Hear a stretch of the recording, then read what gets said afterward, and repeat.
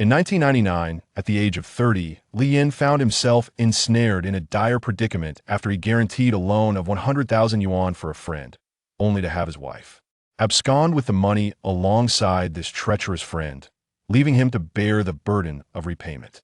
At the nadir of his struggles, an astonishing revelation unfolded. He discovered that he could hear the thoughts of his son, who turned out to be a reincarnated being.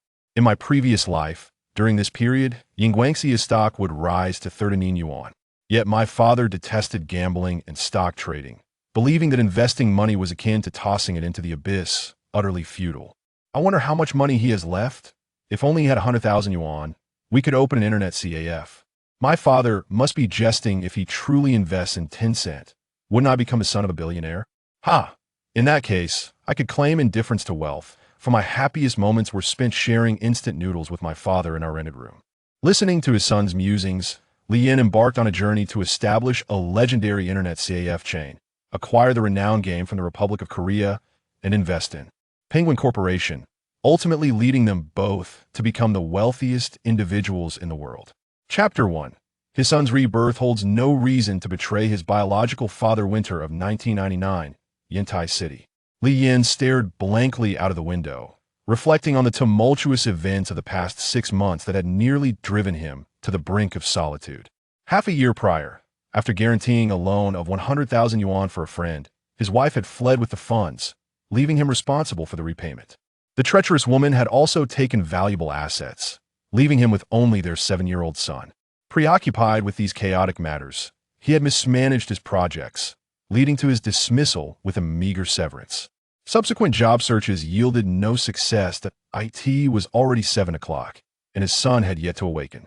He hurried to the kitchen to prepare 2 bowls of egg noodles, then knocked on his son's bedroom door, calling out loudly, "Xiaoyan, hurry up and get up for breakfast." His son, Li Yun, groggily opened his eyes, momentarily confused by the presence of the man at the door. "Who is this? Wait, this is my father. Why does he look so young? And this is my childhood bedroom." The calendar on the wall reads, 1999, have I truly been reborn? As Li Yun focused on his father's face, a wave of relief washed over him. His father was still alive. Li Yun gazed in astonishment at his son. The melodious voice resonating in his mind. Was that truly his son's voice? Rebirth? Li Yin observed his son gazing at him with a dazed expression. Remembering that his son had yet to eat, he urged, "Xiaoyun, get up for breakfast." Noticing a few strands of white hair atop his father's head, Li Yun felt a pang of concern. "Dad, you eat first, they'll be up shortly." After washing up, Li Yun joined his father at the dining table, taking in the weariness etched on his father's face and the lingering scent of smoke. He felt a twinge of sorrow. "Dad, even though that woman has left, you still have me. We will make it through together. Everything will improve in time.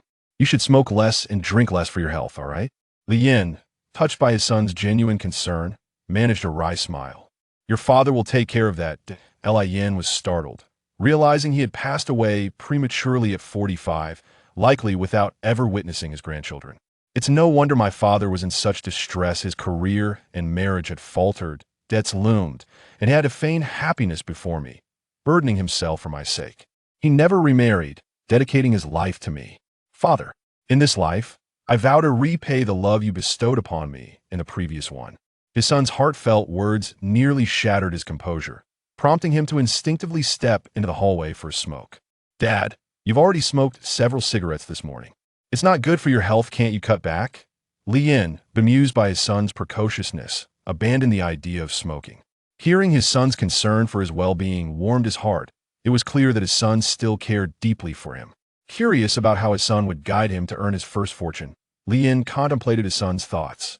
"In my past life, during this time, Yin Guang Xia's stock would soar to 39 yuan. However, my father despises gambling and stock trading, equating it to throwing money away. I wonder how much money he has left. If he had 100,000 yuan, we could open an internet CAF." He resolved to probe his father's financial standing further. After hearing his son's thoughts, Li Yin formulated a plan.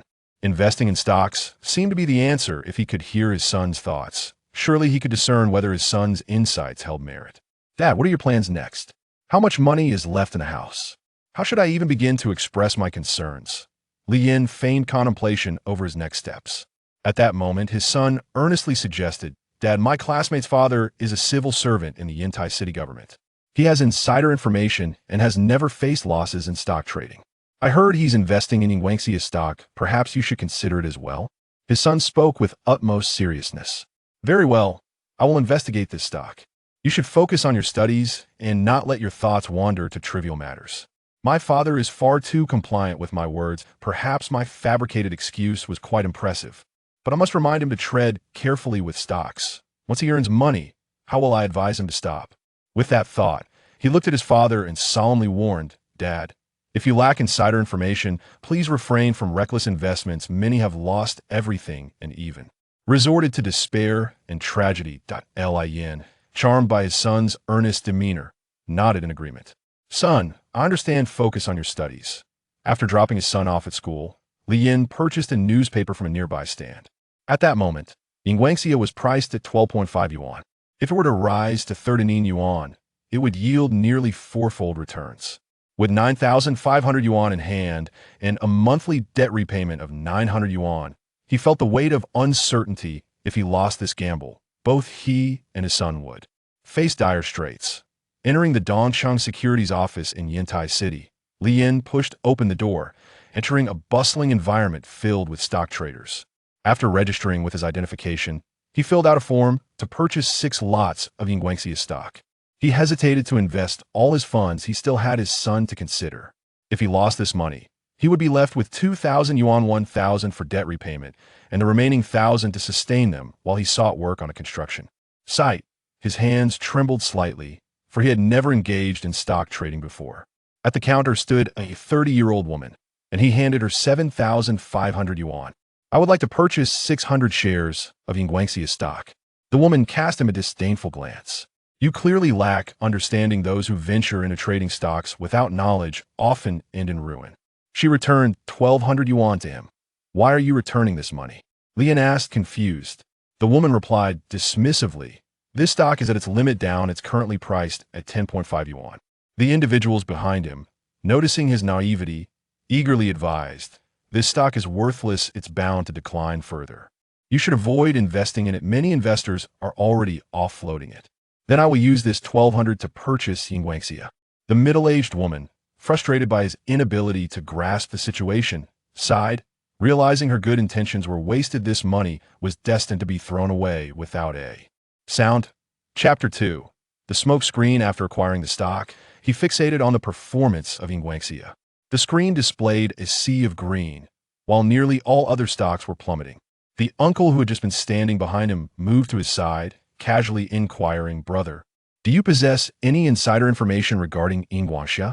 Lin replied with a wry smile. This is my first foray into the stock market. I merely wish to gain some experience. The uncle chuckled to himself, clearly regarding Lin as a fool. Lin's gaze remained fixed upon Yin Guang Xia, watching the descending green line, feeling increasingly unsteady, akin to having plunged into icy waters, engulfed by a suffocating sense of despair. He began to hallucinate, perceiving the green line transform into a rising red line. The uncle leaned in once more, exclaiming, Brother, your Yin Guang Xia has risen. Good heavens, it's a significant surge. At that moment, Lin emerged from his despair. It truly had risen. A glimmer of hope illuminated his path. His son had indeed been correct. He inhaled deeply, feeling as if a salted fish had finally turned over. In a brief span, he had earned just over 1,000 yuan. Brother, your insight is remarkable. Many understood that a powerful investor was deliberately inflating the stock price. The uncle could not help but feel a twinge of jealousy towards Lin. In the entire securities trading hall, this was the sole stock on the rise. Numerous individuals regretted not purchasing shares of Yin Guang Xia. The uncle, unable to restrain his curiosity, asked again, do you possess any insider information? A crowd began to gather around them. Lin cast a disdainful glance at the middle-aged man. I simply had a good feeling about this stock from the moment I entered. Today has indeed been fortuitous for me. With that, he ignored the middle-aged man, exiting the trading hall. To reach 39 yuan, it would likely take another 20 days. Aside from the few hundred he owed, he had 1,100 yuan in hand. He could not afford to squander it. Did you hear? Lian's wife ran off with his best friend. Is that true? Poor Lian, his wife was so beautiful. Two elderly women quickly silenced themselves as Li Yin passed by. At that moment, his phone rang. It was his father inquiring if he had any money left. His mother had fallen at home and had been taken to the hospital, requiring an additional 20,000 yuan for surgery. In that instant, he felt the urge to weep. Why must life torment him so cruelly? Good heavens, I almost forgot my father's eyes are so red. He must have been crying. I suspect it's because my grandmother broke her leg and needs surgery. In my previous life, I took out a bank loan to cover her surgery costs and ended up selling our house. Li Yin stood in shock, surprised that his son was aware of such matters today. He had not mentioned it, as he had not recalled it himself.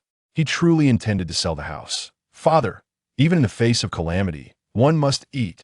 Li Yin suddenly remembered that his father had resolved to sell the house today. Sure enough, his father lifted his head. Son, if I sell this house and we move in with your grandparents, would you be willing? Father, I will follow your lead. We must save Grandma. After selling the old house, we can work together to purchase a new one. Indeed, his father intended to sell the house, and in his previous life, it had sold for 100,000 yuan, with the bank seizing over 90,000. After giving 20,000 for Grandma's surgery, his father was left with nothing. To support himself and his grandparents, he toiled at construction sites from dawn till dusk, ultimately succumbing to illness and passing away from lung cancer. Listening to his son's heartfelt thoughts, Li Yin became increasingly convinced that his son was indeed a genuine reborn soul, as this was also his final resort. This house had aged considerably. There were whispers of urban renewal, making it an opportune time for others to snatch it up, allowing for a potentially higher sale price. Otherwise, should the rumors fade and the area not undergo renovation, it would be a significant loss. Contemplating this, Li Yin spoke up, Father, for Grandma's sake, we must sell the house. Rest assured, I would accompany you even if it meant sleeping beneath a bridge. Li Yin gazed into his son's understanding eyes. Had he not been privy to his inner thoughts, he might not have realized how astute his child truly was. How I wish the proceeds from selling the house could be invested in Yin Guang Xia stocks. I wonder if this foolish father has already purchased any shares. Li Yin was momentarily taken aback. He had not considered this angle. He planned to sell the house, allocating part of the funds for his mother's surgery and using the remainder to settle debts. This house, once a worker's dormitory for his parents, had deteriorated significantly currently. New housing prices hovered around 2,000 yuan, making it unlikely for this dilapidated property to fetch a good price. However, with the current rumors, it was worth a shot. With the weekend approaching, Li Yin took his son to a housing agency. He soon discovered that properties in the area were in high demand. Sir, where's your house? If you decide to sell, we would be happy to take a look. If all is well, we can finalize the transfer today. The agent warmly welcomed the father and son duo. One interested buyer approached Li Yin, stating, I have my eye on your old house. The price is negotiable. Shall we go take a look? Li Yin followed closely behind his father, observing the crowd that had gathered around him. These individuals were hoping to seize a bargain should renovations occur.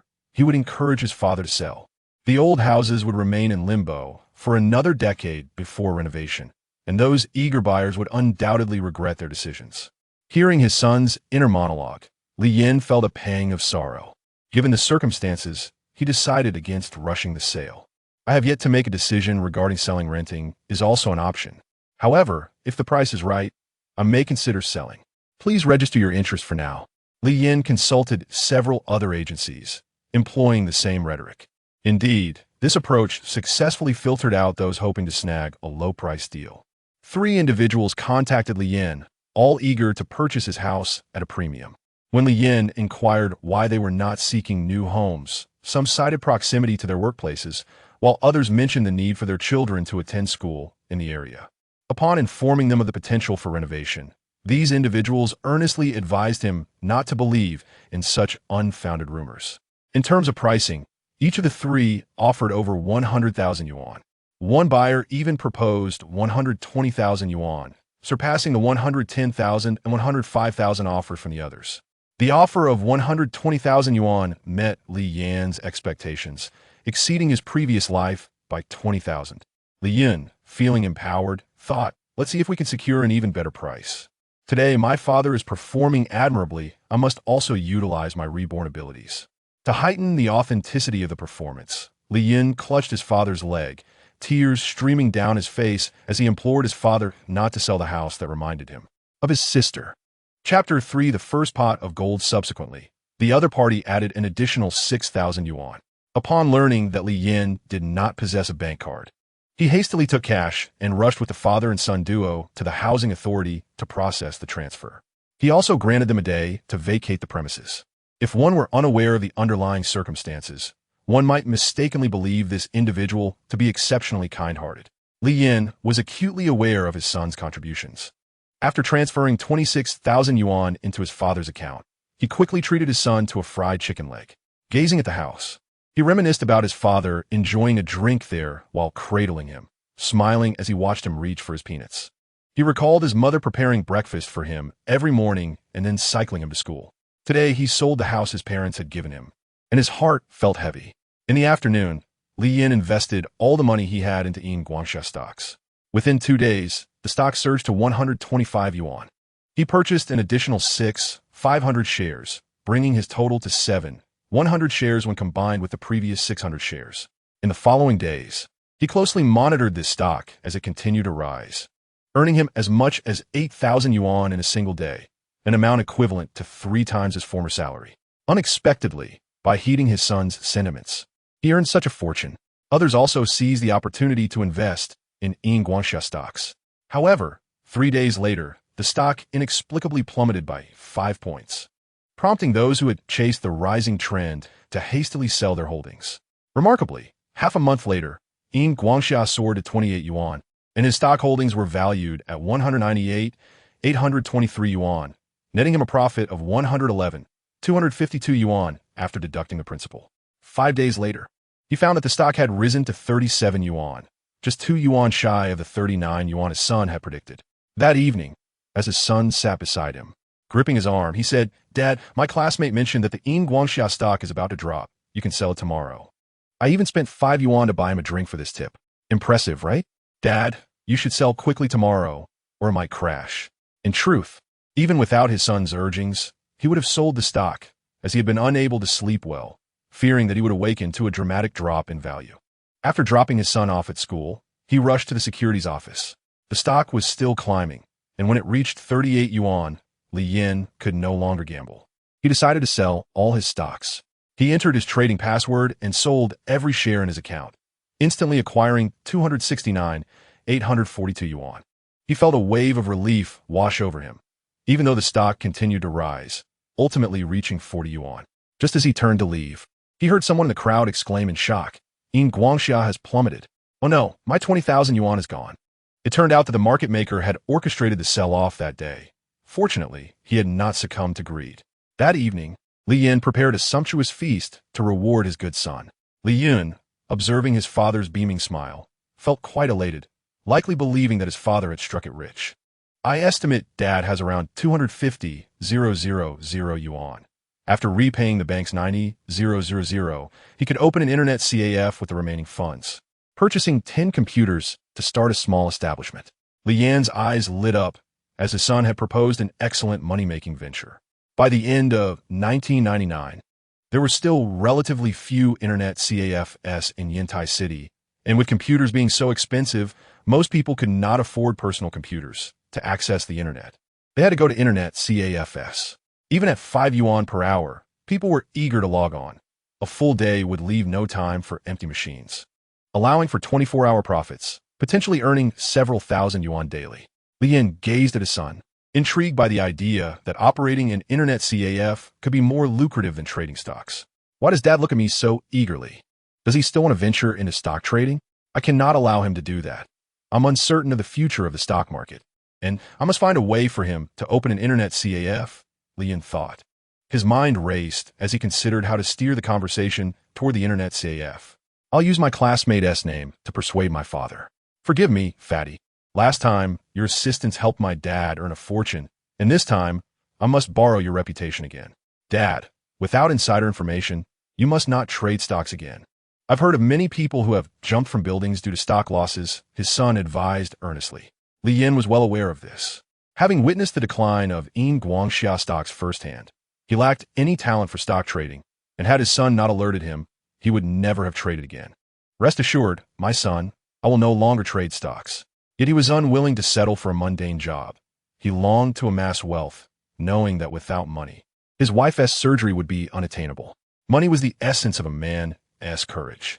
Li Yin's mind was racing, for he not only wanted his father to earn considerable wealth, but also to connect him with individuals who could be of assistance. Dad, now that you have over 200,000 yuan, what are your plans? Li Yin recognized that his son was trying to guide him once again. After contemplating for a moment, he boldly suggested, "How about we start a convenience store?" He threw out a trial balloon, eager to hear his son's thoughts. A convenience store earns a meager living. With that time, it would be better to open an internet CAF. No, we must make Dad open an internet CAF. Dad, I have a female classmate whose uncle runs an internet CAF in Pingzhou, and the business is thriving. Why not go check it out? We could also open one at our place. Li Yin scrutinized his father's expression and realized that he was genuinely considering it. When Li Yin saw the fiery determination in his son's eyes, he understood this was a pivotal moment in his son's plan. Since his son was resolute, he, as a father, could not lag behind. Does my father truly intend to open an internet CAF? That would be splendid. I initially feared he would have other intentions, like buying a house or starting a convenience store, which would lead to unnecessary detours. Alahite, so, since this money was earned from your insider information, I will take the plunge. Perhaps I can carve out a new path. Hearing his father's bold declaration, it was evident that wealth instilled courage. Had he not had money, he likely would not have been so decisive. Dad, why don't I accompany you tomorrow? It's been ages since you took me out. These days, computer vendors can be quite unscrupulous. I have some knowledge about computers, so I'll prepare a detailed configuration list along with prices.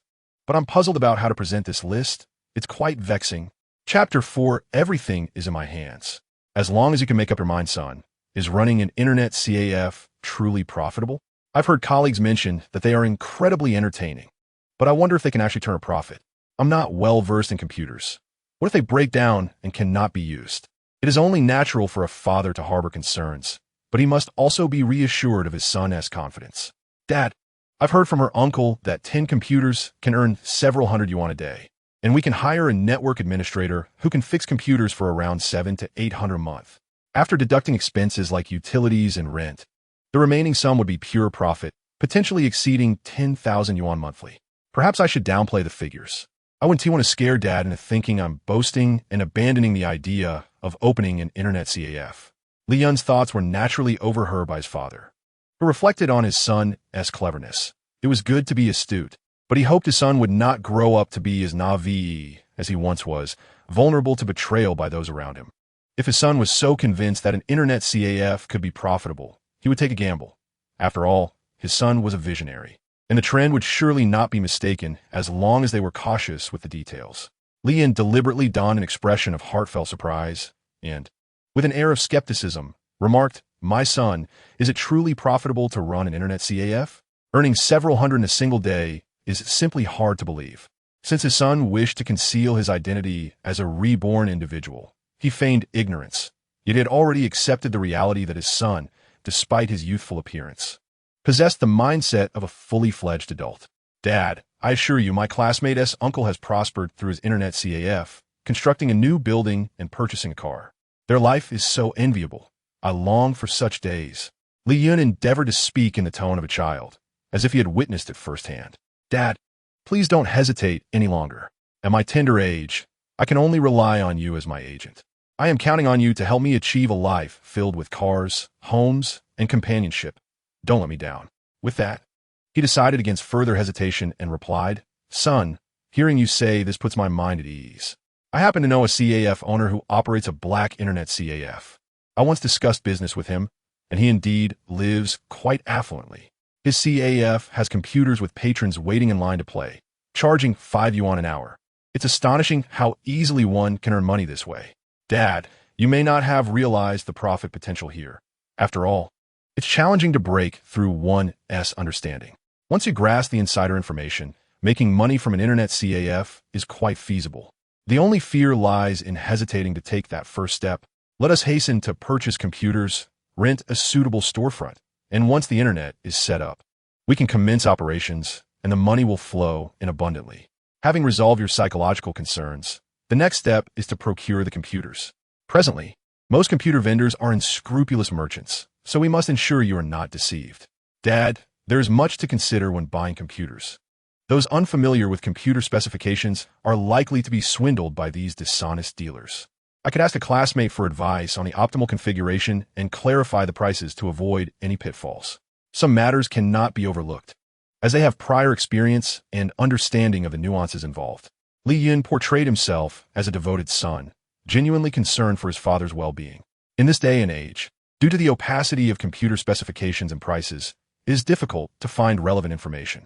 Without expertise, vendors may inflate prices excessively, pocketing ill-gotten gains. If we spend too much, we might end up with subpar configurations. Li Yin, also wary of being deceived by computer salesmen, acknowledged his son's astuteness and opted to take charge of the situation. Li Yin, do you have your classmate's phone number? Please call her and ask her uncle for advice on the ideal configuration. Meanwhile, I'll go to the shop below to buy some soap. He provided his son with an opportunity to take the initiative, encouraging him to write down the computer specifications and prices. Li Yin had not wandered far when he stood at the foot of the stairs and once again caught a glimpse of his son's thoughts. Fortunately, during university, I encountered a computer expert who was also a computer vendor. By a stroke of luck, he assisted me, and we became friends, allowing me to learn some computer knowledge and discuss various configurations and their respective prices over time, particularly listening to him boast about his dubious past in the business. While Dad is out buying soap, I'll quickly jot down the current mainstream configurations, so he won't be misled. With me around, no one can take advantage of our family. Upon hearing his son's musings, Li Yin decided to take him along to purchase the computers. Recognizing his son's understanding of the subject, he hurriedly bought a bar of soap and cleaned their clothes. Son, I will bring you along to buy the computers.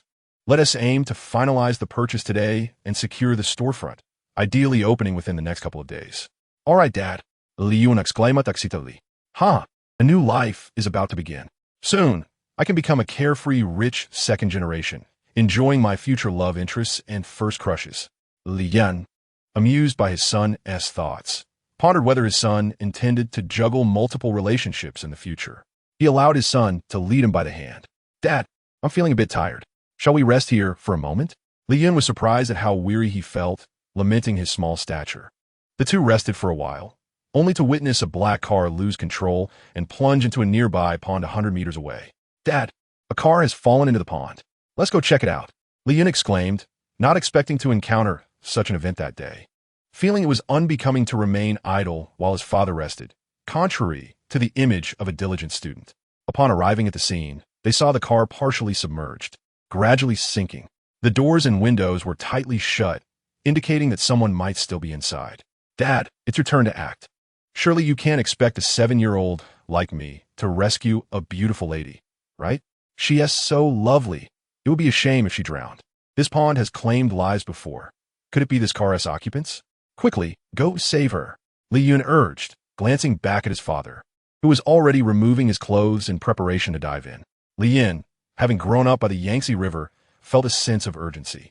At that moment, the water had risen to the level of the car windows, and he could see 2 people inside. The driver, a man, was bleeding from his forehead and had lost consciousness. The passenger, a young and attractive woman in her 20s, was fortunately wearing her seatbelt and appeared unharmed but was panicking, trying to open the car door. Li Yin attempted to open the door but was thwarted by the water pressure. At that moment, Li Yin found a rock and clutched it tightly. Dad, use the rock to break the window. Indeed, in critical moments, I am the one to rely on. I'm exceptional. This lady wouldn't consider offering herself in gratitude, would she? I wouldn't inadvertently be finding myself a stepmother, would I? Li Yin gazed at his son, who wore a serious expression, realizing that this boy was wasting his talent by not writing. Ultimately, it was Li Yin who managed to rescue the lady. Chapter 5. Internet CAF success. The ambulance blared its siren as it transported the rescued woman to the hospital. After nearly 2 hours of searching, they finally found a suitable storefront for their business, measuring 90 square meters, surrounded by 6 or 7 residential complexes and 2 middle schools. The monthly rent was 900 yuan, and after handing over the payment, the landlord provided them with the keys. After a simple bowl of wontons for lunch, Li Yin took his son's hand and headed to the computer market. In this era, computer vendors often preyed on those ignorant of technology. However, armed with the configuration list his son provided, he remained resolute against any attempts at deception by the vendors. After negotiating with several sellers, he successfully purchased 20 computers at a price of over 8,000 yuan each. Fortunately, he had made a profit from his investments in Yin Guang Xia stocks. After settling his debts, he found himself with only 10,000 yuan left. The vendor graciously delivered the computers and set them up. As Li Yin gazed at the neatly arranged computers, a sense of pride welled within him. This store can accommodate at least 50 computers with good ventilation and lighting. Once we install an air conditioner, we need not worry about attracting customers. Though he hesitated to purchase an air conditioner, he considered investing in a large fan. How can I remind Dad to buy some fun games? Red Alert, StarCraft, and The Great Voyage. These games should ensure our CAF becomes a hit. Upon hearing his son's thoughtful considerations, Li Yin took him to a store selling game CDs and purchased a selection of popular titles. It appears that Dad possesses a business acumen of his own. He instinctively knows to stock these games without my guidance. Hearing his son's heartfelt praise, Li Yin couldn't help but smile. Meanwhile, Li Yin was already contemplating names for the internet CAF, excited about the imminent launch of a legendary game. Dad, what do you think we should name the CAF? Li Yin believed that Chuanqi Wangba was quite impressive. The legendary game his son mentioned was likely very popular, allowing them to bask in its glory. Chuanqi Wangba, Li Yun exclaimed. 2 days later, everything was ready, and the flyers had been distributed. Following his son's advice, they offered a half-price overnight gaming deal. This way, they could earn money all day long. As soon as the doors opened in the morning, several young individuals awaited outside the internet CAF. Boss, can we really play DHNGHI and Red Alert here? Li Yin did not expect anyone to be waiting to enter and play on the computers. Yes, not only those, but also Shi NGN and WNW Ing, he replied. The excited crowd followed Li Yin, urging him to boot up the machines quickly. One cautious individual inquired, Boss, how much is it per hour? 5 yuan, but from midnight to 8 in the morning. It's 25 yuan per hour. Li Yin indicated the price list affixed to the wall. All right, from now on, we will play here. Brothers, let's stay up all night tonight. This place is cheaper than other internet CAFs and has new computers. Indeed, the CAF is packed. Once a computer becomes available, there are no seats left. Staying up sounds great. These individuals likely came from well-off families, as they each casually spent 100 yuan. They were probably second-generation rich kids, out together gaming. After registering the gaming times, Li Yin kindly turned on the large fan. The young patrons enjoyed the cool breeze and became engrossed in the world of gaming. He earned 400 yuan in a single day, which was equivalent to a third of his previous salary. Soon, a steady stream of customers filled the 20 computers. Each computer generated 100 yuan in income over 24 hours, resulting in 2,000 yuan daily. Adding the sales from instant noodles, cigarettes, and beverages contributed an additional 50 to 60 yuan in extra income. Just as Li Yin reveled in the success before him, a young lady arrived on a bicycle. Upon recognizing her as a savior and his son's companion, he watched as she parked her bike beside the CAF and entered with her belongings. She is so beautiful. Too bad I'm too young. Otherwise, I would definitely pursue her, Li Yin thought, glancing at his son's infatuated expression, knowing this boy would surely be a heartbreaker in the future. A simple act of kindness does not require a special visit of thanks, Li Yin remarked with a smile. I wonder what you enjoy. My cousin and I bought 2 bottles of Matai, 2 packs of soft Zhonghua, and a can of Biluakan tea. He placed the items on the counter. Andy, my dad doesn't tea smoke or drink, so could you leave the tea for him? In return, treat us to a hearty meal, Li Yin interjected, primarily driven by his craving for delicious food, as his father's culinary skills were lacking. He offered the ant a chair. Andy, what do you work? Seeing his father's naivety, Li Yin took the initiative to engage in casual conversation.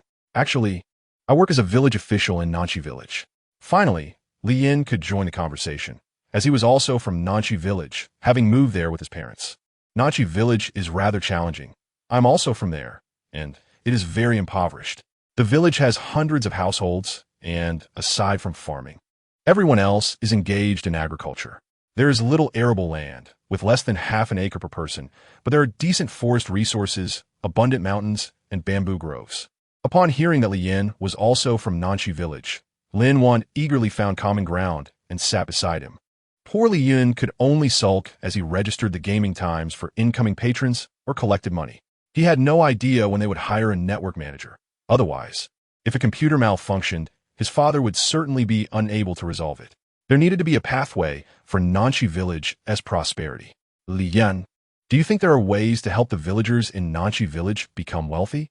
Upon hearing Lin Wan's question, Li Yan pondered in the future. Nanxi Village revitalized its abandoned tea garden in 2012, thanks to the determination of the village officials at the time, significantly increasing the villagers' income. Hearing his son mention the abandoned tea garden sparked Li Yan's interest. Lin Wan, I recall there is an abandoned tea garden in Nanxi Village. If you can revive it, it could potentially generate considerable income for the village, Li Yan suggested. Yes, my father knows a big tea buyer, so he could help with the tea procurement. Lin Wan's eyes lit up. This was an excellent idea. Even without involving Li Yan, she could sell the tea through her connections. But since the idea originated with him, he could earn a share as well. In just a week, the 20 computers generated over 12,000 yuan in pure profit. Li Yan desired to expand and purchase more computers. However, earning over 10,000 yuan in a week was insufficient to buy even 2 computers. Time was indeed money. Perhaps he should consult his son, whose insights were likely more astute regarding how to resolve this predicament. As Li Yan casually expressed his thoughts, he was taken aback by his son's ambitious response. I didn't expect you to have such aspirations, Dad. Indeed, running an internet CAF is a lucrative business, and there is no fear of not making money. To earn a quick profit, we could consult Lin Wan. That day, the license plate number was Han00015, where Han refers to Yintai City. The number 00015 indicates it is a government vehicle, likely belonging to a deputy mayor or office director. Certainly not the young driver who was under 30. It was probably arranged by Lin Wan's family to ensure her safe arrival. By fostering a connection with her, we could procure tea leaves and alleviate her burdens while earning some profit for ourselves. Chapter 6. Store expansion after hiring a network manager. Li Yan visited Nanxi Village and gifted his parents 2,000 yuan as a token of respect. Upon hearing that his son had opened an internet CAF, the elderly couple grasped Li Yan's hands, exclaiming that he was finally turning his fortunes around. The abandoned tea garden in Nanxi Village was originally eyed by a tea company owner from the province, attracted by the environment and climate similar to that of Bilyuakun's production area. However, due to the village's poor conditions, the tea could not be transported by truck. The owner petitioned the county to build a bridge leading to the village. The county took the matter seriously and allocated funds for the bridge, but during construction, a villager fell to his death, who happened to be the village head's cousin. Consequently, the village head rallied a group of people to protest at the construction site, resulting in a 30,000 yuan compensation, depleting the bridge repair funds, and leaving the bridge incomplete with only a few piers standing in the river. The tea garden owner ultimately abandoned the 200 acres of tea.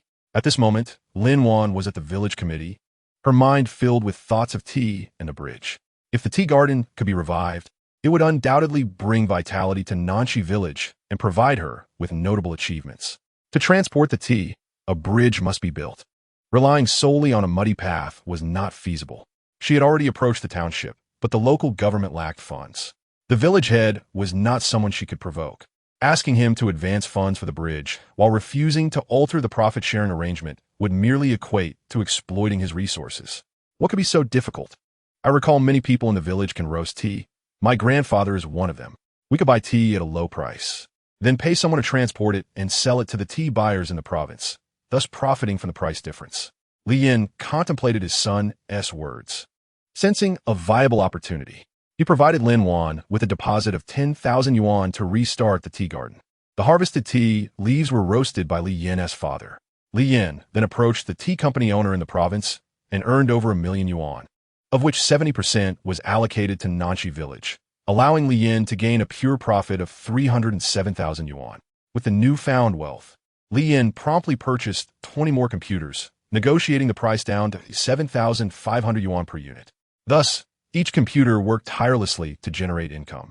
Daily revenue from the internet CAF reached over 5,000 yuan, while the expenses were minimal, covering only electricity and the salaries of 2 network managers, totaling less than 2,000 yuan per month.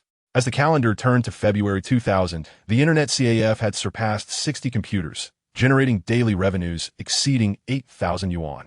Coincidentally, the floor above the CAF was available for rent, prompting Li Yin to contact the landlord and secure the entire upper level. After a modest renovation and acting upon his son's suggestion, he purchased 4 additional air conditioning units, placing 2 on each floor. He then partitioned the space into 5 private rooms, which were perpetually occupied even at the rate of 20 yuan per hour. The emergence of numerous smaller internet CAFs in Yintai City, each housing only 3 to 5 computers, highlighted the allure of Chuanqi Wangba, which boasted a superior environment, air conditioning, along with the counter-selling beverages and cigarettes, and even the option to order takeout in collaboration with the restaurant below. The diverse array of games captivated countless young enthusiasts, resulting in a flourishing business for Chuanqi Wangba. By April, the number of computers had escalated to 105, with an impressive usage rate of 90%. On non-weekend days, the CAF garnered daily revenues of 11,000 yuan, while weekends saw figures soaring to around 15 to 16,000 yuan. Monthly revenues reached 350,000 yuan, yielding a net profit of 300,000 yuan after expenses. While contemplating the opening of a branch, Lin Wan approached, proposing to lease the village's tea garden to Li Yin. Observing his father's dilemma, Li Yin recognized that his father wished to allocate all funds towards expanding the CAF. Careful to spend judiciously, Li Yin thought, father's vision is still rather limited. How could he refuse such a promising opportunity presented by a future female mayor? Operating an internet CAF and leasing a tea garden need not be mutually exclusive. A contract can be signed, and with Lin Wan's connections, a loan can be secured, thereby facilitating both ventures without hindering the CAF's expansion. Li Yin, impressed by his son's astuteness, considered this approach viable. Lin, the emergence of numerous small internet CAFs necessitates funds for branch expansion. If I could leverage the tea garden for a mortgage, I would have the capital to proceed. Lin Wan quickly grasped the concept, confident in her ability to enhance the tea garden's potential, especially given Li Yan's keen business acumen. She resolved to consult with the relevant banks, excusing herself from Li Yan's residence. Li Yin, witnessing his father's progress, felt a renewed respect, relieved that he no longer needed to guide him. Father, if you have no other matters, let us venture to explore storefronts. Surprised by his growing significance in his father's eyes, Li Yin welcomed the opportunity to assist.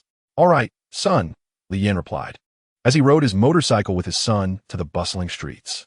Denim jeans on sale, 3 pairs for 100 yuan. Hurry and grab them. Everything for 10 yuan. A complete clearance at 10 yuan. You won't be fooled here. The cacophony of vendors and bargaining filled the air. The foot traffic here was several times greater than that of their CAF. Being in the city center, opening an internet CAF here promised to be far more successful. They ultimately settled on a spacious storefront of over 250 square meters, although the rent was notably steep at 5,000 yuan per month. Noticing his father's hesitation, Li Yin felt a surge of urgency, but refrained from directly urging him to secure the lease. Father, we must rent this space quickly. It's already quite affordable. There was a CAF here in my previous life, and patrons had to wait for others to finish before they could use a computer. Li Yin began to see the 5,000 yuan rent as acceptable. After signing the contract, the landlord handed over the keys to Li Yin. He enlisted renovation workers to commence work on the new storefront. In a moment of joy, Li Yin noticed the thriving KFC next to the supermarket and decided to treat his son to a meal. He also recognized the need to attend to his son's clothing and well-being, aspiring to purchase a new house for both of them. After enjoying their meal, they visited the supermarket, where Li Yin purchased the clothes and shoes his son had chosen. Initially planning to visit a familiar computer vendor the next day, he was unexpectedly approached by Lin Wan again, who brought along the tea garden lease contract and led Li Yin to the agricultural bank to secure a low-interest loan of 1 million yuan for a 10-year term. With an 80,000 yuan leasing fee, Li Yin chuckled ruefully, having just repaid the bank, only to find himself indebted once more. He had no time to manage the tea garden and would have to rely on his elderly father to oversee it. In Chapter 7, the aspiration to develop an internet CAF system arose. Lin Wan accompanied Li Yin to the city center. Li Yin, my father has far more experience with the tea garden. He was a tea farmer and has sold tea. Lin Wan nodded, suddenly remarking, from now on, please call me Lin Wan.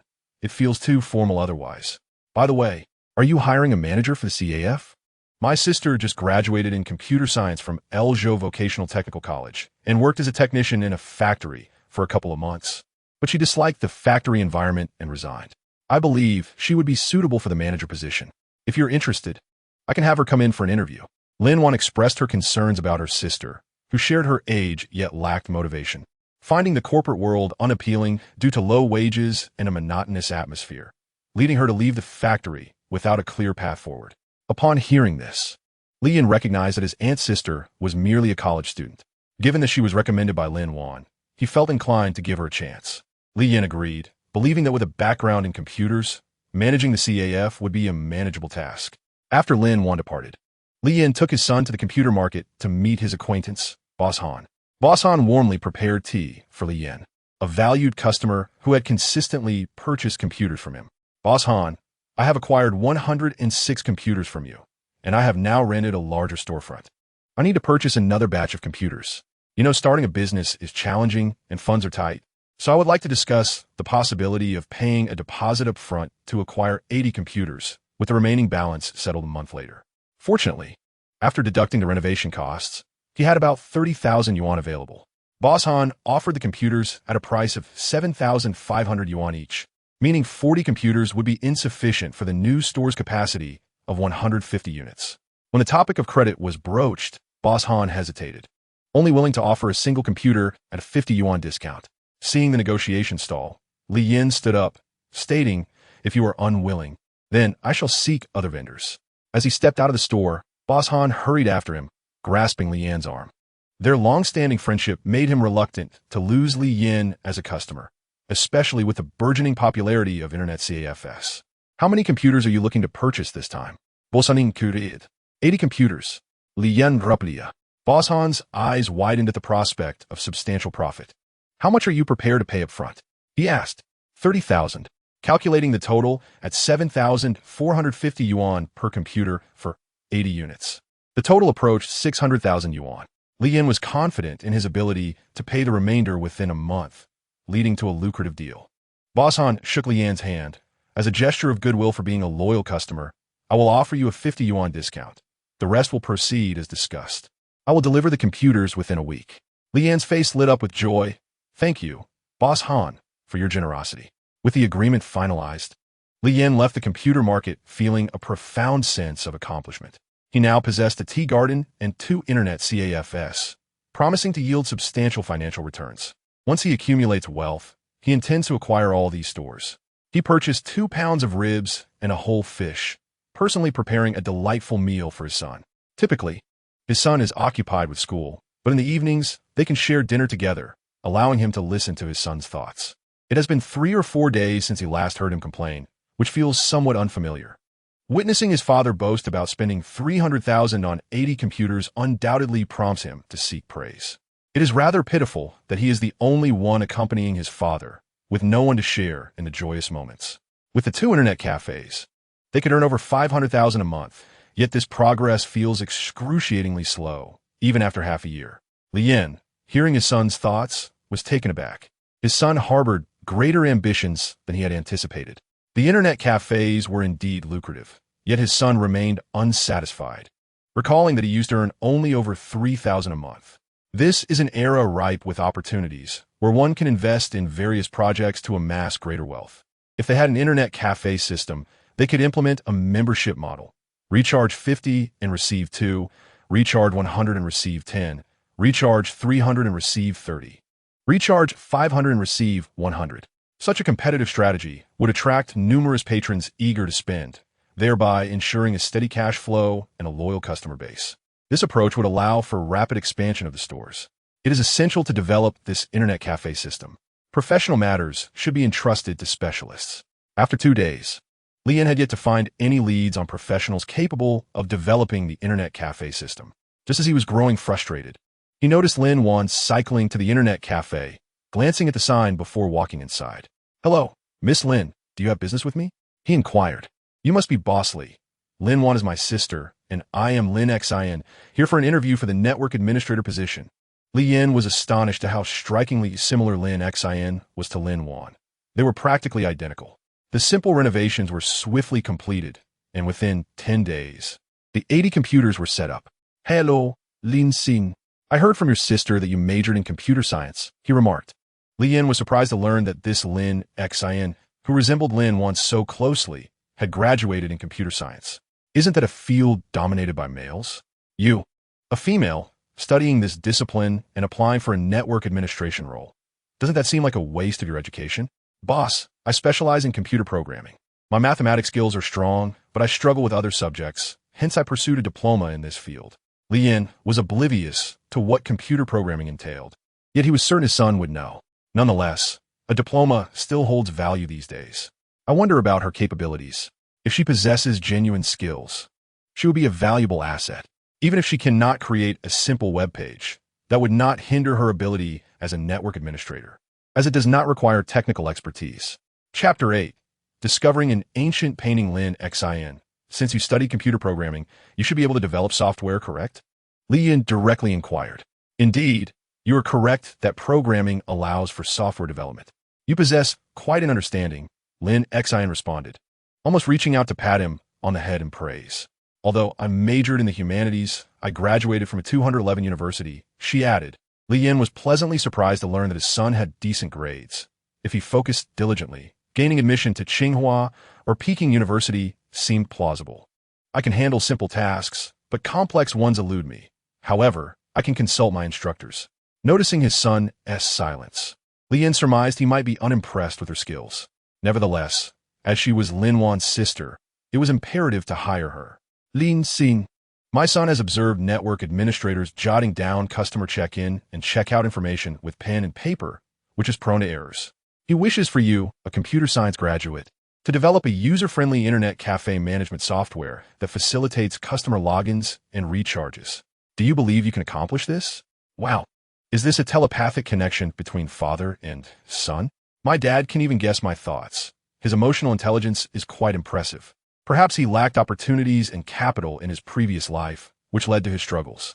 Bossly, I believe I can develop that software, but I will need some time. Upon hearing this, Li Yin felt a surge of joy, allowing her to focus on software development, as the new store's opening was still 2 weeks away. What salary do you expect for a month? 800 a month. Given that we have a network administrator with programming skills, I can offer a bit more, as such talent is rare.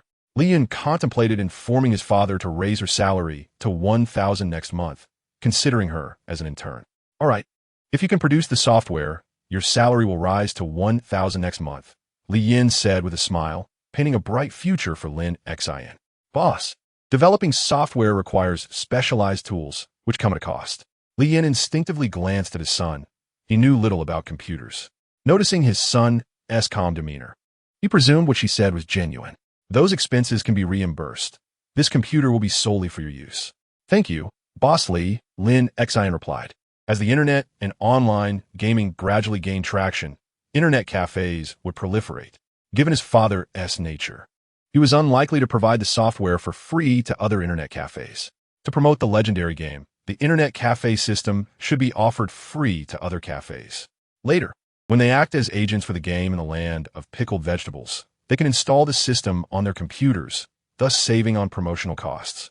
The legendary game is the most popular game of the new millennium, enduring and lucrative. It is said that at its peak, selling point cards alone generated revenues in the tens of millions monthly. The owner of Shengda acquired the rights to this game for a mere $300,000. Had I secured the rights before him, I could have become the son of a billionaire by 2004. Just imagining it sends shivers of excitement down my spine.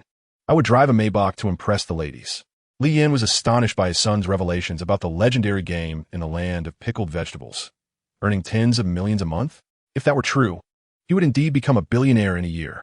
He must seize this opportunity and secure the agency rights by the end of 2001. This matter must be noted down diligently. To express gratitude for his son's invaluable insights, he decided to treat him to a lavish meal. He rode his motorcycle with his son, passing by a store named Yubaozhai. Yubaozhai, today, is May 17th. Tangbo Shilin Xiaoxia 2 has yet to be sold. I must remind my father to purchase it quickly, lest it be acquired by Mr. Zhao on the 20th, later selling for 40 million in 2015. Li Yin abruptly applied the brakes. Acquiring the authentic Tang Bohu painting worth 40 million was an opportunity he could not let slip away. Father, why did you slam the brakes? Li Yunin Kirat Bujlat. Son, I intend to buy your grandmother a bracelet, Li Yin replied, genuinely wishing to procure an agate bracelet for his mother. She had once owned a family heirloom, but had sold it during a time of need. Father, Quality agate bracelets are not inexpensive. Do you have enough money? In his previous life, reports indicated that the buyer had purchased the painting for 4,000. Combined with the agate bracelet, it would likely total around 10,000. Li Yin rode to the Bank of China, withdrawing 10,000 yuan. Li Yun's eyes sparkled. His father's funds were sufficient. Now, how could he persuade his father to purchase the painting? After all, it was not a trivial sum, and he did not want to simply ask. They meandered through the store, spending over 3,000 on an agate bracelet. "Father, this painting is truly exquisite," Li Yun remarked, his gaze fixed upon the artwork. "This is the one. How can I convince my father to part with his money for it?" To his surprise, his son had an appreciation for ancient paintings. "Boss, what is the price of this painting?" "Your son has a keen eye. Although this piece is a reproduction, it is remarkably lifelike. If you are genuinely interested, I can let it go for 4,900. This vendor is quite unscrupulous, proclaiming it as a reproduction while asking such a high price. Too expensive.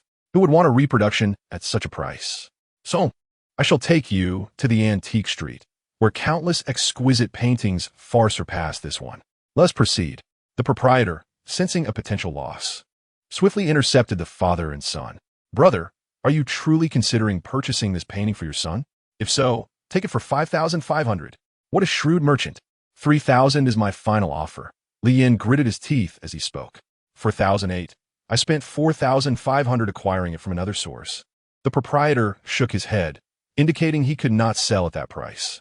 Li Yin grasped Li Yun's hand. "Come, my son, we must not linger. Your father only has 3,000 in hand, which is insufficient. Very well. In light of your commendable fatherhood, I shall sell you this painting." The father and son exchanged knowing smiles. Li Yin promptly paid, handing the painting to Li Yun.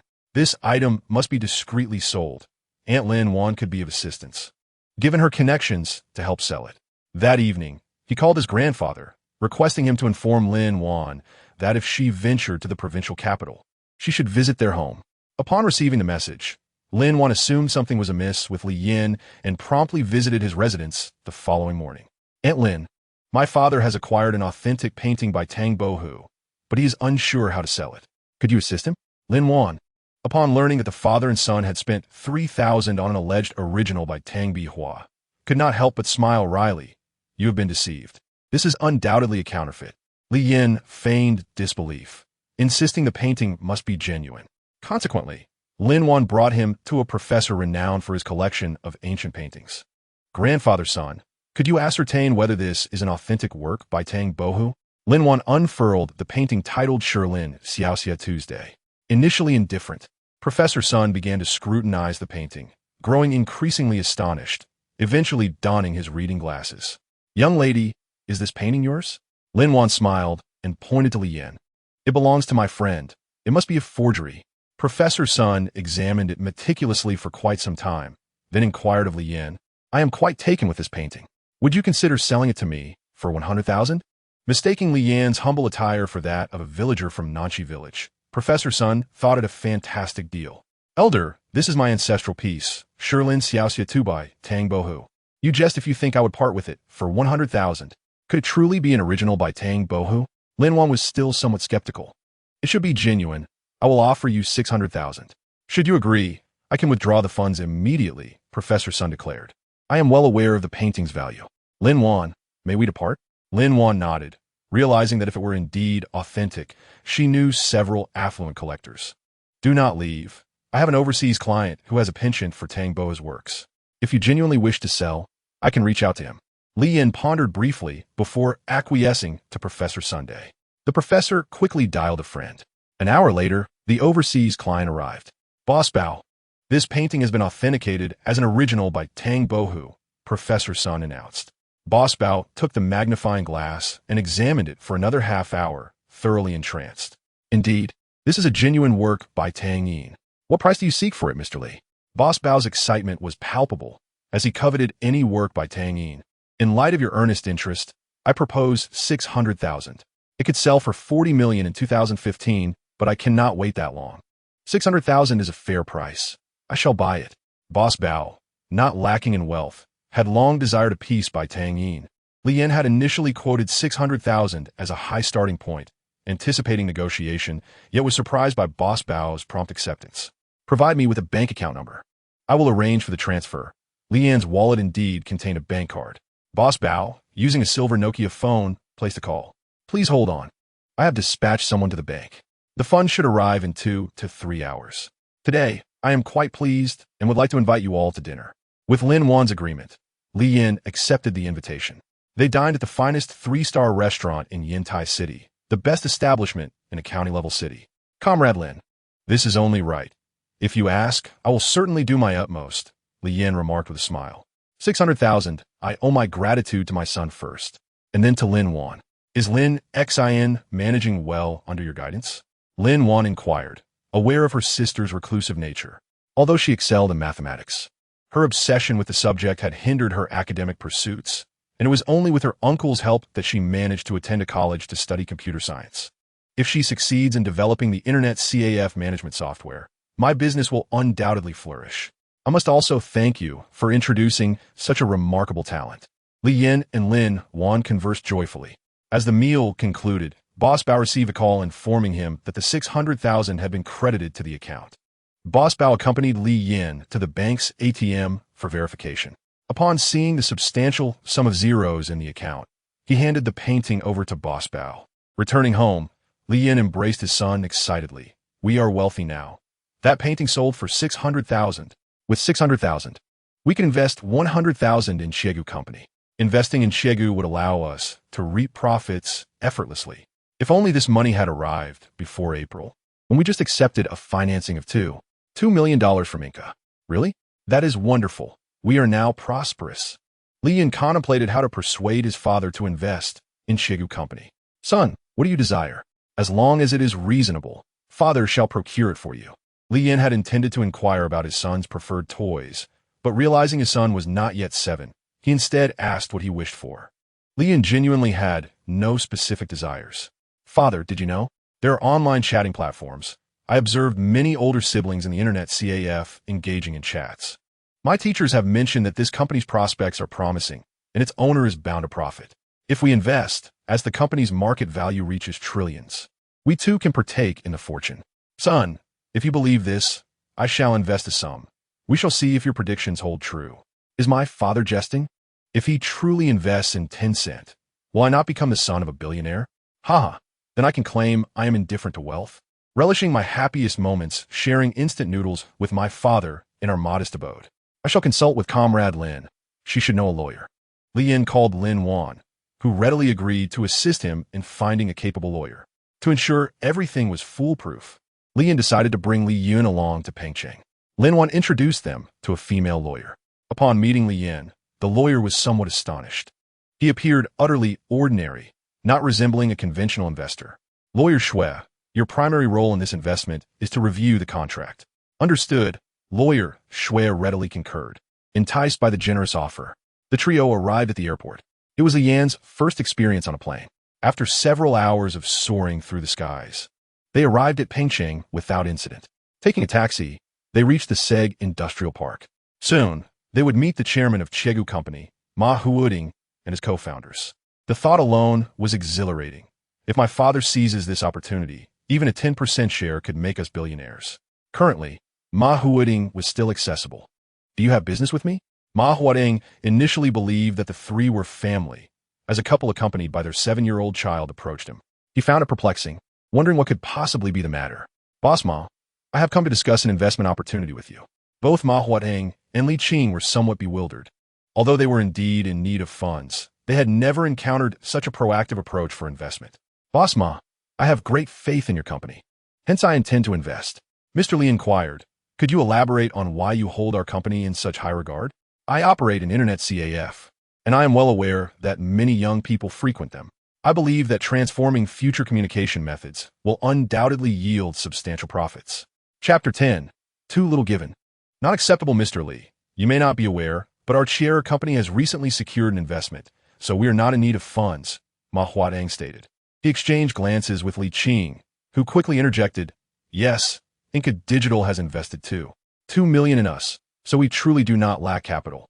Li Yan felt somewhat dazed, realizing he had missed a lucrative opportunity. I see. Then my father's 1 million might not be of interest to them. Currently, Chiera Company has yet to find a profitable point. However, I do have an idea on how it can generate revenue, perhaps through showcase. Li Yin felt relieved, although he was still uncertain about what this showcase entailed. Nevertheless, he was willing to take a gamble, believing his son would not lead him astray. 5 million, along with a viable revenue-generating idea, in exchange for a 10% stake. If you're interested, please meet me at the hotel across the street. Soon, the office was abuzz with discussions regarding Li Yan's investment proposal. Isn't 5 million for 10% rather excessive? We only hold 60% of the shares and will require further financing, which could lead to the loss of our management rights. Li Qing expressed her reservations about granting Li Yin such a significant stake. We can negotiate further. After all, we have ample funds now. However, if profitability is genuinely attainable, I might consider allowing him to invest 3 million for a 5% stake, Chen Tongjin remarked. If there is indeed a valuable revenue-generating idea, 5 million could enable us to accomplish much more. Every additional cent brings us hope, and we should not forget the struggles we faced when seeking investments initially. Everyone is aware of how significant our losses have been daily. Su Huaming opposed Chen Tongjin's suggestion. Li Yin held his son's hand as they exited the Sage Industrial Park. Mr. Li, do you truly intend to invest in Chier Company? Xue Qing asked. Indeed, I have a favorable outlook on this company. Why not invest in Xinglong or Wangyi, all of which are current giants, instead of this obscure little company? What do you understand? Potential. Can they compare to Chier in terms of potential? They certainly cannot. Besides, would these companies even care about my father's investment? Xue Lawyer, I believe in its future development potential. Once these startups succeed in securing investments, the returns can be immense. I also reviewed your finances. 5 million is essentially all your funds. If the investment fails, you would lose everything, Xue Qing cautioned. I am aware, and you need not worry. I trust my judgment. Frankly, I would advise you to invest in electrical appliance companies. As people's living standards rise, the demand for household appliances will likewise increase. Xue Qing could not bear to see this father-son duo's savings vanish into thin air. Thank you for the advice, Lawyer Xue. Were it not for my son, had I 6 million, I might have heeded your counsel and invested in an appliance company. My father has quite an eye for potential. Sometimes being single-minded is beneficial. The potential of internet companies hinges on user numbers, and the current user base has already reached tens of millions. Such a treasure trove, once a revenue point is established, could soar rapidly. Tonight, I will propose the showcase idea to my father, where users can customize their virtual characters' appearances, hairstyles, expressions, clothing, and scenes, charging fees for these features. With this thought, Li Yin comprehended his son's line of reasoning. However, he wondered if such virtual items would genuinely attract buyers. Could they not profit from selling auspicious numbers like 131 for 16888? Seeing that Li Yin was unwilling to heed her advice, Xue Qing resigned herself to the situation. Li Yin tossed and turned in bed, troubled by thoughts that hindered his sleep. This investment was orchestrated by him for his father, and he truly did not want to miss out on a super potential stock like Chier Company, which would undoubtedly evolve into a leader in the internet industry. Especially in online gaming, a title like Wangxia Rongyao generates profits in the billions annually, an astonishing cash cow. If only he had been reborn sooner, the accumulation of his first fortune would not have been so slow. Dad, do you truly have an idea that could make the company profitable? Li Yin could no longer contain himself and asked. Would his father perceive him as overly mature? Other children at the age of 7 might still be playing marbles or video games, watching cartoons. Sigh, I hope my dad does not overthink this. Li Yin, hearing his son's concerns, embraced him tenderly. I plan to generate profits for Chier Company by selling auspicious numbers. Perhaps this could mitigate our losses or even turn a profit. Li Yin was taken aback by his father's independent idea, recalling that Chier Company had attempted this strategy back in 2002, which nearly led to its downfall. In March 2002, Chier introduced a service for selling auspicious numbers, charging for the usage rights, which attracted fierce competition. Soon after, over 30 similar products flooded the market, almost leading to Chier's demise. Dad, if it comes to charging, I believe most people would refrain from using it, as there are alternatives. If we could offer something unique, like a personal virtual avatar that users can utilize or gift to others, I would gladly let you buy those items for me. If there are stylish clothes for my little character, allowing her to change hairstyles, I would be even more willing to spend money. Dad, we will continue to improve as long as I am by your side, no matter how difficult life becomes. The next morning, as Li Yin awoke, hear a knock on the door. Upon opening it, he was surprised to find Ma Huateng. "Mr. Li, pardon the intrusion. After you left yesterday, we discussed among ourselves. And if you genuinely have a revenue-generating idea, we are willing to accept your shareholding proposal, albeit only at 5%. After all, we already have investments from other companies, valuing us at 40 million Huaxia currency." Li Yin chuckled. 5% is too little. My son's idea should not be undervalued. 10% is my bottom line. If you are unwilling, we can consider future collaborations. Chapter 11. Investing in share. Ma Huateng widened his eyes, realizing yesterday that Li Yin might not easily accept his terms. However, he did not expect Li Yin to outright reject the investment. This disrupted his plans. "Li Yin, we need to ensure control over Chier Company. So 10% is too high." Ma Huateng shook his head. If he could not control the company, what was the point of staying? It would be better to sell it, even though it had been difficult to do so initially. "I am not interested in management rights. I simply wish to invest. Perhaps I should broach this topic myself. Boss Ma, my primary focus is on my internet CAF, and I can invest without participating in management." Ma Huateng was taken aback, not having anticipated this intention. "Mr. Li, could you now share how Chier Company might generate profits? If it is practical, I would be willing to accept your investment for a 10% stake." Li Yin glanced at Li Yun and articulated the showcase proposal.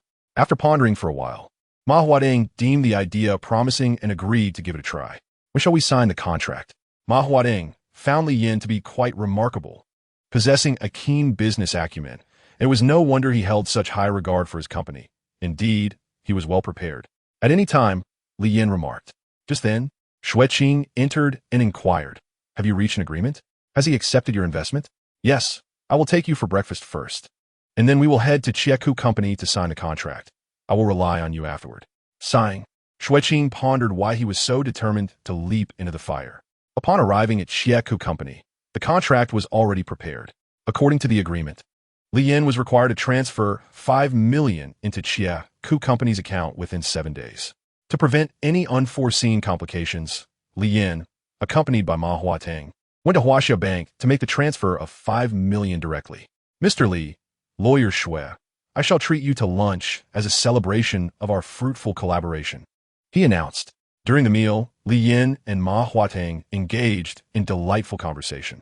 On this occasion, Li Yin generously rewarded Xueqing with an additional 500 yuan for his assistance. "Li Yin, what does this mean? Why have you given me an extra 500? Xueqing questioned. "Over the past few days, you have taken care of Li Yun and kindly offered your suggestions, running around tirelessly. I truly appreciate it.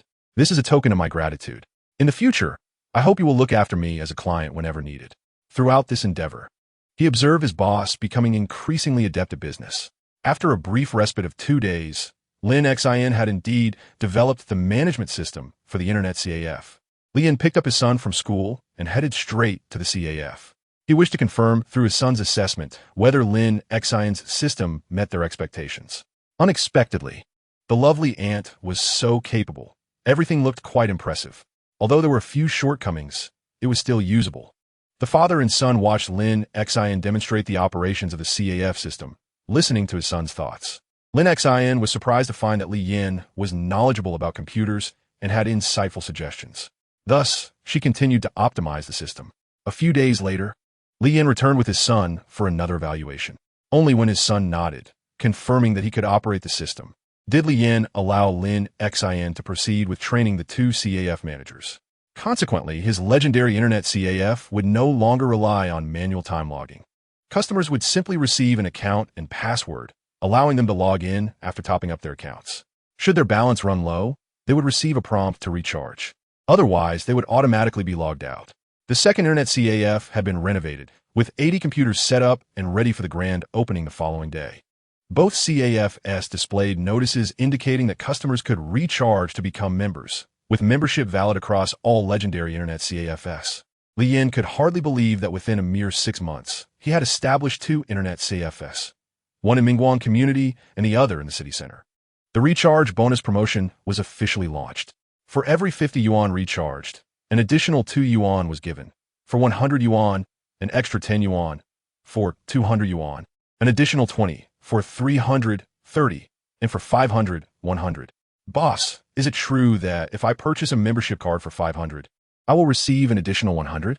A young man entering the CAF, upon witnessing such an enticing promotion, was somewhat skeptical. Indeed, it's written in black and white. You will definitely receive it. Just get your membership card. At this moment, a young man produced 50 yuan, and Lin Xin promptly issued him a membership card with his account details, the password being the last 6 digits of his ID card, which could also be reset on the computer. The customer logged in and saw that his account indeed had 52 yuan, excitedly exclaiming, "It really is a bonus." Observing this, others quickly rushed to recharge and obtain membership cards, with some even pulling out 100 yuan. Among them were 2 young men who, seeing their friends successfully receive bonuses after recharging 300, approached Li Yin. "Boss, what if I recharge 1,000? How much will I get?" Li Yin noted that the individual seemed serious. After all, Lin Xin's monthly salary was only 1,300. The two gasped, realizing the deal truly was advantageous. They exited the CAF and went to the bank to withdraw money. Soon, they returned to Lin Xin, stating, "Recharge 1,000 for me. And don't forget the 300 bonus." Lin Xin glanced at Li Yin, who nodded, and promptly recharged 1,300 for the customer. CAF manager, "Recharge 1,000 for me too. And for me, recharge 500. Many customers arriving upon hearing the news eagerly raised their cash to recharge, fearing that the promotion might suddenly cease. In no time, all 80 computers were occupied, with numerous others holding membership cards and unwilling to leave while waiting for available machines. Li Yin hurried to the computer store, purchasing 100 additional computers, much to the delight of Boss Han. Li Yin and Lin Xin were so busy that they hardly had time to finish their meals. The new store issued over 1,000 membership cards, generating an income exceeding 100,000. Mingguang store issued 400 cards, accumulating an income of 22,000. The total revenue for the day reached an astonishing 130,000, which was almost unbelievable. After another week, Li Yin purchased another 100 computers for the new store. Chapter 12. Expansion to Jingzhou. Li Yin planned to expand his internet CAF to Jingzhou. Jingzhou, known as the ancient capital of 13 dynasties, boasts a large population and a thriving economy. Its potential far surpasses that of its subordinate district, Yantai City. Opening a large internet CAF in Jingzhou would undoubtedly yield greater profits than his current operations. However, the risks involved were significant, and the initial investment would be considerable. Nevertheless, this was the perfect time for internet CAFs to flourish, and the market was not overly saturated yet. Moreover, Jingzhou's per capita income was notably higher than that of Yantai City. With many internet CAFs in Jingzhou, he could also promote his CAF management system. Once he secured the rights to the legendary game, it could be fully launched across Jingzhou's internet CAFs. Observing Lin Xin working diligently while learning programming, Li Yin took the initiative to find some books on management to study. This significantly changed Lin Xin's perception of him. In the evening, at the dinner table, Li Yin watched his son eat heartily and serve him a piece of braised pork. Could it be that my father is developing feelings for Aunt Lin Xin? After all, Aunt Lin Wan is destined for greatness.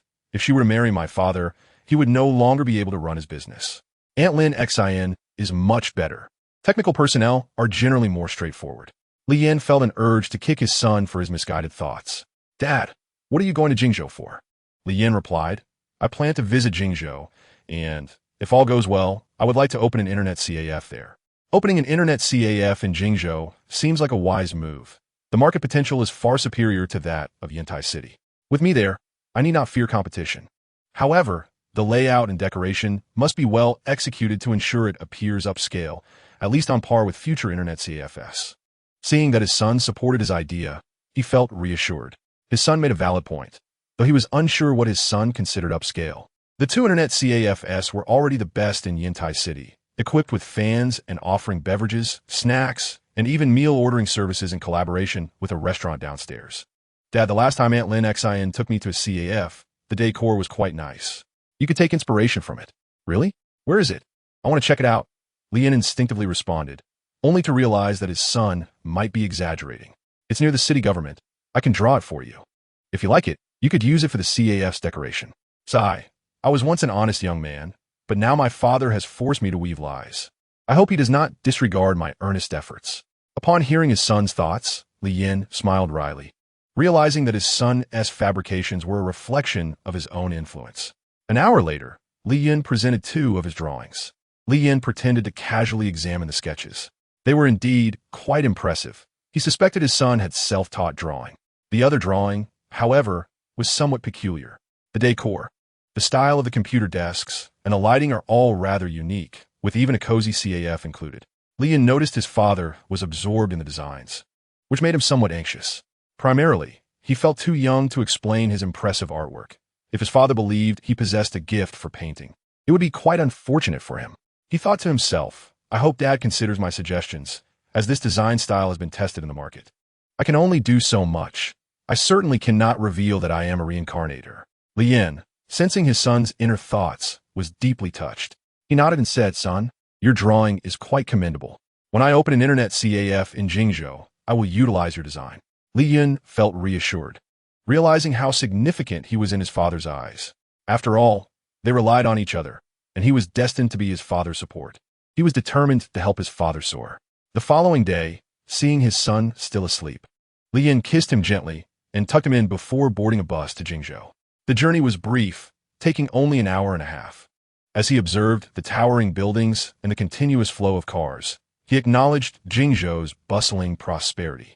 He began to investigate the situation of internet CAFs in Jingzhou, including their operational conditions, environment, and decor. Interestingly, the internet access fees were cheaper than those in Yantai, averaging around 4 yuan per hour. In the Qinhuai district, he chose a space of approximately 600 square meters, with a monthly rent of 36,000 yuan. This was understandable, considering the proximity to prestigious institutions such as Jingzhou Art Academy, Jingzhou Traditional Chinese Medicine University, and Jingzhou Institute of Technology. After securing the lease, Li Yin promptly contacted a renovation company, requesting them to create a design based on his son's drawings. The renovation would take approximately 2 months, and this lease had nearly depleted his funds. However, he anticipated earning over $1 million from his 2 existing internet CAFs in Yantai after 2 months, which he planned to use to purchase computers. Unexpectedly, Lin Wan arrived with son Lianqing from Hongshan Township. Son had secured a bamboo and wood processing project, and Lin intended to establish it in Nanshui village. However, due to poor road conditions preventing large vehicles from entering, the project could not be situated there. Undeterred by this setback, Lin planned to construct a bridge. The county and township would contribute a portion, while she intended to ask Li Yin, who had contracted the tea garden, to cover a quarter of the expenses, totaling 15,000 yuan. Li Yin felt conflicted. It wasn't that he was unwilling to help, but he truly lacked the funds. He thought, son Lianqing, the future district chief, with Lin Wan still under his authority, surely I must assist Aunt Lin. One must not be overly attached to material wealth. After contemplating, he gritted his teeth and agreed, although he would not be able to provide the money until the end of the month. Seeing Li Yin so supportive of her endeavors, Lin took Sun and Li Yin out for a meal. This was also Sun Lianqing's first meeting with Li Yin, and they engaged in lively conversation. Time flew by, and 2 months passed quickly. Although he had spent 15,000, he still had over 200,000 remaining. He planned to purchase 300 computers to avoid overcrowding. This time, he did not buy for Boss Han, but instead negotiated with several computer distributors, managing to lower the price of standard computers to 7,000 each, with 50 high-performance units designated for the private rooms and booths. Despite hiring 2 network administrators, a cashier, and a server, he decided to bring Lin Xin on board, increasing her salary to 1,800 yuan monthly. In early July, with 7 days of festivities, banners proclaimed, recharge 50, receive 2 yuan, recharge 100, receive 10 yuan, recharge 200, receive 20 yuan, recharge 300, receive 30 yuan, recharge 500, receive 100, recharge 1,000, receive 300. Another banner announced a grand opening celebration with half-price discounts from July 1st to July 3rd. Chapter 13. A dreamlike internet CAF. Upon seeing the new internet CAF's opening, many were drawn by the enticing discounts. Legendary internet CAF, how much is it per hour? A female university student inquired. Li Yin promptly responded with enthusiasm. For the first 3 days, we offer half-price discounts. The rates vary by area. 4 yuan per hour for the general area, 5 yuan for booths, and 6 yuan for private rooms. You can also purchase membership cards, A recharge of 50 grants you an additional 2 yuan, and 1,000 grants you 300. Overnight access is available from midnight to 8 in the morning, with the general area costing 16 yuan, boost 20 yuan, and private rooms 24 yuan, all at half price for the first 3 days.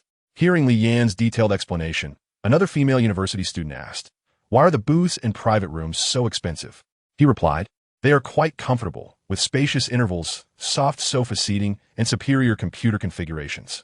The students found this reasonable and quickly decided to explore the beautifully decorated space, which included potted plants, a designated non-smoking area, and half-price offers. Eagerly, they proceeded to the counter, expecting to pay the network administrator for access, only to be pleasantly surprised when the administrator handed them a card containing their account information and a 6-digit password. Exiting the system was equally effortless, requiring just a click. The counter also offered beverages and snacks. Li Yan watched as many patrons opted to recharge 1,000 yuan, rushing into the enchanting internet CAF.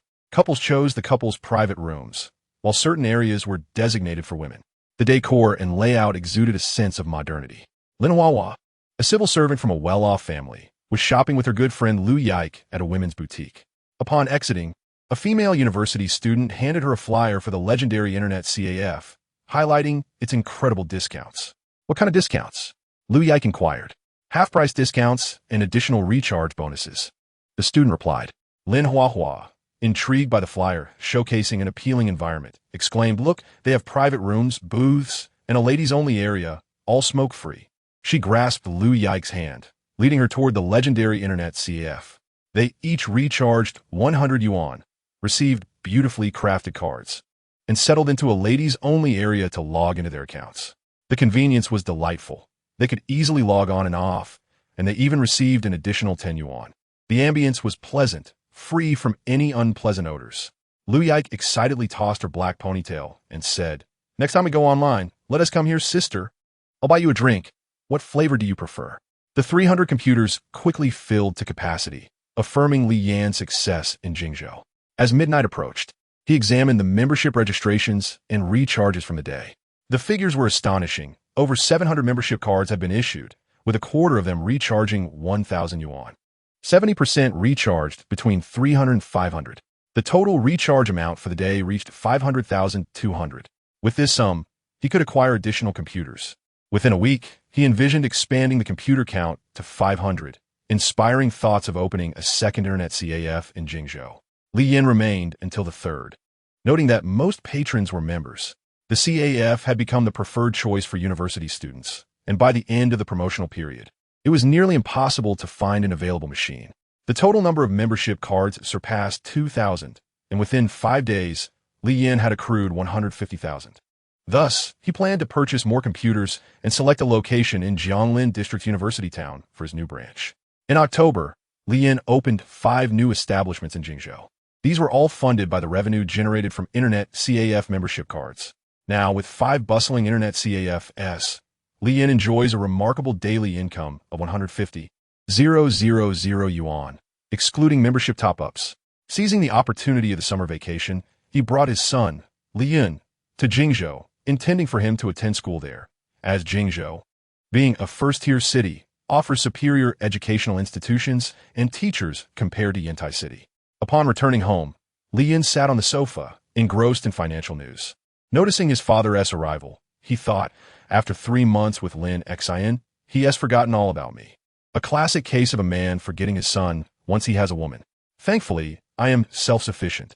Otherwise, relying on this unreliable father would leave me starving. Li Yan, overhearing his son's thoughts, nearly choked on his own frustration. If Li Yan were a truly innocent 7-year-old, he would never leave him alone at home.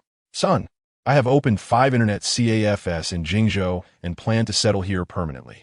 I intend to transfer you to a school in Jingzhou, and we shall buy a house there." He expected his son to be astonished by his achievements, but instead, Li Yan remained indifferent, internally musing, he still lacks vision. He hasn't even accomplished a modest goal. He needs to strive harder. Upon hearing this, Li Yan silently observed his son, perplexed about what this modest goal could be. To buy a house, of course. It is evident that before 2020, the most lucrative investment will still be in real estate. With property prices so low now, it is the perfect time to buy, Otherwise, in the future, prices could multiply tenfold. In Jingzhou, the cost per square meter is likely in the thousands. And in the future, it could soar to 20 or 30,000. Li Yin, upon realizing this, made a concerted effort to calm himself. He needed to purchase property without delay. Listening to his son was undoubtedly wise. 2 days later, after canceling his previous housing arrangements, he took his son to Jingzhou. Now, with 5 legendary internet CAFs established, he did not plan to expand further just yet. His priority was to buy a house. He did not wish to overwork himself and needed skilled management personnel to handle the mundane tasks. Facilitating the expansion of his internet CAFs into the Yangtze River Delta region. Before heading to the talent market, he planned to register a company. With a company established, he could recruit the talent he desired. The internet CAF system he had implemented made accounting convenient. As long as the accounts were in order, everything would be fine. While Li Yin was busy opening stores, he entrusted the daily management of the internet CAFs to Lin Xin. Although Lin Xin specialized in computer programming, she also exhibited a natural aptitude for management, keeping the 5 internet CAFs in Jingzhou well organized. Consequently, Li Yin promoted Lin Xin to his personal assistant, and she efficiently completed the company registration within a day. Thus, the legendary internet CAF chain company limited was founded under Li Yan's leadership. Li Yan, accompanied by Lin Xin, visited the talent market, intending to hire an accountant and CAF manager with a minimum educational requirement of a bachelor's degree. Sitting at the interview booth and observing the steady stream of job seekers, most were diploma holders, with very few possessing a bachelor's degree, and the offered salary exceeded the market rate by 50. Upholding a principle of quality over quantity, he patiently dismissed candidates who did not meet his criteria. A middle-aged woman presented her resume to Li Yan. She was an accountant with 6 years of experience, previously employed at a garment factory that had since closed, leaving her to seek opportunities at the talent market. Given the current oversaturation of job seekers, she had rarely seen openings for accounting positions during her visits. Seeing the attractive salary offered by this internet CAF company, she wished to apply. Li Yin, not particularly versed in financial matters, let Lin Xin ask her several pertinent questions regarding her expertise in finance. Soon after, a woman applying for the managerial position arrived. She held a bachelor's degree and had spent 3 to 4 years in management at a television factory. The following day, both recruits completed their onboarding procedures and began to familiarize themselves with the 5 internet CAFs in Jingzhou. They were assigned tasks, with the manager, Su Ming, directed first to rent office space and then to conduct evaluations in Lzhou and Pingzhou for potential store rentals and subsequent computer procurement. Accountant Huang Ting was primarily tasked with organizing the accounts of the 7 internet CAFs to ensure proper compliance for future audits. Meanwhile, Lin Xin recruited a senior peer to oversee the internet CAF system and began compiling statistics on the internet CAF landscape in Jingzhou, as per Li Yan's directives. Boss, are you planning to sell the internet CAF system? Lin Xin Ingui. First, gather the data. For now, we will not sell the system, Li Yan replied, distributing the workload. He then sought a real estate agent and purchased 2 luxury villas and 6 standard properties, with prices ranging from 1,500 to 2,800 yuan per square meter. He placed the property deeds before Li Yun, who, observing his father's proud demeanor, remarked, "Dad, 2 villas and 6 ordinary houses won't suffice for my future rental income. You must continue to strive, so I can become a landlord with endless wealth." He too wished to buy properties, but found himself constrained by financial limitations. Nevertheless, Dad has a good eye. You've made significant progress under my influence. Li Yin, hearing his son's thoughts, felt a surge of annoyance, wishing he could discipline him for such remarks. Even if it is true, you should not voice it. Ha, my sisters, look what I have brought, property deeds. With houses and cars, sisters, let us get competitive. Li Yin was left speechless, bemused that his young son was already preoccupied with thoughts of beautiful girls. In the morning, he and his father arrived at the office building. Li Yin, my sister is coming tomorrow specifically to see you, Su Ming announced.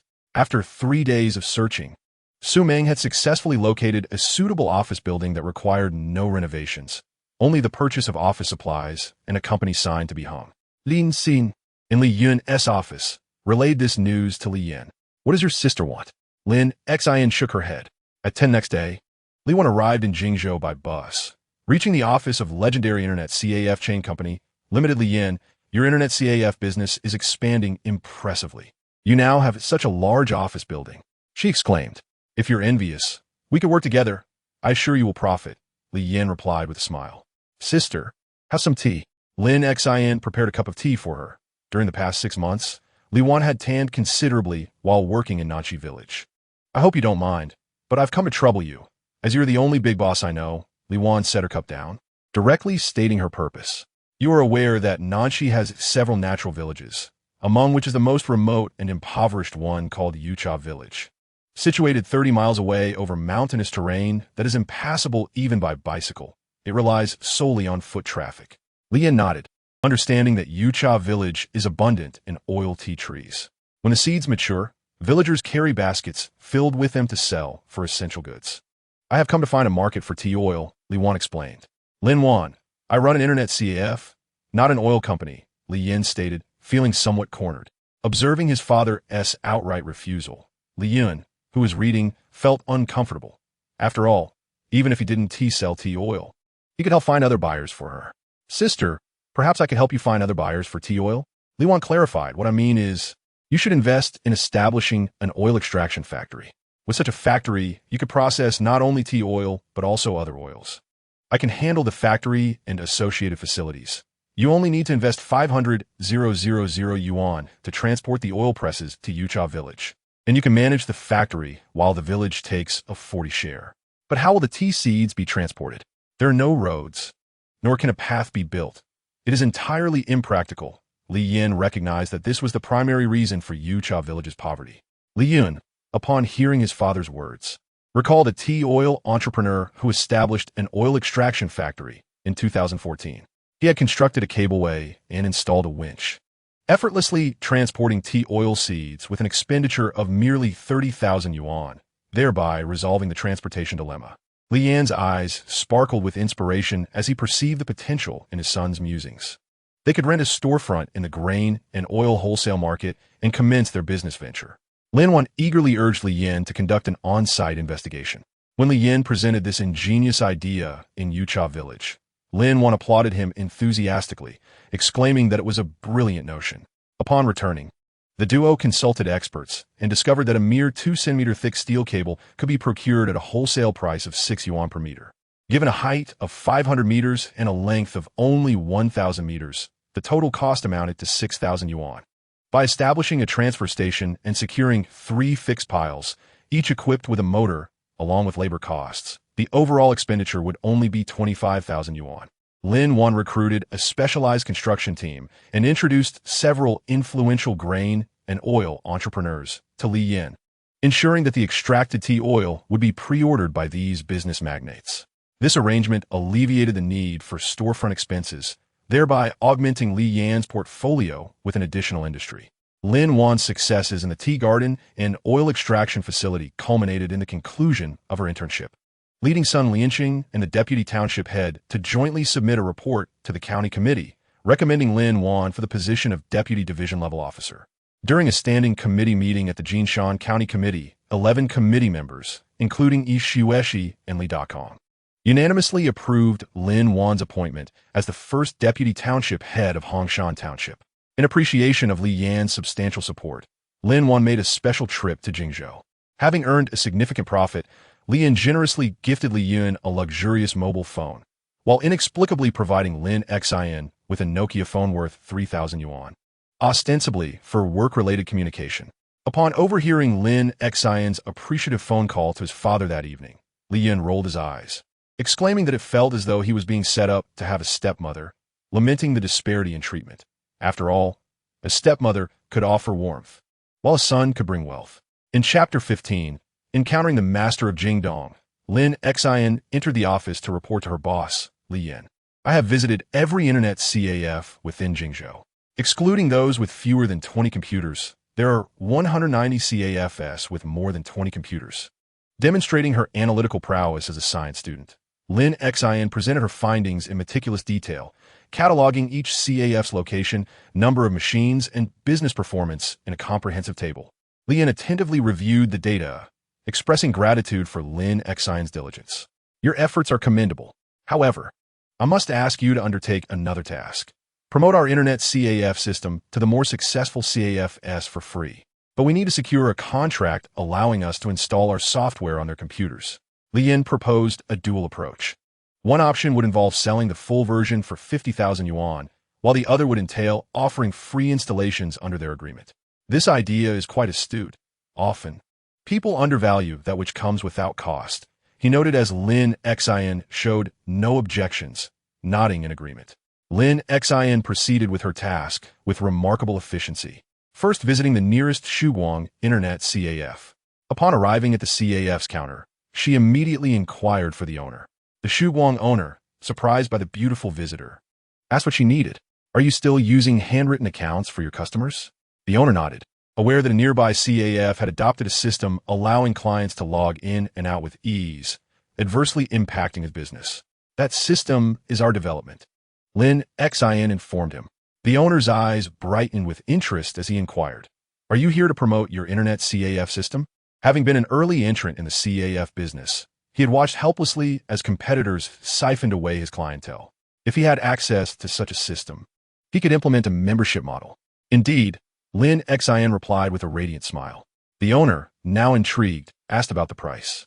Lin Xin outlined both options, offering the free installation with the caveat that they must permit software installation. "Surely, this cannot be without strings attached," he mused. Lin Xin Juke, suggesting that if he harbored doubts, he could opt for the paid installation instead. Hesitant to part with 50,000 yuan, the owner questioned, "There is no such thing as a free lunch. What is your true motive?" Lin Xin assured him, "Rest assured, this is not a computer virus. We can formalize this with a contract. Our company aims to promote software akin to Microsoft Office, communication tools, and online games. Our investors include those from the Penguin Company." With that reassurance, the owner agreed to the free installation of the Internet CAF system. Lin Xin then directed him to the chain company to finalize the contract before promptly moving on to the next establishment. Sumeng also proved to be resourceful, having rented nearly 600 square meters in downtown Elzhu and already engaged a renovation company. Over 100 CAFs in Jingzhou opted for the complimentary installation of the legendary Internet CAF system, while more than 80 invested 50,000 yuan to purchase the system, generating 4 million yuan in revenue for Li Yin. Encouraged by this success, Lin Xin, after consulting with Li Yin, hired several salespeople to promote the legendary Internet CAF system in the Yangtze River Delta region. The Penguin Company officially launched its product line, yielding satisfactory profits, prompting Ma Huat-en to call and express gratitude to Li Yin for his brilliant idea. In a villa by the Qinhuai River, Li Yin mused, "What do you think of this house? It's quite splendid, offering a picturesque view of the scenic Qinhuai River." Li Yin's thoughts echoed, "My father is truly remarkable. If only we could purchase a property in Modu or Yanjing, how splendid it would be to reside in a Sihiyuan." Surprised by his son's aspirations, Li Yan contemplated acquiring a Sihiyuan in Yanjing. "Son, now that I have financial means, if you ever wish to reside elsewhere, I could procure a property for you in Yanjing. Would you prefer a skyscraper or a standalone house?" "Father, I favor standalone houses, especially Sihiyuan. Could you possibly buy 2 Sihiyuan?" Li Yin chuckled. "Certainly. I will take you to Yanjing to witness the flag-raising ceremony, and we shall acquire 2 Sihiyuan. Having wealth is indeed advantageous. It grants me the freedom to buy properties for my son. With 2 Sihiyuan, I could live without striving for the rest of my life." 3 days later, Li Yin took Li Yun to Yanjing, where they settled into a hotel before visiting real estate agents. Although there were many Sihiyuan, some were occupied by numerous residents. After a week of searching, they successfully purchased 2 Sihiyuan, one valued at 3 million yuan near the Forbidden City and another at 2 million within the Second Ring Road. Fortunately, the Internet CAF membership card business had generated substantial funds. After finalizing the purchases, Li Yin, at his son's request, visited Shangwan Village, a hub for Huagua electronic products. Li Yin had little interest in shopping there, but pondered whether he might encounter Lu Qiangdong, who was likely selling CDs at that time. If my father were to invest in him now, perhaps he could become a shareholder in Jingdong and ride the wave of his success, coupled with Tencent shares, allowing him to join the ranks of billionaires. The prospect of becoming a billionaire through such an investment was enticing. In that case, he could establish a company primarily selling electronic products online and offline. With this line of thinking, Li Yin understood the urgency of finding him, confident that knowing the name would lead to his discovery. After some inquiries, he finally located Lu Qiangdong at a stall. At last, I have found the future master of Jingdong. Lu Qiangdong observed a middle-aged man leading a child to his stall. Hello, would you like to purchase a CD? Perhaps to help your son learn English? Brother Dong, please don't trick me. The man smiled and asked, You must be Lu Qiangdong? Yes, Lu Qiangdong replied. Looking at Li Yin with a hint of curiosity, their eyes reflecting a mutual sense of discovery akin to finding treasure. I have finally located you. I wish to collaborate on a business venture, Li Yin declared. You want to engage in the CD business? Are you interested in wholesale? Lu Qiangdong inquired. No, I wish to invest in you, Li Yin replied. Invest in me? For what purpose? Lu Qiangdong asked, somewhat perplexed. Li Yin seated himself at the stall. In truth, I am an investor, and I hold you in high regard. Li Yin felt that his own words sounded rather absurd. Switching perspectives, he wondered if Lu Qiangdong thought him foolish. Surely, you cannot be interested in my stall. It requires no investment. Definitely not. What exactly do you intend to invest in? Although Lu Qiangdong felt a tinge of impatience, he maintained a courteous demeanor. I plan to help you establish a company selling electronic products, and I will invest in it, allowing us to grow the enterprise together, Li Yin elaborated. Selling electronic products? What kind? Li Yin appeared momentarily taken aback. As he noticed the father pause, Li Yin, in his mind, murmured computers, mobile phones, home appliances. Lu Qiangdong nodded. You see, the show above was my idea. I invested $5 million without any profit at Xia Company. Lu Qiangdong was momentarily stunned, realizing that the show he had purchased 2 days prior was indeed Li Yin's proposal, which immediately shifted his attitude towards Li Yin to one of respect. I can provide funding along with the concept. Speak. Lu Qiangdong expressed interest. We can sell electronic products both online and offline. When you mention online, do you mean selling over the internet? Isn't that akin to the practices of eBay in the United States? This delved into Li Yin's knowledge gap, yet he remained unfazed, as his son would enlighten him. I suspect the boss is at a loss for words. I shall keep him intrigued until our collaboration solidifies, at which point I will remind my father. With his son's sentiments in mind, Li Yin waxed eloquent. Haha, that is a matter we shall discuss further once we collaborate. In order to establish a company, I currently possess limited funds. I cannot engage in grand enterprises. Liu Qiangdong regarda Li Yin. It will not be a mere trivial endeavor. I can invest more, which would grant me a larger share. Li Yin grinat. I only have 400,000. How much do you intend to invest? I shall invest 1 million. You will manage the company, and I will hold 60% ownership. Is that unreasonable? If you agree, I will enlist a lawyer to draft a contract. May I take some time to consider? I'm unsure how to address you. Li Yin presented a business card from Lin Xin, which bore his mobile number. Li Yin, chairman of the Legend Internet CAF chain, mobile number 136-8868, number 10009. Ma Huoding had given him 2 numbers, with 10,008 allocated to his son Li Yun and 10009 reserved for himself. If you decide to sell your shares in Tencent, you may contact me anytime. After saying this, he departed without hesitation. Merely 5 minutes later, his phone rang. Li Yin initially presumed it was Lu Qiangdong calling to confirm their collaboration. Upon answering, he heard a middle-aged man with a Cantonese accent inquire, Hello, are you Mr. Li Yin? Yes, how may I assist you? Li Yin responded. I am Li He, the regional director for the South African press. Our company intends to purchase shares in Tencent. May we discuss this further? The man proposed. I'm afraid I have no intention of selling my Tencent shares. Li Yin firmly declined. Our company offers double the price for the 10% of shares you hold. If that does not suffice, we can negotiate. Alternatively, we could meet to discuss this. $2,500,000, if you agree. I can arrange for my company's legal team to draft a contract immediately. Li was convinced that this price would be impossible for the other party to refuse, quadrupling the initial offer. Father, please do not sell your shares. You will regret it deeply in the future. Mr. Li, should you wish to sell your Tencent shares, feel free to call me, he concluded before hanging up. Tencent shares had quadrupled in value within 3 months. The tea garden, oil mill, and internet CAF were all profitable. His daily earnings now amounted to 250,000, excluding membership fees from the internet CAF. Reclining in his luxurious villa, he drowsily heard the ringing of his bedside phone. Mr. Li, are you still in Yinjing? Lu Qiangdong's voice was filled with excitement. I have arrived in Jingzhou. Li Yin replied, sitting up. Mr. Li, may I still accept your investment? Lu Qiangdong asked anxiously. Certainly, Li Yin replied with a smile. I plan to open several more stores dedicated to selling electronic products. Lu Qiangdong exclaimed with enthusiasm. That pertains to offline sales. What about online? How do you plan to approach that? Li Yin emphasized the importance of the online aspect, recognizing that Lu Qiangdong's success stemmed from a dual approach. I'm not very knowledgeable about that, Lu Qiangdong admitted candidly. Li Yin aimed to glean insights from his son regarding the online strategy. When are you free to visit Jingzhou? We can have an in-depth discussion then. Li Yin sought to buy some time, as he was unsure himself. All right, please send me the address. I will purchase a train ticket first thing tomorrow morning.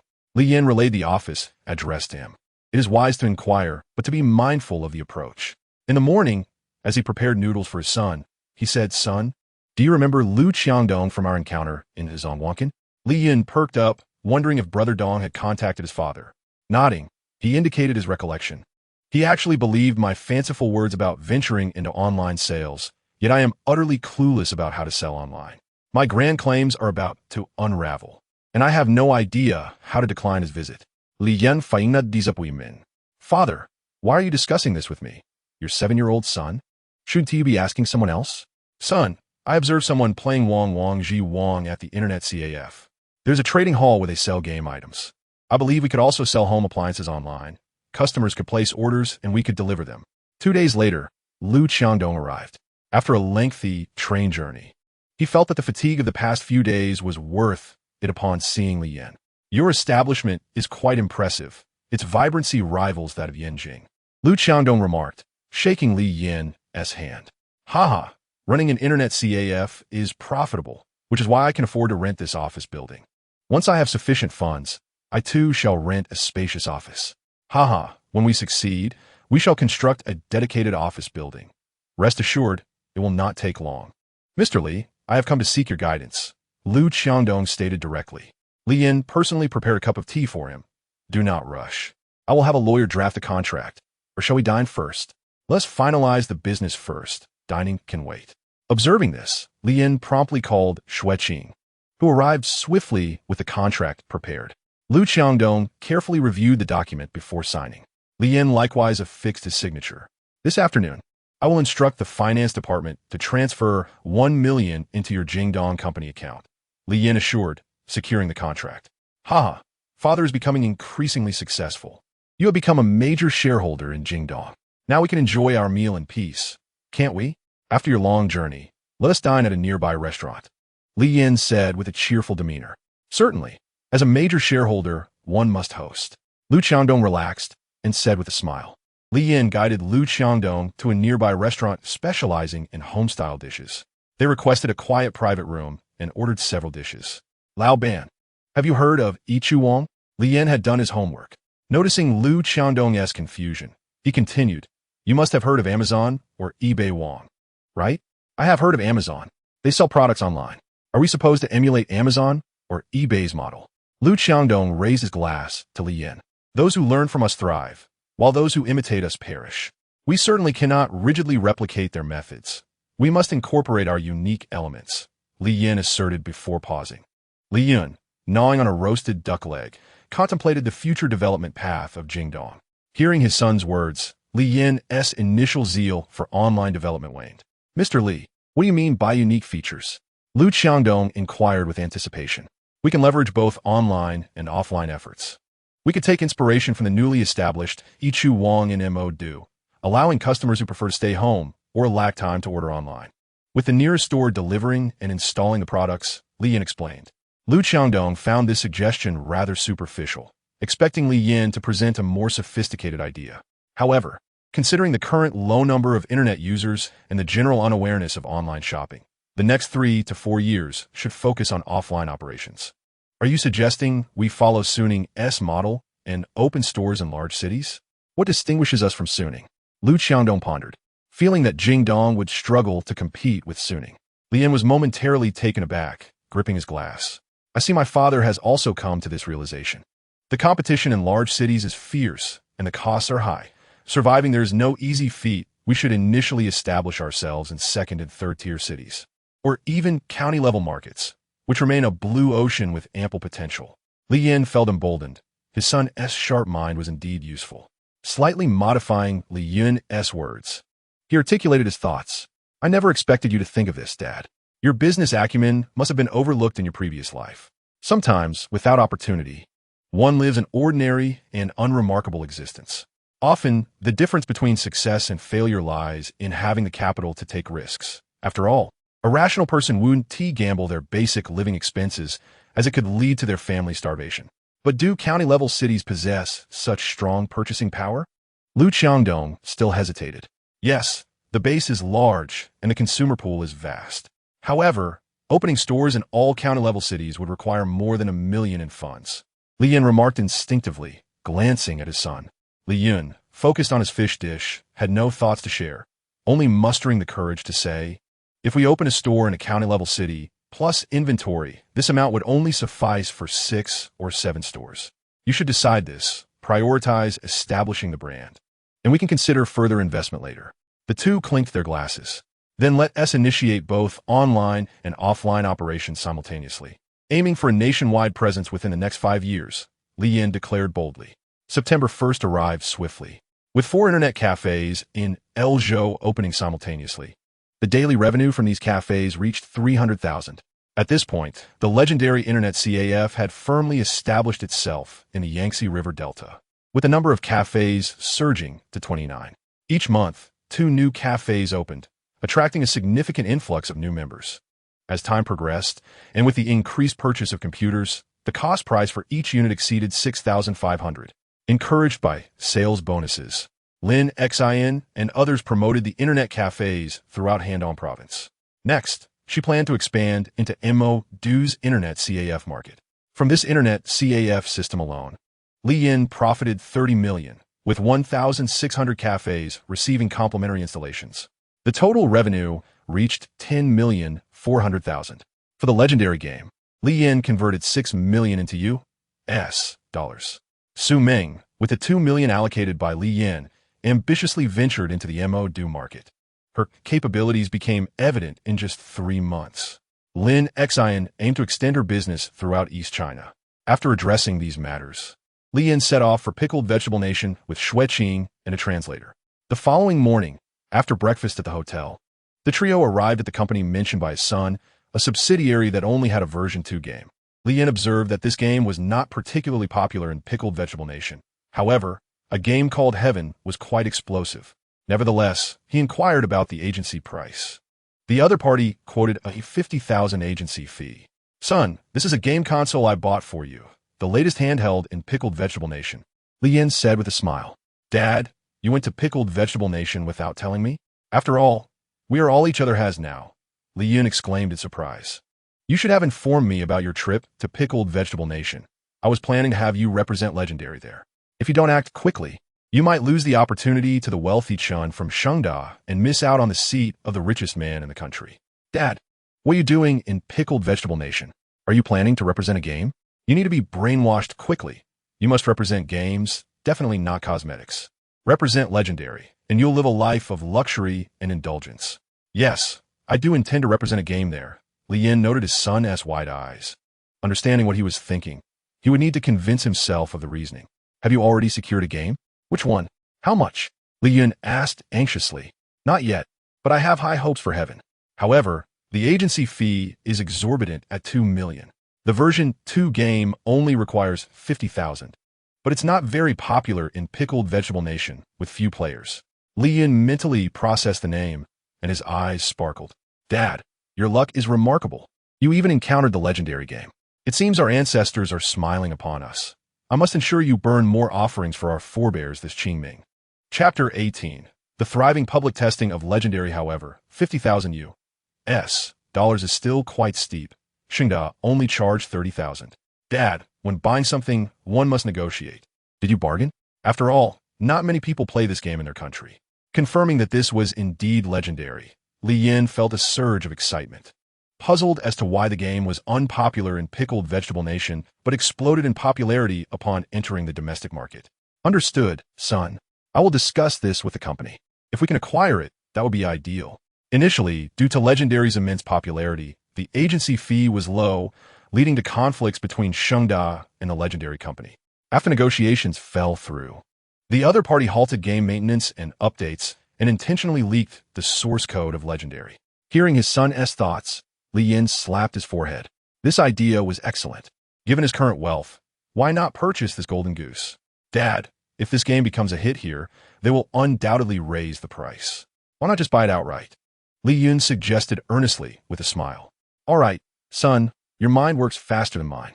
Do you think I have a knack for attracting wealth? Do you consider me a genius? That's quite flattering. Li Yin chuckled inwardly, recognizing his son's potential and allowing him to continue brainstorming.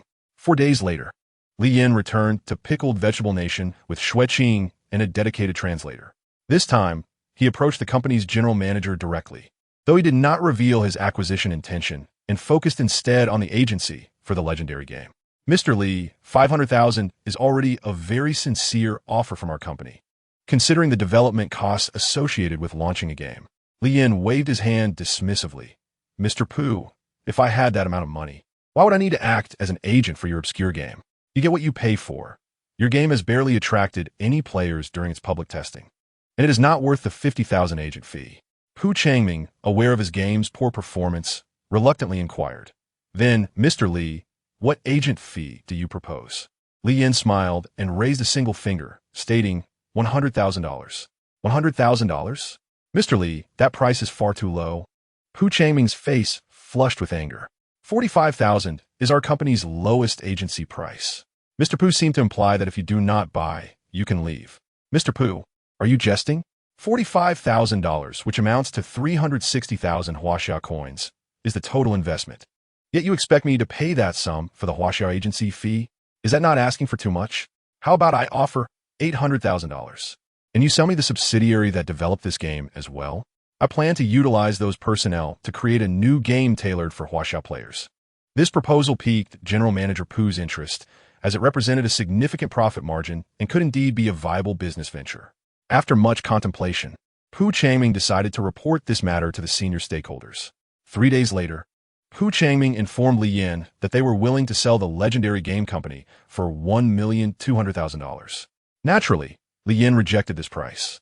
After 2 days of negotiations, they ultimately settled on a purchase price of $1 million for the Legendary Game Company. After securing the technical staff, the company now had a larger workforce, although the core members remained the same. In the company conference room, Li Yin announced to the two that he had acquired a game company in the land of pickled vegetables, which had just launched a game in public testing, and he intended to release it domestically. Lin Xin expressed her surprise, having expected him to focus solely on developing internet cafes rather than venturing into game operations. Lin Xin, the company needs to recruit a number of talented individuals in game production for localization, as well as for subsequent maintenance and updates. Do you have any suitable candidates? Mr. Li, my senior sister Wang Guozhen handled this at her previous company, and I believe she would be perfect for this role. Li Yin was familiar with Wang Guozhen. She had spearheaded the development of the Internet CAF system and had even enlisted 2 classmates to optimize it. Su Meng, I plan to establish a Legendary Game Company, and I will entrust you with its daily management. Su Meng readily agreed. Lin Xin would be responsible for the daily management of the Internet CAF and the promotion of the Internet CAF system. As a result, their salaries surged to 8,000, nearly a 10-fold increase. The Legendary Game Company had already recruited over a dozen game production personnel, supplemented by the existing technical talents from the land of pickled vegetables, to localize and conduct tests on a legendary game. Wang Guozhen had already procured the servers. Li Yin invested all his capital into the legendary game, intending to launch its public testing during the National Day holiday. Simultaneously, he planned to promote the legendary game through the Internet CAF system, reaching out to Boss Ma for promotional support. Once launched, a text advertisement would pop up, heralding the arrival of the legendary game, promising an exhilarating experience. At that moment, the Internet CAF system had already spread across the East China region. Lin Xin was expanding the system into North and South China. Ma Huiding was pleasantly surprised that Li Yin had quickly provided a profitable point through pop-up advertisements. As a shareholder of Tencent, Ma Huiding offered Li Yin a month of free pop-up advertisement services, sending 3 pop-up ads daily to online users. And if he opted for further advertising for the legendary game, he could enjoy a 50% discount. In October, many computers equipped with the Internet CAF system displayed characters from the legendary game.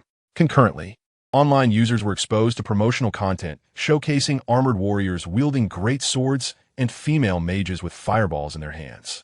There are also Taoists casting spells. During this period, the advertising expenses consumed all of the Internet CAF's income. In the Qinhuai District University's town, a group of college students flocked to the legendary Internet CAF. The computers in the CAF already had the legendary client installed. After registering their accounts, they entered the novice village.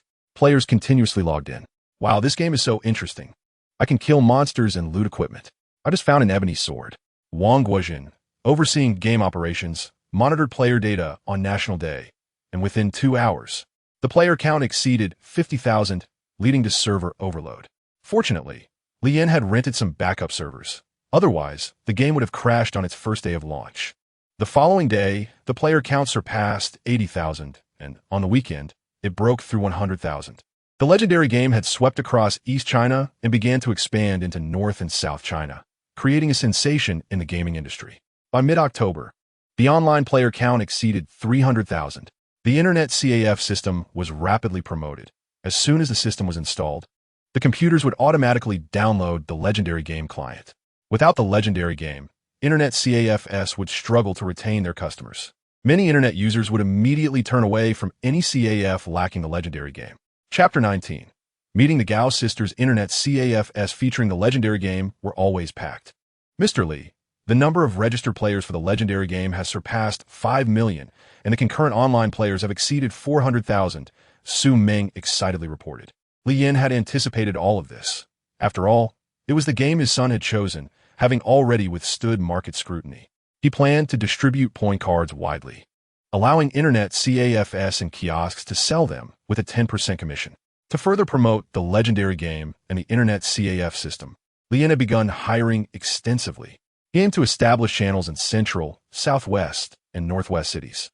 By the end of October, the number of concurrent online players had surpassed 700,000. On November 1st, the public testing phase for the legendary game concluded and transitioned into a paid model. At 8 o'clock, Li Yin arrived at the game operations department, only to discover that Su Meng was already there. By 8:10, the number of players quickly surged to 100,000. By 8:30, it had reached 200,000. By 9:30, the count soared to approximately 400,000. The legendary game had finally succeeded, becoming the most popular online game of the moment. On this day, the minimum revenue reached over 3 million.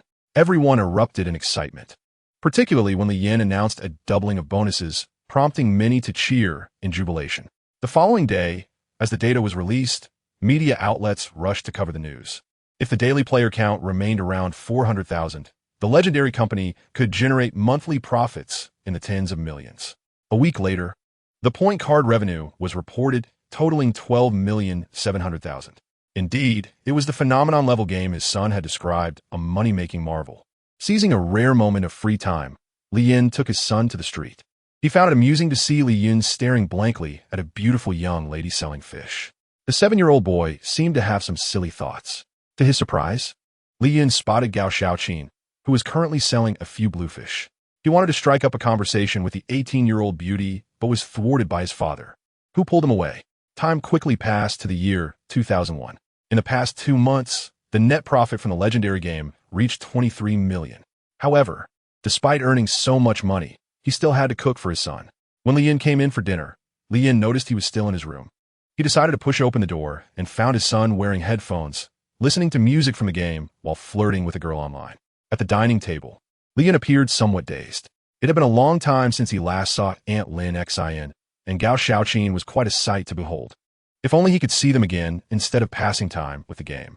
It seemed that there was no version of the game in the country yet. If only they could find talent to develop it, then they would truly strike gold. Father, is it true that the 3 cannot be purchased domestically yet? I am considering gifting one to our charming class monitor. If only you could sell the 3. This device is truly remarkable. It is undoubtedly exceptional, as it is poised to become the most popular digital technology product in the near future. It won't be long before it captivates the entire nation. I wonder if there are any skilled professionals in this field. If this technology were to be developed, it could yield substantial profits. After all, the boss has plenty of resources and could easily make it happen. That evening, Li Yin called Lin Xin to inquire if she knew anyone involved with the 3 project. To his surprise, She indeed knew a woman who was working on the 3 project, although she was currently unemployed after resigning. Li Yin lay beside his father and saw him hang up the phone. Father, do you truly intend to invest in the 3? Yes, my son. However, the current version of the 3 is rather rudimentary and lacks aesthetic appeal. We can enhance its design later, creating some charming and fashionable appearances, especially since we live in an era that values visual appeal. If we were to incorporate the future functionalities of the 4, we would surely capture a larger market share. Listening to his son's aspirations, Li Yin felt proud that his son was already contemplating subsequent developments. Father, we should first recruit personnel. We can discuss further once we have a prototype. Lin Xin's aunt mentioned she knew someone suitable, but we would need to invite him ourselves. He resides in Gaojia village. As it happened, it was the weekend, and Li Yin decided to take his son out. He heard that there was a peach blossom island nearby. As they approached the small boat, Li Yin observed that most of the local inhabitants relied on fishing for their livelihoods. Peach Blossom Island is surrounded by water, and the island has yet to be electrified. Upon landing, a pungent fishy odor greeted them. The island was home to a vast expanse of peach blossom trees. It was November, and there were no blossoms to behold. Li Yin held his son's hand, as they were on a quest to find a university student named Zhang Xiao, who had formerly served as the technical director at Bibusheng. Due to some unfortunate circumstances, she had been compelled to resign and was currently seeking employment. By noon, the pair arrived at Zhang Xiao's residence, where they unexpectedly encountered Lin Wan, the village chief. Next door, upon seeing Li Yin, she affectionately ruffled his hair. What brings you both here? Her gaze landed on Li Yin. I have come to invite Zhang Xiao to join my company to develop the 3. Li Yin was taken aback by the encounter with Lin Wan. I heard that the legendary game you purchased from the pickled vegetable country has become a sensation. Well done. Lin Wan continued to hold Li Yin's hand. The village chief decided to arrange lunch at Zhang Xiao's home. Zhang Xiao's father was quite excited, both because the village leadership was dining at his home and because a prominent businessman was recognizing his daughter's abilities and inviting her to work in Jingzhou. Uncle, let us keep it simple. This is a fishing area. After all, I'm most fond of fish, so just a couple of fish will suffice. The village chief hurried off to find fish. Li Yin was pleasantly surprised to find a beautiful young lady living next door. A girl with waist-length hair emerged. Although her clothes bore some patches, her delicate face, dark ginkgo eyes, willow-like brows, and cherry-like lips captivated Li Yin, despite her slightly tanned complexion. Gao Xiaofeng looked at the young boy with some curiosity, her gaze lingering on him. Li Yin was thrilled to see Gao Xiaoqin again. She looked exactly like her sister, but their personalities were completely opposite. Hello, sisters. I came with my father, Li Yin sweetly remarked. Who is your father? Are you here visiting relatives? Gao Xiaoqin rolled up her sleeves to help her sister with the vegetables. No, Li Yin replied, comfortably approaching Gao Xiaoqin to assist her with the vegetables. Then why are you at my cousin's house? Gao Xiaoqin wondered if this boy's family had come to mooch a meal. Sister, I believe his father is the boss. Here to invite our cousin to work. That person is Lin Xiangzhong, who knows his father well. Gao Xiaofeng chimed in with a soft voice. What does your family do that requires inviting my cousin? Gao Xiaoqin inquired, a knowing smile on her face as she sought to extract more information from Li Yin. My father owns a tea garden and an oil mill in Nanchi village. Gao Xiaoqin pointed at Li Yin, realizing he was the son of the tea and oil mill owner. Does your family's oil mill have any job openings? My sister is quite capable. Chapter 20. Attracting talent. Gao Xiaoqin looked at her with a serious expression. A game? What game? Gao Xiaoqin's interest piqued. She yearned for the glamorous world of the big city, her eyes filled with anticipation. Legendary game, do you know it? Li Yin asked, noticing her shake her head. Not bothered by it. If you're willing, come find me in Jingzhou. The legendary game company is located at number 1 Yudao Street, Qinhuai District, Jingzhou. Just mention my name when you arrive. He took out his father's business card from his pocket and handed it to her. Gao Xiaoqin found it somewhat amusing, but accepted the card, noting that the chairman of the legendary company was Li Yin. Just as Li Yin intended to linger near Gao Xiaoqin and enjoy her fragrance, he heard someone call him to eat.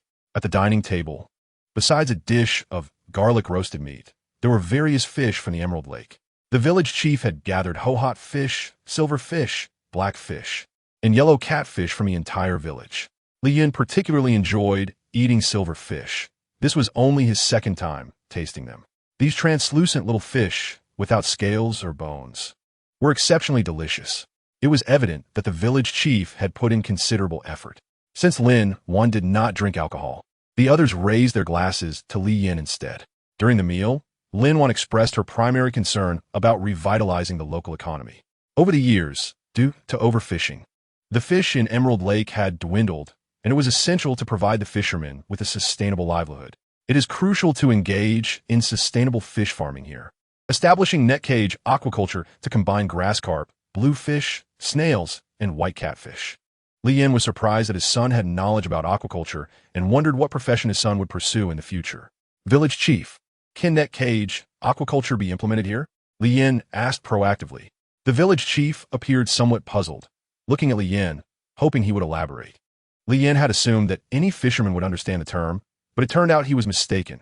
No one here seemed to know what net cage aquaculture was. What my father means is that we can utilize the tidal flats and shallow waters, excavating and partitioning thousands of acres for fish ponds, and then organize the fishermen for net cage aquaculture. Is that correct, son? Li Yin quickly interjected to support his father. Yes, son, that is precisely what I meant. Li Yin sighed with relief. Is this idea feasible? Can it be executed? Lin Guang asked, looking at the village chief beside her. The village chief appeared somewhat embarrassed and replied that there had been villagers who attempted this in the past, but the results were not ideal. He spoke politely but clearly. They all perished. Lin Xiangzhang. Gao Xiaoqin entered, sitting beside Li Yun and gazing at his father. Why? Lin Guang inquired, puzzled. Lin Guang looked at the extraordinarily beautiful girl and asked her, I am unsure why.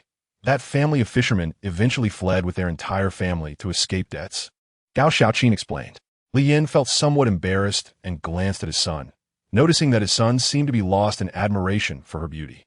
It was likely that they had only raised one type of fish, disrupting the ecological balance, which led to the water quality deteriorating and the fish dying. Thus, he remarked, Miss, did that family of fishermen only raise one type of fish? This would compromise the water quality and create a lack of oxygen, resulting in the continual death of the fish. Li Yin dare not say more. Li Yin, I didn't expect you to possess such extensive knowledge about fish farming. Is there anything else to be mindful of? Lin Guang asked with a smile. Generally speaking, it is safer to mix grass carp, blue fish, white catfish, and snails together in aquaculture. Li Yin recalled his son's thoughts and quickly applied what he had learned. Is there such a method of farming? Can I avoid raising catfish? They are unpalatable and do not fetch a good price. Gao Xiaoqin voiced her concerns. Xiaoqin Jia, the grass carp feeds on grass, while the Qing fish consume snails. The excrement of these fish nourishes plankton and algae, which in turn serve as sustenance for snails and silver carp. This symbiotic relationship helps maintain water quality, ensuring that the fish do not starve, while also minimizing the need for excessive fish feed. Do you not think this could be quite profitable?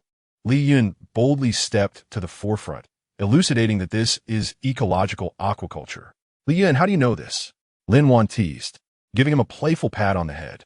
Gao Xiaoqin grasped Li Yun's small hand, asking, How did you know my name? Did my cousin tell you? Where did you acquire this knowledge?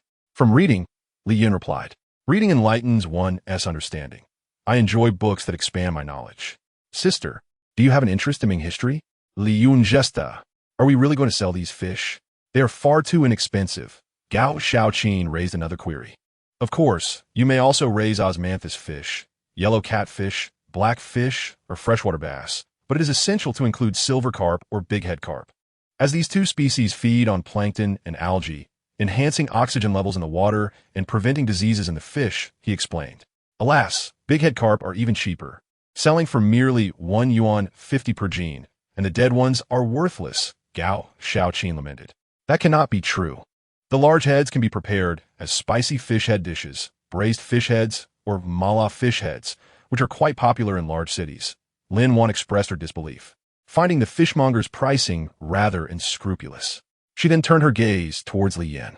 That look in your eyes, are you suggesting we have Dad come over to collect the fish? That would be akin to picking up sesame seeds while losing watermelons. I still want to involve Dad in high-tech ventures. What future does selling fish hold? Perhaps I should let Gao Xiaoqin handle the fish sales. On second thought, she is delicate and should engage in lighter tasks. This endeavor requires significant investment. Boss Li, could you assist us in selling the fish? Gao Xiaoqin inquired with anticipation. Li Yin hesitated. He truly lacked the time for a fish-selling business. Leave this matter to me. I will bring in aquaculture experts to guide you on fish farming, and I shall devise a plan for the selling aspect. Thank you, Major Lin. Gao Xiaoyin exclaimed joyfully. At last, Li Yin and his son could have a quiet discussion with Zhang Xiao regarding employment matters. Miss Zhang, I have heard from Lin Xin that you have hosted 3 projects. My purpose for coming here is to invite you to join my company. I trust your family matters have been settled? Zhang Xiao hesitated. In her previous position at Bubu Sheng, she held the role of chief engineer, overseeing technology for electronic products. However, she faced relentless difficulties from the technical vice president, who sought to impose his unscrupulous expectations upon her. Various challenges arose, including attempts to coerce her into becoming his mistress. When she firmly rejected his advances, she became the scapegoat for numerous issues. One day, a female technical supervisor emerged from the vice president's office, violently expelling an unknown liquid into a trash can, while the vice president intensified his accusations against her. Unable to endure the toxic environment any longer, she chose to resign. Chapter 21. His son is his brightest star yet. When she sought new employment, she found the electronic industry to be scarce, and securing a chief engineer position exceedingly difficult. Additionally, her previous company had tarnished her reputation through backhanded tactics, leaving her disheartened. Ms. Zhang, you should know my company is financially sound and values talent greatly. We will not tolerate any such nonsense. If you join us, you will be the technical lead, specifically developing Project 3 and recruiting similar talents. Upon hearing this, Zhang Xiao showed clear interest. Boss Li, Lin Xin has already informed me about your company's situation, and I hold your company's capabilities in high regard. In truth, she yearned to be part of the startup to develop new products from the ground up. Moreover, she had heard from Lin Xin that Li Yin was a man of integrity, devoted to family, and possessed an entrepreneurial spirit. She was aware that her dear friend Lin Xin had already fallen for Li Yin. After all, a man with a 7-year-old son, who did not wallow in despair after being abandoned by his wife, but instead worked diligently to expand his business, was indeed admirable. Miss Zhang, rest assured, aside from the investment for Project 3, I require your input on aesthetic optimizations. I will not interfere with any technology-related matters. You will have complete authority. You shall be the technical vice president. Zhang Xiao did not anticipate Li Yan's immense trust in her, granting her such authority. This was a stark contrast to her previous experience at Bubu Sheng, where any successes were attributed to the vice president, while failures fell solely on her shoulders. This instilled in her a sense of loyalty and appreciation, a testament to the charisma often found in successful entrepreneurs. Were it not for her knowledge of Lin Xin's affection for him, she might have been tempted to explore a connection with this man before her. Just as she prepared to contemplate her decision, Li Yin smiled and added, Miss Zhang, I offer you an annual salary of 300,000 yuan, with additional bonuses at year-end for outstanding performance. At this moment, Zhang Xiao could no longer maintain her composure. At Bubu Sheng, her monthly salary was merely 7,500 yuan, often subject to deductions by the vice president. Li Yan's offer, more than threefold, was astonishingly generous. Boss Li, rest assured, I will ensure that Project 3 is completed within 6 months. I will take full responsibility for everything. Li Yan held his son tightly, who had yet to see the shy and easily embarrassed Gao Xiaofeng. Li Yan registered a new company, Chuanqi Technology, and invested in renting a 2-story office building for the Chuanqi Internet CAF chain and the Chuanqi Gaming Company to co-locate. However, the funds were still insufficient. Otherwise, he could have constructed a Chuanqi group office building. The 3 device Li Yun purchased in the pickled vegetable country had malfunctioned. Current 3 devices generally have unreliable buttons, particularly prone to failure. When the buttons break, they require factory repairs, which is time-consuming. Future models will feature improved button quality. Even when outdated, they will remain intact.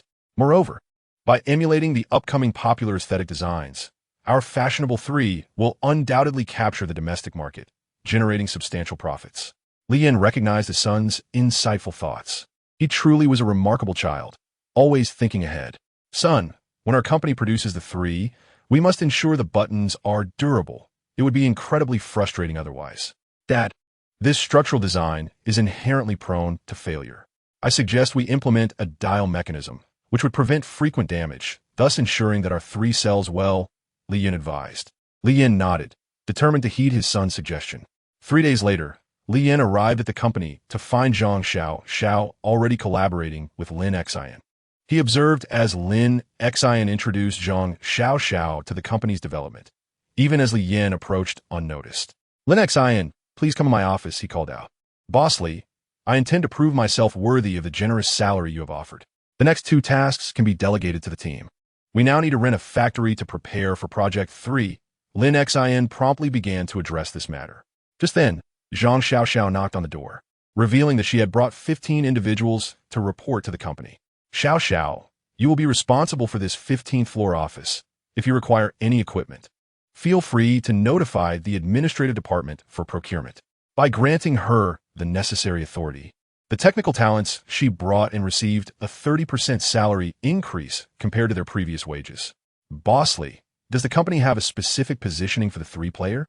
I would also like to hear more about the aesthetic you mentioned previously, as I want to reference it for design and development. You can manage the technical aspects. If feasible, design both a low-end and a high-end model. The primary focus should be on compactness and portability, and, ideally, the buttons should utilize a dial mechanism for easy song switching without the risk of breaking. Of course, all decisions are ultimately yours. Zhang Xiao contemplated Li Yan's requests and believed that they were indeed achievable. Boss Li, once we create the first prototype, I will present it to you for your review. Xiao, the next steps are in your hands. It would be splendid if we could incorporate a video playback function. Li Yan casually remarca. Zhang Xiao was taken aback by Li Yan's bold and innovative ideas. If they truly fulfill the boss's requirements, it would be unjust for them not to sell exceptionally well. Initially, she had thought Boss Li was inexperienced, but it was no wonder that he was able to amass great wealth. Seeing Zhang Xiao rendered speechless, Li Yin felt a surge of joy, for he had an extraordinary son guiding him forward. His son was indeed his brightest star. Entrusting the 3rd project to Zhang Xiao, Li Yin turned his attention back to the booming game market. Due to the winter break, the number of players in Chuanqi was continuously rising, nearly reaching 900,000. During this week of winter break, the revenue from point cards had already surpassed 30 million. Listening to Lin Xian's report, Li Yin was particularly thrilled after deducting various expenses. The conservative estimate for this month yielded a pure profit of at least 40 million, truly uncovering a gold mine. Li Yin mused that, after the new year, the number of online participants would certainly increase, surpassing January's figures. Coupled with the promotional team, the internet CAF system, and point card sales channels, they had essentially covered 3/5 of a nation, reaching all 1st and 2nd-tier cities. After hearing Lin Xian's report, Li Yin waved his hand generously, doubling the bonuses for all company employees. He would never be the kind of boss who expected the horse to run without feeding it hay. Encouraging employees with commissions and bonuses, he was neither one to paint grand visions nor deceive them. Nor would he be the unscrupulous boss who only offered 5 yuan for an hour of overtime. Lin Xian smiled and inquired if the bonuses for the interns would also be doubled. Li Yin nodded, affirming that as long as they performed, they would be treated equally. Indeed, a recent female intern had come to interview under the pretense of being associated with his son, and her performance had landed her in the top 10 this month, which was quite impressive. Li Yin paused, curious about who had entered the company under his son's name. It was Gao Xiaoqin, and another intern, Chen Shooting, had also performed well. Li Yin recalled the outgoing Gao Xiaoqin, the young woman his son had been discreetly eyeing, and was surprised by her excellence. Chapter 22. Purchasing penguin stock. Although Lin Wan's ideas were commendable, reality remained stark, primarily due to a lack of funds. Establishing a fish pond required capital, along with the installation of fishing nets and the purchase of fry. After consulting with experts, it was determined that a minimum starting capital of 900,000 was necessary. These funds could not be distributed among the fishermen of Taohua Island, as they lacked savings and the local government had no finances either.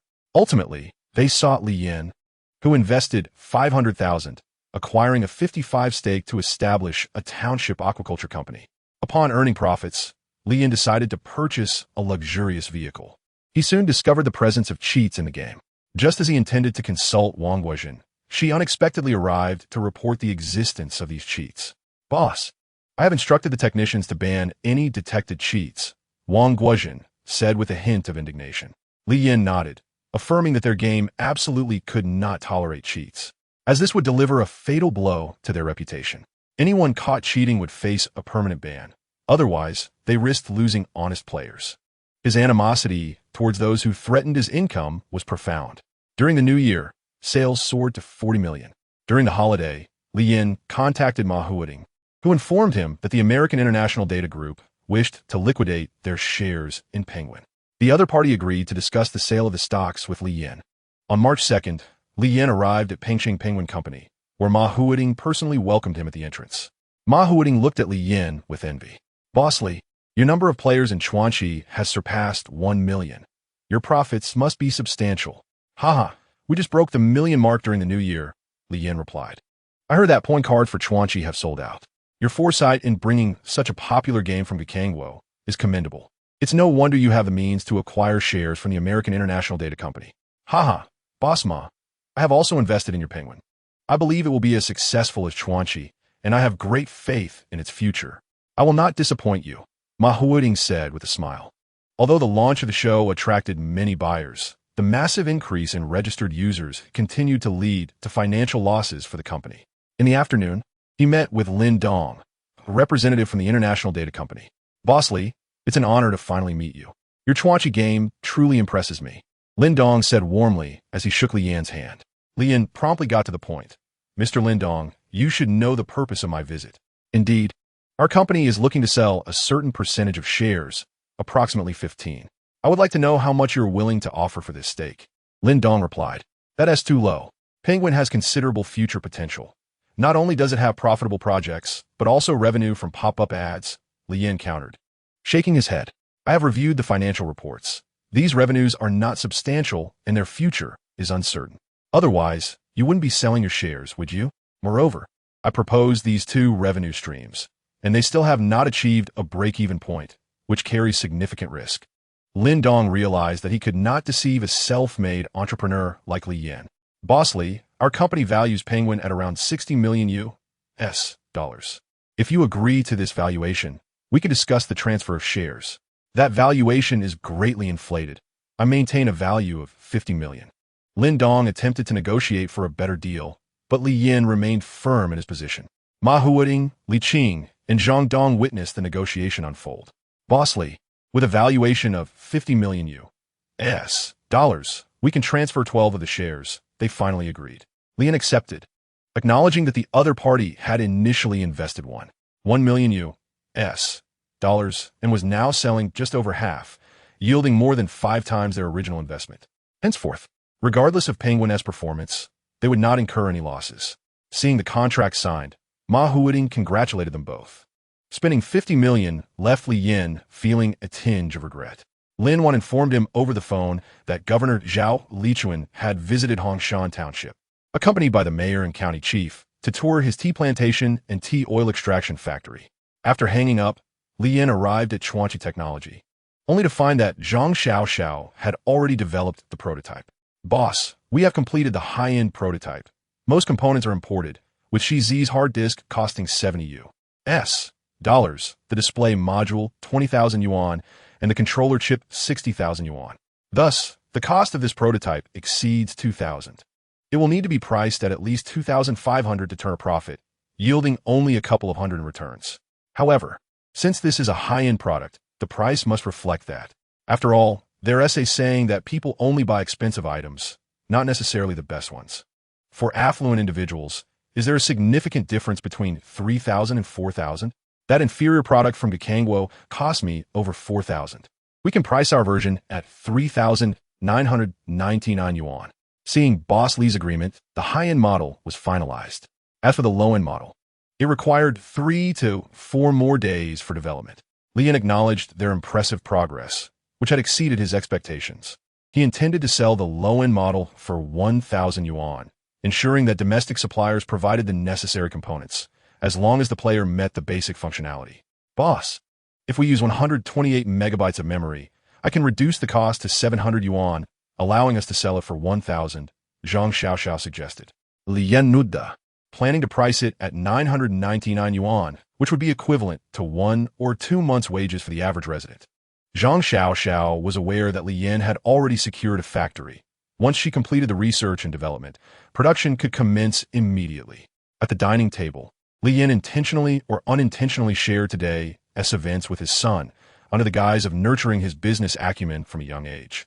Upon hearing his father's intention to initiate production, Li Yin exhibited a clear sense of dissent. The high-end devices may warrant in-house manufacturing, yet the low-end variants hardly necessitate such an endeavor. Numerous companies are poised to launch their own versions, and ISNT Bu, Sheng also developing their iteration. The foremost priority should be for our own version to seize the vacant market, a notion his father seems to have overlooked while touting his business acumen, which is quite audacious of him. Upon discerning his son's sentiments, Li Yin felt a twinge of embarrassment. Wasn't it his intention to maintain superior quality? Quality is paramount to the survival of a product. If an unreliable factory were to be chosen, it could lead to leaks of proprietary technology, jeopardizing the company's future growth. Nonetheless, his son's argument bore merit. With the explosive popularity of a legend game, the company has become a favored choice among job seekers. Several graduates with bachelor's degrees have joined Legend Technology Company. Within a week, Zhang Xiaoxiao presented the high-end and low-end versions of the 3-player to Li Yin. Boss, we have successfully developed these 2 models of the 3-player. Do you have any suggestions for improvement? These 2 models are notably compact and lightweight, even surpassing those seen in the land of kimchi. The high-end player features a pristine white exterior, while the low-end model is clad in black, albeit slightly larger in form. After downloading some music, the superior sound quality of the high-end model was unmistakable, greatly outclassing the low-end version. However, even the low-end model surpassed the one purchased previously in the land of kimchi. Switching between tracks was exceedingly convenient. Noticing his son engrossed in reading, Li Yin discreetly placed the 2 models before him. Thump, thump, thump. Son, these are the prototypes developed by our company. If you like them, they are yours. Li Yin swiftly snatched the 2 devices from his father's hands. Dad, this white one must be the high-end model, while the black one is the low-end, correct? Indeed, son.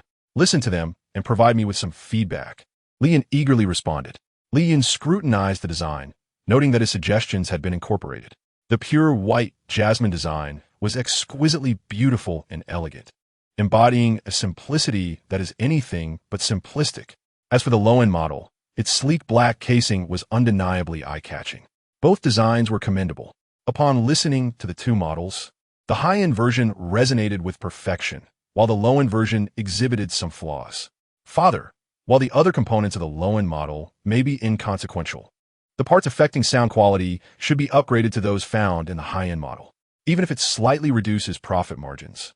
The volume of sales could compensate for the loss. A strategy of thin profits and high sales could help us capture the market. Hearing his son's recommendations, Li Yin remained undeterred. Problems can be rectified.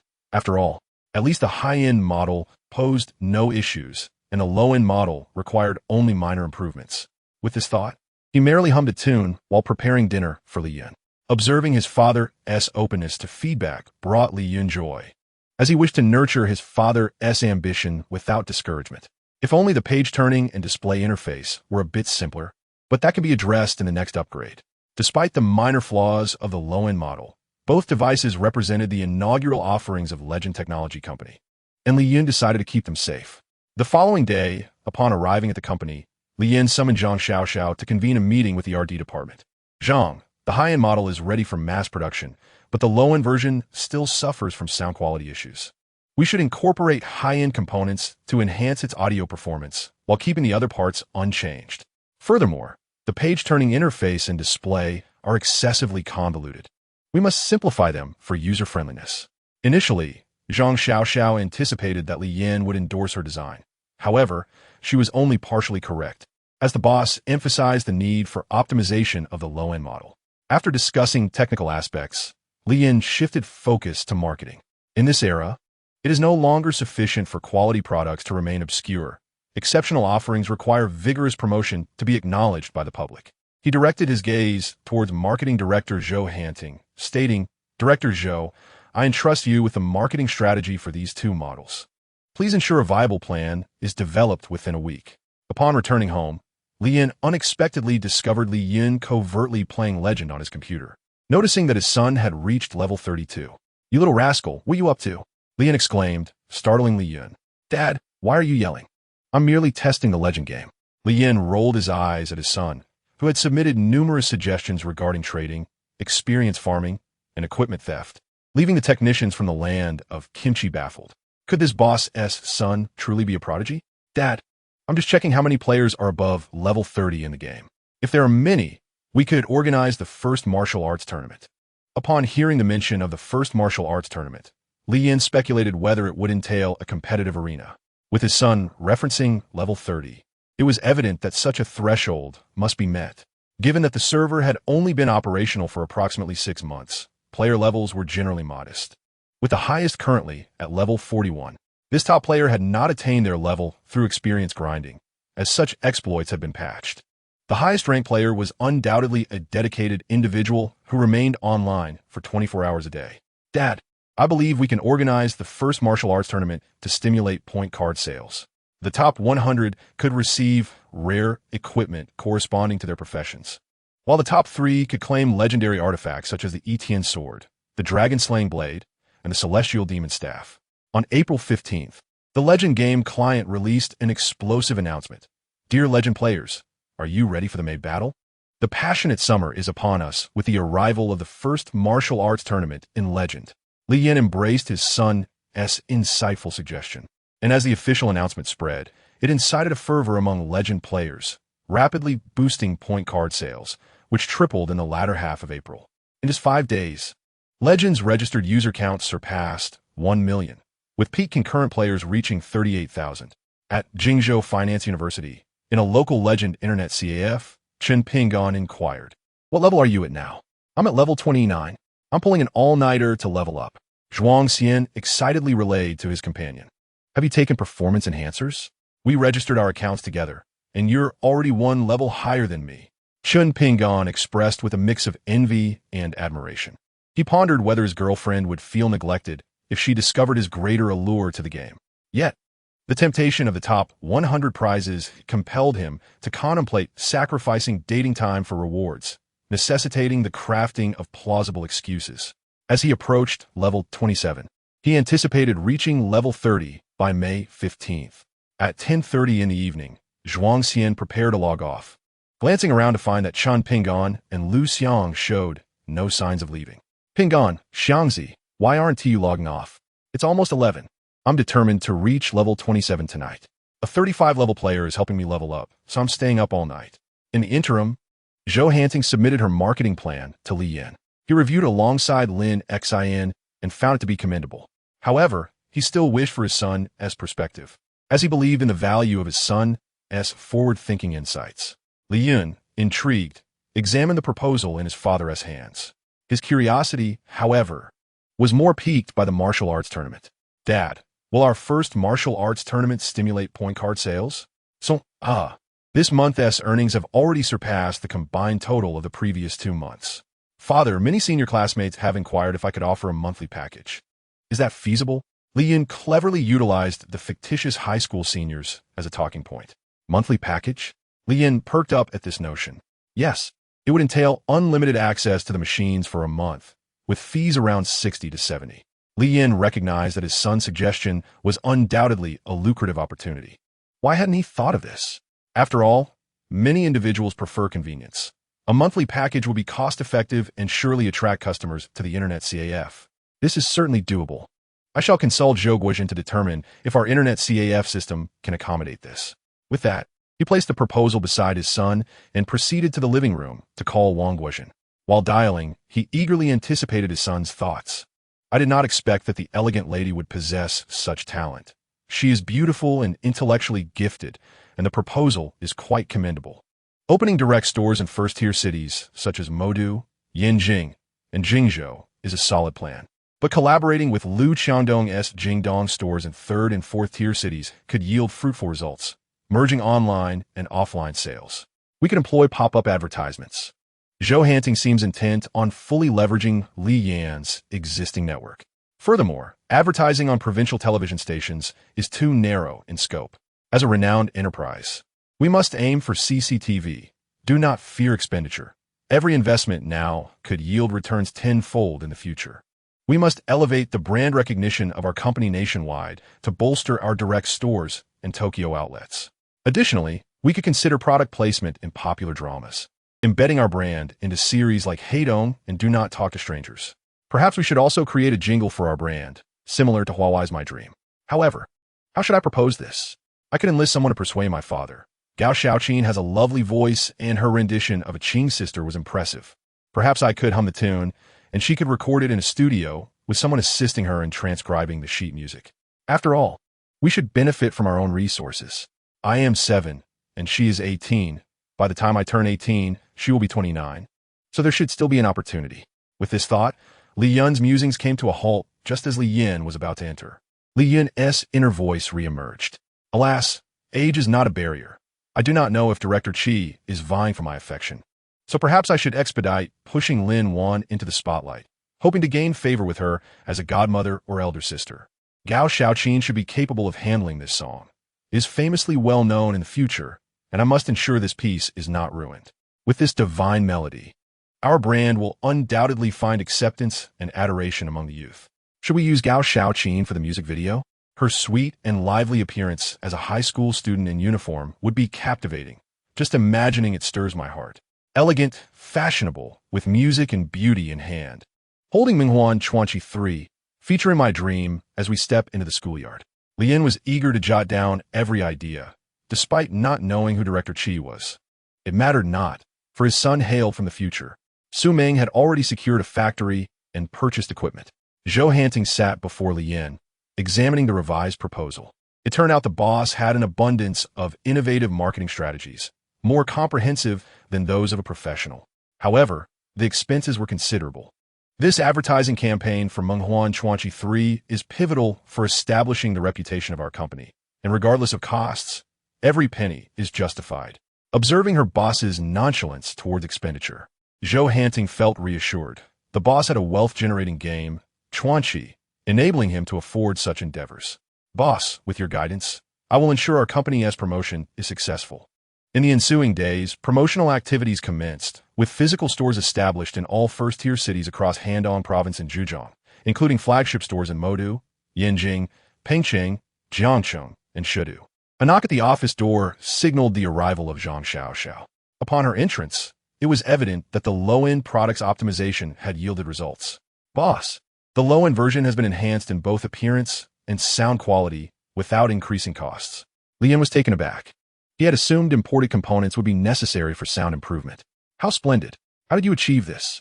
Zhang Xiaoxiao shared technical jargon that left Li Yin somewhat bewildered, prompting her to escort him to the research center. Before him stood an exquisite model, gleaming with a black-gold luster, sleek and simplistic. The exterior was flawless, and the sound quality surpassed that of the prototype by several times. Production was immediately approved. Initially, Li Yin had intended to outsource manufacturing to Foxconn, but Lin Wan intervened, seeking to facilitate the production of his low-end device at the Nuanshui Xiang Electronics Factory. Lin Wan had just assumed the role of the Township Party Secretary, and, upon hearing of Li Yan's search for a factory, promptly arrived. Li Yin treated Lin Wan and his company's vice president, Lin Xin, to a meal at a local specialty restaurant. On the way home, he listened intently as his son sang, his tearful eyes reflecting the rainbow he longed to possess. Li Yin recognized this as the song his son intended for Gao Xiaoqin to perform, My Dream. Son, this song is delightful. Shall we find a singer to record it as our advertisement for Menghuan Chuanqi 3? Of course, Dad. Your quick thinking about creating an advertisement song for Menghuan Chuanqi 3 is commendable. All my recent practice was aimed at enticing you into this venture. Hearing his son's thoughts, Li Yin felt a sense of pride. Indeed, wisdom comes with age. A week swiftly passed, and Zhou Hanting entered Li Yan's office with a beaming smile. Boss, My Dream has been recorded. I did not expect Gao Xiaoqin to possess such a lovely voice and be so photogenic. The advertisement can air on CCTV during prime time at 8 o'clock, tentatively for 1 year. Thanks to Lin Wan's connection with the director of CCTV, they only required 2 million yuan from us. Li Yin was pleasantly surprised by Lin Wan's efficacy, validating his decision to have her factory handle the production. Chapter 25. Heartfelt Motion Director Zhou, your hard work is appreciated. This month, the marketing department's bonus is doubled. Zhou Hanting was elated at the prospect of a bonus increase. Gao Xiaoqin had never anticipated singing an advertisement song and filming for her own company's product. Fortunately, she had encountered Li Yun and his father. Now, her sister, Gao Xiaofeng, had also joined the Chuanqi company, working as an administrative clerk. On May 1st, CCTV officially began airing promotional advertisements for Menghuan Chuanqi 3. Concurrently, sales for 3 would commence on May 15th.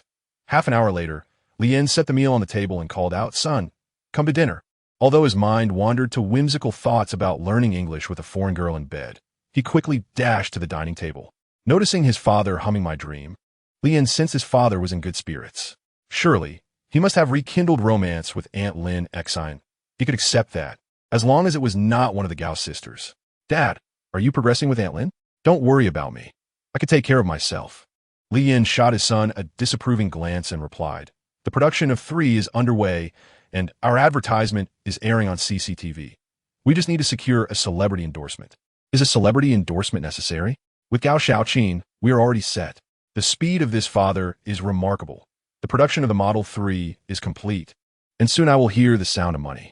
Upon hearing his son's thoughts, this money-minded individual becomes particularly animated at the mere scent of wealth. After dinner, the father and son, rare in their togetherness, sit on the sofa to watch television. They come across an advertisement for their own Model 3.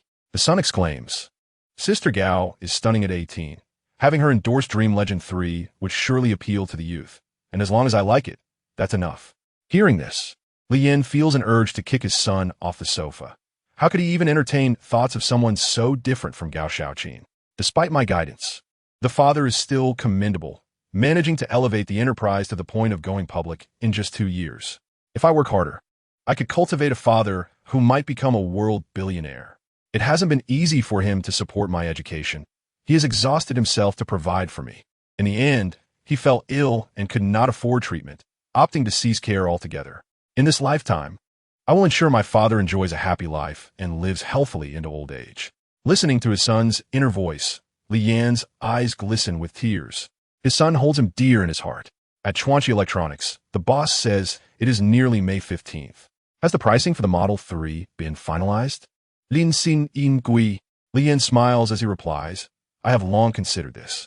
After discussions with Vice President Zhang, we determined that the cost of the high-end model is around 800 yuan, while the cost for the low-end model is 800 yuan for 128 gigabyte storage and 950 yuan for 256 gigabyte storage. I plan to set the high-end model price at 899 yuan, 999 yuan for 128 gigabytes, and 199 yuan for 256 gigabytes. To boost sales personnel's enthusiasm, each frontline salesperson will receive a commission of 1 for every high-end model sold." "Boss, isn't the 899 yuan price a bit steep?" Su Ming questions. Li Yin smiles and explains, "Different target users necessitate different pricing. The high-end model is aimed at affluent customers who would be willing to pay as much as 3,000 yuan, as long as they appreciate it. By the way, Su, how is the stock for Model 3? Li Yin turns his attention to Su Ming. "Boss, we have already produced 8,000 high-end models and stocked 30,000 units of the 2 low-end versions, all ready for dispatch to major stores," Su Ming replies. Li Yin nods, urging for prompt shipments to direct stores and JD stores. With some already dispatched, Su Ming adds, "Does anyone have further questions?" Li Yin asks his subordinates in the meeting room. Seeing them silent, he continues, "You all will need to work hard moving forward. Su Ming, ensure good communication with the Nuan Shui Xiang Electronics Factory and guarantee production consistency and quality. Report any issues to me or Lin." With that, he dismisses the meeting. Han Li, a white-collar worker at a state-owned enterprise in Jingzhou, earns around 600 yuan monthly with various benefits, making her compensation quite satisfactory. She's captivated by the music playing inside. The song is incredibly delightful. However, it turns out to be an advertisement for Dream Legend 3, such a compact device that can be carried around for music anytime. This excites her immensely. The advertisement proclaims, "Dream Music Player, where music never stops, brought to you by Chuanqi Technology, ushering you into the era of digital music players. If you feel the excitement, take action." The Model 3 comes in pure white, black gold, silver, and blue. A couple, deeply in love, watches the advertisement for the Model 3, prompting the man to remember his promise to his daughter. Now that she has been accepted into her desired university, he is determined to fulfill his promise by purchasing her a cherished gift. She loves mobile phones, so he must buy her one. After all her hard work in gaining admission to Jingzhou University, a Model 3 would surely delight her. On May 14th, the sales director announces, "Notify all major Dream Legend electronic specialty stores that sales will commence at 8 o'clock tomorrow." "Understood, boss," Zhou Hanting responds excitedly. Li Yin thems to Suming, instructing him to notify the Yuan Shui Xiang Electronics Factory to ensure maximum production capacity and accelerate the manufacturing process, maintaining quality and quantity for our orders. "Understood, boss." Suming affirms. Li Yin then looks at Lin Xin, saying, "Lin Xin, you need to monitor the sales situation in our direct stores and JD stores, ensuring sufficient inventory." Lin Xin nods. "All right, boss."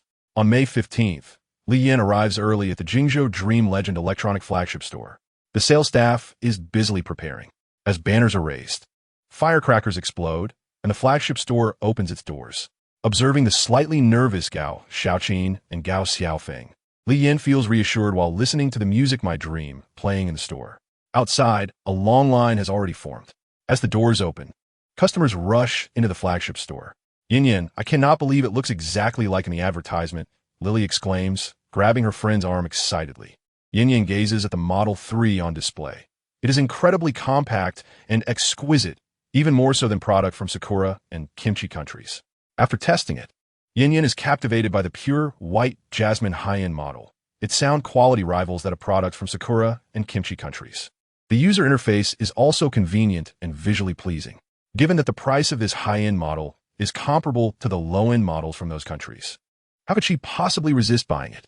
"I'll take this flagship pure white Model 3, Yin Yin declares, unbothered by the expense.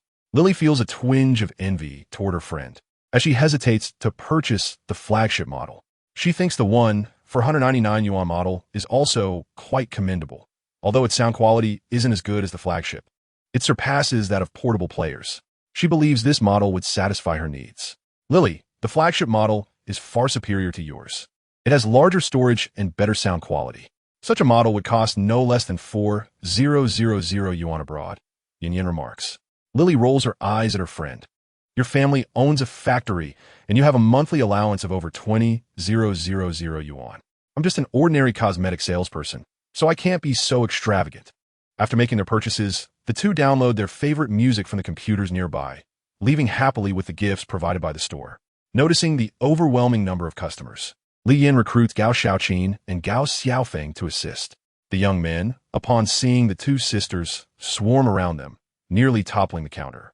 Gao Xiaoqin, possessing high emotional intelligence, gently instructs them to form a line, and they quickly comply. Observing the salesgirls struggling, with even the store manager and assistant manager busy at the counter, Li Yin steps in personally to introduce the Model 3 to customers, maintaining a patient smile as he addresses their inquiries. The standard version sells the best, followed closely by the regular version, while the high-end models are predominantly sold by the Gao sisters, likely due to the foolish pride of the young men. At this moment, a young couple entered the store. The other female salespersons were occupied with customers, and Li Yin had just finished attending to one. "Welcome to the Dream Legend Electronics Store. Which model of 3 would you like?" Li Yin inquired with a warm smile. "What are you staring at? Do you think I am less attractive than the dream girl?" The girlfriend, noticing her boyfriend's gaze lingering on the Gao sisters, felt a wave of jealousy. "I'm merely curious to see the real thing. Xi, you're my true love." Li Yin stifled a laugh, observing the feisty young girl clutching her boyfriend's muscular waist. "Boss, why don't you introduce us to the 3? I want to buy a couple's version. Do you have it?" The young man asked. "All models are displayed in the counter. I believe the standard version of the 3 would suit you well, available in apple and orange designs. Perfect for couples," Li Yin suggested, keen to assist despite recognizing the couple had likely just graduated. To save face for the young man, he proactively introduced this model. "Do you think I can afford the flagship version?" The young man retorted, slightly irritated. Li Yin, taken aback by his indignation, contemplated his next move. "Well, the flagship store also has options suitable for couples, with white jasmine and white rose patterns available." Li Yin presented 2 models for them to sample. The young man, now satisfied, handed the rose pattern model to his girlfriend. "One, try this one." The girlfriend shook her head, pointing at the standard version in apple design. "I prefer this one. Can I try it?" The young man felt a sense of appreciation, recognizing that his girlfriend was considering his budget. As he tested both the flagship and standard models, particularly the Jasmine flagship, he noticed his girlfriend's eyes light up in awe. How about we buy this model? The sound quality is excellent, and the design is beautiful. I really like it. All right, I'll go make the payment. The young man gestured towards the flagship model, asking Li Yin to prepare the invoice. After preparing the receipt, Li Yin instructed him to proceed to the checkout. When the girlfriend saw her boyfriend gifting her the flagship model, she joyfully exclaimed, "Silly." Although Li Yin did not offer them a discount, he generously provided a 30 yuan voucher for the Legend Internet CAF. The store remained bustling until 9 o'clock, especially at closing time, as many young men flocked to the store, eager to catch a glimpse of their goddess, the dream girl. For both lunch and dinner, Li Yin graciously arranged meals with 3 meat dishes and 1 vegetable, including chicken legs, pork chops, and braised pork, accompanied by stir-fried shredded potatoes with meat. The female sales staff had to take turns eating. It wasn't until 9:30 that all customers had finally left. Bossly, today we sold a total of 630 units of the 3. Of these, 120 were flagship versions, 245 were standard versions, and 265 were ordinary versions. Hearing the report from the head of the Jingzhou store, Li Yin was thrilled to learn that the Jingzhou store alone had generated over 800,000 in revenue, with a net profit exceeding 300,000. He felt quite satisfied with the day's sales and believed other stores performed equally well. The next day, Li Yin visited Legend Electronics Technology, where Lin Xian and Huang Ting personally reported the sales figures for the 3 across all stores. In total, both the direct sales and JD stores sold 7,594 units of the 3, including 1,021 flagship versions, 3,098 standard versions, and 3,475 ordinary versions, generating approximately 11,750,000 in revenue. Upon hearing Huang Ting's report, Li Yin was taken aback by the astonishing figures. Chapter 27. When he truly did not anticipate such a remarkable revenue in a single day. The start was exceptionally promising. Swallowing hard, Li Yin quickly instructed Su Meng to notify Legend Electronics Technology and Wanxiang Electronics Factory to expedite production, as stock levels were running low, with the flagship stores in Modu and Pengcheng even selling out. Just then his phone rang. Upon answering, he recognized Lu Qiangdong's voice. "Boss Li, it's Lu Qiangdong. What's the matter? Are you seeking financing again?" Li Yan Raplia Zarfuli. "Boss Li, the 3 is nearly sold out. Please expedite the delivery. You're the big boss of JD." Lu insisted until Li Yin promised there would be no stock shortages. "Son, in the last 2 days, over 20,000 units of the 3 have been sold, an incredible feat, yielding more than 7 million in pure profit." "Dad, you should have gotten used to this by now," Li Yun remarked, sensing his father's excitement was somewhat uncharacteristic. "Son, what do you want to eat? Today, I'm treating you to a grand feast. Just a bowl of meat shredded noodles will do," Li Yun replied nonchalantly. "I'm still young. I can't manage seafood noodles." "Dad, how could you let the Gao sisters showcase the 3 at the Jingzhou store?" I wonder what he was thinking. Earnings are just numbers. Only love is eternal. If the Gao sisters were to be swept away, how could I ever find true love again? I wonder where my past infatuations are now. Sigh. Life is like a box of chocolates. One never knows what flavor the next piece will be. Li Yin stared blankly at his son, contemplating his son's apparent disdain for wealth and his preoccupation with future happiness. At present, he seemed indifferent to monetary gains. Well, worrying is futile. If they truly leave me, it is merely a matter of fate. I must focus on making money. With sufficient wealth, what kind of woman can I not attract? Let's drive forward, young man. Given the immense popularity of both the World Martial Arts Championship and the 3, a collaboration would surely yield greater results, with the first prize featuring a flagship 3, the second prize a standard version, and the third prize an ordinary version. Additionally, purchasing a 3 could grant a Legend redemption code, providing benefits upon inputting it in the game character interface. Purchasing a standard 3 grants a redemption code with a minimum prize of 10,000 coins or potions. The standard version's redemption code can provide experience boosts or rare equipment within a limited time frame. As for the flagship version's redemption code, it guarantees at least 1 piece of equipment from a set or a skill book with an extremely low drop rate. This strategy could stimulate 3 sales while simultaneously enhancing the game's engagement, achieving a dual benefit. Hearing his son's thoughts, Li Yin deemed this plan quite feasible. Even a few hundred additional units of the 3 would result in profits of 3 to 400,000. While his son was bathing, Li Yin made a call to Wang Guozhen. Wang informed Li Yin that the redemption code could be easily generated, though she advised that most should be consumables, like blessing oil and red potions, while rare equipment and skill books should have controlled drop rates to prevent depreciation. Li Yin, of course, heeded her expertise, insisting the redemption code be ready within 7 days. During the high-level meeting the following day, Li Yin introduced this topic. Lin Xin was taken aback by the idea of linking the three with legend. Director Li, is this truly feasible? These two do not belong to the same industry. Can they collaborate for mutual benefit? She was intrigued by the man's abundance of creative ideas. She admired this self-made entrepreneur, though she regretted his status as a divorced man with a child, wondering if that would deter others. Over the course of the week, Li Yin remained at Legend Electronics Technology. Zhou Hanting presented the sales data, revealing that in just 4 days, over 31,500 units of the three had been sold. The flagship store opened direct sales locations in 15 provincial capitals, totaling 25 direct stores, while JD stores expanded to 20, primarily concentrated in Handong and Zhejiang provinces. Over the past 4 days, the total revenue has reached over 40 million, with profits hovering around 10 million. The price of the special edition 3 has only seen a slight increase of 2 yuan from its original price. Amidst the fervor of the team competitions within the server, the official website of Chuanqi released new announcements, declaring a collaboration with Chuanqi Electronic Technology Company to launch a co-branded Special Edition 3. With each purchase of the Special Edition 3 music player, customers will receive a unique redemption code. Players can input this code at the character login interface after the game update on May 28th to receive item rewards.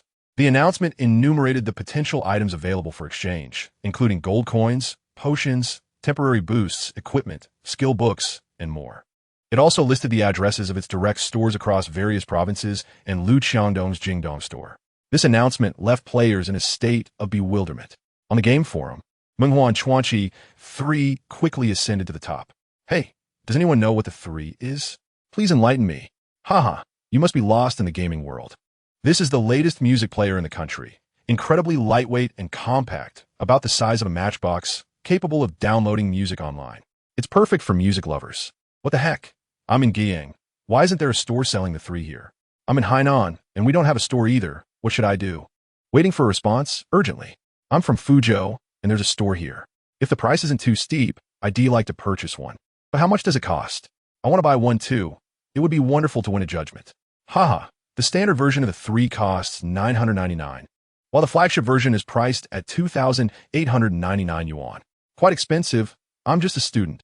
I can't afford that. Haha, that is expensive? The 3 from Bubu Sheng is utterly terrible, not even comparable to the standard version of Menghuan Chuanqi 3. Take a guess at the price? 26.99 for one. Its craftsmanship and sound quality fall short of Menghuan 3's standard version. Chuanqi Electronic Technology Company is indeed a conscientious enterprise, producing aesthetically pleasing products. The capacity of the standard version exceeds that of Bubu Sheng S3, allowing for the download of 200 songs, while Bubu Sheng can only manage 50 songs. Truly incomparable. Thus, players of Chuanqi became acquainted with the Menghuan Chuanqi 3 music player. Chapter 28. The custom edition 3 of My Son with the official announcement from the Chuanqi game. The Menghuan Chuanqi 3 player swiftly captured the hearts of Chuanqi players within a single day. The stores mentioned in the announcement were soon visited by numerous Chuanqi players, eager to purchase the standard version of the 3, which was only slightly more expensive than the regular model. As the world's premier martial arts competition unfolded, the number of online players surged rapidly. Business at internet cafes improved significantly, with most players participating in server selection competitions, hoping to secure a spot in the cross-server qualifiers.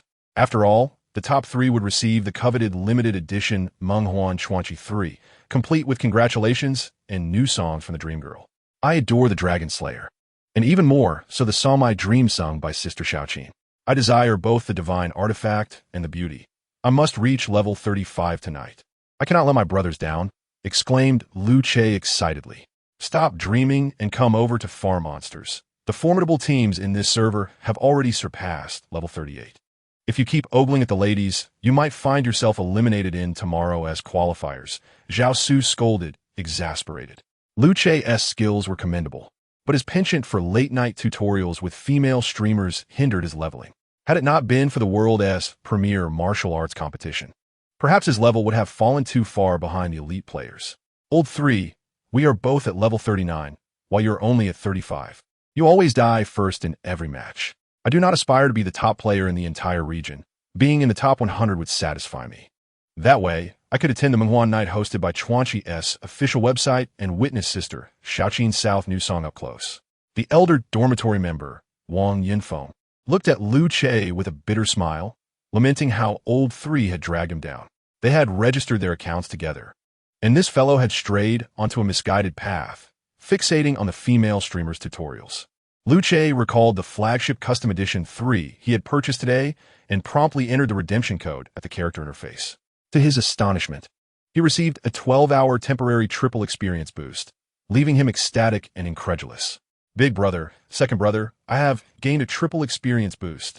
I shall grind like mad for 12 hours to reach level 37. Wow, you got that from the redemption code, Old 3? Awesome. We will accompany you to farm monsters. Sister Shaoqin, the trio of mischief makers, is here. Lian looked on in silence as the chubby fellow flaunted his 3. A purple flagship custom edition with a background depicting the legendary sword's extraordinary prowess. Previously, this chubby fellow had always used a portable music player to gather a group of girls around him to listen to music. The chubby guy turned to his classmate, ACHA, boasting, ACHA, as long as you play with me in the future and don't stick around the inn all the time, I'll lend you the latest flagship custom edition from Menghua Technology for a week. You like the song My Dream, right? My dad specifically bought it for me yesterday at the flagship store in Jingzhou after waiting in a long line. ACHA shook her head, although she liked the song. She preferred not to associate with this chubby guy. He had mocked her for her outdated clothing on the first day of school and ridiculed her mother for being a cleaner a month later. She preferred to be around the Yuan, who never judged her for having lice and had become her desk mate, kindly buying her notebooks and pencils as long as she helped him with his homework and chores. Their relationship gradually blossomed. She loved singing, while he enjoyed walking alongside her to hear her sing. He knew ACHA would grow more beautiful over time, with a particularly kind personality, reminiscent of a naive girl like Shen Yuqiu. She, too, hailed from the Sichuan Chongqing region. Lian had originally intended to gift her a 3, but feared she would refuse. All right, chubby guy, it's just a flagship custom edition 3. If I wanted, I could even customize a version with a camellia flower shell background. Do you believe that? Lian, your boasting has reached new heights. Who do you think you are? Do you think Menghuan Chuanqi Electronic Company is your family business? You think you can customize a camellia flower version? Dream on. Hey, chubby guy, not only can I customize a version for ACHA, but I can also create one for you, a chubby 3. If I can pull that off, will you do a backflip for me? Liun, I'm not interested in your stuff. Just ignore him. All right, ACHA, I'll listen to you, but I will definitely gift you a 3 with a camellia flower background. You must believe me. Lian seized the opportunity to hold her hand. I believe you. ACHA smiled sweetly, encouraging him. The design for ACHA featured her sitting among camellia flowers, beaming with joy, while the design for the chubby guy depicted him and a chubby bear walking together in the woods, sharing apples. Lian learned from Lin Xin that his son intended to customize 2 flagship edition 3s, which made him chuckle. Upon returning home, his son was already in his room doing homework. After finishing dinner, he called his son to the dining table. Son, I heard you arranged for the art department to design 2 customized 3s today. Is it for a classmate? A female classmate? Lian cautiously inquired. Dad, is it wrong for me to want that? I plan to gift them to my friends. Could it be that Dad is unwilling to part with such extravagant electronic products? Not even willing to give me 2 customized versions? What if he also hesitates about getting me a smartphone? Is he reluctant to let me become a fool? But perhaps that's the reason. How could I be a fool? I want to elevate my relationship with my crush. The smartphone seemed to be his son's future plan. This kid, other than money, was scheming for his future happiness along with his crush. So, the research and development department currently lacks good projects. What do you think will be the future development trend of the 3? Father, the current 3 is still quite simple. I believe future iterations can enhance audio quality, ideally supporting 4-channel surround sound. If a recording function could be included, that would be even better, allowing us to claim our favorite music as our own. Furthermore, I hope a color screen Flash 3 will be released. Son, while enjoying some delicious food today, I'm in a good mood, so let me enlighten you about the evolution of the 3. The next day, Zhang Xiaoxiao was summoned to the office by Li Yin. Manager Zhang, these two models of the three are performing exceptionally well in the market. What are your plans moving forward? Upon hearing her boss's words, Zhang Xiaoxiao thought perhaps he was considering the development of the next version of the three, which aligned perfectly with her own thoughts. She cautiously replied, "Boss, our three is currently leading the market, but other electronics manufacturers are not idle. If we remain stagnant, we will soon be surpassed. Thus, I propose we develop the next version of the three." Chapter 29. A classmate's tears listening to Zhang Xiaoxiao. Li Yin felt reassured by her technical perspective. He had long desired to develop the next generation of the three. Xiaoxiao, the company's profitability stems from your relentless pursuit of research and development. Your ambition to create the next generation of the three resonates with my own vision, and I will certainly support you. Coincidentally, I also have some ideas for the next generation. Seeing the requirements for the next generation of the three that Li Yin had handed over, Zhang Xiaoxiao let out a sigh of relief. Her boss's demand for development signified an opportunity for the technical team to showcase their worth, and these requirements were technically feasible. The company indeed prioritized technological advancement. Naturally, Li Yin placed great importance on the electronics industry. The Sun mentioned the number 4, indicating that smartphones belong to this sector, which is also a focal point for Li Yin's future endeavors. Are these requirements achievable? Boss, they are indeed feasible, though they will require significant financial investment and time. These are not concerns. We simply must not fall behind. Feel free to report any requests to me. Understood, boss. Manager Zhang, I trust you and your team will achieve greatness once more. You may return to your duties.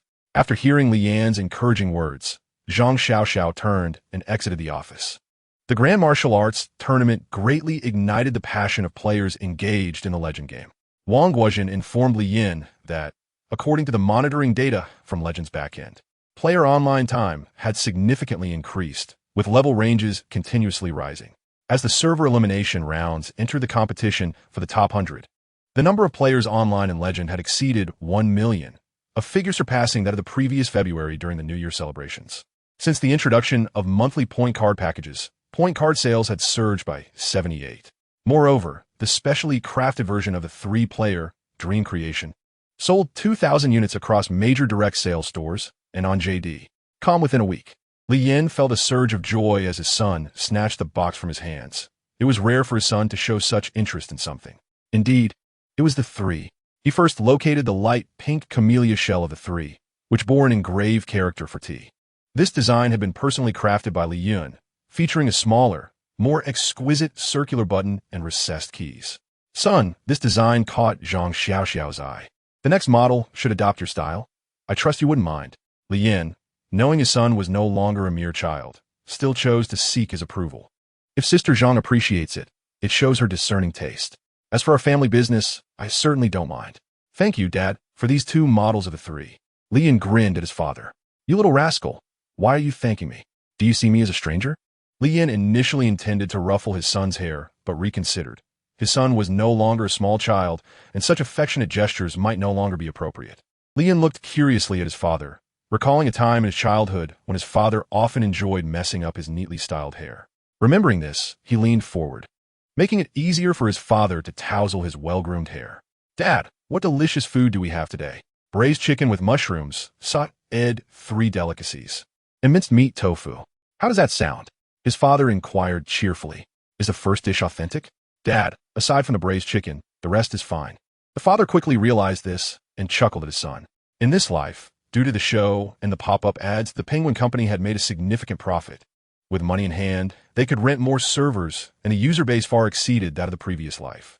A few days ago, Ma Huadeng had called to inform him that the registered user count had surpassed 420,000, with simultaneous online users exceeding 260,000. This rapid growth thrilled both Ma Huadeng and Zhang Dong. Li Yin was equally pleased. With such accomplishments, we must continue to promote and attract users. Should we consider developing Happy Farm?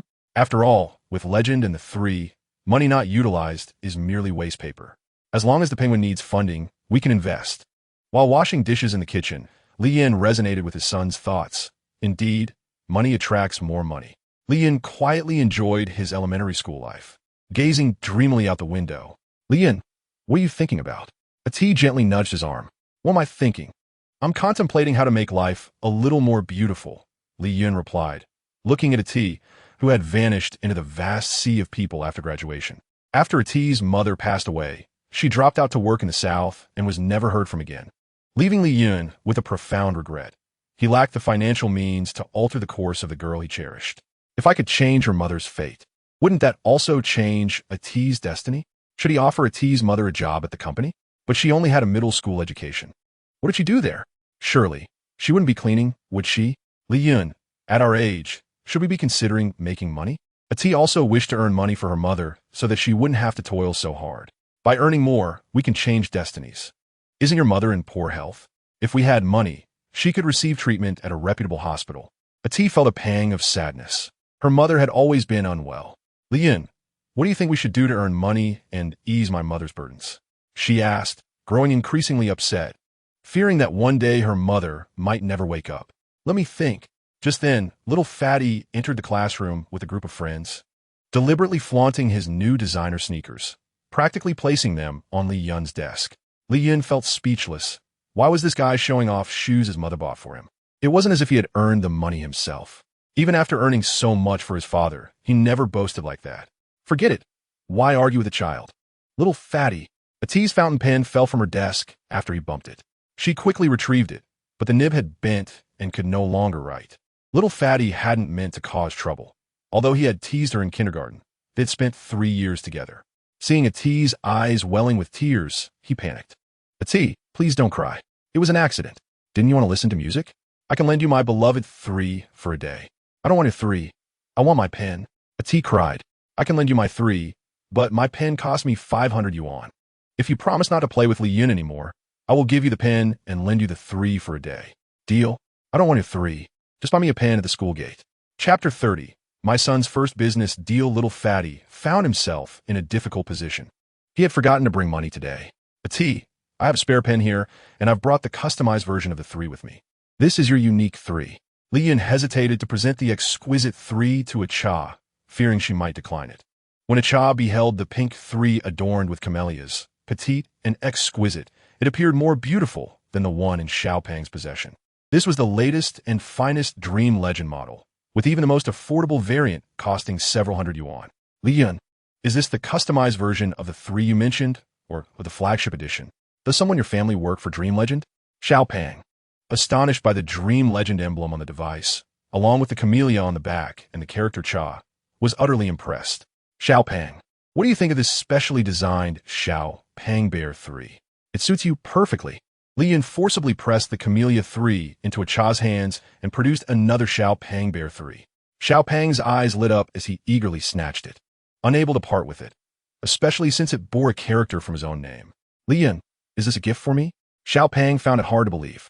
He was indeed reluctant to let go, recognizing it as a genuine product, complete with packaging, a factory certificate, and a user manual. This was truly a Dream Legend 3. His personalized version. How could this be? Li Yun, who had been his classmate since kindergarten, came from an ordinary family, with his father once picking him up on a modest electric bike. How could he possess a customized version of the 3? Xiaopang gazed at Li Yun in disbelief. Li Yun, would you sell me the 3 you have? What price would you ask? I'm willing to buy it. Xiaopang, do you really think I would sell it to you? Li Yun chocolate. Xiaopang understood that Li Yun would never part with it, feeling disheartened as he sat in a corner. At noon, Li Yun lay on the table, taking a nap. Did you break your classmate's pen? Have you apologized? It's all right. Your mother will compensate your classmate for the pen, and don't forget you have the 3. Why would you still want another 3? Mom, it's different. The 3 I want has the Xiaopang bear and my image on the back. It's particularly beautiful, and it has the character Chow engraved. I wish to have my unique 3. Xiao Chow, how can that be? It can't be that your classmate had it engraved. Is your classmate the son of the owner of the 3? Xiaopang shook his head. Teacher Zhu, could we possibly meet my son's classmate? Xiaopang's mother inquired. Meeting Li Yun? Teacher Zhu seemed reluctant to agree. I just want to meet him and understand what is going on with my son. Teacher Zhu felt conflicted. Xiaopang's mother was the deputy director of the provincial television station in Handong, making it difficult to refuse. After some thought, all right, let me go call him. Please wait here. In the classroom, Teacher Zhu woke Li Yun. Li Yun, you should study when it's time to study and sleep when it's time to sleep. Early to bed and early to rise. Be a good boy. A Cha favored such obedient little boys, prompting Li Yun to align himself with this persona, avoiding frivolity or ostentation. Xiao Peng's mother is here to see you, Teacher Zhu briefly explained. Wow, this kid wanted to leave school at noon to find his mother without a valid reason. ISNT, that prompting the teacher to contact the parents? Li Yun found it somewhat amusing. He brought the Xiao Peng Bear 3 to the teacher's office. Hello, little friend. I am Sun Chao's mother. Li Yun was taken aback by the stunning appearance of Xiao Peng's mother, who was incredibly beautiful and far too young to be involved in any drama that Xiao Peng wouldn't want to know about. She spoke with exquisite politeness. Hello, Ani. How may I assist you? Li Yun smiled slightly, displaying charm toward the beautiful lady. Li Yun, my son mentioned that you possess a Xiao Peng Bear 3 that is tailored for him. Could I take a look? This 3 isn't tailored for him. I merely wanted to tell him not to flaunt the 3 in front of us, as we could easily have customized versions ourselves. Reflecting on it now, I realize I was somewhat immature and shouldn't have quarreled with your son. I won't tease him anymore. My husband and I are both very busy with work, and we spend little time with him. Most of the time, he is cared for by a nanny. To compensate him, we fulfill his wishes as long as they are reasonable. If my son has caused you any distress, I sincerely apologize. It became clear that Xiao Peng lacked paternal and maternal affection, seeking companionship and admiration from his peers, though he was not inherently bad. Xiao Peng's mother smiled. Could you show me the 3 that my son desires? Li Yun handed it to her. At first glance, Xiao Peng's mother was enamored with the 3 before her, understanding why her son couldn't forget it. It was indeed crafted for him, with a delightful illustration of her son on the back, complemented by the adorable Xiao Peng bear munching on an apple, which had the character Chao on it. It was still a Dream Legend product, which made it even more special. Who did you make this? Could you sell it to me? Sure, if you want it. I can part with it for the cost price of 3,000 yuan. Keeping the 3 in Li Yun's possession served no purpose. Selling it to Xiao Peng seemed more reasonable. Concerned, Teacher Zhu called Li Yun's father, who simply stated that he would allow his son to make his own decisions. Xiao Peng's mother promptly retrieved 3,000 yuan from her bag. Li Yun, please take this money and ensure you don't lose it. Li Yun grinned as he tucked the 3,000 yuan into his pocket, cheerfully greeting Teacher Zhu as he hummed a happy tune while leaving the office. Li Yun chuckled as he hung up the phone, never expecting his son to be so mischievous and enterprising, selling the Xiao Peng Bear 3 to his classmate's mother. After laughing, he signaled Lin Xin and Huang Ting to continue their report on the revenue situation of Dream Legend Electronic Technology Company and the Legend Game Company for the end of the month. Chapter 31. Emotionally Charged Boss. Throughout May, Dream Legend Electronic Technology Company sold a total of 92,632 units, with Jingdong and online sales amounting to 27,471 units. Among these, the high-end Model 3 sold 15,378 units. The standard version sold 43,962 units, and the ordinary version sold 32,292 units, resulting in a total revenue of over 166 million yuan, with total profits exceeding 31 million yuan. The sales of the special edition accounted for 11, indicating that Legend games significantly boosted the sales of the 3-player. After listening to Huang Ting's report, although the profits were not as substantial as those of Legend, Li Yun was nonetheless satisfied with these earnings. Lin Xin, since we have funds on books, we should open another store in each of the 4 major first-tier cities and the direct stores in Jingzhou. We must seize the momentum of our 3-player being the best-selling item to capture the market and establish our brand. Li Yun believed in expanding similarly to the Internet CAF model. Understood, boss, Lin Xin replied with a smile. Li Yun continued, for other provincial capitals, please select the top 12 based on the sales of the 3 to open additional stores, aiming for our direct outlets to reach 45 in total. I will coordinate with General Zhou to assess the specific locations for opening stores. They have already begun their evaluations. Lin Xin gazed at Li Yun with affectionate eyes. After discussing Dream Legend, Li Yun turned to Huang Ting to inquire about the revenue situation for Legend games in May.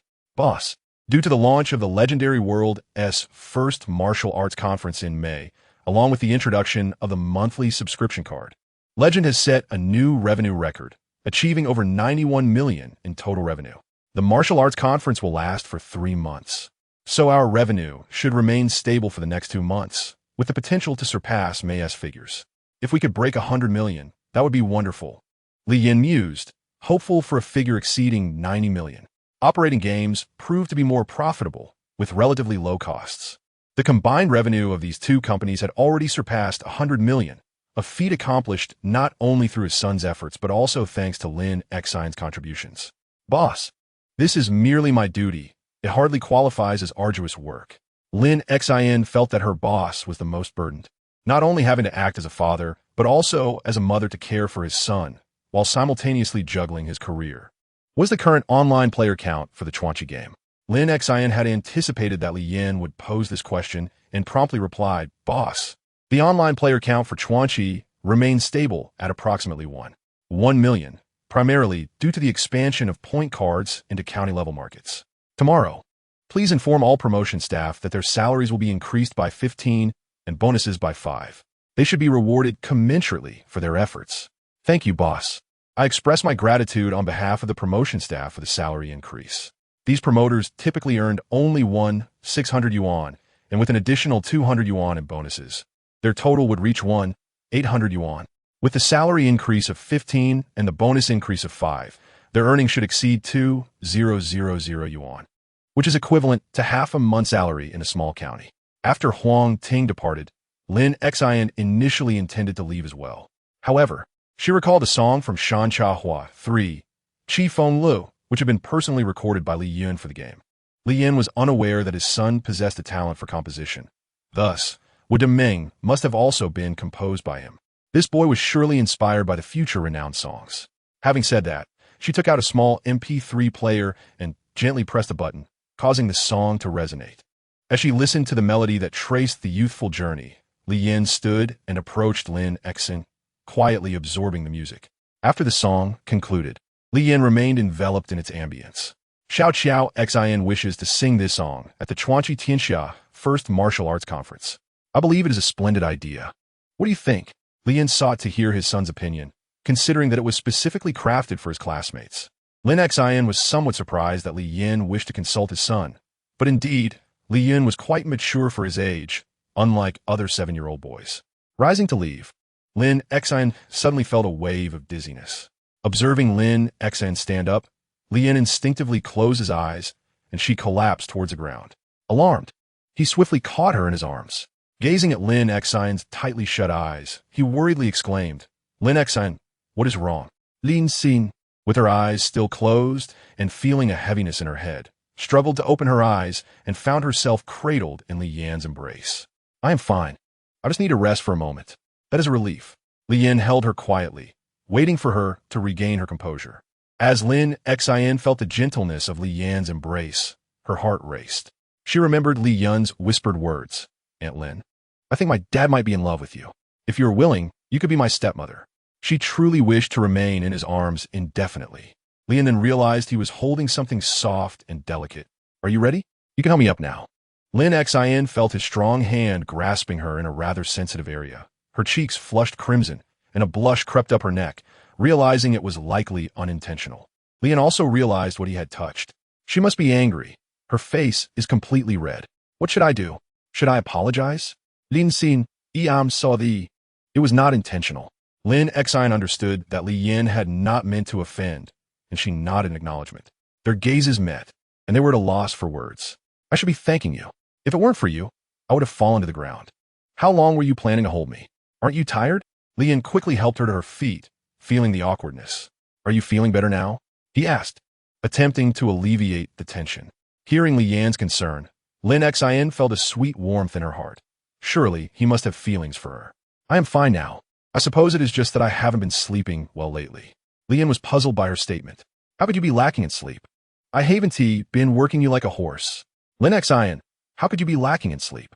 Upon hearing the obvious concern in his voice, Lin Xian explained, Boss, my residence is somewhat distant from the company, and I spend 3 to 4 hours commuting daily. Li Yin had not realized that Lin Xian's early rising was due to her long commute. He thought about how convenient it would be for her if she lived in his villa, as there were plenty of empty rooms. However, he hesitated on how to broach the subject. Given their superior-subordinate relationship, would she think he had ulterior motives? Perhaps he could gift her a house or a car. But would Lin Xian's character allow her to accept such gifts? Chapter 32. The The house incentive having just held her in his arms made it even more awkward for him to broach the subject. However, as Li Yan's trusted aide, he could not ignore her health. Sighing, he envied those men who easily attracted women. His own ineptitude had cost him his ex-wife. Yet, Lin Xin was far too significant to him. Besides himself, she was the only one who mattered in the company. While contemplating purchasing a house and car for her, Lin Xin observed Li Yan, curious about his pensive demeanor. She shot him an annoyed glance. Her cheeks flushed and hurried to the office. This was far too direct. He had just embraced her, and now he was suggesting she move into his home. What did he take her for? Angered, she pushed him, nearly causing him to stumble onto the desk. Seeing her flustered exit, Li Yan was perplexed. Had he said something wrong? Why had she pushed him so angrily? To resolve the misunderstanding, he ventured into Lin Xin's office. Boss, is there something you need? Lin Xin had regained her composure. Lin Xin, you have sacrificed so much for work over the past 2 years. I am fully aware of your contributions. The time you spend commuting is excessive and burdensome. Initially, I planned to give you a house I'd already purchased, but if you are unwilling to accept that, I shall buy you a new one as a reward. Lin Xin was taken aback. She had misjudged Li Yan's intentions and felt a flush of embarrassment. She had thought he wished for her to move into his home. Now realizing he was concerned about her long commute, the idea of receiving such a generous gift overwhelmed her. After all, her annual salary was quite substantial at 200,000 yuan. Boss, I cannot accept this. It is far too generous. Li Yan smiled and replied, Lin Xin, there is no need for you to refuse. Please allow me to explain. Upon hearing his words, Lin Xin swallowed her subsequent rejections. When I only had one internet CAF, you stood by my side, and together we expanded it. Later, when we acquired the Chuanqi game, you developed the CAF system. Then you relinquished your profession to manage both companies, diligently recruiting to promote the game. Your efforts far exceed those of any other general manager, which is why I wish to reward you with a home. Hearing Li Yan recount her contributions and hard work warmed Lin Xin's heart. She realized he had indeed noticed all she had done. He cared for her, and this thought brought her comfort. Boss, thank you. I should not have pushed you earlier. Are you hurt? Noticing the large bruise on Li Yan's arm, she inquired with concern, Does it still hurt? Feigning annoyance, Li Yan shot her a glance and said, I bumped into the desk without reason, and now I have this large bruise. What do you think? Lin Xin responded with genuine concern. Well, that is what happens when you are unclear with your words. I thought. She quickly realized she should not finish that sentence, lest Li Yan mock her. Li Yan, curious about her unfinished thought, asked, Thought what? Lin Xin shook her head. It's nothing.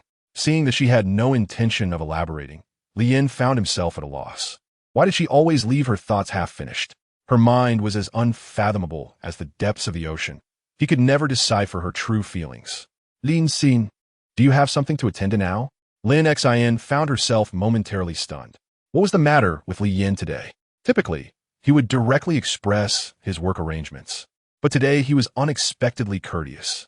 Was it possible that he truly intended to pursue her? Were Li Yan's words genuine? There is nothing of great importance. Lin Xin replied candidly. If there is nothing else, come with me for a while. Lin Xin felt somewhat perplexed. This was the first time Li Yan had invited her. She responded shyly. Li Yan took Lin Xin to a newly opened residential complex. The adjacent building was the grand villa where Li Yan and Li Yun resided, situated in a remarkably pleasant environment. What do you think?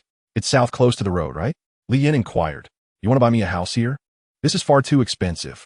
It was evident that this was a high-end community with exorbitant property prices, and one could even see the breathtaking Qinhuai River from here. This is a reward from the company. You have no say in the matter.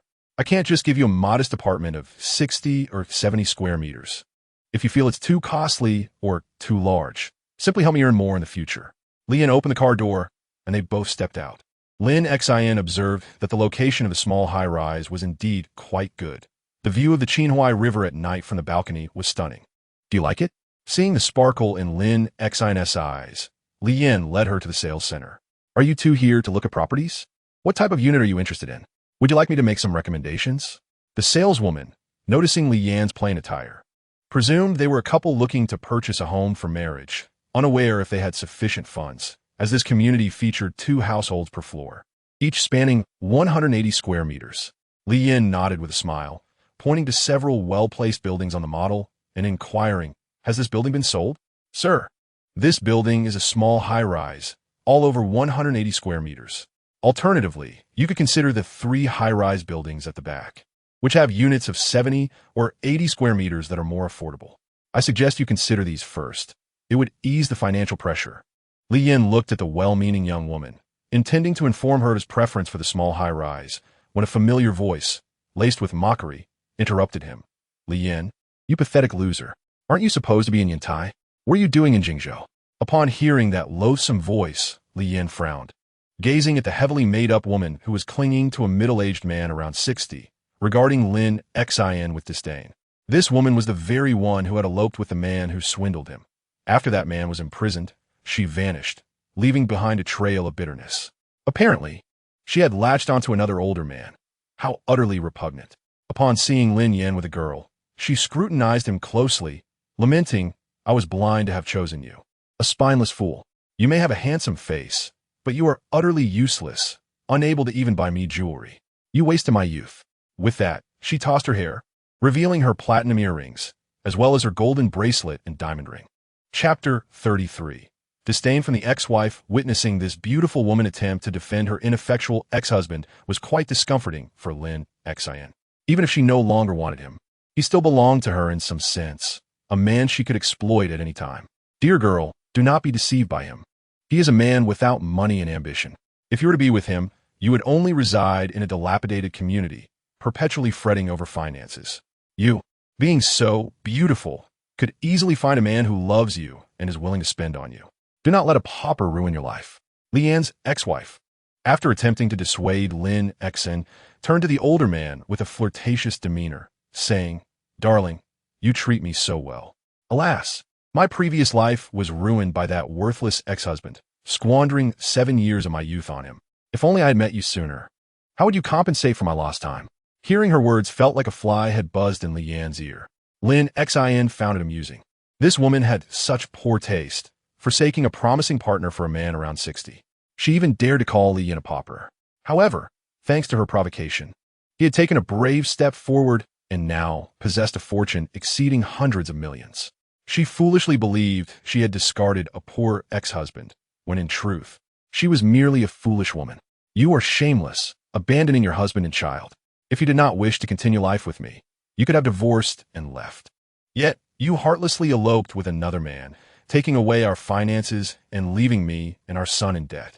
Now that we are divorced, even seeing you feels like a curse. At this, bystanders regarded Li Yan's ex-wife with scorn. They realized she was the kind of woman devoid of shame. And had they been in Li Yan's position, they would have slapped her long ago. The older man initially felt a sense of triumph for having taken another man's wife, basking in the feeling of conquest. Li Yan's ex-wife, who had been so pleased with herself for belittling her former husband to elevate her current older partner, was met with ridicule from the onlookers.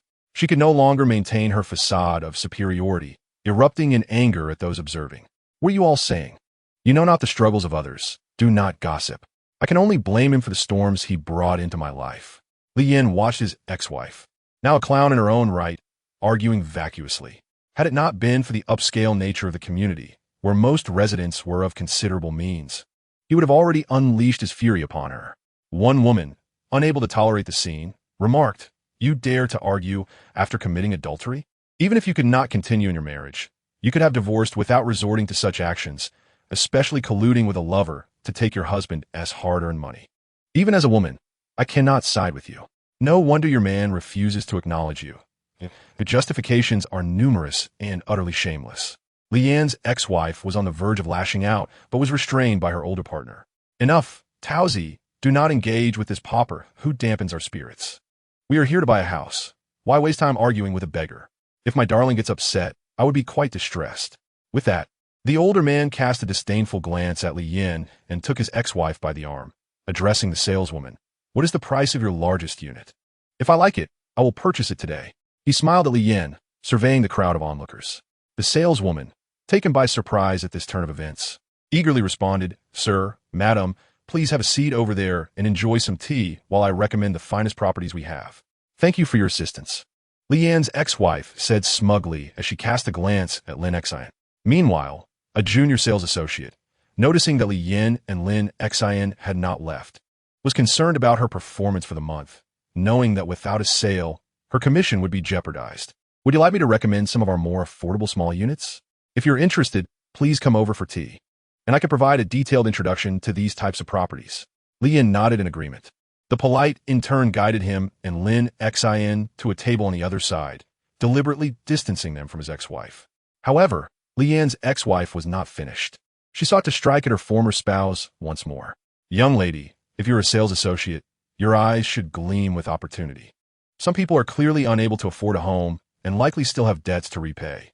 Introducing them to properties is merely wasting your time. She then turned to Lin Xian, saying, Young lady, Li Yin is a pauper burdened with a bank debt of 100,000.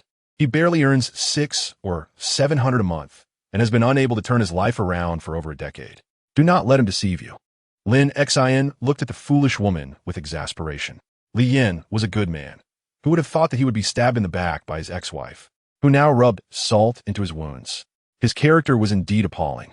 It was no wonder that Li Yin, spurred by her actions, worked diligently and amassed a substantial fortune in just 2 short years. Such a man, who had been squandered by his former spouse, was now worth over $1 billion. In another 5 or 6 years, reaching $100 billion would not be a mere dream.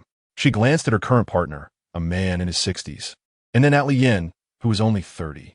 The older man, now quite portly with a balding head, was a stark contrast to Li Yin, who was handsome and stylishly clad in a bespoke jacket designed by a renowned tailor, devoid of any labels but exuding an alluring masculine charm. She knew he was not the kind of man who lacked ambition. She truly appreciated her decision to leave Li Yin, allowing this remarkable man to be with her. The older man deliberately touched Li Yin's ex-wife's face and cast a glance at Li Yin, attempting to attract Lin Xian's attention. He then proclaimed loudly, I will buy another apartment. I am quite generous with my woman. As long as she is willing to stay with me without seeking a formal title, I will gift her a house. He then produced a business card for the saleswoman to give to Lin Xian. This young lady, I am Kong Dasan, the deputy director of Nguyen Xuexiang Electronics Factory. If you're willing to join my company, I would like to offer you the position of administrative department supervisor. Those in the crowd who understood the implications recognized him as the deputy director of the factory, which was quite significant given that he was also the uncle of the deputy mayor of Nguyen Xuexiang.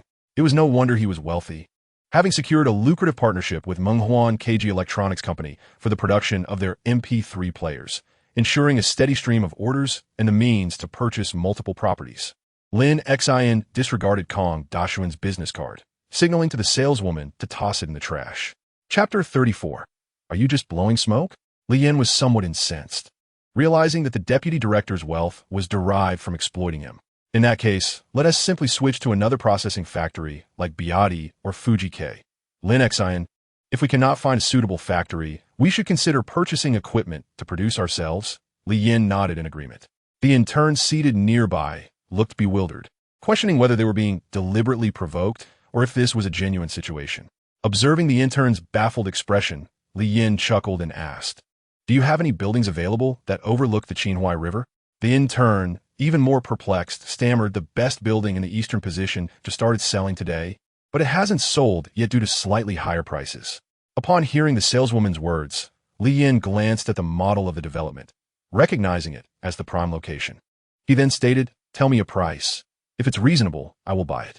Lin Xian, alarmed, grasped Li Yin's hand. Li Yin, let's not act on impulse. 1 unit is sufficient. There is no need to waste money out of spite. The intern gasped in disbelief, staring at Li Yin as if she had misheard. She asked again, Sir, which floor and type of unit do you intend to purchase in this building? It has 2 elevators serving 3 units. Which one do you prefer? I'm referring to the entire building. Just give me a price, Li Yin insisted. Excuse me, could you repeat that? The intern asked, astonished. I mean the entire building. Li Yin was left speechless. The intern was taken aback, wondering if he was joking. Who buys a building in its entirety? Lin Xian looked at Li Yin, realizing he had purchased properties in Jingzhou, Modu, and even 2 Sihiyuan in Yanjing. Now, he intended to buy an entire building. Was he expecting a significant surge in property prices? If so, this would create quite the obligation. Li Yin, hearing the intern's loud gasp, found it absurd. Was it not possible to quietly purchase a building? Encountering his ex-wife here was akin to swallowing a fly. If it weren't for the proximity of the villa, he would have left long ago to avoid this unpleasant woman. With the intern's surprised exclamations drawing everyone's attention, she remarked, "I need to consult my manager regarding the price for an entire building." The older man, currently signing a contract, looked at Li Yin with astonishment. Was this a joke? His ex-wife could hardly believe Li Yin would buy an entire building. It seemed more like an empty boast. She expected him to make a hasty retreat. And if the saleswoman called for the manager, it would be quite the spectacle. Seeing Li Yin calmly sipping tea, she couldn't help but mock. "Li Yin, are you not going to run? There's a limit to boasting. If you can't back it up, you'll be embarrassed. You know this is a high-end development, with even the less desirable units priced at 4,005 per square meter. Do you really think you can buy an entire building? You can't even afford a bathroom. If you can truly buy an entire building, I, Ding Tao, will take your surname." Her current partner could not resist a laugh, adding, "In this day and age, if you're going to boast, at least be prepared. You might as well buy the entire villa across the street." Li Yin smiled at Kong Dasan and said, "You're not so bad yourself. Being able to purchase 2 apartments is impressive. Linux In, call Su Meng and inform her to cease any further orders with Nguyen Shuixiang Electronics Factory.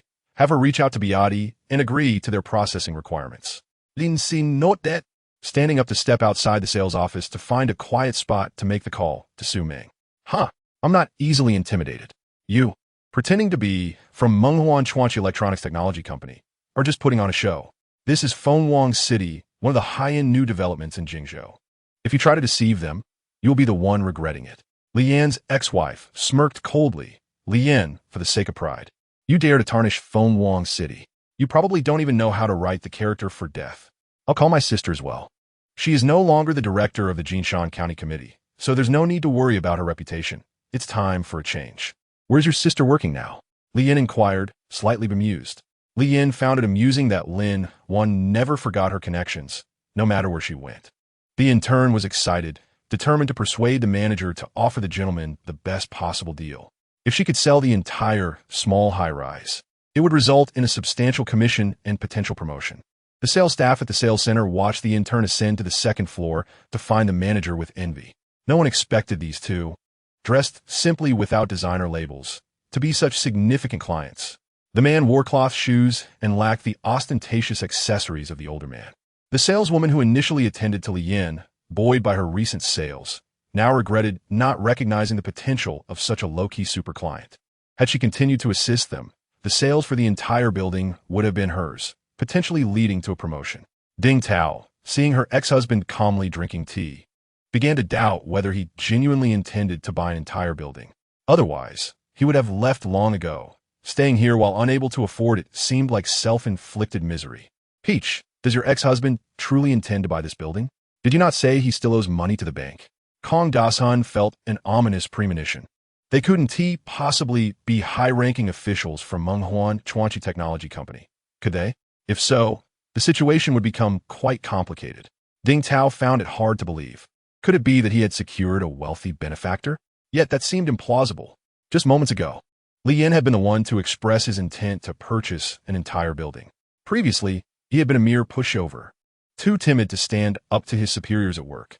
How could he possibly be a high-ranking executive at Menghuan Chuanchi KG Company?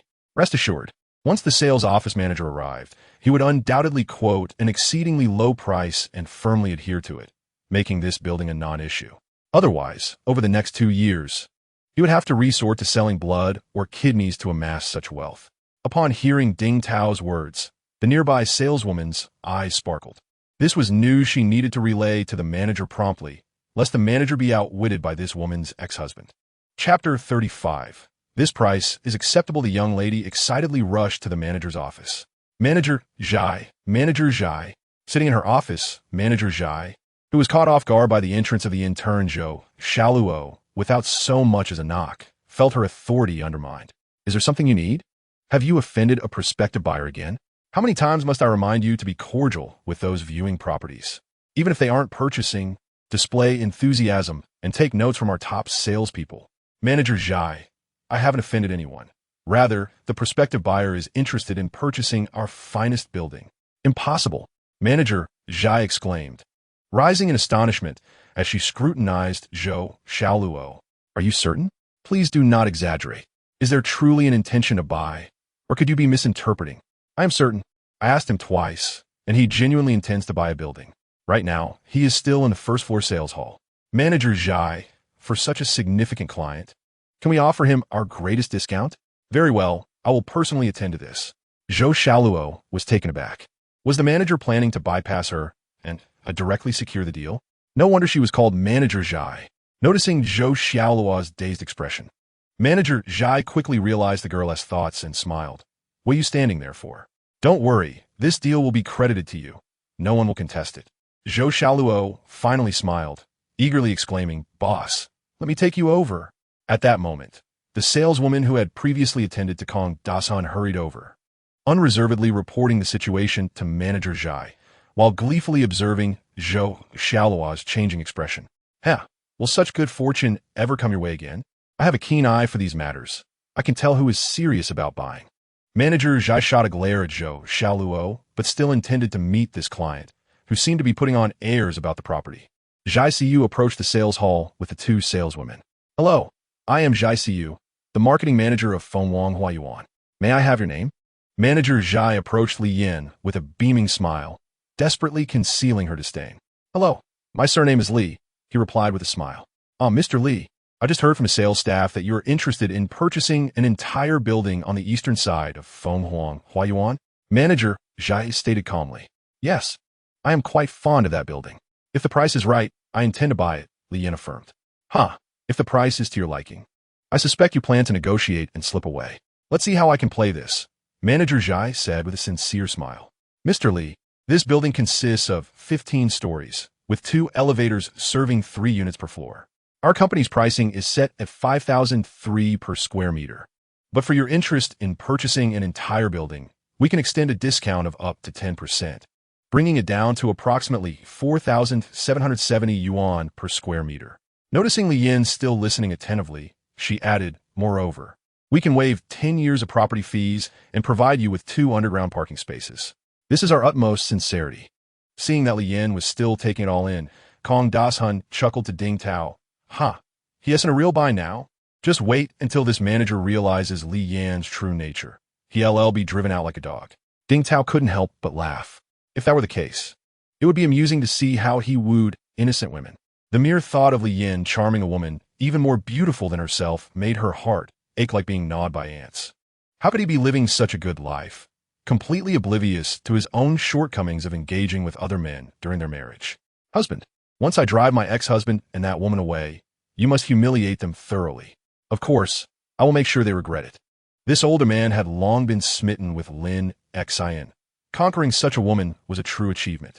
After saying this, she affectionately kissed the older man's relaxed face, further unsettling Zhou Xiaoluo, who was already feeling anxious and disheartened. This woman was far too desperate. How could she be so willing to do anything for money, even while being old and unattractive? As Li Yin remained silent, Zhou Xiaoluo had nearly abandoned hope, beads of cold sweat forming on her forehead.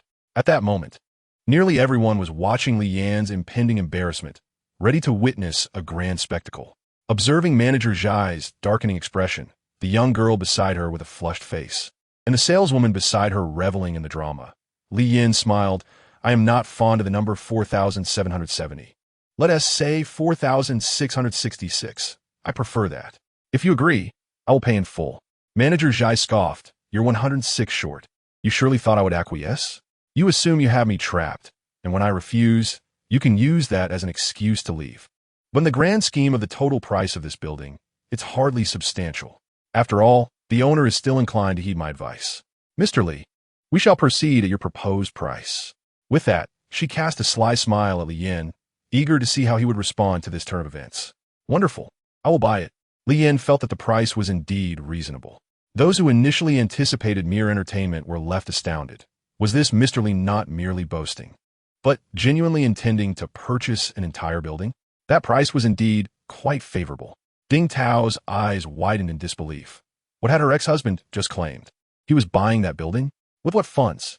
Kong Dashun wore a shocked expression, unable to fathom that if the other party truly had the means to purchase an entire building, he could not be an ordinary person. He had toiled for half his life, even marrying into the woman's family, leveraging his father-in-law's connections to accumulate 5 to 6 million. Yet he was merely the deputy manager of a small electronic factory, while the actual manager was his own wife. His entire net worth couldn't even cover half the cost of that building. If he was a pauper, what did that make him? The nearby saleswoman was equally bewildered. How could this reversal occur? This simply could not be real. If it were indeed true that he was buying an entire building, what had she missed? The opportunity for substantial commissions and promotions. How had this Zhou Xiaoluo, who was on the verge of being dismissed, encountered such a wealthy client? That commission alone would suffice for 2 to 3 years of earnings. Lin Xin felt even more elated than Li Yan. The fact that the manager would agree to such a price was unbelievable.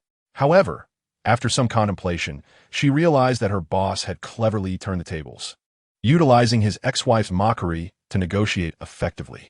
Ultimately, it was still the boss's wealth that made this possible. His monthly profits exceeded hundreds of millions, making the purchase of an entire building a trivial matter, especially at such a favorable price. Since the boss was so willing to negotiate the property price, perhaps she could consider acquiring another unit. The future property values were sure to soar. At that moment, Zhou Xiaoluo felt as if she were dreaming, having been lifted from the depths of despair to the heights of elation. Chapter 36. An opportunity to expand internationally. Manager Zhai was already calculating on her calculator. Addressing Li Yan, Mr. Li, this building consists of 15 stories, with each floor measuring 420 square meters, totaling 6,300 square meters, bringing the total price to 29,395,800 yuan. Li Yan nodded.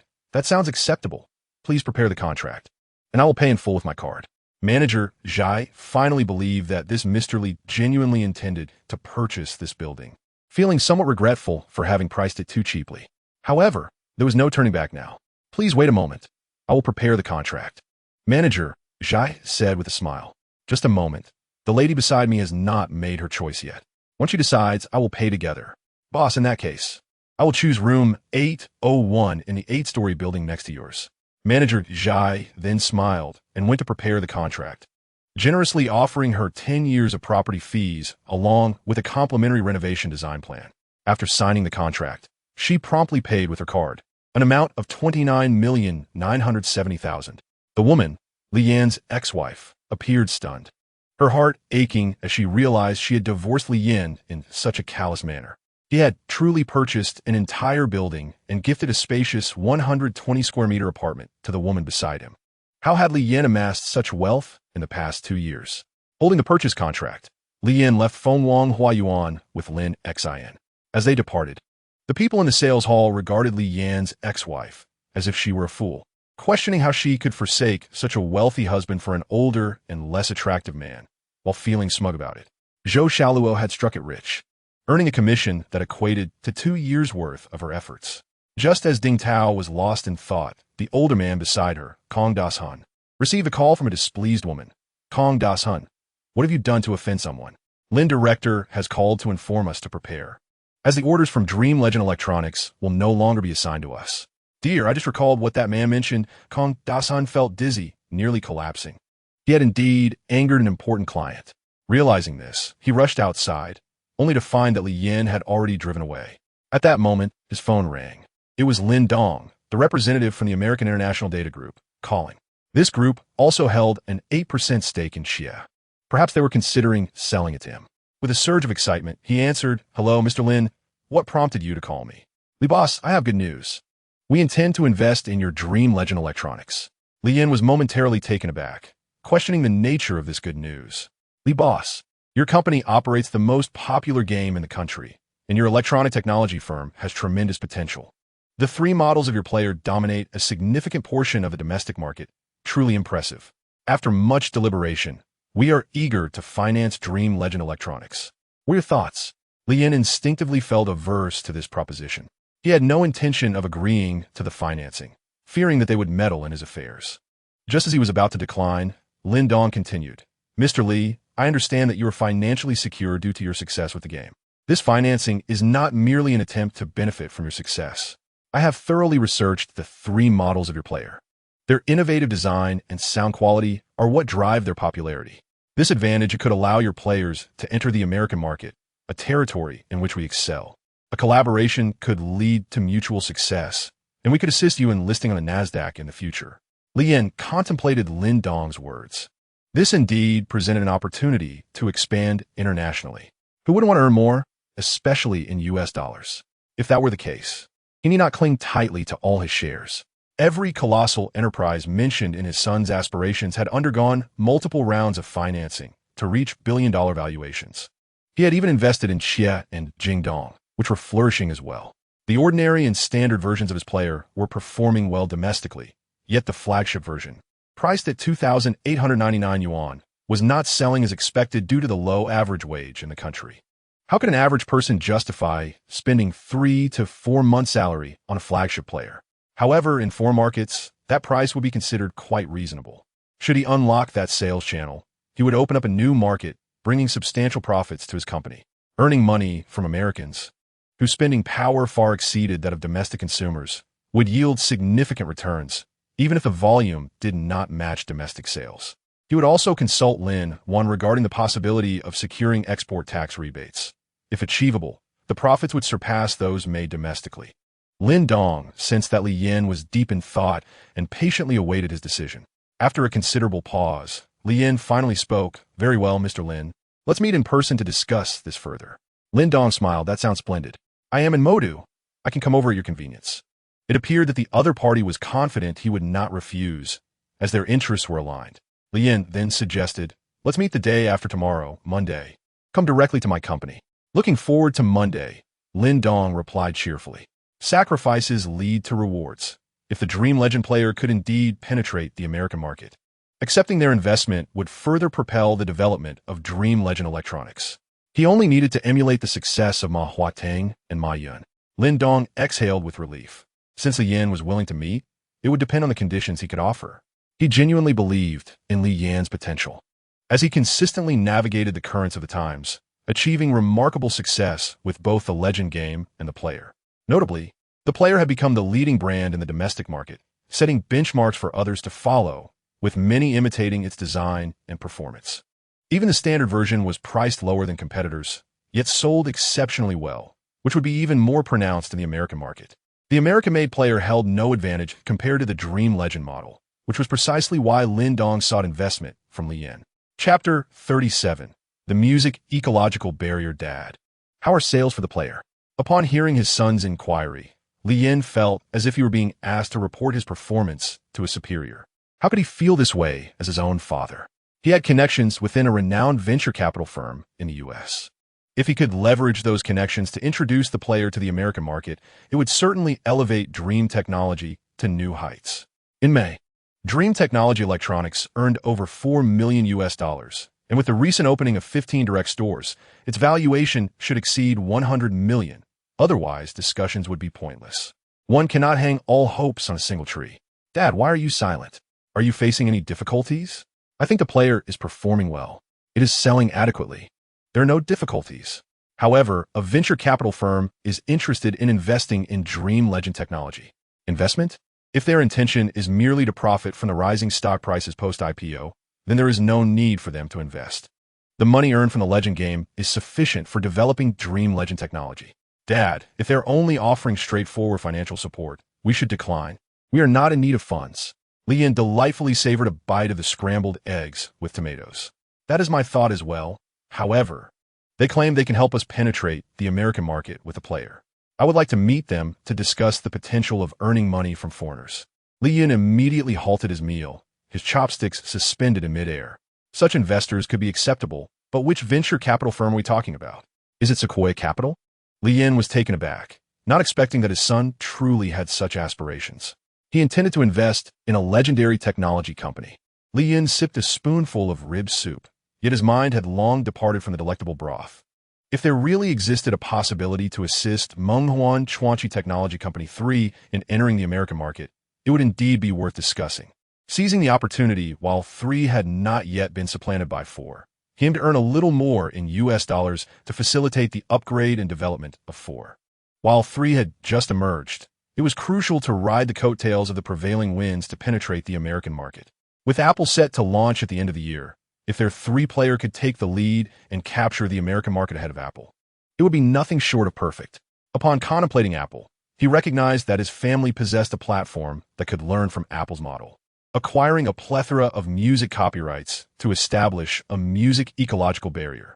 Thus, it was imperative to strategize. If they aspired to carve out a niche in the player market, they needed their own music software platform to procure vast amounts of music copyrights and create an ecological barrier for Menghuan music platform. Li Yin, attentive to his son's thoughts, comprehended each word, yet when pieced together, he was bewildered by Li Yun's discourse, which utterly overturned his perceptions. What purpose did purchasing music copyrights serve? With countless songs available online, one could simply listen to music on the internet. Why squander money on what seemed an unnecessary expense?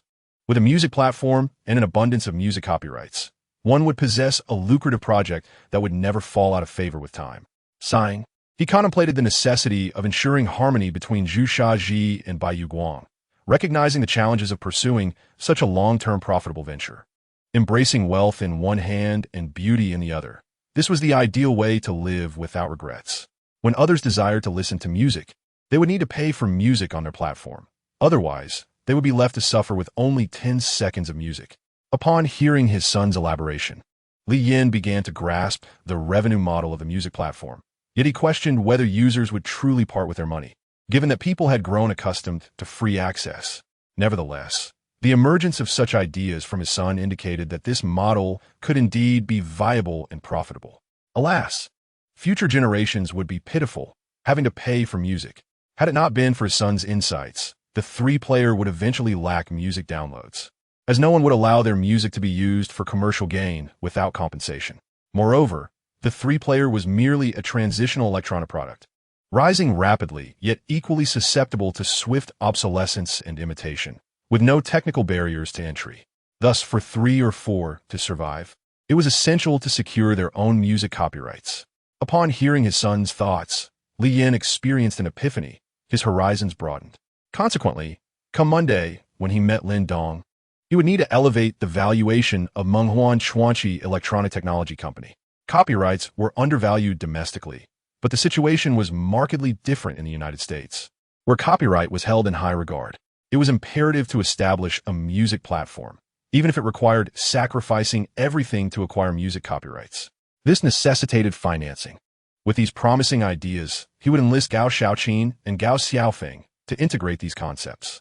As long as they executed well, there was little fear of venture capitalists shying away from investment. Indeed, Lin Dong was optimistic about the developmental potential of their company. Father, if they can indeed expand the three-player market and increase profitability, I believe we should accept their investment to penetrate the American market. Son, we indeed share the same thoughts. I too envision exchanging equity for access to the American market. Father, my music teacher mentioned that unlike domestically, where one can download any beloved song at will, abroad, they place immense importance on copyright. If our three-player lacks substantial music support, Menghuan Chuanqi 3 will surely face a rapid decline and constant legal disputes. Li Yun feigned a discussion, leading to the conclusion that if they truly aimed to export the three-player, acquiring vast music copyrights was essential. Surprised that his father was genuinely listening, Li Yin was taken aback by how attentively he received his words. I too bear the weight of concern. For the sake of future happiness, I must ensure that my father strives diligently, avoiding any notions of resting on his laurels. If my father works a bit harder, my path will be smoother. Li Yan's mouth twitched. He contemplated whether this son was worth keeping, as he seemed to expect him to toil endlessly. Acquiring music copyrights now will secure our future standing. We must procure as many copyrights as possible before others realize their value, leaving no path for latecomers. We should learn from Penguin Music. Hearing his son mention Penguin Music prompted thoughts of a conversation with Ma Huadeng. The next day, Li Yin arose early, arriving at the company well ahead of schedule. When Lin Wan and Wang Guozhen arrived, he summoned them to his office. General Manager, the company intends to develop software. If you're short-staffed, consider recruiting some talent soon. Moreover, venture capitalists are interested in our Menghuan Chuanqi Electronic Technology Company. You and Lin will be attending the meeting together. Lin Xin was taken aback, speculating whether Li Yin needed to seek financing due to insufficient funds after purchasing a building, though the company's financials appeared quite robust, making financing unnecessary. Chapter 38. Attracting investment. setting sights on the American market. Seeing Lin Xian's immediate concern for the company, Li Yin smiled and said, "If it were merely for financing, I would not accept it. However, this financing will facilitate the entry of our three-player into the American market." Lin Xian was momentarily stunned. If that were the case, leveraging this financing opportunity could indeed achieve their goal of entering the American market. Li Yin, if we can genuinely attain this objective, we would be open to investment. Noticing Lin Xian's approval of the financing, Li Yin continued, "This time, they reached out to me, eager to introduce our high-quality, cost-effective three-player into the American market for profit. They have scheduled a meeting with us today." Lin Xian nodded in acknowledgement. "Li Yin, you just mentioned recruiting software talent to establish a software development department. Is this to expedite the next version of the three-player? We could optimize the performance without needing to hire software personnel. We should focus on hardware talent." Li Yin shook his head, stating that Zhang Xiaoxiao had confirmed that they had sufficient hardware personnel. This initiative was to create a brand new music software platform, making it convenient for users of their three-player to download music. Is that truly necessary? Now, one can simply search online for music to download. Just because it is possible now does not mean it will remain so. If our three-player enters the American market, do you think we could still download music for free? Certainly not. The U.S. places utmost importance on copyright and patents. Therefore, it makes sense to proceed with this.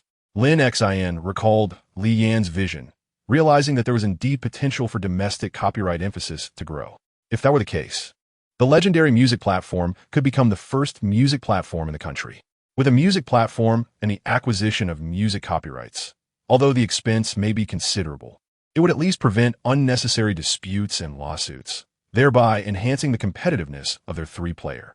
After Li Yan's explanation, Lin Xian came to appreciate the value of establishing a music platform. "Very well, we will leave the recruitment matter to the Human Resources Department." Before they could conclude their business discussion, the front desk called to inform them that Mr. Lin had arrived to visit. Li Yin was surprised that Lin Dong had come so early, expecting him around noon. Lin Dong arrived with several assistants. To capitalize on the momentum, Lin Dong had booked an early flight. Li Yin instructed the receptionist to escort Lin Dong and his party to his office. "Mr. Lin, long time no see, welcome." Li Yin warmly greeted Lin Dong and Lin Xian. "Ha, Mr. Li is too kind. It is our honor to be here. Please come in." "Certainly." Li Yin led Lin Dong and his companions into the office.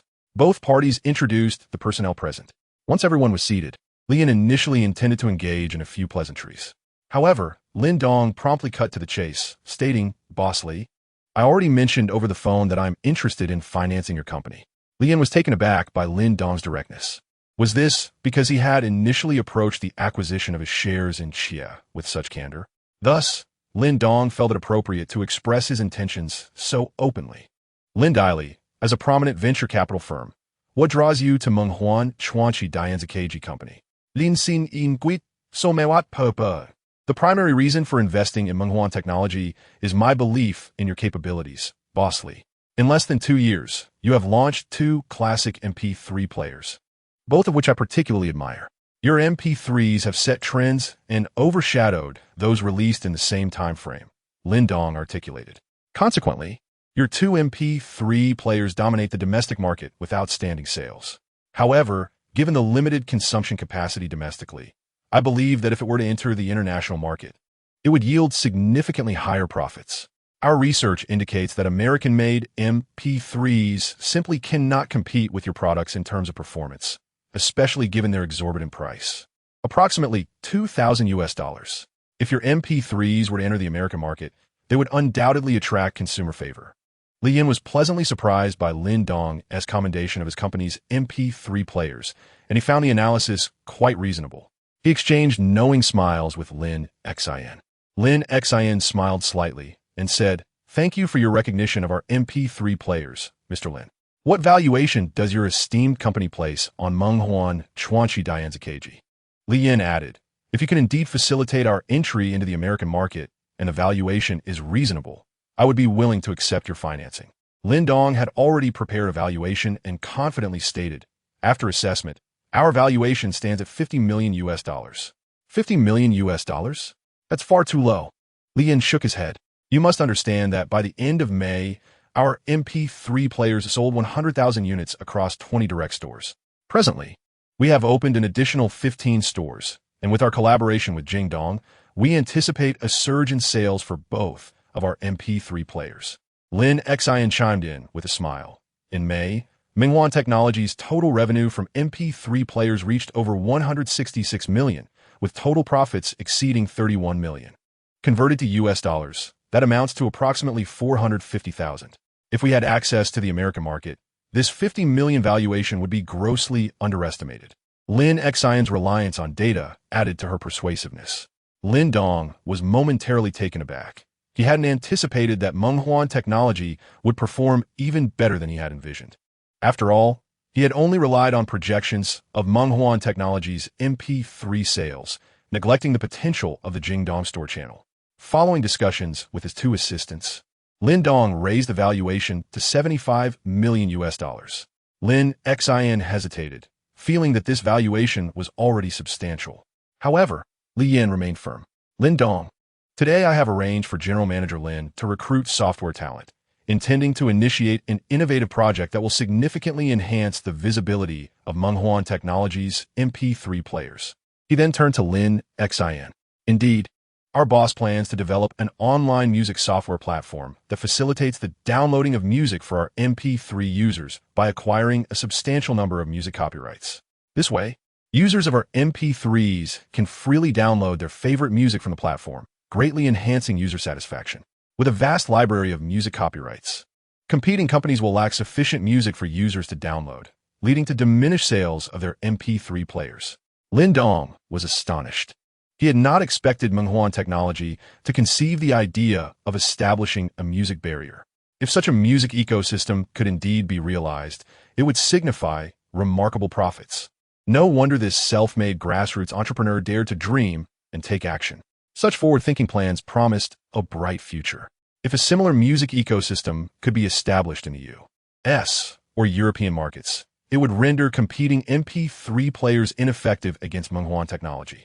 After further discussions with his assistants, Lin Dong refrained from providing a direct offer, instead inviting Li Yin to propose a valuation. Mr. Lin, please take a moment to rest while I discuss this valuation with our general manager outside. Lin Dong understood that Li Yin needed to confer with the company's senior management regarding the valuation.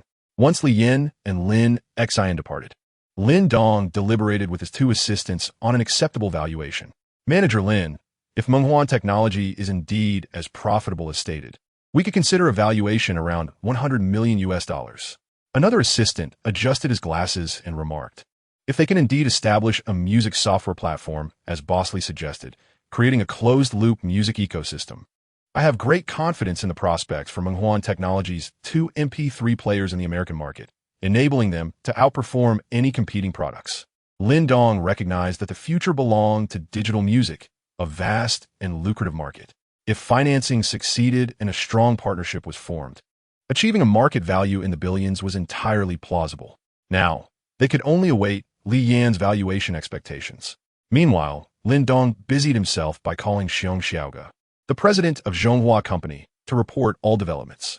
After a moment of contemplation, President Xiong informed Lin Dong that the minimum acceptable valuation was 1,300 million, with a shareholding proportion not falling below 10%. Armed with President Xiong's directive, Lin Dong felt a surge of confidence. The next step was negotiation. If they could manage to keep the price below 100 million US dollars, it would be perfect. After discussions, Li Yin and Lin Xian settled on a valuation of 90 million US dollars. The morning passed swiftly. At noon, Li Yin needed to accompany Lin Dong and his team for lunch, so he called his son to instruct him to eat at a nearby small restaurant. Dad, when is that manager coming? Have they discussed the valuation? Li Yin expressed concern that his father might undervalue their company.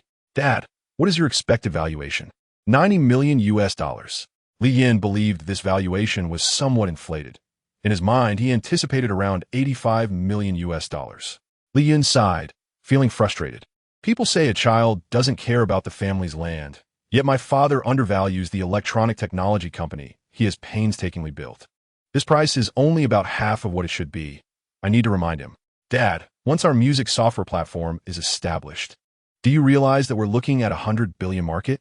Even a 7-year-old child understands this. You should tell them that once we acquire the music copyrights, users will need to subscribe to the platform or pay to enjoy the music. They would see that a 16 billion valuation is not excessive, and it should not be lower than 1,300,000,000 US dollars. Upon hearing his son's familiar voice, Li Yin felt reassured. After hanging up, Li Yin and Lin Xin accompanied Lin Dong and his assistants to a 5-star hotel for lunch. Upon returning to the office, Lin Dong smiled and asked Mr. Li, "May I inquire about your anticipated valuation?" Li Yin replied with a smile, 1,600,000,000 US dollars. We are about to develop the next generation of MP3 players, enhancing sound quality and supporting surround sound, along with recording capabilities. Additionally, we can profit from the music software platform, making 16 billion a fitting valuation for my company. Upon hearing that they could also generate revenue from the music software platform, Lin Dong recognized Li Yan's ingenuity. He had indeed come up with a brilliant idea. Coupled with the advancements in the next generation MP3, there was a clear direction for improving core performance. Nevertheless, Lin Dong felt it necessary to temper the valuation. All conditions hinge on our ability to successfully introduce Menghuan Technologies' MP3 players into the American market and ensure stable sales. We play a crucial role in this endeavor. Therefore, I believe a valuation of 90 million is more appropriate. Upon hearing that the valuation had reached 90 million, Lin Xin was pleasantly surprised, realizing that Li Yin truly possessed a business acumen. Lin Dibio, if you believe your contributions far exceed our efforts, perhaps you should consider investing in other electronics companies. I maintain that one gets what one pays for. There will undoubtedly be discerning venture capitalists seeking us out. I firmly believe that the three will undoubtedly supplant the traditional portable music player. The 1.6 billion valuation, when juxtaposed with a trillion market, is simply inconsequential. Lin Dong furrowed his brow, realizing this exceeded the minimum price set by Xiong Ziying, which would make the company perceive him as utterly inept. With this thought, Lin Dong apologetically conveyed to Li Yin that the present is the present, and the future is the future. Even with immense potential, it is impossible for the valuation to reach 1.6 billion. He would only accept a valuation of 100 million. Furthermore, he required no less than a 20 stake. Upon uttering these words, Lin Dong felt a surge of anxiety, fearing that Li Yin might reject his proposed valuation and equity share. Lin Xin was taken aback. In such a brief time, Lin Dong had escalated the valuation to 100 million, surpassing the minimum price by 15 million. Li Yin recalled his son's minimum price of 1.3 billion and pondered what his son would think if the valuation fell short of that amount. Would he perceive his father as inadequate? After some contemplation, Li Yin concluded that 100 million was too low, and he would at least require 1.4 billion, while conceding only 10 of the shares. Lin Dong exhaled in relief. Dropping to 1.4 billion indicated that negotiations were still viable. He responded that a 10 stake was too minimal, and they required at least 20. The two parties engaged in discussions for an additional 2 hours, gradually converging towards their respective minimum prices. Ultimately, Li Yin asserted that he could offer a valuation of 1 billion and provide 10 equity, but stipulated that he required 8 of the Penguin shares held by them. Lin Dong remained steadfast, insisting on a valuation of 1 billion and a 20 stake. Li Yin, resolute, sought to exchange his 8 shares. Recognizing that Li Yan's stance was firm, Lin Dong understood that further concessions were unlikely. Initially skeptical of Penguin, exchanging his shares was not out of the question. The 8 Penguin shares, valued at 50 million, amounted to 4 million. Lin Dong presented the 8 Penguin shares along with 11 million, acquiring 363 shares in the Mgu Enshu NQ Electronic Technology Company. Both parties felt victorious. Lin Dong enthusiastically shook Li Yan's hand, wishing him a pleasant collaboration. Manager Lin likewise wished for a fruitful partnership. The remaining matters were entrusted to their legal teams, who jointly drafted and signed the contract. Li Yan's holdings in Penguin shares reached 20, a company highly valued by his son. Should his son learn of this, he would undoubtedly regard his father favorably. Chapter 40. Targeting the electric vehicle market with the 11 million in hand. Li Yin aimed to significantly expand production capacity in preparation for entering the American market. He planned to acquire additional production lines to bolster output and to purchase music copyrights from major record companies, which would soon render his funds severely insufficient. However, with the backing of the Chu NQ game, He could later infuse capital into Nguyen technology. Once he identified a group of capable distributors, Li Yin could collaborate with them to sell the Nguyen technology 3-player. After bidding farewell to Lin Dong, Lin Xen gazed at Li Yin with admiration, astonished that Nguyen technology had already reached a valuation of 1 billion. Coupled with the Chu NQ Game Company, Li Yin had ascended into the billionaire ranks within just 2 years. Li Yin, too, felt as though he were dreaming. All this wealth was bestowed upon him by his son. He urged Lin Xin to promptly recruit software development talent. Upon returning home, his son was already engrossed in watching television. "Dad, how did the negotiations go? What was the valuation?" 1 billion, and I relinquished 363 shares. Alas, it did not reach 3 billion, but you have done well, Dad. Why is there still a fraction missing? It's acceptable, son. Doesn't that make you a billionaire? I never imagined I would become a second-generation rich kid. Indeed, future young ladies, you must strive to be even more charming and possess a better temperament than Cha. Otherwise, you shall not capture my interest. By the way, I promised to find Cha today. I hope that friendship hasn't been compromised. Son, the extra 363 shares were exchanged for the 8 penguin shares, Li Yin proudly declared. No way. That's exceedingly generous. It's akin to picking up sesame seeds while discarding a watermelon. Nevertheless, this is favorable. I can genuinely relax and focus on being a wealthy second generation, enjoying life and driving luxury cars. Li Yun beamed with delight, relishing his father's good fortune. He began to long for his grandmother's cooking, having spent so much time with his father, who was nowhere near as skilled. Upon hearing Li Yun's sentiments, Li Yin couldn't help but chuckle. So you have a fondness for your grandmother's little rooster? Dad, didn't Grandma raise that little rooster just for me? Surely she isn't hoping for them to lay eggs.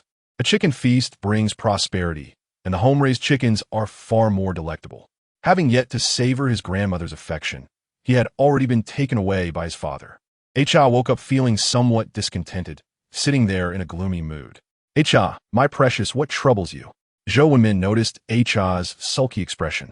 My classmate said he would take me shopping for accessories at 9 and then sell them on the street together, but he never showed up. Perhaps he had other commitments today. Besides, I am here for you. Just focus on your studies. Although Cha nodded, she genuinely wished to alleviate her mother's burdens. Children from impoverished families often shoulder responsibilities early, and Cha was no exception. She once had a happy family. Her father worked at a steel mill, and her mother devoted herself to caring for Cha. While their lives were not particularly affluent, they were not overly burdensome either. Her mother encouraged her to study diligently, assuring her that excelling in a prestigious university would be the greatest repayment.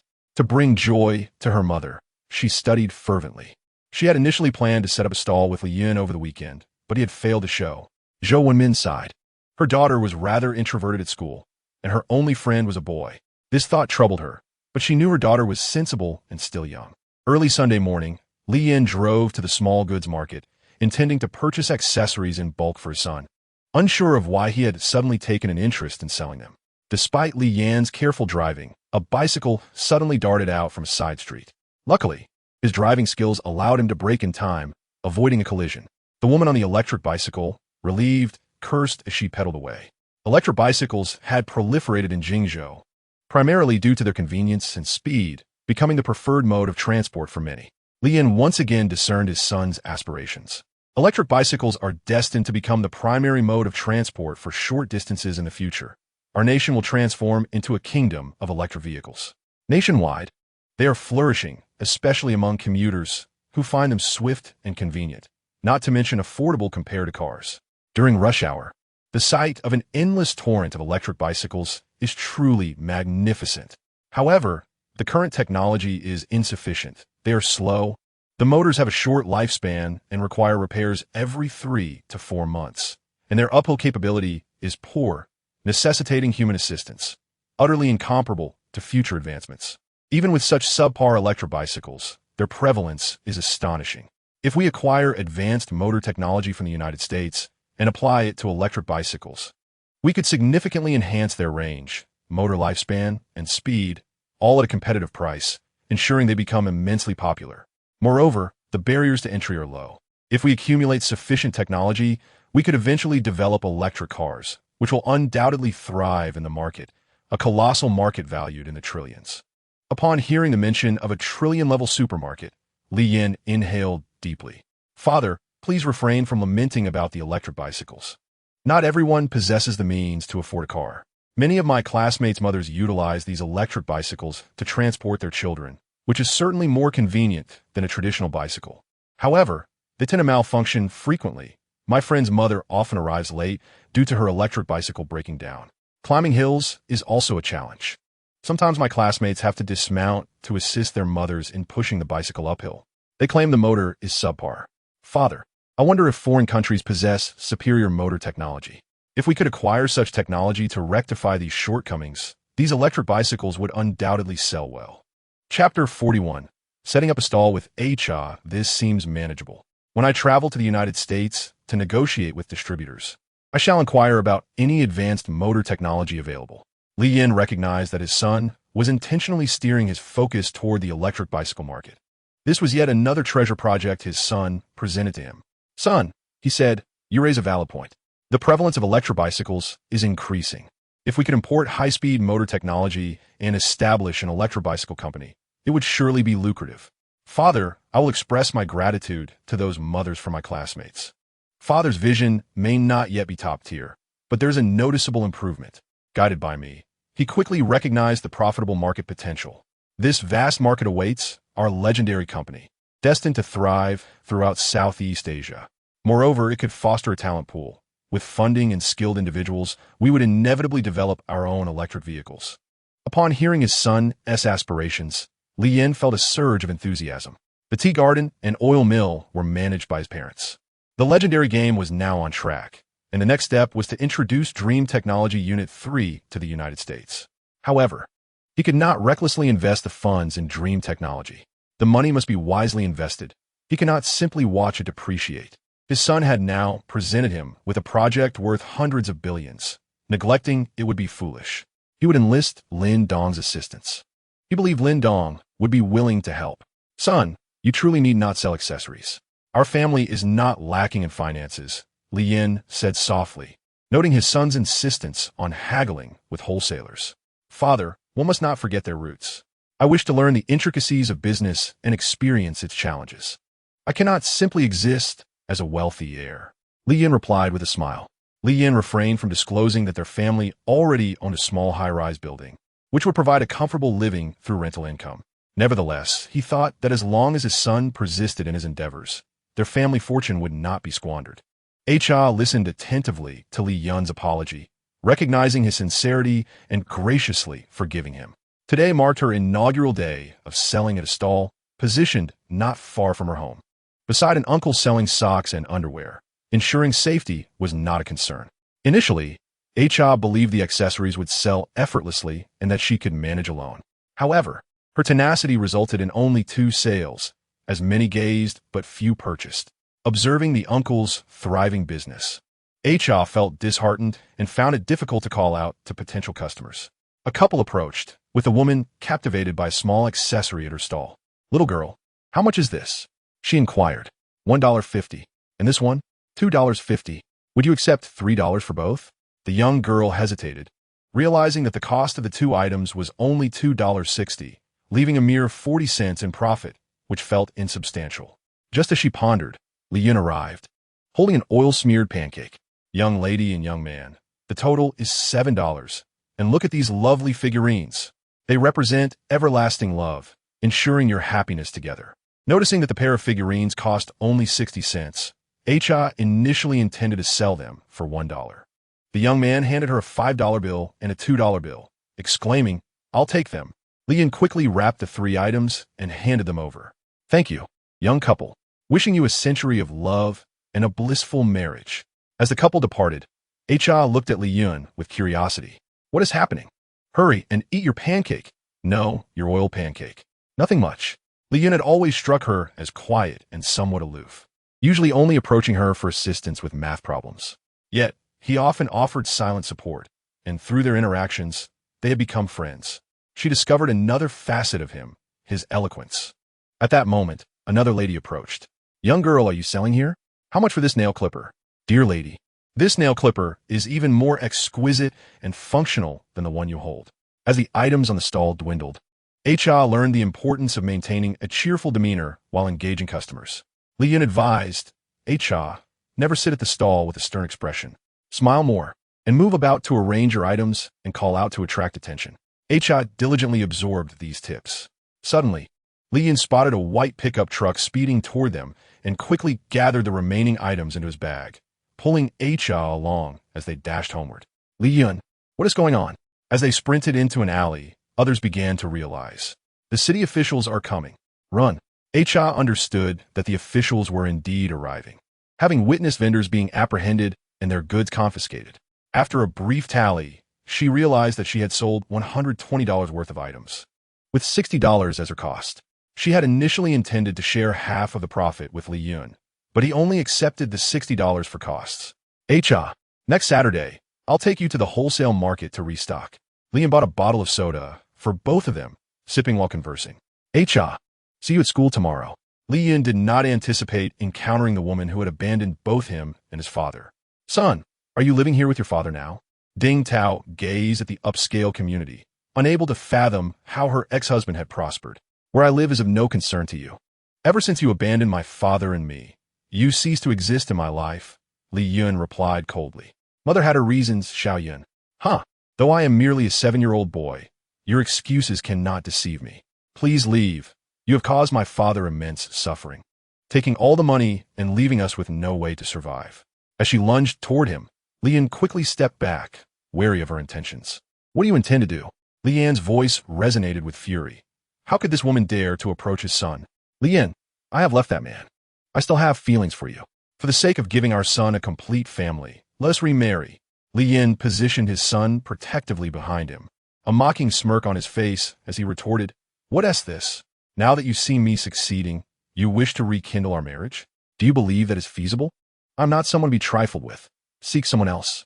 Ding Tao gazed at him incredulously upon hearing his words. Li Yan, for the past 2 years, I have thought of you and our son daily. I was deceived by your friends. I cannot be blamed. I married that old man with the intent of claiming his fortune upon his demise, and I promise to compensate you both generously.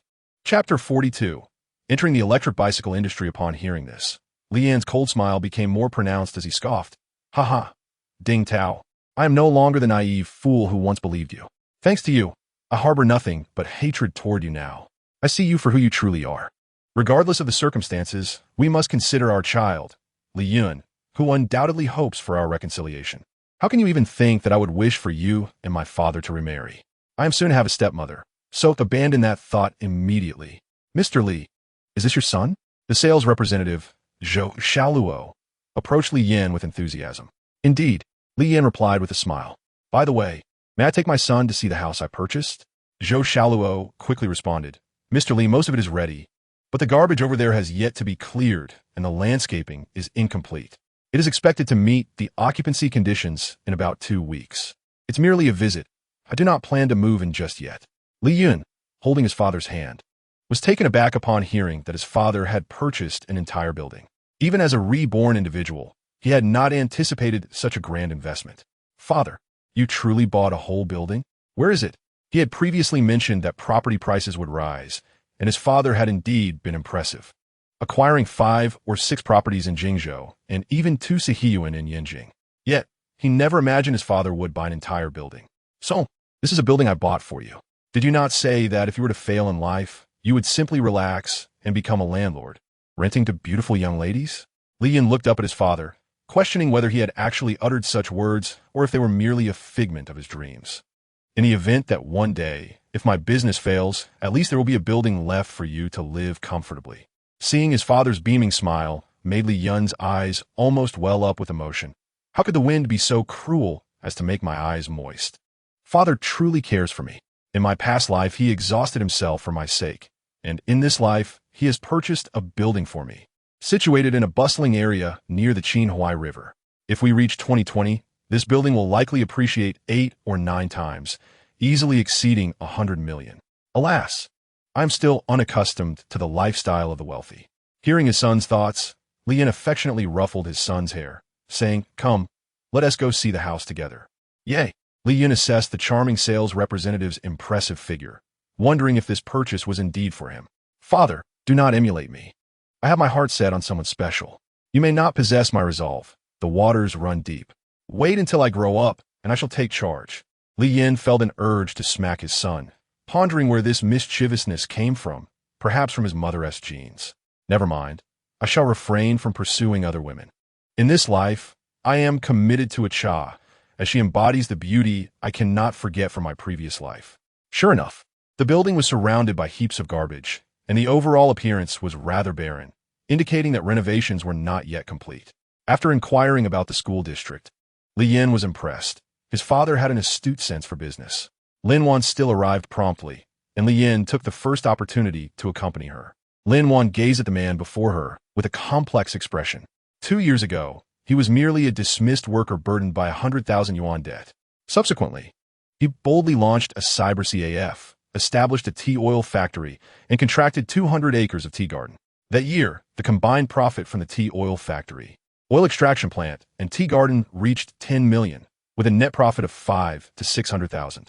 However, she did not treat him poorly, introducing cold-pressed oils, such as peanut and corn oil, to Handong province.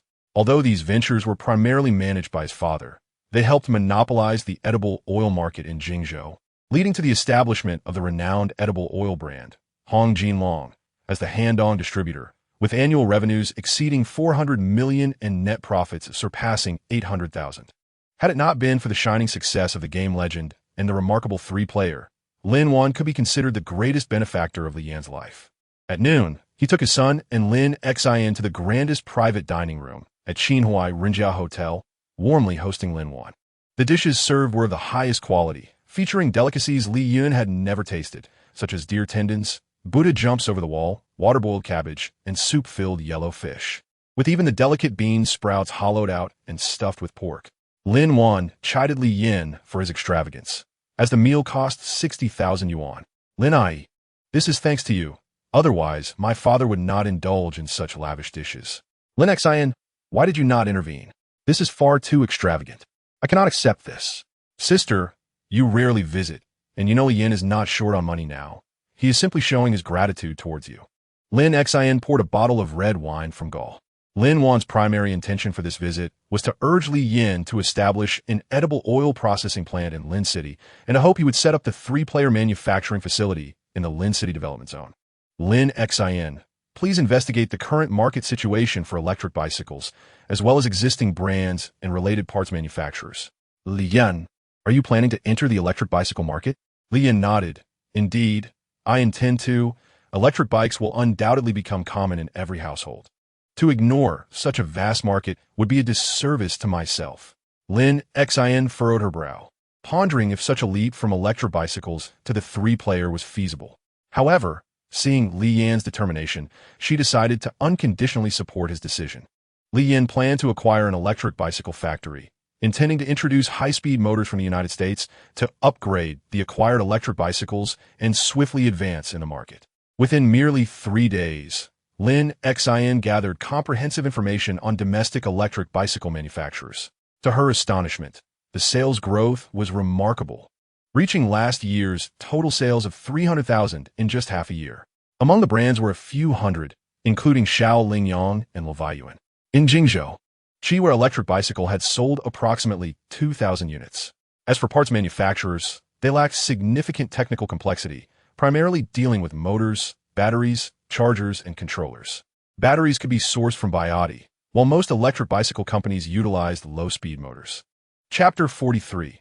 Good news from the United States. Lin Xin not only clarified these situations, but also brought in Tang Yuyu, the technical director from Chiwa Electric Bicycle. After Lin Xin stepped out, 2 minutes later, she returned with a strikingly beautiful young woman with long, lustrous hair and a delicate face. Li Yan. This is the technical director from Chiwa Electric Bicycle, Tang Yuyu.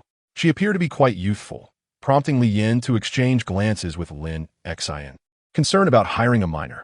Mr. Li, I have a baby face, but I am 28 years old. I was formerly the technical director at Chiwa Electric Bicycle. Li Yan, you're looking to enter the electric bicycle market, so I specifically brought her to you. Li Yin felt as though his company was becoming a realm of women. With most senior leaders being female, each more attractive than the last. Director Tang, are you currently in a state of resignation? Why did you leave Chiwa Company? Tang Yuyu anticipated this question from Li Yin. Mr. Li, the technical vice president at Qinghua, is a rogue. Any attractive young woman or married woman is typically lured or coerced into becoming his mistress. When he set his sights on me, I chose to resign immediately. With Lin Xian's nod of approval, Li Yin decided to hire Tang Yuyu. Director Tang, welcome to Legend Electric Bicycle Company. Although we currently have nothing, I believe in your abilities. I plan to acquire an electric bicycle factory, and I shall leave these matters to you and Lin. Thank you, Mr. Li. I will certainly fulfill the tasks you assign. Director Tang, what is the approximate cost of manufacturing an electric bicycle? Li Yin inquired, looking at Tang Yuyu. The cost of an ordinary electric bicycle is approximately 300 to 400 yuan, while a better quality one may range from 600 to 700 yuan. The most affordable electric bicycles generally sell for around 1,600 to 700 yuan, with superior models priced at approximately 2,500 yuan. Upon hearing Tang Yuyu discuss costs and pricing, it is no surprise that her son has a keen interest in electric vehicles. The profit margins are remarkably generous, explaining the presence of numerous manufacturers in the market. Tang Yuyu sensed Li Yan's interest and seized the opportunity to elaborate. Essentially, an electric bicycle comprises a battery, a motor, a charger, and a controller. The costs of a charger and controller are minimal, while other components are quite inexpensive, with the primary expenses stemming from the battery and motor. Li Yin nodded in understanding. Having a technically knowledgeable individual on board rendered the challenges less daunting. He then inquired with Tang Yuyu about the prospect of acquiring an electric bicycle factory. Rather than providing a direct recommendation, Tang Yuyu asked, Li Boss, do you have specific requirements for this electric bicycle company? Li Yin, unfamiliar with the requirements for electric vehicles, responded, a basic production line and technology will suffice. I recommend acquiring the local Tenghui electric bicycle factory in Jingzhou. Apart from the motor, their other technologies are commendable. Currently, due to poor motor quality, their sales have plummeted, prompting their decision to sell, Tang Yuyu advised. Li Yin agreed, but felt that this matter should not be entrusted to the newly onboard Tang Yuyu. It was better suited for Lin Xian to handle. Lin Xin, please accompany Director Tang to this electric bicycle company and inquire whether they are willing to sell and at what price. Understood, Li Yan. Acha, was the person who accompanied you to the market last time a boy? After half a month of having the 3-player at home, she took the opportunity to visit the Menghuan Chuanqi 3 flagship store while Ah Cha was at school.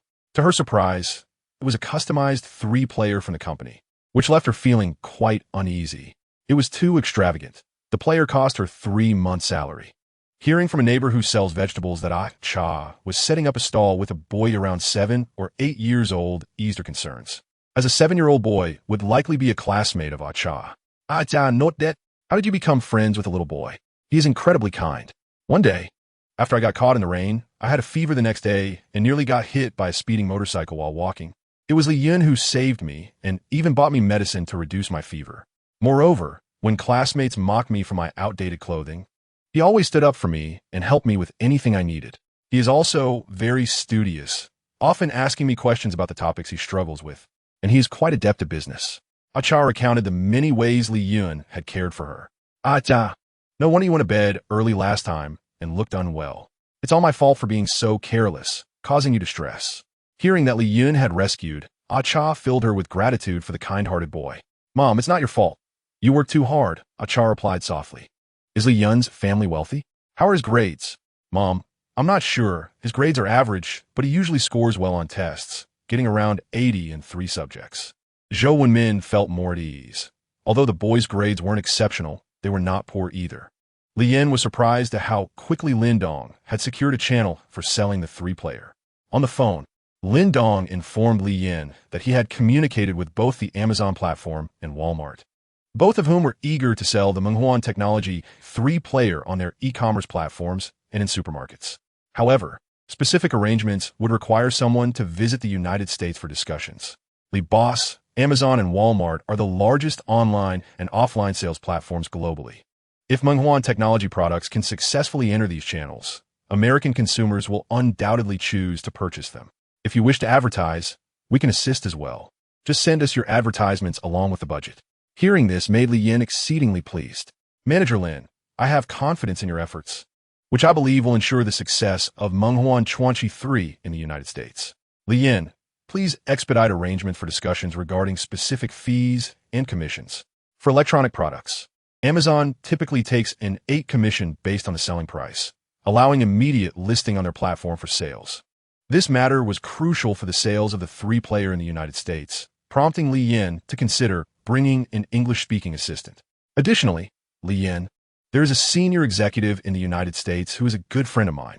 He expressed interest upon hearing about your plans to develop a music software platform and wishes to discuss a potential collaboration with your company. Are you open to meeting with him? Li Yin was taken aback by the interest in his proposal. Securing a partnership could grant access to the #1 music copyright library in the United States, making it imperative to travel for further discussions. Thank you, Lin Dong. I will book a flight to the United States for tomorrow. After hanging up, Li Yin was faced with a dilemma. If the 3-player successfully sold in the United States, establishing a subsidiary to manage operations there would be essential. It was unreasonable for him to remain in the United States indefinitely. Chapter 44. Finalizing sales channels within the company. The only individual proficient in English with management capabilities was Zhou Hanting.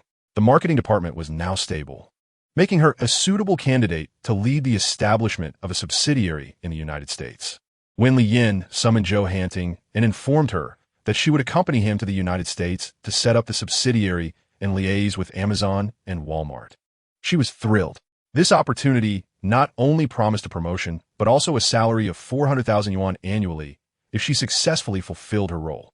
Previously, her salary was on par with Su Meng, the production manager, earning 20,000 per month, totaling 300,000 annually with bonuses. Now, Li Yin assured her that establishing the subsidiary would increase her annual salary by 100,000. Li Zan informed Lin Xin, Zhu Hanting, and Su Meng that if the company thrived and successfully penetrated the U.S. market, they would implement stock incentives after a year, with exceptional performers receiving gifts of houses and cars from boss. All of this hinged on Menghuan technology establishing a firm foothold in the United States.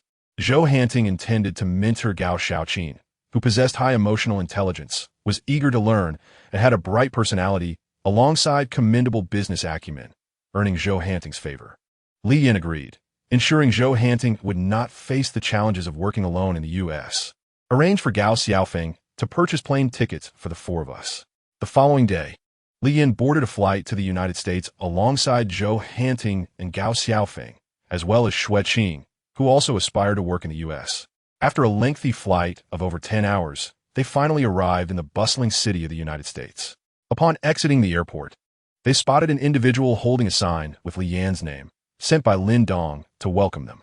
This person was a striking woman and a middle-aged man dressed in a black suit. As the woman approached Li Yin and his companions, she spoke in English. "Are you the representatives from Menghuan Technology Company? I am Minnie, the senior assistant from the U.S. headquarters." Li Yin listened attentively, albeit without comprehending the words. However, Xue Qing, fluent in English, quickly translated after she finished speaking. "Mr. Li Yin, our vice president, Mr. Jie Sheng, has arranged accommodations for you. We will meet tomorrow morning at 9 to discuss pertinent matters. Please extend my gratitude to Mr. Jie Sheng." The man in the black suit opened a Chevrolet van to transport Li Yin and his companions to a luxury hotel. The next day, at 8 o'clock, Minnie was already waiting at the hotel for Li Yin and his group. At 8:50, they arrived at the headquarters. "Mr. Li, it is a great honor to meet you here." Upon seeing Li Yin, the reception was warm as he embraced him enthusiastically. "Hello, Mr. Jie Sheng. I am equally pleased to meet you here." Although Li Yin was not accustomed to embracing men, he reciprocated in accordance with local customs. Jie Sheng promptly presented the Dream Legend 3-player. "Mr. Li, this is the Dream Technology 3 that Manager Lin Dong from our investment department sent me. It is truly remarkable. Both its design and sound quality are astonishing. Once it hits the shelves on Amazon and at Walmart, it is sure to be beloved by consumers." After listening to Xue Qing's translation, Li Yin smiled and expressed his gratitude. "Thank you, Mr. Jie Sheng, for your affirmation. I, too, anticipate outstanding sales for these 2 models." Jie Sheng put away the 3 and continued. "Mr. Li, I have arranged for you to meet with Walmart Group, who wishes to discuss collaboration with you in the coming days." "Very well. I am available at any time. Then let's meet tomorrow afternoon. I have high hopes for the development of Dream Technology Company." I heard you're also interested in acquiring music copyrights. If funding is an issue, we can provide further financing. Li Yin replied with a smile. If there's a need for financing, I will inform you at the earliest opportunity. Jiexing looked at Li Yin with a smile. I eagerly anticipate our collaboration. Jiexing does not favor investing in virtual entities, which is why he places great importance on the tangible industry of dream technology. He believes that Li Yin will have financial needs due to his ambitious aspirations. After their discussion, a call came through to manager Lin Dong of the investment department. Li Yin, if we can reach an agreement, the subsequent tasks will become significantly easier, and collaborations with other music copyright companies will proceed smoothly. Li Yin was well aware of this. Lin Dong directly brought Li Yin to meet with the general manager waiting in the conference room on the top floor. Approximately 5 minutes later, a middle-aged woman entered. Hello, Mr. Li Yin. I am the general manager, Martina Simon. You may call me Simon. Hello, Miss Simon. I have come to discuss the purchase of your company's music copyrights. Simon was fully aware of Li Yin's intentions. We are willing to sell you the music copyrights. What price are you offering? $10 million. Simon shook her head. Although there is no specific price for music copyrights globally, she still aimed to extract greater value. Her asking price was $15 million for an annual copyright licensing fee, plus 60 of download revenue. That price is exorbitant. Xueqing similarly visited and quoted $12 million, along with a 60 download revenue share. Zhou Hanting also visited a less populated music library and made a similarly high offer. It is no wonder Jiexing claimed he would finance Dream Technology Company. The costs are indeed steep. Mr. Li, one must take things step by step in business. It is unrealistic to expect to achieve everything at once. With our current capital, we cannot simultaneously purchase the music libraries of all 4 companies. Instead, let us acquire the libraries of 2 companies. Their combined rights will suffice, and the financial outlay will be significantly less. Gao Xiaoqin suggested with a beaming smile, exuding a youthful exuberance that made her captivating. This proposal is quite sound. Additionally, we must ensure they sign an exclusive agreement preventing the licensing of the music libraries to third parties, Xueqing added. The following day, Lin Dong did not accompany Li Yin to the copyright company again.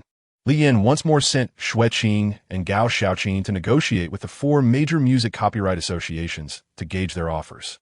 As for himself, he visited Walmart Group and met with the vice president. Li Yin, along with Zhou Hanting, engaged in negotiations with the opposing team for nearly 2 hours, eventually settling on a 45 storage commission and a 15 sales commission. This pricing was agreeable to Li Yin. He had already inquired with Lin Wan regarding the export of the 3-player, which would also yield some export tax rebates. Regarding pricing, Li Yin planned to set the flagship version of the 3 at 419 miles per unit and the standard version at 199 miles per unit. After signing the contract with Walmart Group, Li Yin promptly informed Lin Xin to send a batch of the 2 models for trial sales. Zhou Hanting would be responsible for these 2 channels. Having completed half of the task, the next step was the acquisition of copyrights. Chapter 45, Selling Balloons. After 3 days of discussions, Li Yin finally reached a collaboration agreement with the 2 leading music copyright associations. Dream Technology paid $10 million and secured a 45% share of download revenue for the music library rights. The association agreed to an annual fee of $9 million and a 45% download revenue share.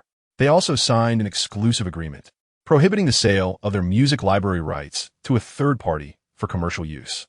The reason for such a significant investment was that Li Yin signed a 20-year contract with the music copyright associations, agreeing to an annual increase of 5 in licensing fees. With the rights from these 2 associations, Li Yin no longer needed to worry about other competitors. After paying the first year's licensing fees to both associations, Li Yin found himself with only $10 million remaining.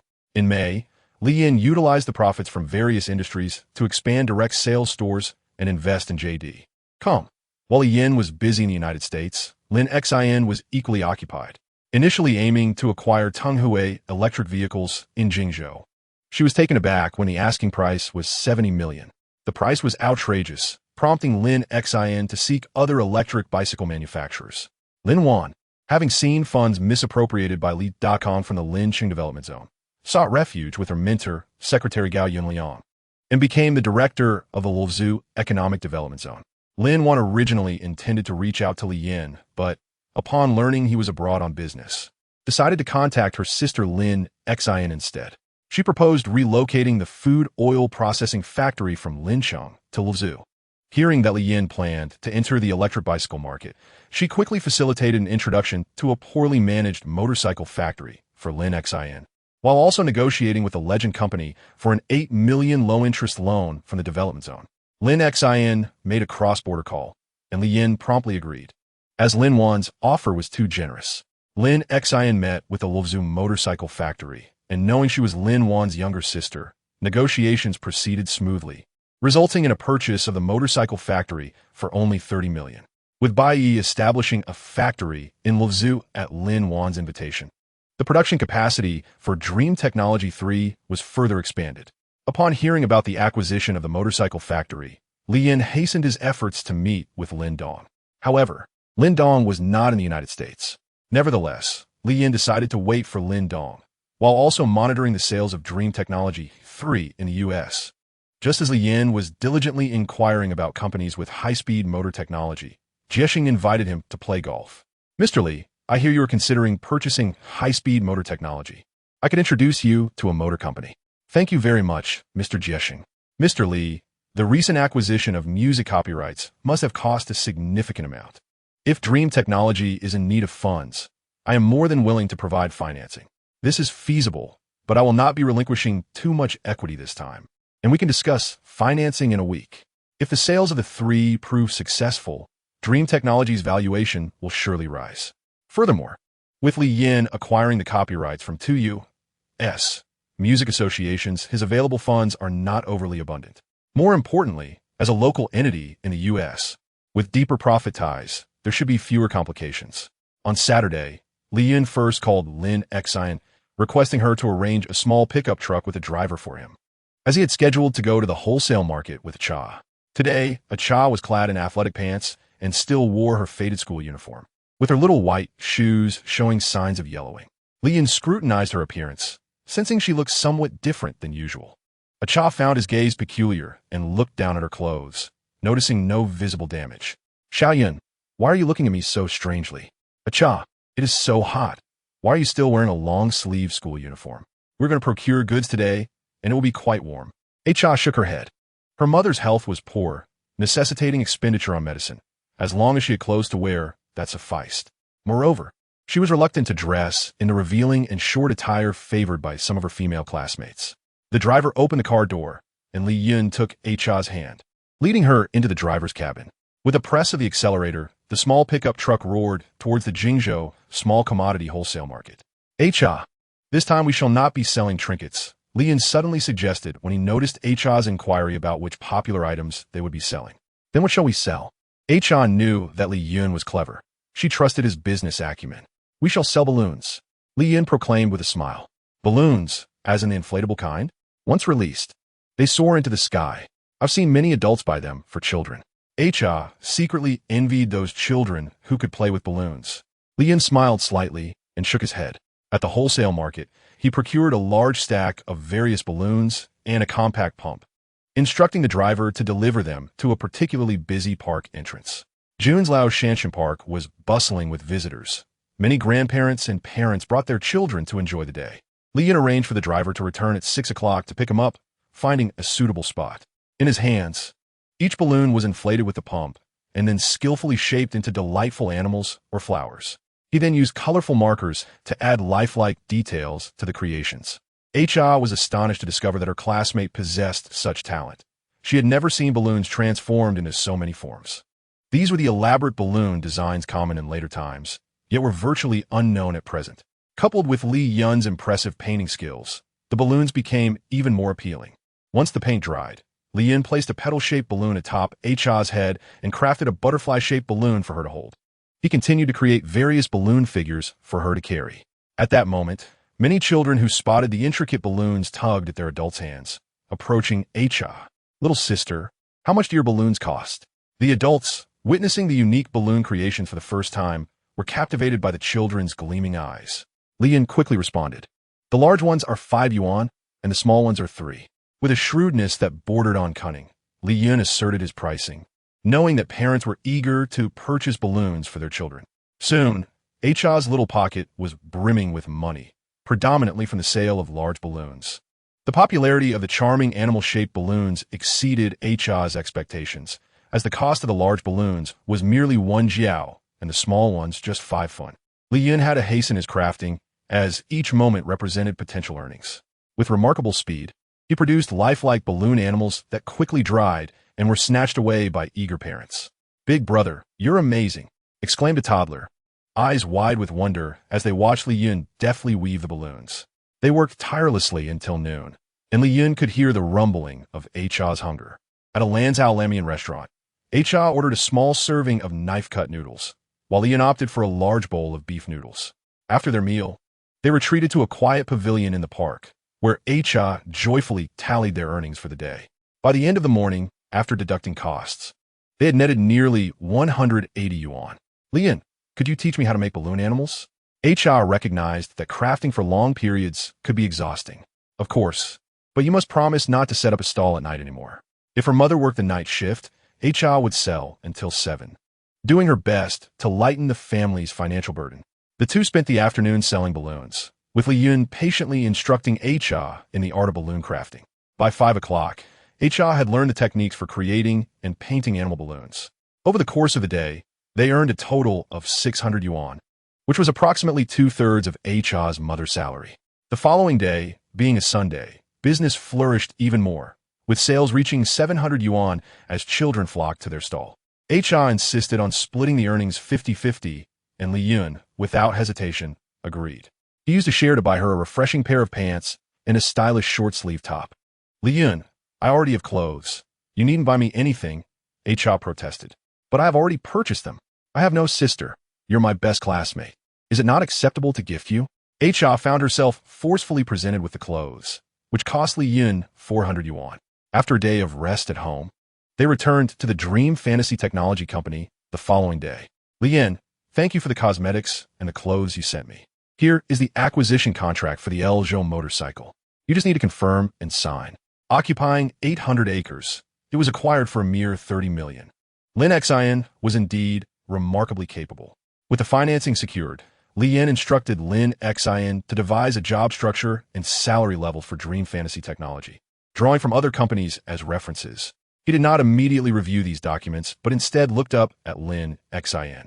"Why do you mention this?" "I am willing." Lin Xin spoke Hin Li. "By the way, Li Yun, what do you plan to rename the motorcycle factory?" "I'll leave that to you. You may decide."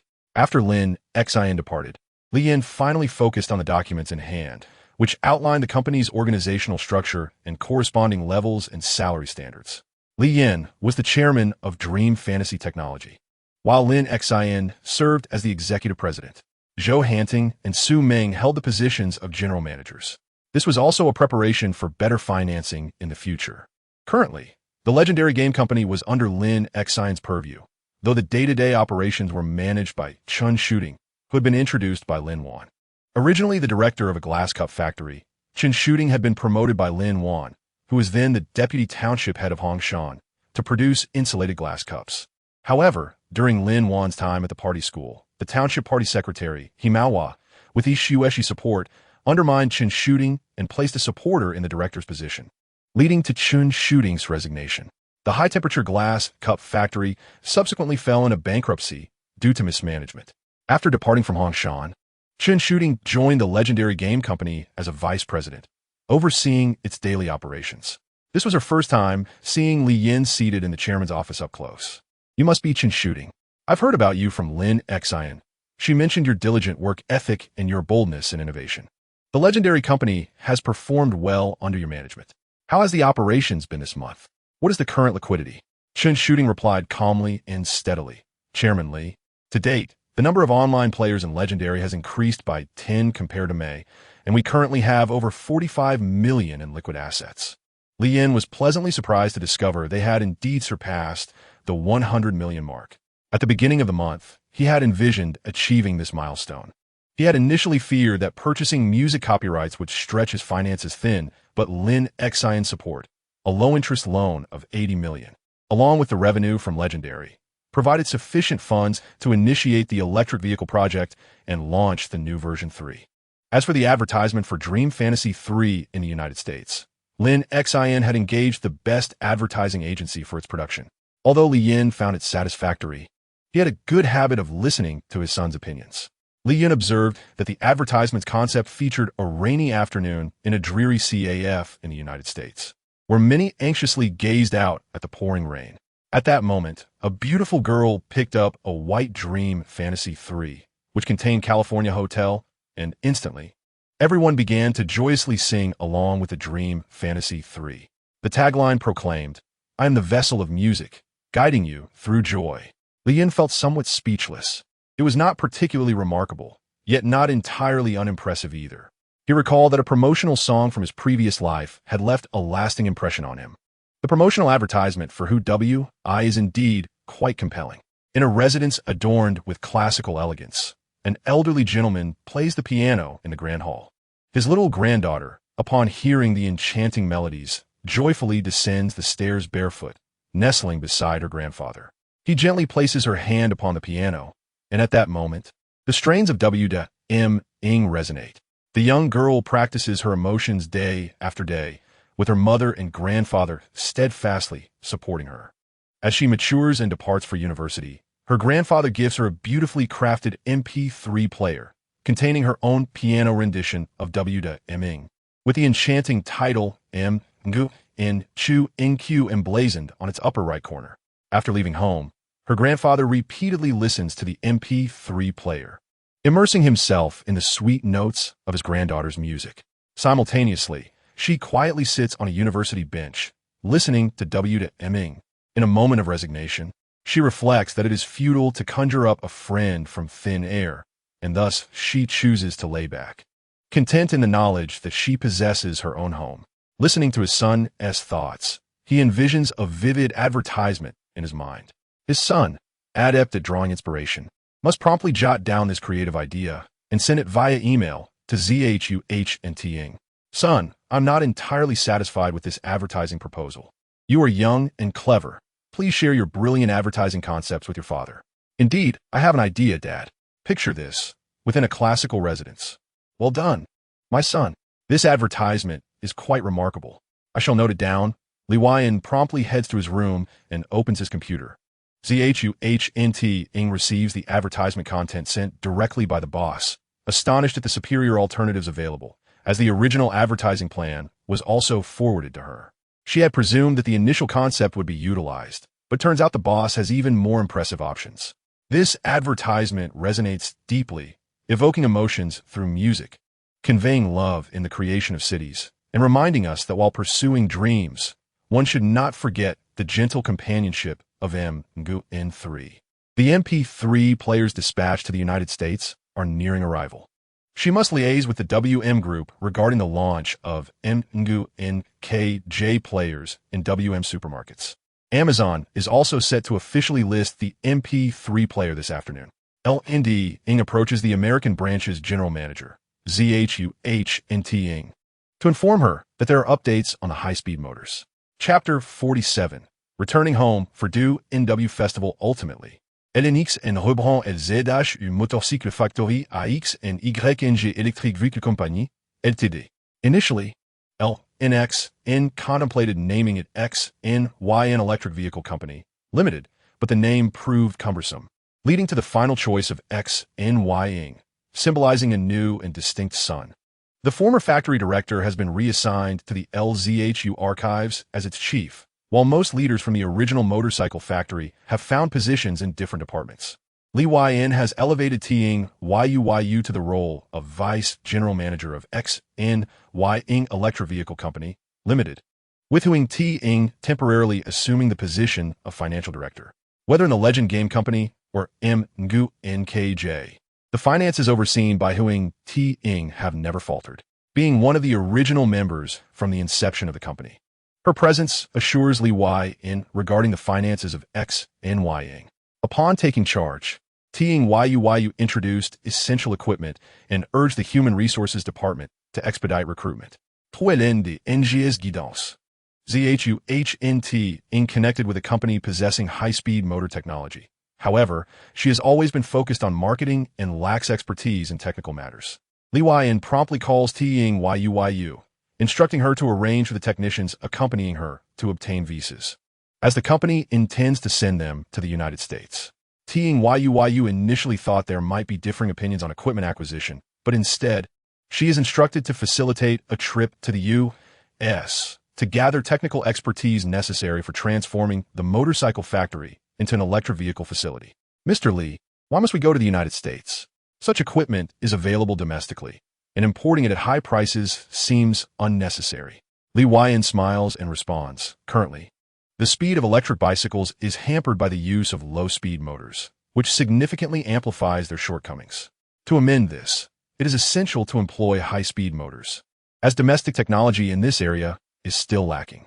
Therefore, I have tasked him in KJ's other stakeholders with investigating whether high-speed motors are available in the U.S. Noticing Ting Yu deep in thought, Li Yuan grants her a moment to absorb his words. Mr. Li, I understand your intention now. No wonder our electric bicycle factory is named XNYing. You aim to revolutionize the traditional speed of electric bicycles. If successful, it will undoubtedly propel our new factory, XNYing Electric Vehicle Company, Limited, into prominence. Surprised to witness such a trend in the establishment of a new electric bicycle factory. Thus, it is imperative for you to send 2 or 3 reliable technicians to the United States to confirm whether the high-speed motor technology from American companies can be applied at XNYing Electric Vehicle Factory. Understood, Mr. Li. I will ensure my technicians are entrusted with this task. Should it prove viable, notify General Manager ZHU to proceed with acquiring this technology. Have Xi of Ing collaborate with Ting Yu to facilitate the visa arrangement for those technicians. Li Yuan also emails ZHU and Ting, urging her to fully support the deployed technicians. Once it is confirmed that the technology can be utilized in electric vehicles, negotiations to procure it can commence. Are you reminiscing about the dishes your grandmother used to prepare? Do my culinary efforts not meet your palate? Dad, is it so difficult to admit that your cooking pales in comparison to Grandma's? She can make iron pot braised goose, northeastern pig-killing dishes, and chicken stewed with mushrooms. Can you? Grandma's mother was originally from the Northeast and later moved to NX village with Grandma's father, which is why she excels in crafting delectable Northeastern cuisine. The recollection of these festive dishes nearly makes Li Yuan salivate. Observing Li Yuan's eager expression, Li Yuan cannot help but mourn for the goose and rooster raised by his mother, knowing some of them will soon find their way into his son's stomach. Upon returning home, he is embraced by his grandparents, who call him the eldest grandson. To his surprise, CH's family resides close by, separated by merely 2 households. CH is equally astonished to encounter Li Yuan here, happily accepting a large DBIT milk candy from him. How wonderful! We can play together again. Li Yuan affectionately ruffles her hair. Li Yuan, why do you always like to touch my head? My mom says it stunts growth. Although CH is displeased, she accommodates Li Yuan's mischievousness. Li Yuan takes her hand and leads her to their kitchen, selecting a generously seasoned chicken leg. The aroma of the marinated chicken leg tempts CH, who swallows hard. It's still warm and smells delightful. Here, enjoy it. Li Yuan places the chicken leg into CH's hands. She adores chicken legs and recalls that during her second year of high school, her greatest wish was to indulge in a satisfying chicken leg meal. Taking a gentle bite, she exclaims, "This flavor is exquisite." Meanwhile, in his room, Li Yuan is on the phone with ZHU and Ting. Boss, the advertisement for NKJ3 has been filmed, and I have contacted major television networks in the U.S. for airing. Furthermore, our MP3 player will be available for sale in WM supermarkets starting tomorrow. You have worked hard. Once the sales figures are in after a week, please email me the detailed data. I trust you completely. Boss, your leadership is commendable, and your confidence is invaluable. Should any issues arise, please inform me promptly. Our advertising efforts must be intensified, not only through television, but also by employing online platforms to create a lasting impression among the youth. Ending the call, he notices his son feeding a little girl. Realizing that this is CH, for whom his son has customized an MP3 player. If they successfully locate the high-speed motor his son envisions, XNYing Electric Vehicle will launch electric bicycles equipped with such motors right from the outset. At that juncture, they will indeed stand out. An XNYing electric vehicle is bound to carve out its own niche in the market. Lian saw his grandmother approaching and took her arm. Nai. This is my desk mate, Acha. We've been classmates since kindergarten. Hello, see Nai. Acha felt somewhat embarrassed, having been caught eating a chicken leg by Li Yun's grandmother, but it was a kind gesture from Li Yun that she was not yet accustomed to rejecting.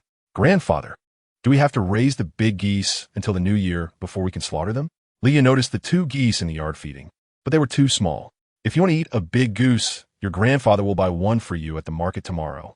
His grandfather replied with a cheerful smile. If my eldest grandson wants something, I must fulfill his wish. After all, the money in his hands is never-ending. This tea garden is a gold mine, quite profitable. Grandfather, you are so good to me. Can I invite Cha to eat the iron pot stewed big goose with us? Li Yun asked eagerly. Sure, let your grandmother prepare a couple of young roosters for you both to enjoy, his grandfather replied. Li Yun's eyes sparkled with joy. This lifetime, they would not suffer like they did in the past, repaying debts for their son and enduring hardships. At the airport, 2 technicians from Xinyang Electric Vehicle Company met Gao Xiaoqin, who guided them to her company. After verification, the technicians confirmed that the technology could indeed be applied to electric bicycles. Gao Xiaoqin then took them to a reserve hotel where Zhou Hanting confirmed that the technology could be introduced. After dinner, they would negotiate the high-speed motor technology with that company. Through Gao Xiaoqin's investigation, it became evident that this technology had not garnered much attention in the United States, as Americans preferred cars for transportation, leaving little demand for high-speed motors. Zhou Hanting spent only $1 million to purchase the entire set of high-speed motor technology. Upon reading Zhou Hanting's email reporting the acquisition of the high-speed motor technology, Li Yin finally breathed a sigh of relief. It turned out that the high-speed motor his son mentioned was officially named the high-speed carbon brush hub motor, which had been verified on-site by technicians in the United States to be significantly superior to the domestic low-speed motors. However, not all news was favorable. One evening, after dinner, Li Yin remarked, "No wonder large companies are reluctant to innovate these days. Did you know that a counterfeit version of our product has already emerged on the market? It bears a striking resemblance to ours in appearance and function, yet is priced at only 2/3 of our product." Li Yin was genuinely incensed. What is there to be angry about? We cannot solely rely on our past successes. The market is like a battleground. When the opponent strikes, we must respond accordingly. Does my father naively believe that others will watch us profit without feeling envious? Li Yin was once again criticized by his son, yet he was at a loss for how to effectively counter this challenge. Dad, how is the development of the next generation of the product progressing? What is the status from Zhang Xiao? We are currently in the 2nd round of testing. As long as this test passes, we can begin production of the next version. His son replied, Time is money, and we cannot afford to delay. We must strive harder, Dad. Li Yin nodded. Indeed, while we must ensure our product is robust, we also need to expedite our research and development efforts. The market waits for no one. We need not dwell on those counterfeit versions, as our production costs are already quite low. They are selling at a price lower than ours, which surely means they are using inferior components.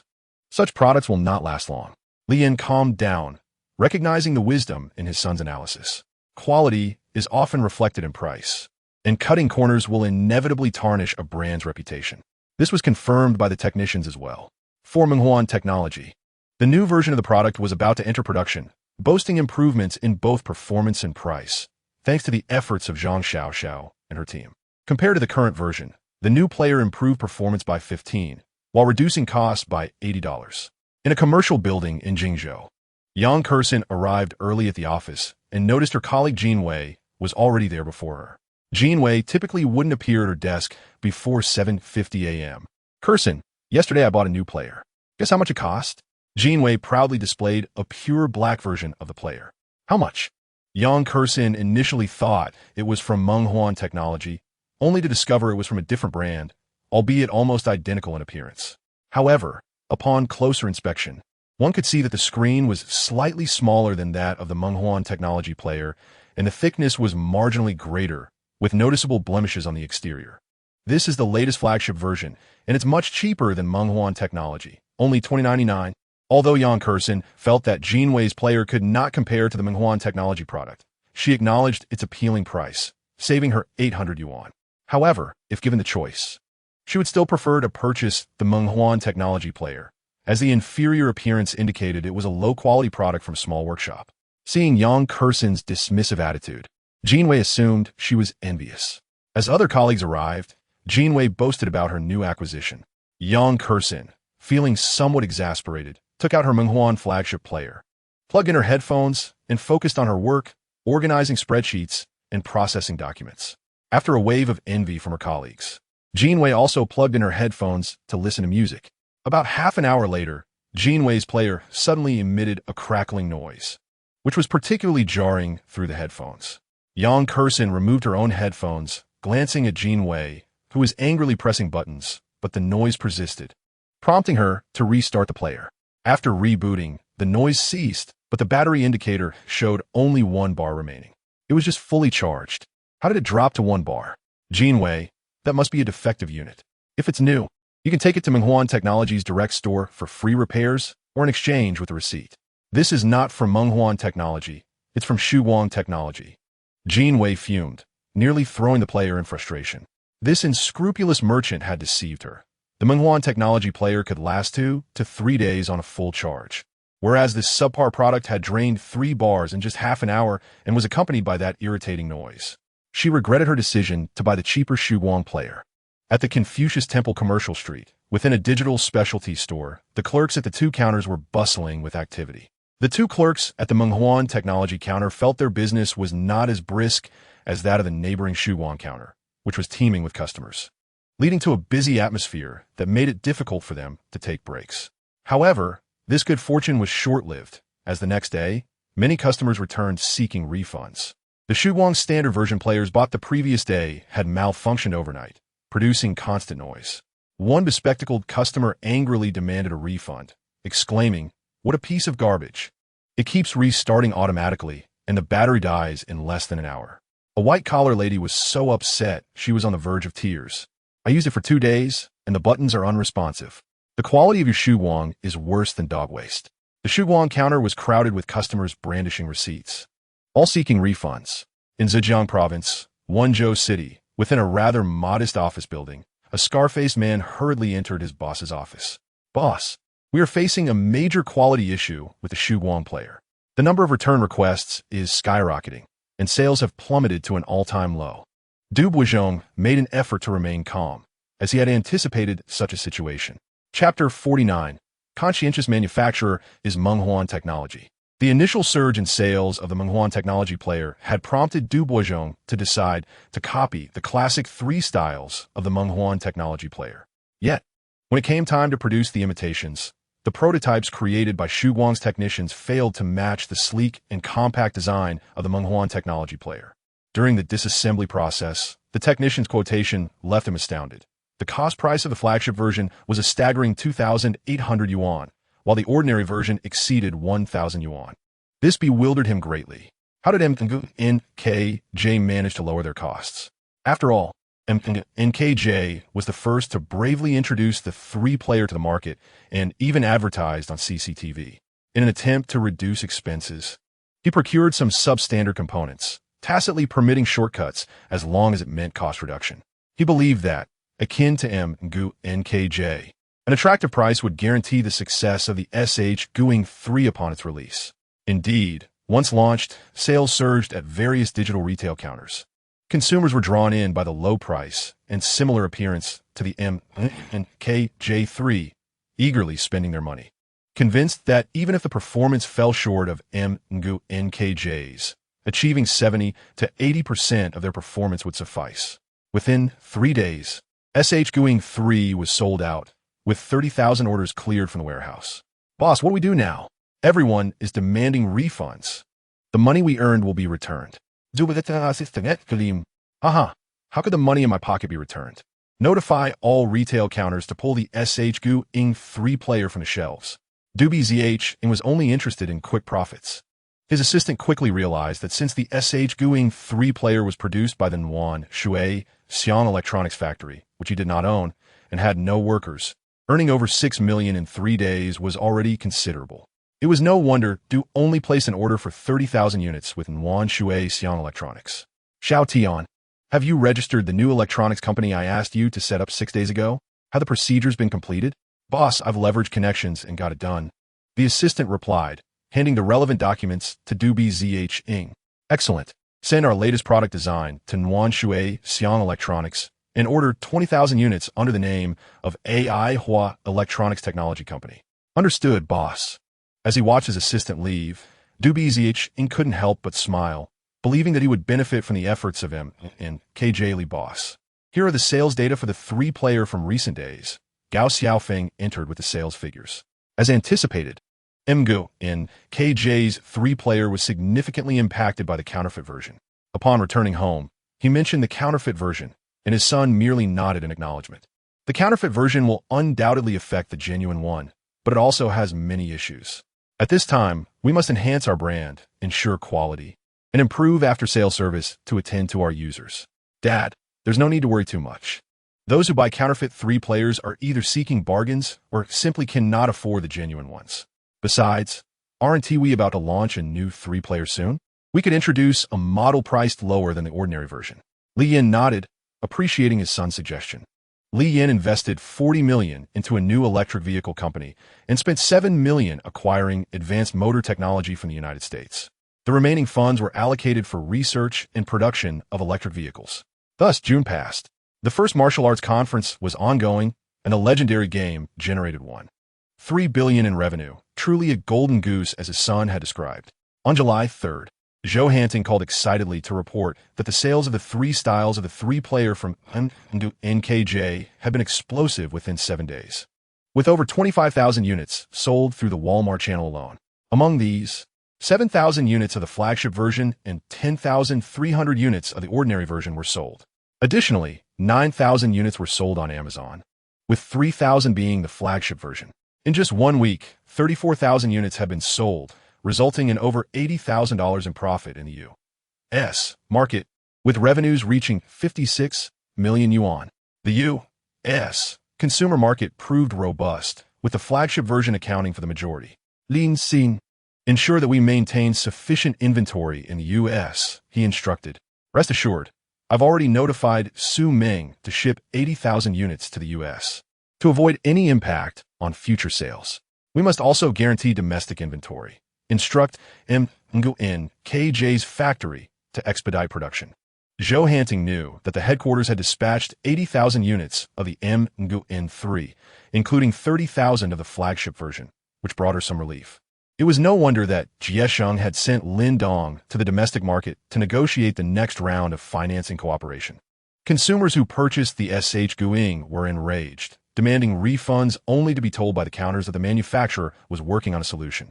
However, today, the digital retail counter for SH Guing had been dismantled. These defective products were now in their hands, leading some to protest at the Industrial and Commercial Bureau. Yet ultimately no resolution was reached as the company had been dissolved. Hello, this is my grandson who stole his mother's money to buy a three-player. It was too expensive. Can I return it? If not, I'd like to exchange it for the cheapest three-player you have. A grandmother shyly approached the Mgu in KJ Direct store in Jingzhou. Grandma, you can absolutely get a refund as long as you have the receipt, and as long as there's no man-made damage, the counter staff cheerfully assured her. Here you go, young lady. If it's a hassle, you can exchange it for a cheaper model. The grandmother shyly handed over the original packaging of the flagship three-player, along with the data cable and charger. To the young woman, you can get a refund. I'll issue you a receipt. The counter staff promptly prepared the necessary documentation and personally escorted the grandmother to the service desk for her refund. This incident resonated with many who had unwittingly bought the SH Guing three-player, now opting for the genuine Mgu NKJ three-player, realizing that purchasing authentic products ensured safety. Provided that the machine had not been damaged by human error, there was a 3-day return policy and a 1-year warranty.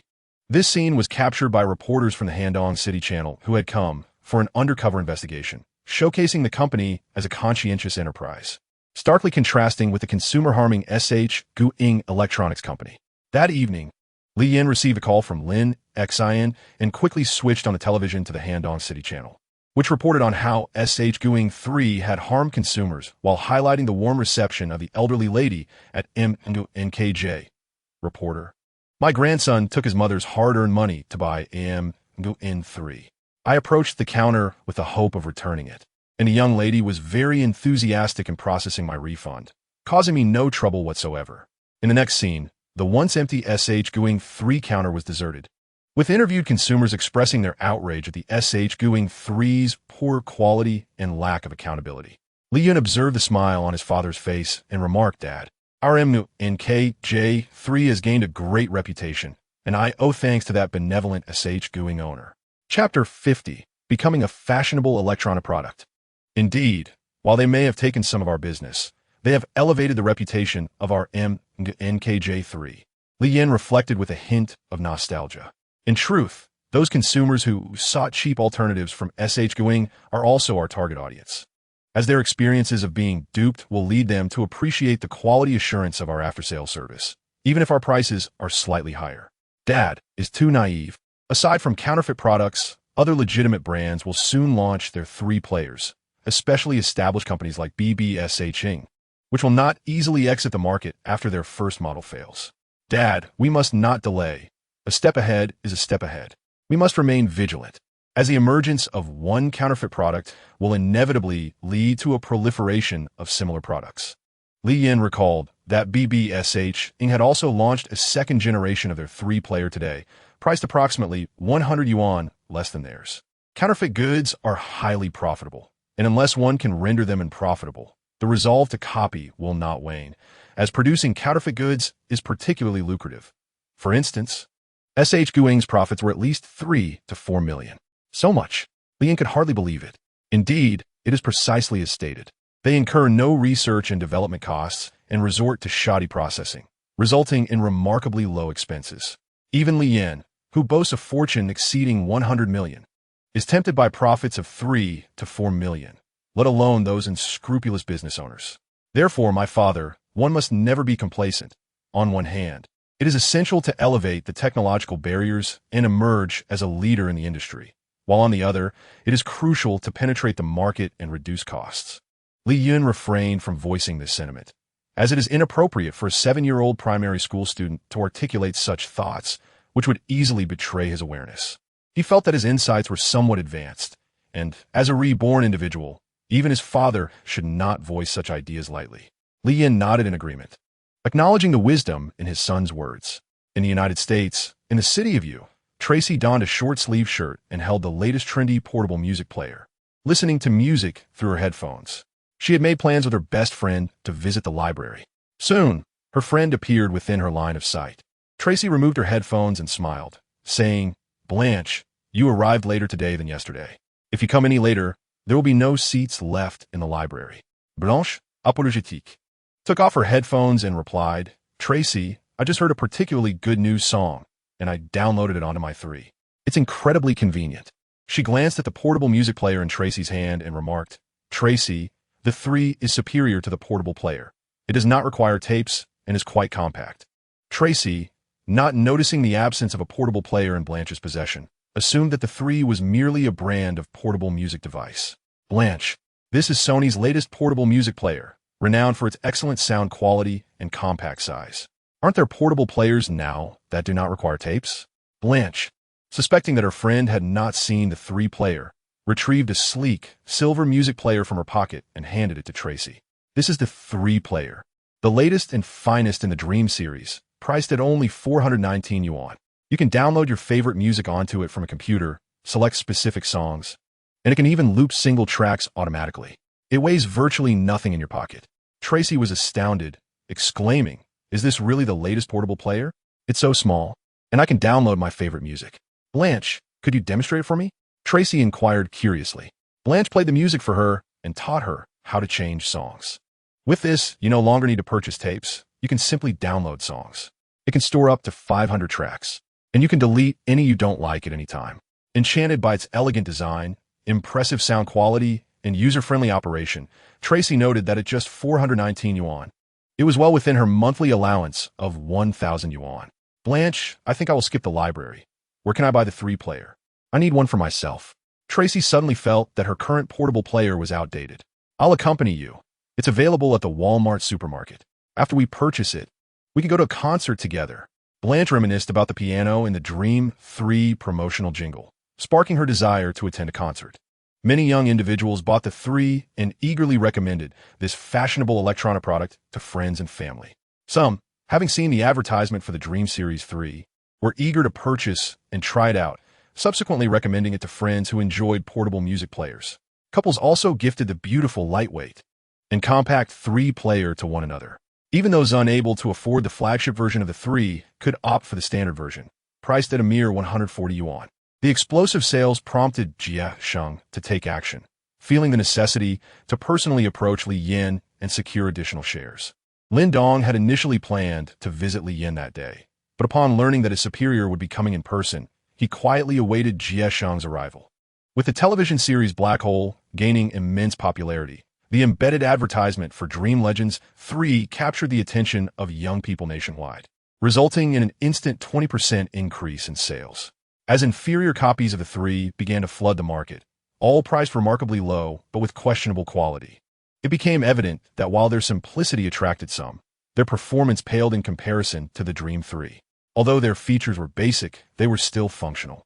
In instances of quality issues, some merchants would readily replace the device, while others would collect payment and claim the fault did not stem from the manufacturer, demanding additional fees for repairs. Bu Busheng was determined to topple the leading enterprise, Dream Technology. However, its flagship version offered performance equivalent to Dream's standard model, yet was priced at 2,199 yuan, with the standard version set at 1,699 yuan, as celebrity endorsements come at cost. Nevertheless, Li Yin remained unconcerned, as his own next version of the 3 was already in development. The 3 new iterations of the 3 were more than capable of defeating all competitors eyeing to seize the market share of Dream Technology's 3. Xiao Yun, what brings you such amusement? Are you experiencing something joyful? A nearby Cha, noticing Li Yun's habitual distracted laughter, poked him, fearing that the teacher might unleash a verbal reprimand on Li Yun. Once class concluded, Cha could no longer contain his curiosity and asked Xiao Yun, "What is you grinning like that?" The teacher was fuming just moments ago. "Nothing, I was merely daydreaming." Li Yun replied.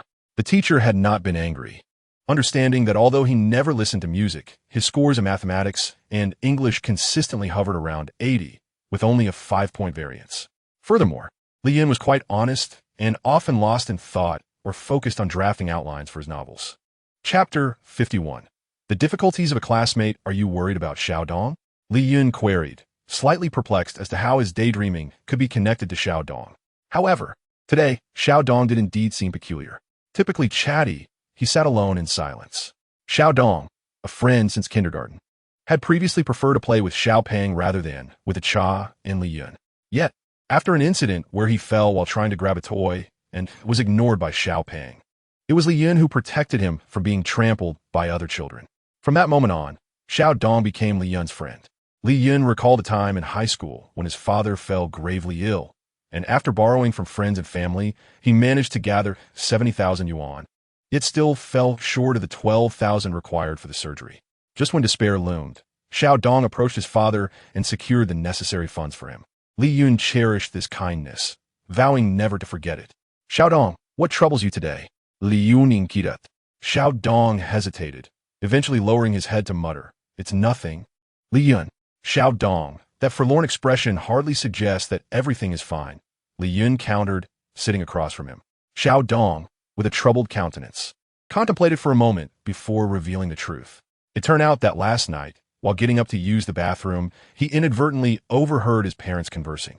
His father lamented, "Alas, we truly have no money left. Perhaps we should consider selling the house." The tone of his father was filled with helplessness and sorrow, and that sign nearly brought tears to Xiao Dong's eyes.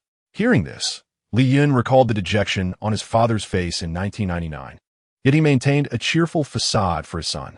The memory of his father's forced smile left an indelible mark on Li Yun, intensifying his resentment towards his biological mother. "Xiao Dong, worrying about such matters is futile. You must trust your parents. Even in times of financial hardship, there are ways to cope." Xiao Dong numbly nodded in agreement. When school let out, Li Yun encountered Xiao Dong's father. Seeing his son leave with his closest friend, a faint smile appeared on Xiao Dong's father's face. "Uncle Li." Just as Xiao Dong's father was departing with his son, Li Yun contemplated for a moment before calling out to him. "Li Yun, is there something you wish to discuss?" "Uncle, may I have a moment of your time for a conversation?" Li Yin requested, asking Cha and Xiao Dong to wait at the school gate as he led Xiao Dong's father aside. Li Yin, is there something concerning Xiao Dong? Uncle Li, I heard from Xiao Dong that your company is facing difficulties? Li Yin, aware that his father would soon arrive to pick him up, asked straightforwardly. Upon hearing Li Yun's words, Li Chong glanced at his son, puzzled as to how he knew about the company's troubles. Li Chong managed a wry smile and nodded, confirming that they were indeed encountering some challenges. He owned an electronic components processing factory.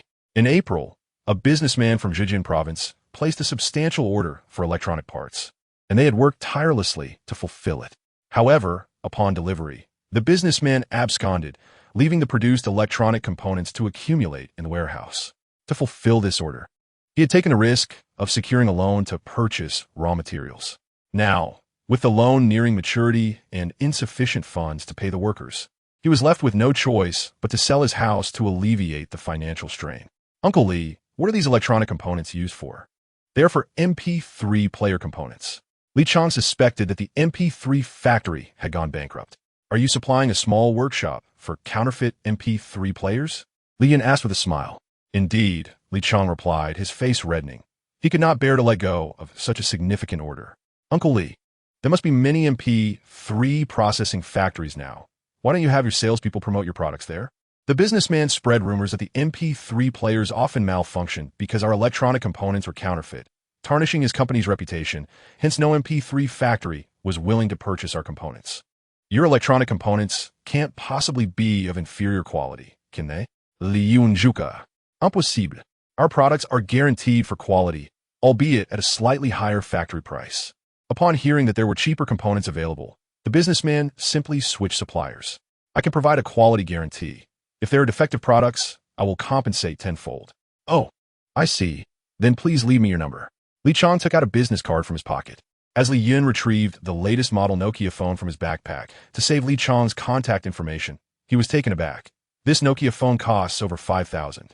Initially, he thought Li Yun's family was not very affluent, but seeing the phone in his hands made him wonder if they were quite wealthy. In the past, when business was thriving, they had never splurged on a Nokia phone for Xiao Dong. He was puzzled as to why his son's classmate wanted his number. Well then, Uncle Li, good bia. Li Yin concluded his conversation with Li Chong as his father arrived to pick him up. Li Yin smiled at Acha. Acha, would you like to join us for dinner at my house? Li Yin warmly invited her.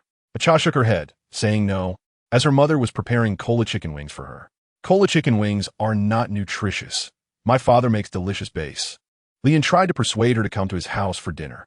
I enjoy my mom's cola chicken wings, Acha replied, feeling quite shy as Li Yin pulled her into the car. Seizing the opportunity, he playfully ruffled her hair, saying that eating such things would stun her growth and that if she came to his house, his father would cook beef. Xiao Yun, why do you always like to mess with my hair? My mom says that ruffling hair will make you not grow tall, Acha replied, visibly annoyed. Dad, one of my classmates has a batch of electronic components that got scammed by the buyer. Could you have the procurement team and quality control take a look at the batch? If the quality is good and the price is reasonable, we should procure it. Sure. So, Li Yin handed the business card to his father and then opened the car door to drop Acha off at her home.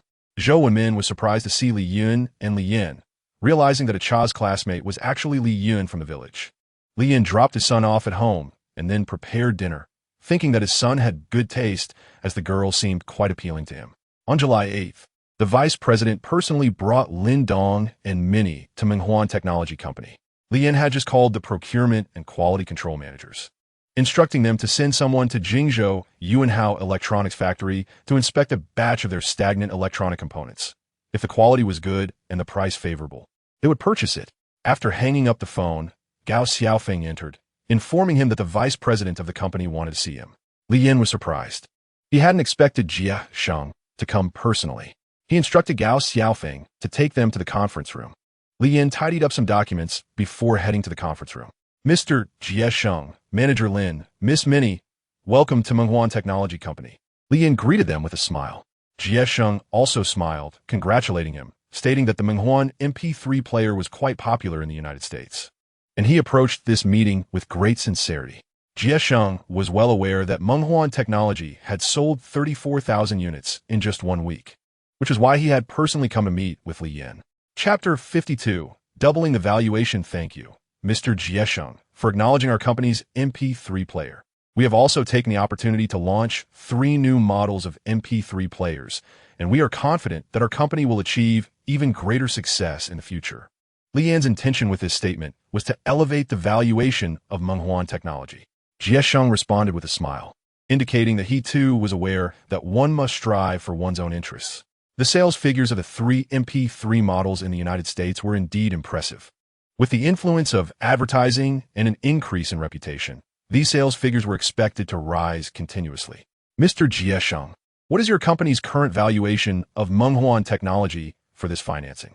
Upon hearing Li Yan's straightforward question, Jiesheng's expression turned serious as he replied, Mr. Li, a week ago, our subsidiary in Xia country valued Menghuan technology at $1 billion. Taking into account the sales figures in the United States for the past week, future market expectations, and your sales performance in Xia country, after thorough discussion, we have unanimously agreed that the valuation for this round of financing is $5 billion. However, we will need your specific sales data and profit situation in Xia country to accurately estimate a suitable valuation. Li Yan instructed Gao Xiaofeng to notify Lin Xin to come over. Once Lin Xin arrived, he opened his notebook and projected the information onto the projector. Mr. Jiesheng, as of June 6th, we have opened 45 direct stores, and there are also 22 stores on JD.com, where we hold significant shares. These direct stores are primarily located in first-tier cities and their respective provincial capitals, with JD.com stores also present in second- and third-tier cities. From June 6th to July 6th, these stores in Xia country sold over 151,000 units, some of which were newly opened direct stores that had only been operating for half a month. Based on these data projections, the sales of MP3 players in July are likely to exceed 300,000 units. Considering the large population in our country and the substantial user base capable of purchasing MP3 players, with the development of our nation, the purchasing power in Xia country will undoubtedly increase in the near future. In just 1 month, over 151,000 MP3 players have been sold, with the flagship model accounting for 16, yielding a total profit exceeding 60 million Xia country currency. Li Yan looked at the figures, his face adorned with a smile. If it weren't for the prospect of greater development in the United States, he would be willing to invest more. Li Yan's intention for financing was not solely to acquire funds. His legendary game could easily allocate $50 million in capital, coupled with the $11 million raised 7 days prior, and the $80 million low-interest loan from Elzhou Development Bank, leaving the remaining funds at his disposal. Jiesheng examined the data without blinking, continuously conversing in English with Lin Dong, who sat beside him. After discussing for 10 minutes, Jiesheng smiled and said, Mr. Li, based on the data, our assessment of Menghuan Technology's valuation might have been too low. After hearing Manager Lin's introduction, we can increase the valuation of Menghuan Technology to $9 billion. After Lin Dong translated, Jiesheng looked at Li Yan, awaiting his response. Li Yan smiled brightly and remarked, Mr. Jiesheng, 9 billion yuan is somewhat on the low side. You should be aware that we have established a collaboration with 2 major music copyright associations, securing exclusive rights. Additionally, our new software music platform, Mengjiin, is set to launch soon. Users will be able to download music in standard quality from us. And if they wish to access higher quality tracks or songs by renowned artists, a fee will be required, thus presenting another profitable avenue for our company. A valuation of 5 billion yuan is more in line with our worth. Upon hearing Li Yan's presentation, Jiesheng felt that Li Yan's offer exceeded his expectations. Mr. Li, this requires further consideration. Currently, your valuation certainly will not reach 5 billion yuan. If you can truly find a way for the music platform to be profitable, we can invest in you then. However, your venture will undoubtedly boost the sales of Menghuan Technology's products. Originally, I estimated a valuation of 200 million, but now it stands at 1 billion yuan, nearly double what it was a week ago. Li Yan recognized that this was Jiesheng's highest estimate and nodded in acknowledgement. Li Yan relinquished another 10 of shares, bringing their total to 336 shares. After signing the financing contract, the funds will be transferred to Menghuan Technology within 3 days, at which point the contract would take effect. Li Chong was surprised that Menghuan Technology's procurement team would come to inspect their batch of 3 electronic components. Excitedly, he embraced his wife, exclaiming, "Meng Huan Technology has sent people. Our electronic components may be sold." Zhao Meng, caught off guard in her husband's embrace, momentarily froze, wondering when he had contacted Meng Huan Technology. Li Chong, Meng Huan Technology has its own trusted supplier list. To become a supplier for them, you must pass their scrutiny and adhere to their quality standards. Surely these individuals aren't frauds.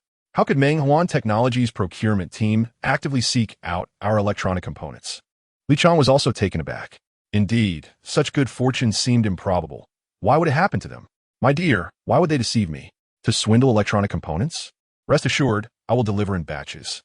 Once the payment for one batch is complete, I will send the next, ensuring no deception occurs. The visitors included the head of the procurement department and a quality engineer. After inspection and review by Meng Huan Technology's quality engineer, the 3 electronic components at Jingzhou Yuanhao Electronic Factory met their procurement criteria. Currently, Yuanhao Electronic Factory has 600,000 electronic components, with a cost of 6.3, totaling 3.78 million Xia currency. With such a sum, it was no wonder the father of his son's classmate was facing financial difficulties.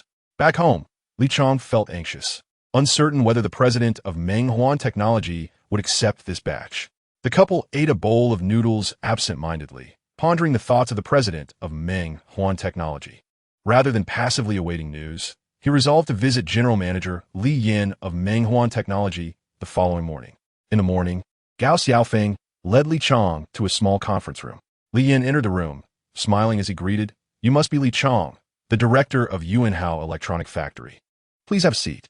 If the price is right, I will take your batch." "Mr. Li, the cost of this batch is 6.3. Would you accept 6?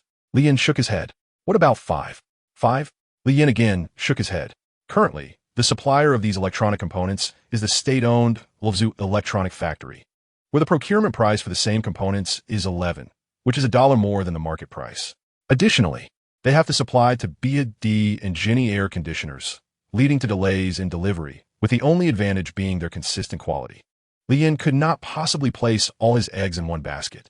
Li Chong felt a pang of regret at 5, but if he did not sell, he would struggle to repay loans and pay wages, even if it meant selling his house. 5 is too much a loss. Let's settle at 6. Li Chong was astonished that Li Yin would offer him a procurement price of 6. He had prepared himself for a loss of 48, yet unexpectedly, he stood to earn 180,000. "Mr. Li, I am offering you the cost price. Being able to purchase our electronic components at cost is a great help, akin to receiving timely assistance. Director Li, I have my considerations too. This is not just about this batch of electronic components. We plan to conduct long-term business with you. Will you provide us with orders?" Li Yin smiled and nodded, signaling Zhang Xiaoxiao to hand over the blueprints to Li Chong. "Can your factory produce this component?" Zhang Xiaoxiao inquired. Li Chong called over his technical chief engineer, who was also his classmate. "Yes, we can," Chief Engineer Lao Han affirmed. Li Chong examined it and confirmed that it was indeed feasible. "Since your company has the capability, I will give you an order for 600,000 units. If you guarantee quality and timely delivery, we can consider additional orders. Rest assured, Mr. Li, as long as it is an order from Meng Huan Technology, we will ensure timely delivery with the highest quality, and our prices will be the lowest in the market," Li Chong promised. "Then let us proceed to a pleasant collaboration. We can sign the contract now." After signing, Li Chong noticed it was already 10:30 and invited Li Yin and Lin Xin to lunch. "Mr. Li, this time our company truly owes you a debt of gratitude. May I treat you to a meal?" "Certainly," Li Yin readily agreed. "I know a private restaurant nearby with excellent cuisine. Let us go there." Li Yin intended not to let him bear the costs alone. The two left the conference room with ease, leaving Zhang Xiaoxiao and Chief Engineer Han of Yuanhao to discuss some technical conditions.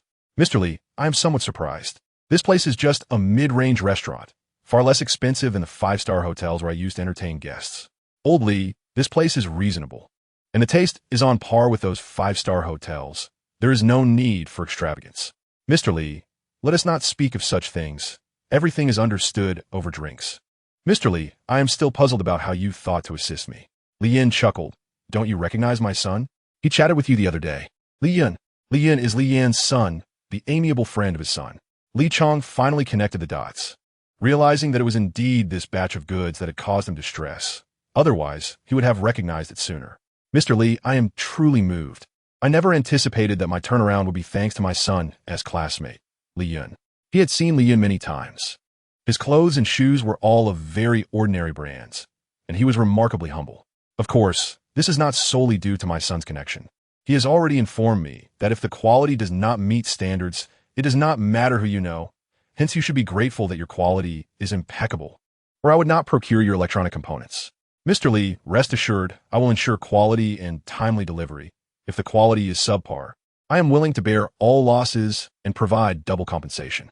Old Li, the profit margin on these electronic components is still too low.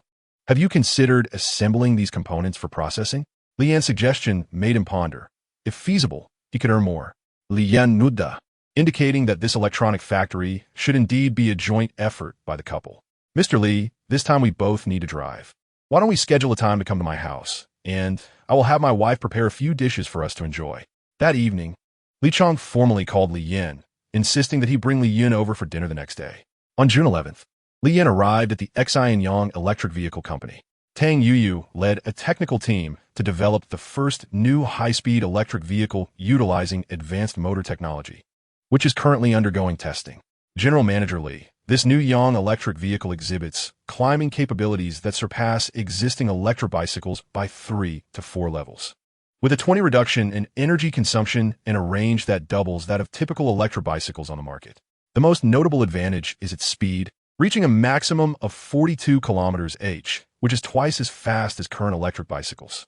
However, these advantages will inevitably increase our production costs, potentially doubling those of other electric bicycles. How much will the cost be? Li Yin was particularly concerned about the expenses, as a high price might deter ordinary consumers from purchasing. Tang Yuyu quickly responded that, based on our calculations, large-scale production costs should be around 500 yuan. Can we ensure quality? We cannot afford to have various malfunctions appearing once it hits the road. General Manager Li, our vehicle-less failure rate is even lower than that of the best electric bicycles. All our technicians can vouch for this. That's reassuring. Li Yan, gazing at the sleek black electric bicycle before him, smiled and said, as its owner, I must also test its rideability. Tang Yuyu watched anxiously as Li Yan accelerated, fearing he might struggle with the fastest electric vehicle in Xia country. Li Yan rode around the Xianyang factory in their electric bicycle, finding its design comparable to modern electric bicycles, allowing him to quickly adapt. He was immensely satisfied with this model. This vehicle is ready for production. It rides swiftly and steadily. Upon receiving affirmation from Li Yan regarding the vehicle's design, Tang Yuyu finally smiled. By the way, we must select a battery that is reliable and of high quality. I do not wish to see it spontaneously combust while in use. The thought of those self-igniting electric bicycles made Li Yin shudder. Boss, currently, Baiyi's batteries are comparatively safe and reliable, though they are slightly more expensive than others. I will have Lin Xian discuss this with them, as they are also our suppliers. That should pose no problem. Once we replace it with the new battery and complete testing, we can hand it over to the production department for mass production. Dream Technology has set its sights on Baiyi, and upon receiving a call from General Lin, they promptly dispatched 10 sets of batteries to the Xianyang electric vehicle factory. Due to the global battery market's contraction caused by the financial storm, orders have rapidly dwindled. Were it not for their status as the largest battery supplier for mobile phones worldwide, they might have faced the same challenges as other battery manufacturers. Chapter 54. Mass production of Xianyang electric vehicles. The legendary group is highly supportive of the development of the new electric vehicle. Within just an hour and a half, the Elzhou Baiyi branch delivered a batch of batteries. Li Chong, while picking up Xiao Dong from school, took Li Yun and a cha along. Zhou Wenmin was somewhat surprised to receive a call from Li Chong. When Li Yin arrived at Yinhua restaurant, his son was busy feeding a cha spring rolls. Brother Xiao Yun, why did Uncle Dong's parents invite us to dinner? Because your brother Xiao Yun helped them with a significant favor. A cha watched as Li Yun's father and Xiao Dong's father drank together. The children ate quickly, and even a cha was full. Li Yun, however, did not wish to wait until they finished their drinks, as it was evident they had matters to discuss. All right, call me if you need anything. Li Yun beckoned a cha and Xiao Dong to leave Yinhua restaurant. Generally, are they too young to be in an internet CAF? No worries. The legendary internet CAF is part of my group.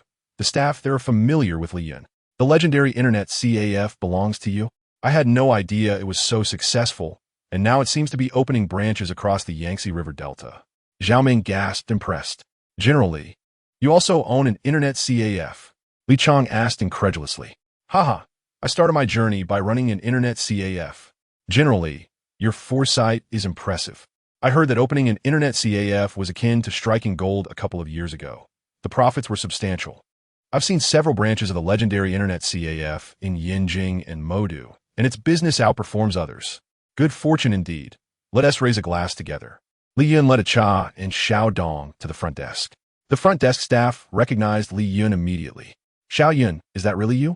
Are you here to surf the net? Yes. Yeah. Are there any private rooms available? Yeah smiled wryly. Xiao Yun, all the private rooms and booths are fully booked. Business is booming. Li Yun felt a bit helpless, seeing that all 200 computers in the CAF were occupied, with some waiting in line. Fortunately, there was one spare computer that was not in service. Li Yun opened his music trial platform, which already featured numerous songs from well-known American artists, as well as some domestic singers. He wondered if the Chidi novel site had launched yet. Probably not. Perhaps he could have the team developing the music platform also create a novel site. Cha and Xiao Dong quietly listened to music for an hour. This music platform was automatically installed in major internet CAFs. Li Yun returned to Yinhua Restaurant, where Li Yin and Li Chong were engaged in lively conversation. All right, Li Yun, if you have time, feel free to bring Xiao Dong along to play. After exchanging pleasantries, Li Yin headed downstairs, fortunate to have the driver, and Yo, with him. Li Yun lay beside his father, listening to his snoring, and unexpectedly found himself unable to sleep, not knowing when he dozed off. In his dreams, Li Yun felt a small hand annoyingly pinching his nose. Time to get up, you little lazy pig. Cha had come early to ask Li Yun to go to the park to sell balloons, only to find him still asleep. How annoying, sleeping like a little pig. Who is it? It's a rare weekend without class. Let me sleep a little longer. Li Yun grumbled, rolling over to face away from Cha. Xiao Yun, it's nearly 10 o'clock. Cha would not indulge Li Yun, as she wanted to earn a little more money. Li Yun finally recognized Cha's voice and quickly got up, realizing it really was 10 o'clock. He had slept far too long, but it felt so comfortable. Seeing Cha's pouty face, he pinched her cheek lightly. Cha, my apologies for oversleeping. What brings you here? Her home was quite a distance from his villa. I took the bus here. Xiao Yun, your dad has gone to work, and I'm a bit hungry. I probably missed breakfast. What would you like to eat? I'll get up and make it for you. Seeing her pout, Li Yun hurriedly got out of bed. Whatever you cook, I'll eat it. Cha replied, satisfied as long as she could eat. How about tomato rice? Would you like that? Li Yun asked with a smile. Cha nodded in agreement. Lin Xin sought out the most renowned Fong Bingbing, hoping to have her endorse and advertise the Xin Yang electric vehicle. Li Yin, concerned for Li Yun, had not anticipated that his classmate Cha would come knocking, asking Li Yun to accompany her to the park to sell balloons. To his surprise, his son had a talent for crafting balloon animals, and he knew that selling them could earn 500 to 600 a day. Dad, you don't spend time with me on weekends anymore. Isn't the company on the right track now? You can't let work overshadow our precious father-son time together. Li Yun jokingly remarca. Li Yun, do you wish to go out and explore? How about I take you to a place you like tomorrow? Forget it, Dad. What are you busy with now? Li Yun casually asked while enjoying his egg in the tomato dish. So, the Xin Yang electric vehicle company is about to launch a new electric vehicle, and I plan to invite Fong Bingbing to be the spokesperson for both the Xin Yang electric vehicle and Legendary Game 3. It has come to my attention that Fong Bingbing is in jeopardy, prompting Li Yin to immediately halt negotiations with her and instead implement his son's proposal. By the time the advertisement was completed, it was already late July. At this moment, the new Yang electric vehicles had produced 2,000 units. Li Yun, utilizing the route established by the chubby Sun Chao, arrived at Sun Chao's residence and was greeted by his striking mother, Wu Meixia. Noticing Li Yun's serious demeanor as he earnestly expressed his intent to place an advertisement on hand-on television, couldn't help but chuckle, gently pinching Li Yun's cheek. Xiao Yun, this matter cannot be decided solely by you. It requires discussions between your father's company's senior executives and me. Otherwise, have your father come to see me. Chapter 55. Leadership Inspection. Thus, while continuing the production of the new Yang electric vehicle, advertisements were simultaneously placed on television. Not only in Jingzhou, But Wu Meixia also introduced Lin Xin to the head of the advertising department at Moda Television. The newly produced Yongno. One electric vehicles were to be launched in both the Jingzhou and Moda markets for sale. If sales in these two markets prove successful, the Yongno. One electric vehicle would then be distributed to other provinces and cities. After all, only 4,000 units had been produced, and this was a quantity achieved through urgent overtime work. Mr. Li, the software development department, has completed the platform and has released a trial version in various internet cafes. Addressing the issues discovered, reported Wang Fong, the newly hired head of the software development department. How long until it goes live? Li Yan inquired. Approximately half a month. Wang Fong estimated. Li Yan nodded, pleased that the music platform would be ready in 2 weeks. Minister Wang, once the platform is finalized, I shall personally listen to it and ensure its quality. Understood, Mr. Li.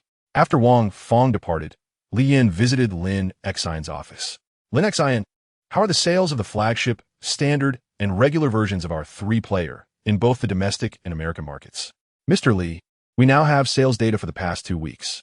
Our direct stores in Jingdong have sold a total of 153,600 units of the 3-player, with the flagship version accounting for 12%. The total revenue amounts to 170 million, yielding a profit of 40 million. Li Yan recognized that this figure included advertising, labor, and store expenses, yet such revenue in just half a month was satisfying. It was no wonder manufacturers were eager to explore new markets. Without strong competition, the company was indeed quite profitable. In merely 3 months, with the addition of the Shaoguo market and the American market, Menghuan Technologies' 3-player could achieve monthly revenue of 800 million Shaoguo dollars, with a profit of 240 million Shaoguo dollars. It truly was another cash cow, with profits exceeding those of legendary games. Inform Su Ming to pay extra attention to production, and you should monitor it as well. We must not run out of stock. Li Yan instructed. Lin Xion nodded. Currently, Su Ming has submitted a request to introduce a new production line, as our capacity has reached its maximum. This is primarily due to the immense popularity of the 3-player in the American market, while Bioti's production has also reached saturation, unable to meet our demand for the standard and regular versions of the 3. I will find a solution. We could seek a capable electronics factory and outsource a portion of the standard versions orders for production. The following morning, Lin Xion suddenly called Li Yan, stating that Lu Heguang, the full-time deputy secretary of the provincial committee of Handong, would be visiting to inspect Menghuan Technology. Li Yan could hardly believe that his enterprise had caught the attention of provincial leaders and pondered Lu's purpose for coming. After a rapid cleanup, Li Yan welcomed Secretary Lu's arrival at the company entrance. Following a thorough inspection of Menghuan Technology, Secretary Lu, beaming with satisfaction, conveyed his intent. Chairman Li, I hear your 3-player is now being sold in the United States, with sales reportedly doing exceedingly well. Li Yan, standing beside him, replied, Thank you for your attention to Menghuan Technology. Currently, our 3-player is performing admirably in the American market. Over the past 2 weeks, every word Li Yan spoke was carefully considered, fearing any missteps would leave a poor impression on the leader. Secretary Lu nodded approvingly. You are doing remarkably well. Indeed, establishing an exemplary private enterprise. Despite the impact of the foreign financial crisis, Menghuan Technology's 3-player continues to export to the United States, achieving excellent sales results, which reflects your capability, boldness, and vision, Chairman Li. Your praise is undeserved. Li Yan replia. Secretary Lu earnestly continued, I speak only the truth. Given your current success with the 3-player, do you have confidence in expanding and strengthening your business? Indeed, we plan to seek out an outsourcing factory to increase production and expand sales. Secretary Lu listened with a smile as Li Yan elaborated on future plans. Once he finished, Secretary Lu continued, I have heard that your outsourcing factory is Elju Electronics, which primarily produces the regular version of the 3-player. Do you manufacture the flagship version in-house? Is most of the electronic components sourced from abroad? Yes, the flagship version is positioned as a high-end product. Thus, we pursue perfection in its performance, necessitating high-quality electronic components. Secretary Lu nodded. Then the cost must be quite substantial? Li Yan confirmed yes. We have no choice but to accept the high costs, as domestic electronics factories do not yet meet the required performance standards, compelling us to import from abroad. Secretary Lu kindly remarked, Actually, there are several high-level companies domestically capable of producing electronic components and chips equivalent to those abroad. One such company is Guang Electronics, specializing in the research and manufacturing of semiconductor chips. Currently, Guang Electronics boasts a formidable research and development team and has acquired excellent technology. According to their tests, they can produce the chips used in Menghuan Technology's flagship 3-player. You and Guang Electronics could establish a new company together. This is merely a suggestion of mine. I've invited Deng Zhongze from Guang Electronics to meet with you. You may discuss potential collaboration. Li Yin suddenly recalled that Deng Zhongze had visited a week prior, expressing interest in supplying chips to Menghuan Technology. He handed the chip samples to Zhang Xiao, who, after testing, deemed their performance satisfactory, but noted they did not last as long as those from Paokai country, and advised against using Guang Electronics chips for the flagship version. Secretary Liu personally introduced Deng Zhongze to Li Yin, scheduling a visit for the following day. That evening, Li Yin informed Li Yin about Guang Electronics' interest in collaboration. Li Yin felt the name was somewhat familiar. After searching online, he recalled the company. This enterprise is quite significant. A certain department holds shares in it, and Deng Zhongze's team also possesses a stake, though it likely does not exceed 40%. However, their research capabilities are formidable, and they are rapidly developing, having become the first chip company to be listed in the United States, with their multimedia chips capturing nearly 60% of the global market share. Yet, they once veered off course, focusing on multi-chip research instead of the mobile product market, leading to their replacement by MediaTek's integrated chips and subsequent obscurity. Nevertheless, they have since rebounded, becoming a leading player in security and artificial intelligence chip development. Had they not misjudged the chip market's trajectory, perhaps they would not have been ousted by MediaTek. Chapter 56. Investing in the chip company. Upon hearing his son's insights, Li Yin recognized the potential of Guang Electronics. Father, if they merely supply us with chips for the flagship 3-player, it may compromise performance. Using them in the standard version would only inflate costs. However, if we invest in Guang Electronics, it could be worthwhile. The 9-year-old Li Yin felt some points were worth expressing. Investing in shares? Li Yin had not anticipated his son would propose such an idea. Yet, considering his son's optimism about Guang Electronics, this suggestion was not surprising. Father, although the cost of individual chips from Paokai country is low, our volume is substantial. If we venture into the smartphone market in the future, we will undoubtedly rely on them. Thus, this vital element must be firmly grasped in our hands. Should the day arise when the land of pickles wishes to tighten its grip around our necks, can our production of 3 still continue? Hence, investing in shares and becoming a stakeholder in Guang Electronics is not solely for the benefit of our company, but also for our nation.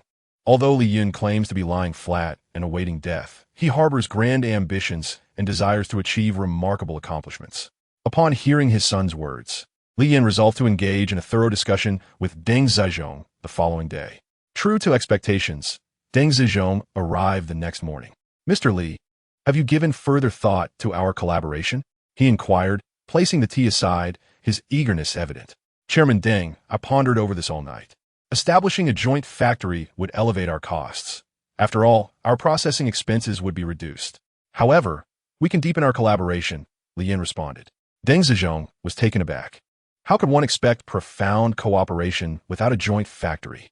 You are aware that our company primarily produces 3, and chips are indispensable to us. I genuinely wish to utilize domestically produced chips, yet their performance fails to meet our requirements. However, I am confident that with ample funding, you will develop the chips we need. Thus, I intend to invest in your company. Deng Zizhong was momentarily stunned. Mr. Li, I cannot make that decision. The ministry holds 65 of the shares, leaving us with only 35. You understand the significance of chips. Thus, the ministry requires absolute control. If you seek shares, it is unlikely we can offer you a substantial portion, he stated candidly. No wonder Secretary Liu sought to secure orders for Guang Electronics, even considering a partnership with Dream Technology to establish a new company. It became clear they indeed did not lack funds. Li Yin smilat, Deng Zizhong shared his sentiment, as others perceived them as financially secure. Yet the reality was they were in dire need of funds. When Guang Electronics was founded, the ministry invested merely 10 million. securing a 65% stake. However, the semiconductor industry is notoriously capital-intensive. That 10 million would likely yield no visible returns. I do not desire an excessive share. If it is not feasible, then so be it, Li Yin conceded. His son's ambition to invest in Yin Guang Electronics likely stemmed from a desire to enter the mobile phone sector. They would still need to recruit skilled personnel to prepare for future mobile phone manufacturing. The intelligent smartphone envisioned by his son undoubtedly represented a monumental shift in the mobile landscape. Otherwise, the current market competition is fiercely cutthroat, both domestically and internationally, with minimal profit margins reminiscent of the early color television wars. However, the smartphone his son mentioned must not be overlooked. Li Yin instructed the Human Resources Department to vigorously recruit software development talent. As he left work, he observed that their advertisements had reached the street level, a testament to the efficiency of the advertising department. He recognized that all of this was due to Lin Xin's efforts. This woman was incredibly driven, transitioning from a computer science major developing internet CAF systems to becoming the general manager of a legendary group, consistently demanding excellence from herself and tirelessly contributing to the company. When Li Yin arrived at the office of Legendary Games, he was surprised to find his son, Li Yun, there as well. At that moment, his son was imploring Wang Guozhen and Wang Fong to design an online literary platform, articulating his basic requirements. "Son, what are you up to?" Li Yin asked, noticing that his son seemed busier than himself, sometimes selling balloons alongside a cha in the evenings. Li Yin replied with a smile, "Dad, I want the two Wang sisters to help me establish an online literature platform. I plan to write novels there to earn some money." Since his son expressed such intent, it indicated he must have confidence in his abilities. Li Yin agreed to his request for recruiting online literature editors. Li Yin aimed to be ahead of the curve. Although 2/3 of July had already passed, the revenue of Legendary Games had remained steady, reaching 100 million, primarily due to the nearing conclusion of the World Martial Arts Conference. "Chun, how many players currently have reached level 40 in Legendary Games?" Chun Shooting did not hesitate to provide the data. Over 8,000 players have achieved level 40. More than 500 have reached level 45, and 20 players have attained level 48. Li Yan nodded in acknowledgement. The 3-month-long World Martial Arts Conference would conclude in August, so the Legendary Night event must be executed flawlessly, inviting several artists for performances, with a venue already secured. Chun Shooting confirmed, "Mr. Li, I have contacted Sun Yanzi, Ren Xinqi, and the Yuan group. The venue arrangements are settled." Li Yin nodded in approval. He was quite satisfied with Chun Shooting's efficiency. Time flew by, and with the meteoric rise of the television series Black Hole, the second-generation Dream Legend 3 player captured the hearts of youth. Shuai Lao fully endorsed Li Yan's investment and was willing to relinquish 10 of his shares. However, the price required an hour of negotiation. Li Yin acquired that 10% for 5 million, but they signed a supplementary agreement stipulating that the chips used by Dream Technology must be sourced preferentially from Yin Guang Electronics. Having concluded the contract, they bid farewell to Deng Zizhong.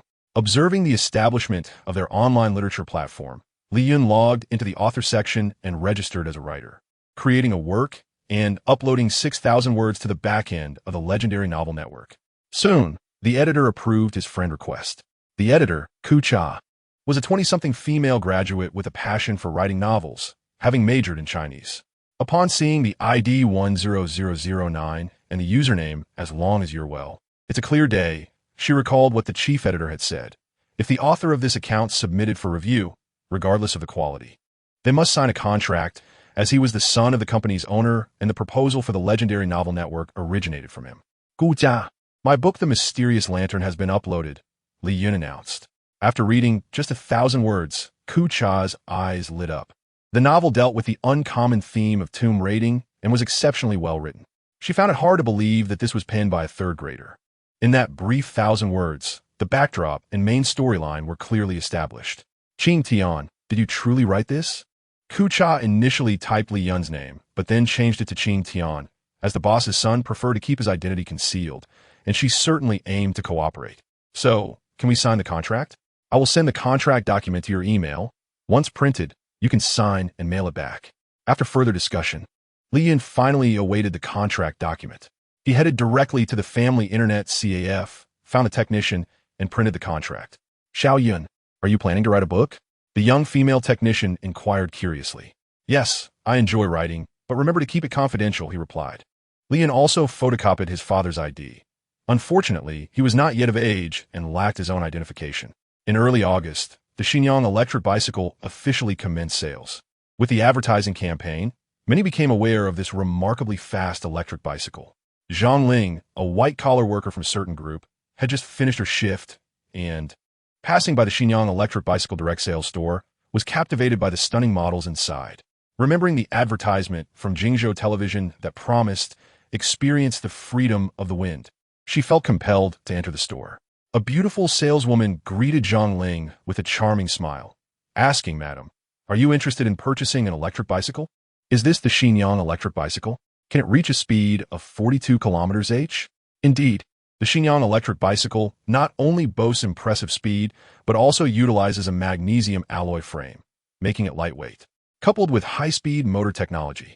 Its range and speed far surpass those of existing electric bicycles. After the saleswoman's introduction, Zhang Ling admired the stylish, vibrant green exterior of the bicycle. The more she gazed, the more she was enamored, and she could not resist the urge to purchase a vehicle.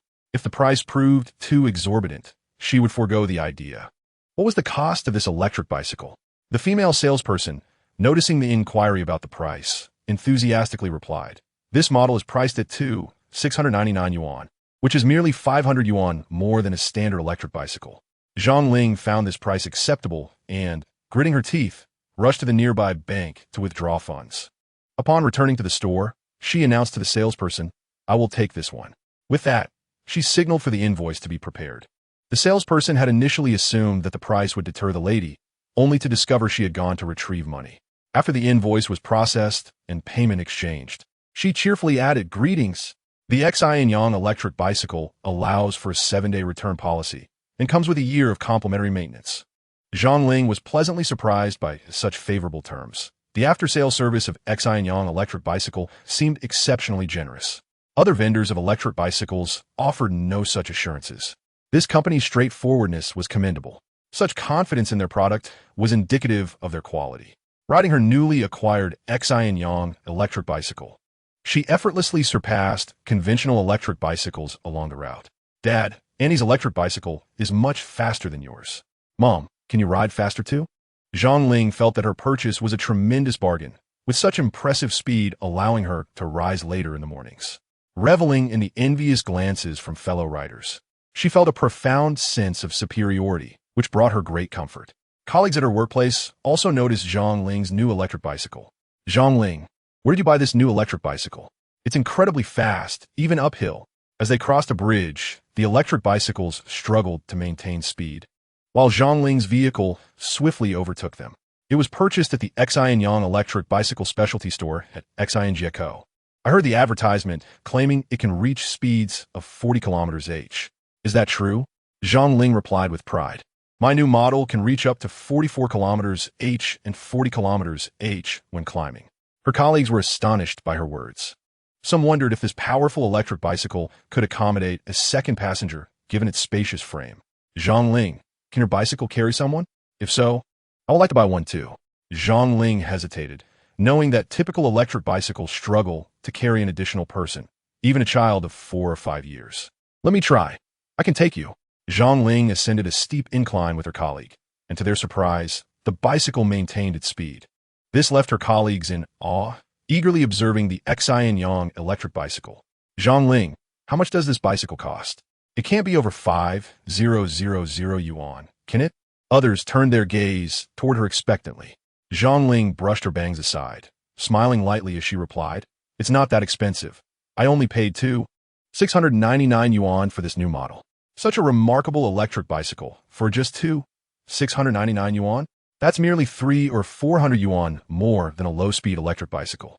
It would be wiser to purchase the Xianyang model. I had thought it would be priced over 4,000 yuan. It's quite reasonable. Nowadays, regular electric bicycles cost over 200 yuan. This Xianyang model reaches 40 km/h and can climb with a passenger, far superior to those typical electric bicycles, and only a couple hundred yuan more.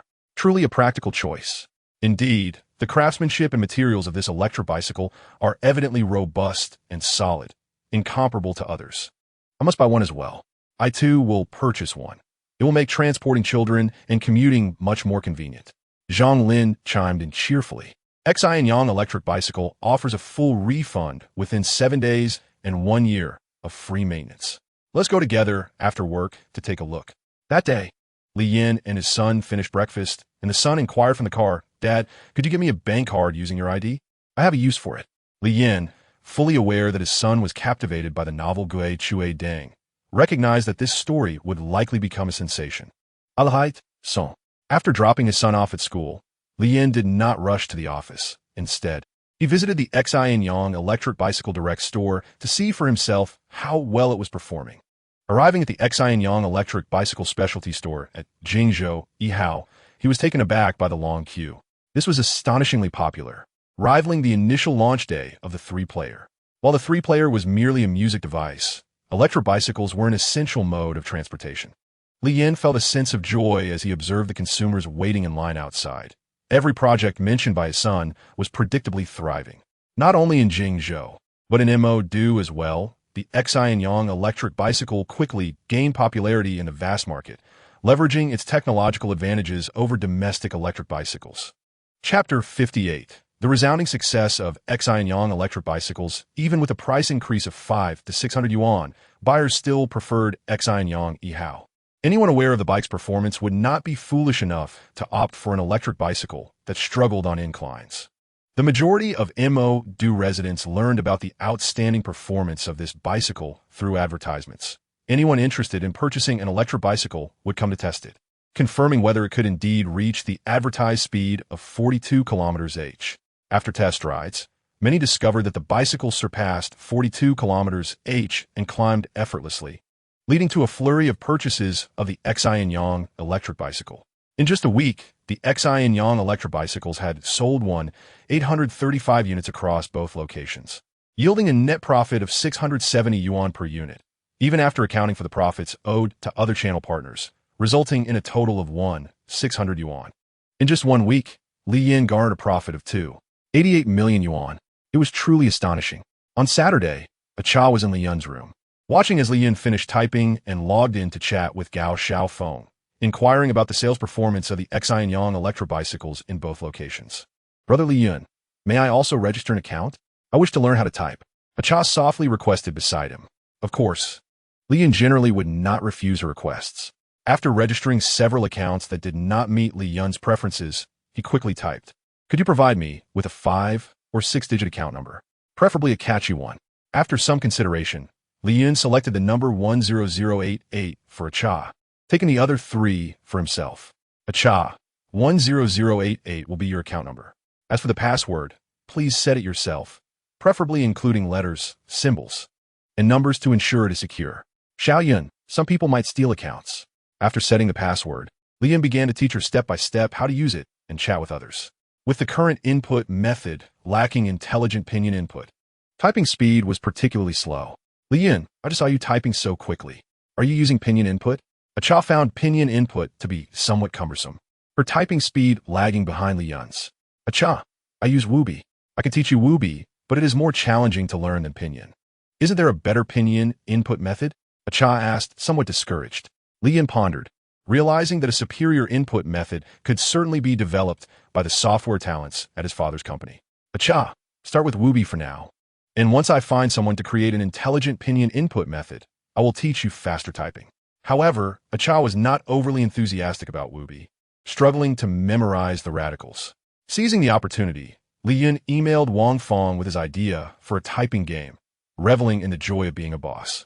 With just a thought, others would diligently assist in making a reality. He had a Cha practice Wubi typing on the computer.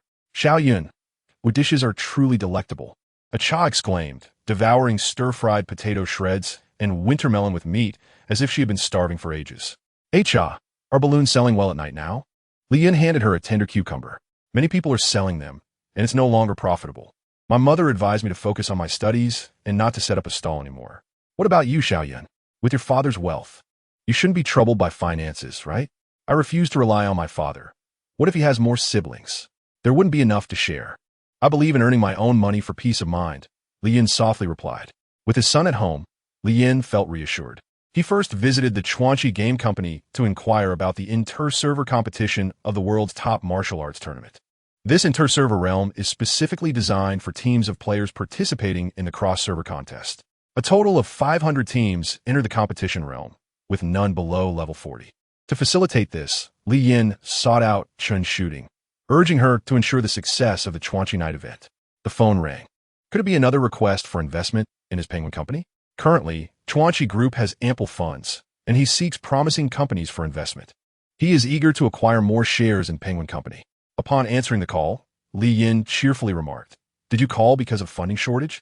If you wish, I'm always willing to invest. You wouldn't have reached out without a purpose. Is it truly not about money?" Penguin Company has already identified another profit avenue and has achieved a break-even point, Ma Huading excitedly shared. Really? Li Yin expressed surprise. Since the launch of the show, registrations have surged, leading to an increasing demand for servers and bandwidth, resulting in substantial monthly expenditures. Relying solely on shows and pop-up advertisements has proven insufficient.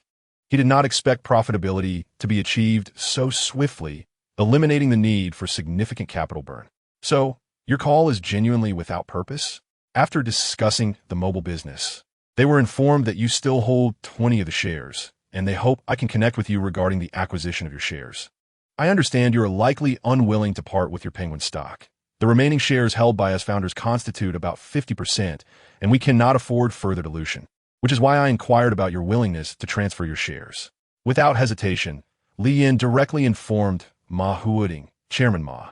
I have great confidence in you and Penguin Company, hence I will not sell any Penguin shares. Ma Huading was already aware of the answer, but was surprised to find someone so optimistic about him. He himself could hardly believe in his potential. Yet Li Yin has always retained faith in him. Well, strive on, Chairman Ma. I have always believed in you.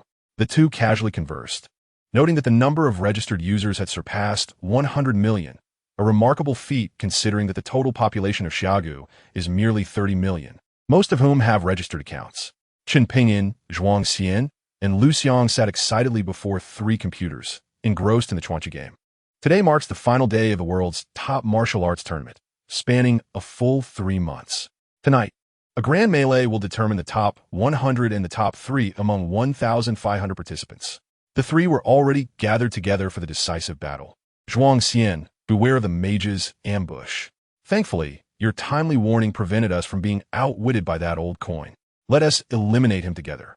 Zhuang Xian reacted swiftly, already directing his character towards the mage who had attempted to ambush him. Lu Xiang and Chen Pingyan would not stand idly by, unleashing their skills towards the assailant. Being killed would result in elimination. The trio had consistently trained together, competing and developing a high degree of synergy, striving to survive among 1,500 participants. They faced several near-total wipeouts, but persevered. With 1,500 players in a fray, the screens were filled with characters. As many players were eliminated, only 500 to 600 remained. After 3 hours of fierce competition, the final match concluded. Ultimately, only one warrior survived until the end. In a gaming CAF in Jingzhou, a scruffy-haired youth, unconcerned about his dirty clothes, felt exhilarated as if he were still dreaming. He had made it to the end and claimed first place. Zheng Shengli, now a deeply immersed player in the game, spent his life, apart from eating, entirely within the Chuanchi universe. I can participate in Chuanchi Night. I can finally obtain the dragon-slaying blade, along with the latest Dream Chuanchi flagship version 3. Zheng Shengli found it impossible to remain low-key, as a crowd always gathered behind him during competitions. Victory! I can't believe you won first place. Oh my, you're the champion of the world's top martial arts tournament. I knew you would be first. Players from a number 3 gaming CAF in Jingzhou flocked to Zheng Shengli. At this moment, he was astonished by the number of people surrounding him. Zheng Shengli, you are incredible. The artifact is soon yours. Apart from being able to choose an artifact as the first place winner, he would also receive the latest version 3 at Chuanchi Night. Victory! What artifact do you plan to choose? Zheng Shengli had often dreamed that achieving first place would grant him the dragon-slaying blade. At this moment, his dream was coming true. He could indeed select an artifact that belonged to him. Victory! Choose the Etian sword. Victory had never considered the Etian sword. His lifelong aspiration was to possess the dragon-slaying blade. Victory! The dragon-slaying blade in your hands must be the first in the game. Your luck is truly extraordinary. Victory could not help but glare at the one who made that remark. Acquiring the dragon-slaying blade was a testament to his exceptional skill and public acclaim. However, all of this would only be realized at Chuanqi Night. In the Chuanqi Game Company, Qin Shooting had already registered the information of the top 100 players and notified them in-game about their free participation in Chuanqi Night. Other players wishing to attend the event could also register for self-funded participation. The venue has been secured, accommodating 10,000 seats. Aside from the 100 who can attend for free, others must purchase tickets for entry. Kucha has also signed contracts for several web novels, though none have matched the brilliance of Gui Chui Deng. She accessed the website's backend and could clearly see the novel statistics. The data for Gui Chui Deng astonished Kucha. While she anticipated the novel would be captivating, she did not expect it to be so well received. Although it had only 500 clicks, it already amassed 300 collections. Such statistics were astonishing. In addition to clicks and collections, the novel garnered numerous recommendation votes and comments. With the support of these online users, Gui Chui Deng entered the top 3 of the new book rankings. If the quality remains consistent, it is destined to become a bestseller, promising substantial profits upon its release. With the quality of the book and Li Yun's influence, Chuanqi Novel Network has prioritized promoting Gui Chui Deng, aiming to set an example for other authors. If you write well, the necessary recommendations will follow. Kucha looked at the contract in her hands, signed by Chairman Li. The work status has also changed to signed. Li Yun's speed in producing content was remarkable. He had not anticipated that merely 20,000 words would attract 500 to 600 fans, allowing him to easily earn 1,000 yuan monthly. This income was earned through his own efforts, whereas the average worker's wage is only 600 to 700. Son, you really don't need to work so hard. Your father is here to provide. The typing game software has been submitted for review. This is indeed your achievement. Besides secretly writing novels, does he think you want to share these ventures with him? 3 days later, his father informed him that the typing game software had drawn significant attention from the higher-ups, who dispatched someone to meet him and Li Yun. Father, why does the superior want to see me? Li Yun inquired, somewhat perplexed, as he had merely suggested an idea, with the actual work being accomplished by Wang Fong and her team. Son, this concept ultimately originated from you. Thus it rightfully belongs to your name. As you grow, it is essential to consider certain matters from his perspective, Li Yin responded, driving towards the Handong Province Department of Education. They were greeted by a director. Hello, Director Deng. This is my son, Li Yin. The typing game was conceived by him and developed by our company's R&D department. Greetings. I have long heard of your esteemed company, which has made remarkable strides. This typing game serves as both an educational tool and a source of entertainment, having a profound impact on the education of our nation's youth, Director Deng remarked with a smile. Although aware that the director's words were likely diplomatic, Li Yin found them rather grandiose. Director Deng, you flatter us excessively, he chuckled. Following a meeting, the Ministry of Education has decided to promote your esteemed company's typing game software across national information technology courses. I hope Mr. Li is amenable to this. Director Deng, it is our honor, and we are certainly agreeable, Li Yin replied, elated, surpassing even the joy he felt from his weekly earnings of 288 million. We must express our gratitude for your son's creativity and your company's contributions. Our department has resolved to award your company with a cash prize and the Outstanding Technological Contribution Award. Once Director Deng finished speaking, Li Yin shook his head, saying, Director Deng, contributing to the national education cause is our duty. We cannot seek any rewards. Before he could finish, Director Deng interjected, this is not a reward for you. It is a recognition for all individuals involved in the typing game. Hence, you cannot decline. Initially intending to refuse, Li Yun intervened, Director Deng. Let us forego the cash prize. You may donate it to the Hope Project. As for the award, we graciously accept it.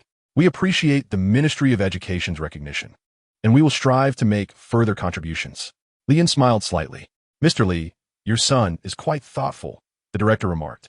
After a brief exchange, Li Yin and his son departed from the Ministry of Education.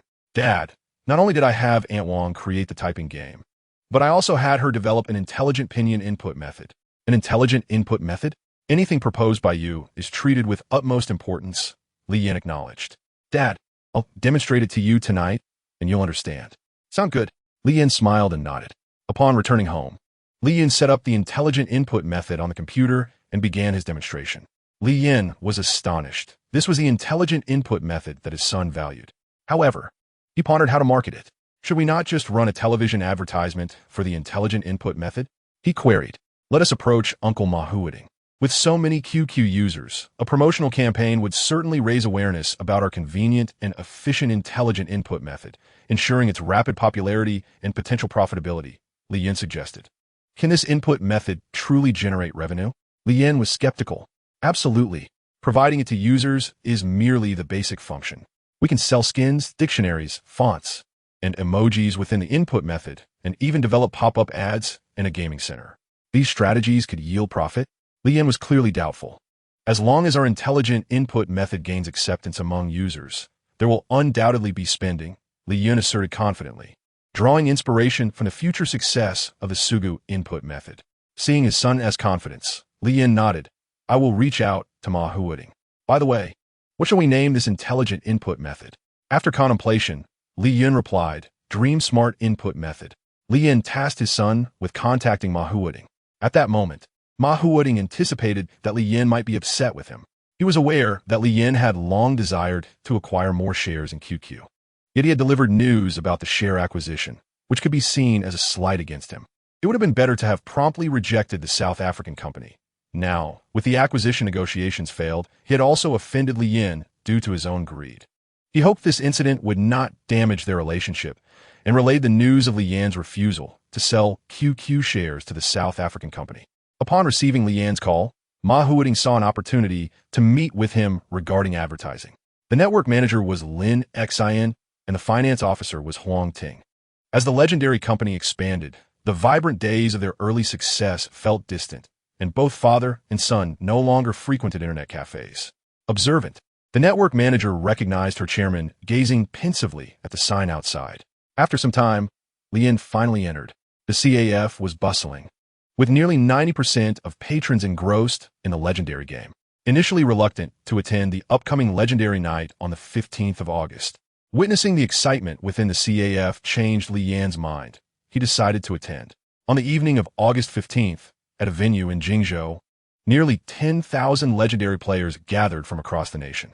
Most players had participated in the world's first martial arts conference, with 490 legendary players taking part in the elimination rounds wearing competition outfits, having received tickets funded by the legendary company to attend this event. The top 10 players had their travel expenses reimbursed and were gifted tickets to Jingzhou. The remaining tickets sold out quickly, priced between 69 and 199 yuan. Legendary Night commenced with performances by the Yuan group and renowned singers such as Ren Xinqi. Following their performances, the top 3 players donned custom game costumes provided by the legendary company, resembling warriors, priests, and mages from the game. The first-ranked Zheng Shengli excitedly selected the Dragon Slayer blade, while the other 2 players chose their respective weapons, the Heavenly Sword and the Demon Staff. The audience of legendary players looked upon these 3 with envy and admiration. Li Yin was astonished to find himself on stage to present awards.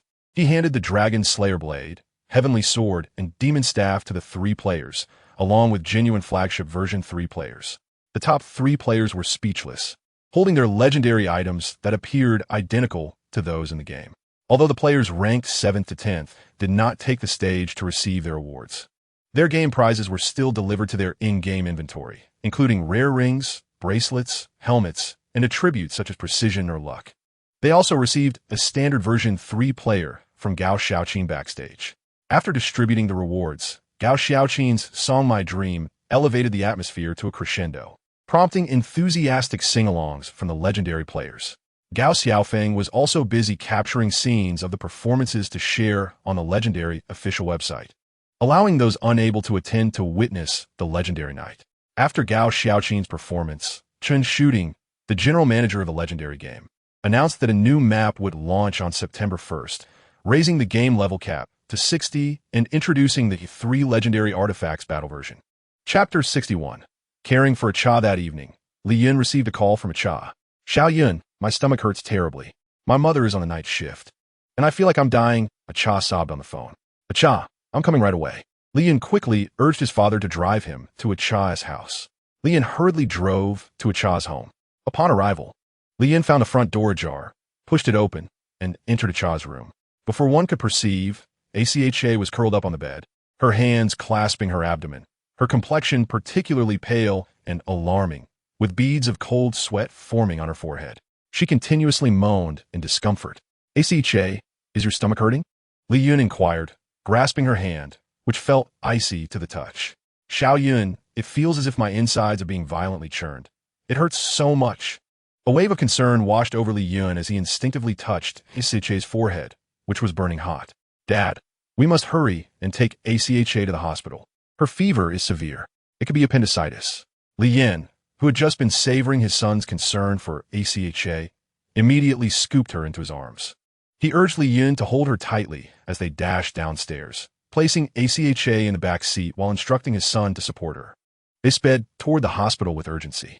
Upon arriving at the Municipal Children's Hospital, they registered for emergency care. The doctor, upon seeing ACHA, commenced a preliminary examination, taking her temperature, and subsequently ordered further tests.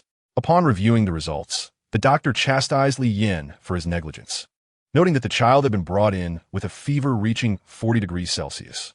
The diagnosis was acute appendicitis, and surgery was imperative as her condition had worsened. However, the procedure required a family member's signature, and, as they could not reach Zhou Wenmin, Li Yin signed the consent form on ACHA's behalf. Doctor, please expedite the surgery for ACHA, Li Yin implored. The doctor nodded in acknowledgement. With tearful eyes, ACHA gazed at Li Yun. Xiao Yun, what if we cannot reach my mother? Li Yun held ACHA's hand reassuringly. Do not worry. Appendicitis is a minor surgery. I will call your mother afterward, and I will be right here with you. ACHA, who was the same age as Li Yun, faced her first surgery, and with her mother absent, fear gripped her heart. Fortunately, Xiao Yun remained by her side. After a half-hour wait, the surgery concluded, and ACHA, still under the effects of anesthesia, was carefully wheeled into her hospital room by a nurse. The nurse gently placed ACHA onto the bed. Thank you, nurse, Li Yun expressed gratefully. The nurse beamed at being addressed as sister and replied, when your sister wakes up, she may experience chills. Please monitor her closely. If she feels pain at the incision site, you can come to me for pain relief. Also, she must not eat or drink anything for 3 days. If she feels thirsty, a cotton swab can moisten her lips. I will inform you when she can eat. She spoke with great care and tenderness, resembling Lin Wanyu from the television series AI Yin Guang Xia. The nurse, who bore an uncanny resemblance to Lin Wanyu, departed as Li Yun watched her leave until she disappeared from sight. Turning his attention back to ACHA, he noticed her pallid appearance, stirring a profound sense of empathy within him. At last, he received a call from Aunt Zhou. Upon learning her daughter was hospitalized due to appendicitis, hurriedly took leave to rush to the children's hospital. Li Yun decided to wait for Zhou Wenmin at the hospital entrance. Inside the hospital room, Li Yun held ACHA's hand, recalling how in her past life, ACHA had mentioned suffering greatly from appendicitis, which had awakened the neighbors, prompting them to call for an ambulance. As a result of a prolonged fever, she had sustained permanent hearing damage, often struggling to hear even soft-spoken words. It dawned on him that this incident had occurred on the very same day. Holding ACHA's cold hand, Li Yun pondered how to help her mother find a new job, as it was unacceptable to leave ACHA alone at night. He considered the family business and thought perhaps Aunt Zhou could engage in commerce. There were no suitable positions for her in the company. Just then, ACHA opened her eyes with great effort. The moment she did, she saw Li Yun holding her hand. Worry etched on his face, which inexplicably lifted her spirits. Yet, she felt a chill. Xiao Yun, it's not winter. Why am I so cold? Li Yun adjusted the blanket around her and reiterated the nurse's instructions. Does my mother know I am in the hospital? ACHA asked. Aunt Zhou is on her way. So do not fret. The surgery went smoothly, and you will recover quickly, Li Yun assured her. As he comforted ACHA, the door swung open, and Zhou Wenmin hurriedly entered. Li Yun had arranged a private room for ACHA, equipped with the best facilities on the floor. Mom, you finally came. I'm fine now, so don't worry. If work is tiring, just rest beside me. ACHA smiled weakly upon seeing her mother, though her expression was subdued from the recent surgery. I am so grateful to you all. Had it not been for your assistance, ACHA might not have made it. I will repay the money you advanced as soon as possible. Zhou Wenmin expressed her heartfelt gratitude to Li Yin and his son. There is no need for such words. ACHA is my son's best friend. It is only right that we help, Li Yin replied. The following day, at 8 o'clock, Li Yin implored his father to take him to the hospital. At the entrance, he purchased breakfast and made his way to ACHA's room. Li Yin exchanged greetings with Zhou Wenmin before leaving the hospital. ACHA, does the wound still hurt? Li Yin asked as he handed the breakfast to Aunt Zhou. It hurts a little, but I can endure it. ACHA smiled softly. You can't eat breakfast yet, so I didn't bring you your favorite chicken bun. Next time, when you feel better, I will get it for you. At noon, Li Yin returned to the hospital, bringing lunch with him.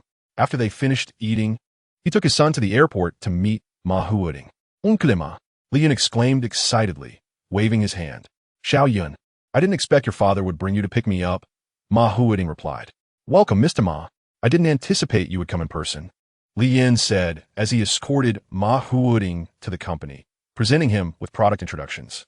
Upon learning that this was all Li Yun's idea, Ma Huoding appeared somewhat incredulous. However, he could sense Li Yun's extraordinary intellect. Just the other day, Li Yun had implored him to promote his new book, Gui Chui Deng. But the paltry remuneration offered had deterred him from acquiescing to such an extravagant request. As Chapter 62 unfolds, Ma Huoding, after perusing the proposal for 20 minutes, expressed his disbelief. Is this the input method conceived by Xiao Yun? Can it actually be realized? His two queries indicated his astonishment. He had not anticipated that an ostensibly simple input method could yield such lucrative prospects. Li Yun, observing Ma Huoding's incredulous expression, could not help but chuckle. It was merely an idea. The brilliance lies with the software developers at my father's company, who worked diligently to bring it to fruition. Is it complete? Ma Huoding had initially thought this was merely a conceptual notion and intended to collaborate, allowing programmers from both Chuanqi and Penguin companies to develop the intelligent input method together. It was no wonder that he only suggested promoting it over the phone. The prowess of Chuanqi's software developers was not to be underestimated. Oncle Ma, do you think this input method will succeed in the market? Although Li Yun was confident, he still sought Ma Huoding's opinion. Of course it will succeed. Otherwise, I wouldn't be interested in collaborating, Ma Huoding replied affirmatively. Uncle, do you think this input method is easy to replicate? After some contemplation, Ma Huoding nodded, acknowledging that once the concept is out, it is relatively simple for others to emulate.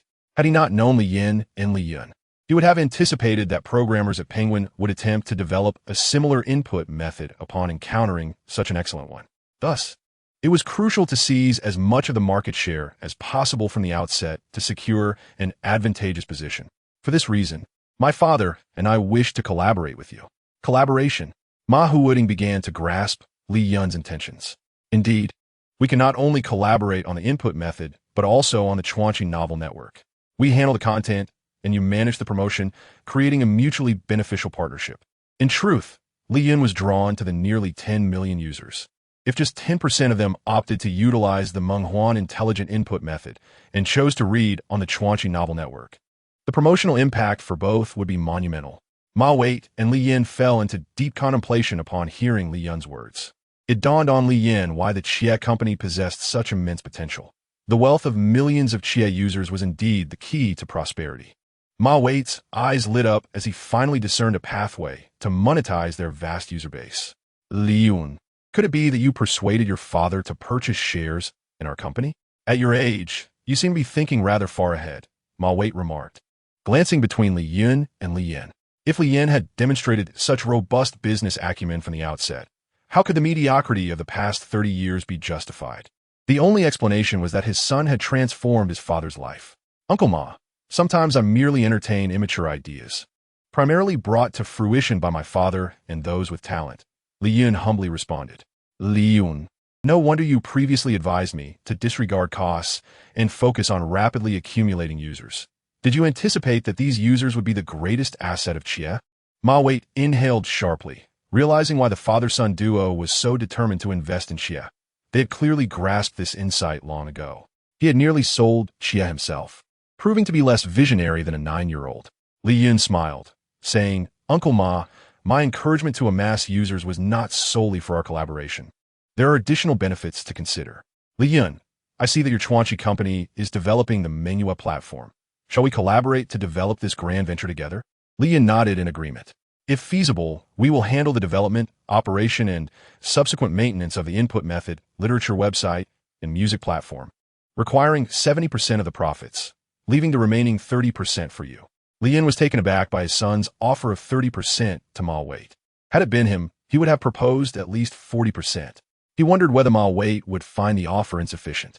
Ma Wei was equally surprised, expecting no more than 20% since the arrangement required minimal effort on his part, merely promotional duties.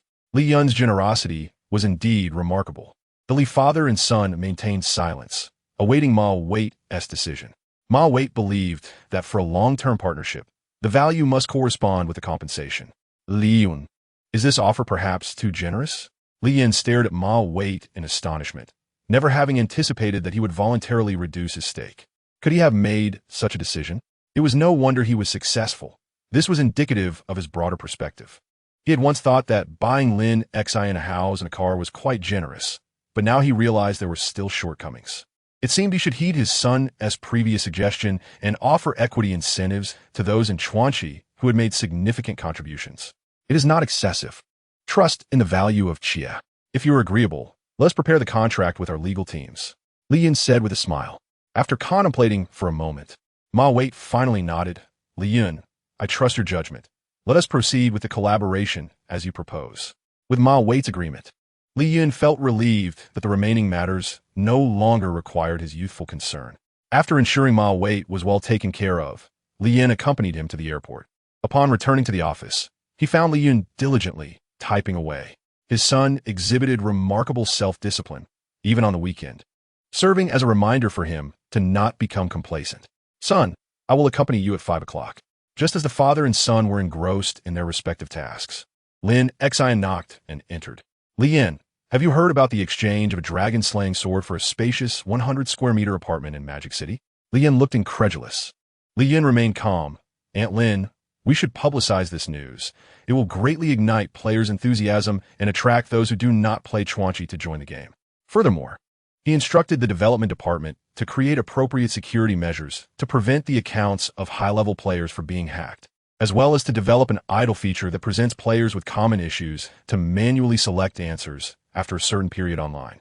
Lin Xin was astonished by the multitude of requests Li Yun made in such a short span. The Chuanqi game programmers would be quite busy, as preventing account theft was crucial given the high value of current equipment. This transaction had stirred countless players, some even struggling to comprehend why someone would exchange a virtual item for a house worth 50 to 60,000. Chapter 63. Promoting the new Yang electric vehicle following the publicity from the official Chuanqi website. All players felt as if they had been injected with adrenaline. Obtaining a legendary artifact could truly change their lives, alleviating their worries about housing. Such explosive news garnered extensive media coverage and sparked discussions and astonishment across the nation. Previously, gaming was viewed as a frivolous pursuit, a waste of ambition. Most people could not fathom how a virtual item, which could neither be eaten nor worn, could be traded for a 100-square-meter apartment in Magic City. Players were offering 5,000 for Guang Xia's lucky bracelet, and when he refused, they upped their offer to 8,000, yet he still hesitated to sell. Conversely, Lu Xiang, from a less fortunate background, sold a precise ring for 3,000. If only he could be fortunate enough to acquire a dragon-slaying sword, it would significantly ease his struggles. Even if he failed to secure an artifact, attaining some premium equipment could yield several thousand. The official announcement from Chuanqi stated that the newly opened map had a chance to drop 3 artifacts, which led to an influx of over 70,000 new players that day. The number continued to rise. Many young people who had never played Chuanqi were drawn in by the prospect of trading an artifact for an apartment in Magic City. By the end of August, the online player count for Chuanqi astonishingly surpassed 2 million, resulting in substantial revenue for the game. Old man, you used to say I was always idle, either playing games or chasing girls. Now you see, your son has secured a spacious apartment in Magic City, Zheng Shengli excitedly told his dismissive father, Zheng Shipa. Zheng Shipa looked at his son with a smile, unable to refute his claims. He never imagined that his son could earn a fully furnished apartment through gaming, a place ready for immediate occupancy. Looking at the property deed bearing his son's name, he realized that this apartment was worth more than a lifetime of his youth. The news of exchanging a dragon-slaying sword for an apartment in Magic City spread throughout the nation due to extensive media coverage, propelling chuanqi into a phenomenon widely recognized by the public. Even some young individuals unfamiliar with chuanqi or computers had heard this news, realizing that the game's equipment could indeed be exchanged for real money. This revelation caused the value of equipment within chuanqi to soar. Premium items were selling for 5,000 to 6,000, even exceeding 10,000. Lesser items were also in high demand, with some seasoned players purchasing in-game currency with real money. This led to the emergence of many professional players who discovered profitable avenues, specializing in farming gold, grinding equipment, and selling them to other players. Li Yun and Li Yin arrived at the hospital at 5:30, finding a Cha peacefully asleep in her hospital bed. When she awoke and saw Li Yun sitting beside her, she beamed with a sweet smile. Li Yun, iam dirsti. As Li Yun and Li Yin prepared to leave, a nearby nurse curiously inquired, Sister Zhou, aren't you all family? Certainly not. That little boy is my daughter's classmate, Zhou Wenmin stated. Your daughter's classmate? How extraordinary, was the response. To express her gratitude towards Li Yin and Li Yun, Zhou Wenmin specifically invited them to her home for dinner. Aunt Zhou, I would like to have cola chicken wings and sweet and sour ribs, Li Yun replied without hesitation, listing an array of dishes that her friend Cha adored. The relationship between the two families also blossomed. By the end of the month, Li Yin reviewed the revenue reports for both Legendary Games and Menghuan Technology for August. Thanks to the dual incentives of Legend Knight and the Dragon Slayer Blade Housing Exchange, Legendary Games achieved a staggering revenue of 60 million in the final week alone, culminating in a total of over 200 million for the month. Menghuan Technology, buoyed by the release of new products, saw a slight increase in revenue compared to July, with the combined market in Migua and Xiagua reaching 9 billion, resulting in a profit exceeding 300 million Xiagua currency. The performance of Shenyang electric vehicles was also noteworthy. In August, approximately 10,000 electric vehicles were sold across the two regions, garnering widespread acclaim from consumers. This sale generated a profit of 17 million for Li Yin. While this figure paled in comparison to the revenues of Legendary and Menghuan Technology, it represented the profits derived from the burgeoning market in those areas. There remained ample opportunity for Shenyang electric vehicles to flourish. Upon arriving at the Shenyang electric vehicle factory, Tang Yuyu accompanied Li Yin. General Manager Tang, how many electric vehicles can the company produce in a month? Li Yaning Kidat. This data was already etched in Tang Yuyu's mind. Chairman, currently we operate 3 shifts with 2 rotations, allowing us to guarantee the production of 10,000 vehicles per month. All produced vehicles are dispatched to our stores in Jingzhou and Modu, leaving no inventory, she replied. Li Yin was acutely aware of the immense pressure on production and the necessity to expand capacity. Although the previous motorcycle factory had faced declining sales, it still boasted a substantial space with many vacant facilities. I recall there are some unused factories, right? Li Yin contemplated augmenting the production line. Tang Yuyu had long desired to increase electric vehicle capacity and had already submitted a request to Su Ming. Li Yin, having reviewed the request, sought to assess August sales before making a decision on capacity expansion. I have instructed procurement to negotiate equipment, and our Vice President of Human Resources is personally overseeing staffing.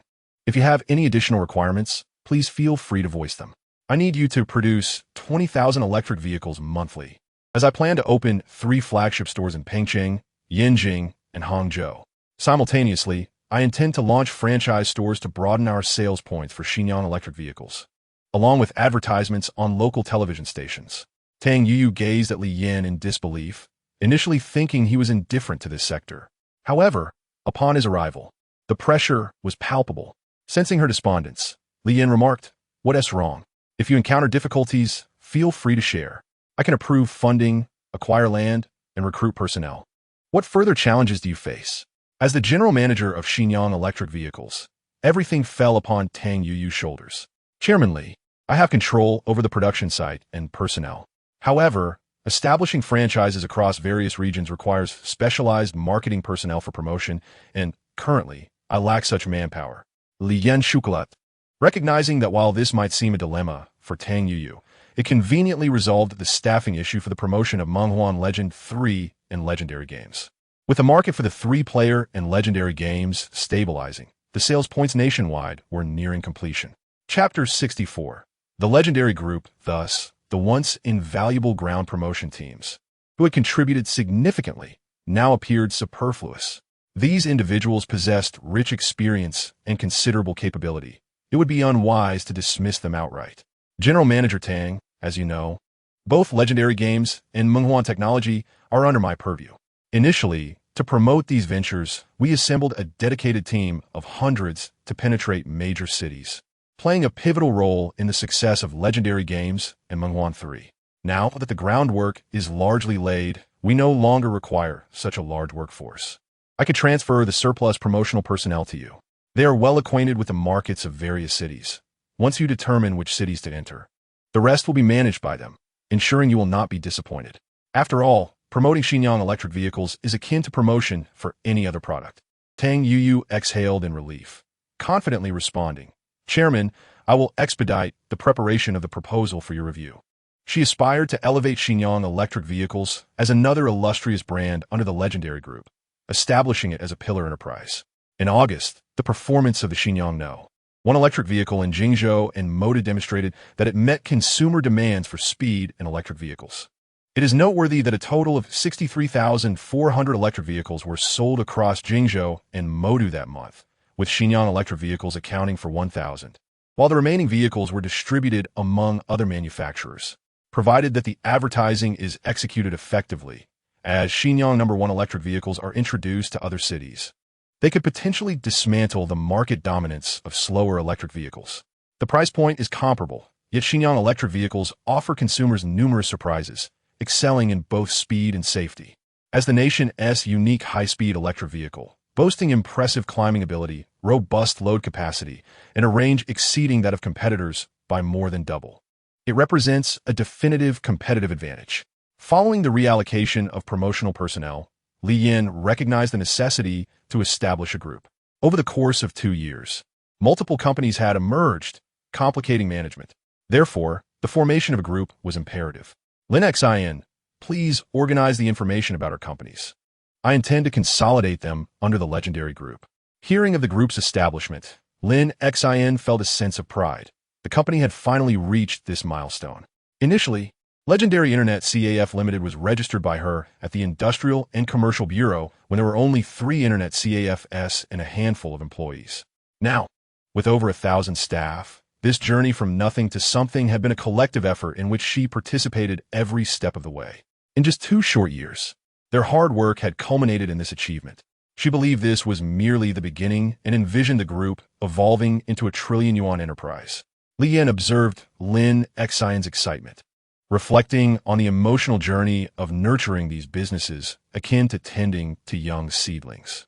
I will get started on this immediately. She looked at the man before her with admiration, recognizing that without him, the company would not have attained its current status. Meanwhile, she had to focus on her novel. As the editor, Ku Cha, had promised that if the numbers met expectations, Li Yun's book would be available for sale. Thanks to the vigorous promotion by the Penguin Company, the readership of Legendary Novel Network had markedly increased. Li Yin visited the comment section, eager to read the feedback. This book is absolutely phenomenal. Is the author's ancestry truly linked to tomb raiding? Author, please update quickly. Even the donkeys in the production team wouldn't dare to be as idle as you. As Li Yin read the comments urging updates, she felt a rush of joy that overshadowed even the news of her father's earnings in the millions. 2 days passed, and Tang Yuyu called to inform Li Yin that the expansion plan for Xinjiang electric vehicles had been finalized. Li Yin confirmed he would visit in the afternoon. The absence of a dedicated office building for the group meant that staff needed to call to locate him. A headquarters building for the Legendary Group would centralize all company offices, facilitating management for group leaders. The establishment of the group company and the associated holdings of subsidiary companies was now paramount. Regarding his investments in Jingdong, Xieji, and Weiguang Electronics, they are held by the Legendary Investment Company. Coincidentally, Lin Xin had already organized the information on his enterprises. They decided to establish a group company after much deliberation. Lin Xin needed to register a Legendary Investment Company and a Legendary Holding Group. Additionally, he needed to contact the local government in Jingzhou, hoping to acquire a piece of land to construct the group headquarters. Acquiring land may be challenging for others, but for Lin Xin, it was relatively easy. By the way, Li Yin, Wang Feng mentioned that the Mengyuan music platform has been optimized according to your suggestions and hopes you can visit to provide guidance on areas that need improvement. In fact, by the end of August, the Mengyuan music platform had completed testing and received affirmation from the majority of users. After 10 days of optimization, all the issues raised by Li Yun were rectified before resubmitting for Li Yan's review. While Li Yun was typing, the Mengyuan Intelligent Pinyin Input method popped up. Most users were reluctant to use this Pinyin Input method, as it was deemed too cumbersome. However, a portion of users opted to download the Mengyuan Intelligent Pinyin Input method. As for the players of Chuanchi games, this input method was designated specifically for Chuanchi games. Typing would default to the Mengyuan Intelligent Input method, with the only alternative being Wubi. A choice must be made. Which one will you prefer? Users who employed the Mengyuan Intelligent Input method found its interface remarkably superior, effortlessly surpassing several existing input methods on the market. Once utilized, no one uninstalled it. On the contrary, they recommended it to friends, family, or classmates. When Tang Yuyu saw Li Yin appear before her again, she realized he must be eager to know the current progress. Chairman Li, here is my proposed expansion plan for major cities following my research. I seek your guidance. Li Yin carefully perused Tang Yuyu's proposal and, somewhat puzzled, inquired, besides Pengsheng, Yangsheng, and Yinjing, why have you listed Rongsheng, Shansheng, Qingdao, and Xixiang as the first batch of cities to develop? Chapter 65. A detailed plan. Tang Yuyu, unhurried and smiling, responded, Chairman Li, if Qingdao and Xixiang impose a ban on motorcycles and cannot afford small cars, which mode of transport do you think would be most favored by consumers? Upon hearing this, Li Yin immediately comprehended. With motorcycle bans in place, they should swiftly open new stores for Xinjiang electric vehicles in Qingdao and Xixiang, utilizing special channels to expedite advertising and deliver Xinjiang electric vehicles. Li Yin was fully supportive of the motorcycle ban, considering his business in electric vehicles. He gained an intuitive understanding of Tang Yuyu's capabilities. Why did you choose Shansheng and Rongqing? Immediately regretting his question, Li Yin recalled that the roads in Shu were notoriously treacherous, unsuitable for low-speed electric vehicles to perform effectively. Our Xinjiang No. 1 electric vehicle boasts remarkable climbing ability. In these two cities, it can truly showcase its performance. If it fails to sell well, then the seller is simply incompetent. That makes sense. I approve this proposal. Thank you, Chairman. I am confident this plan will be flawlessly executed. As long as our promotion keeps pace and consumers in these cities are aware of the excellent climbing and high-speed capabilities of our Xinjiang No. 1 electric vehicle, coupled with its reasonable pricing, I believe it will dominate the market in both cities. Liyan Nuda, Stating. I will arrange for someone to contact the satellite TV stations in these two cities to advertise Xinjiang electric vehicles. The outcome, whether we savor the fruits of success or face hardship, would depend on your capabilities. Rest assured, Chairman, I am committed to capturing the electric vehicle market in these two cities. I trust in your abilities. I will notify Chuanchi Game Company and Mengyuan Technology Company to provide you with a list of ground promotion personnel from these cities, transferring them under Xinjiang Electric Vehicle Company's banner for a swift handover and commencement of work. Time is of the essence, and I believe these ground promotion personnel will be familiar with local distributors. Understood, Chairman. Dan Yi Wu Pautet, feeling relieved that she might have left a favorable impression on Chairman Li. If only she could attain the same standing in his eyes as Su Mangjia. Observing that the management of the Xinjiang Electric Vehicle Workshop was commendable and efficient, Li Yin left with peace of mind and headed to the Chuanchi Game Company. His purpose was to inform Chun Shooting to reassign some personnel from the Chuanchi Game Ground Promotion Team to support Xinjiang Electric Vehicle Company. Chun Shooting was very cooperative with this reallocation notice, as she no longer required such a large ground promotion team. With fewer personnel, sales remained stable, effectively reducing costs. On September 10th, following 10 days of promotion, the download count for Mengyuan Intelligent Input Method version 10 surpassed 600,000, with account registrations reaching 50,000. This number does not include the players of Chuanchi games using Mengyuan Intelligent Input Method. Compared to the millions of internet users, these figures may appear minimal. Yet achieving this in just 10 days, surpassing Wubi, indicates that Mengyuan Pinyin has ascended to the position of the leading input method. Cheji intensified its promotional efforts. While the information department of Mengyuan Technology had launched a volunteer purchase feature for skins, this left Li Yin feeling quite vexed. pondering why such a talented and beautiful individual would choose to associate with him. Perhaps it was due to the overwhelming impact of that customized version. Cha's mother, Zhou Wenmin, had left the textile factory after Cha fell ill and, heeding Li Yun's advice, opened a convenience store near the Menghuan Technology Company in Jingzhou, financed by the money Cha had earned from selling balloons. Li Yun, accompanied by Cha in the company's business vehicle, first dropped her home before noticing his father walking hand in hand with Lin Xian into the opposite Phoenix Flower Garden, suspecting that his father was experiencing a second spring. That evening, Li Yun observed his father peculiarly and intended to inquire about his father's lifelong matters, but was interrupted by his father's phone ringing. Li Yun glanced at the caller ID and saw it was his mother.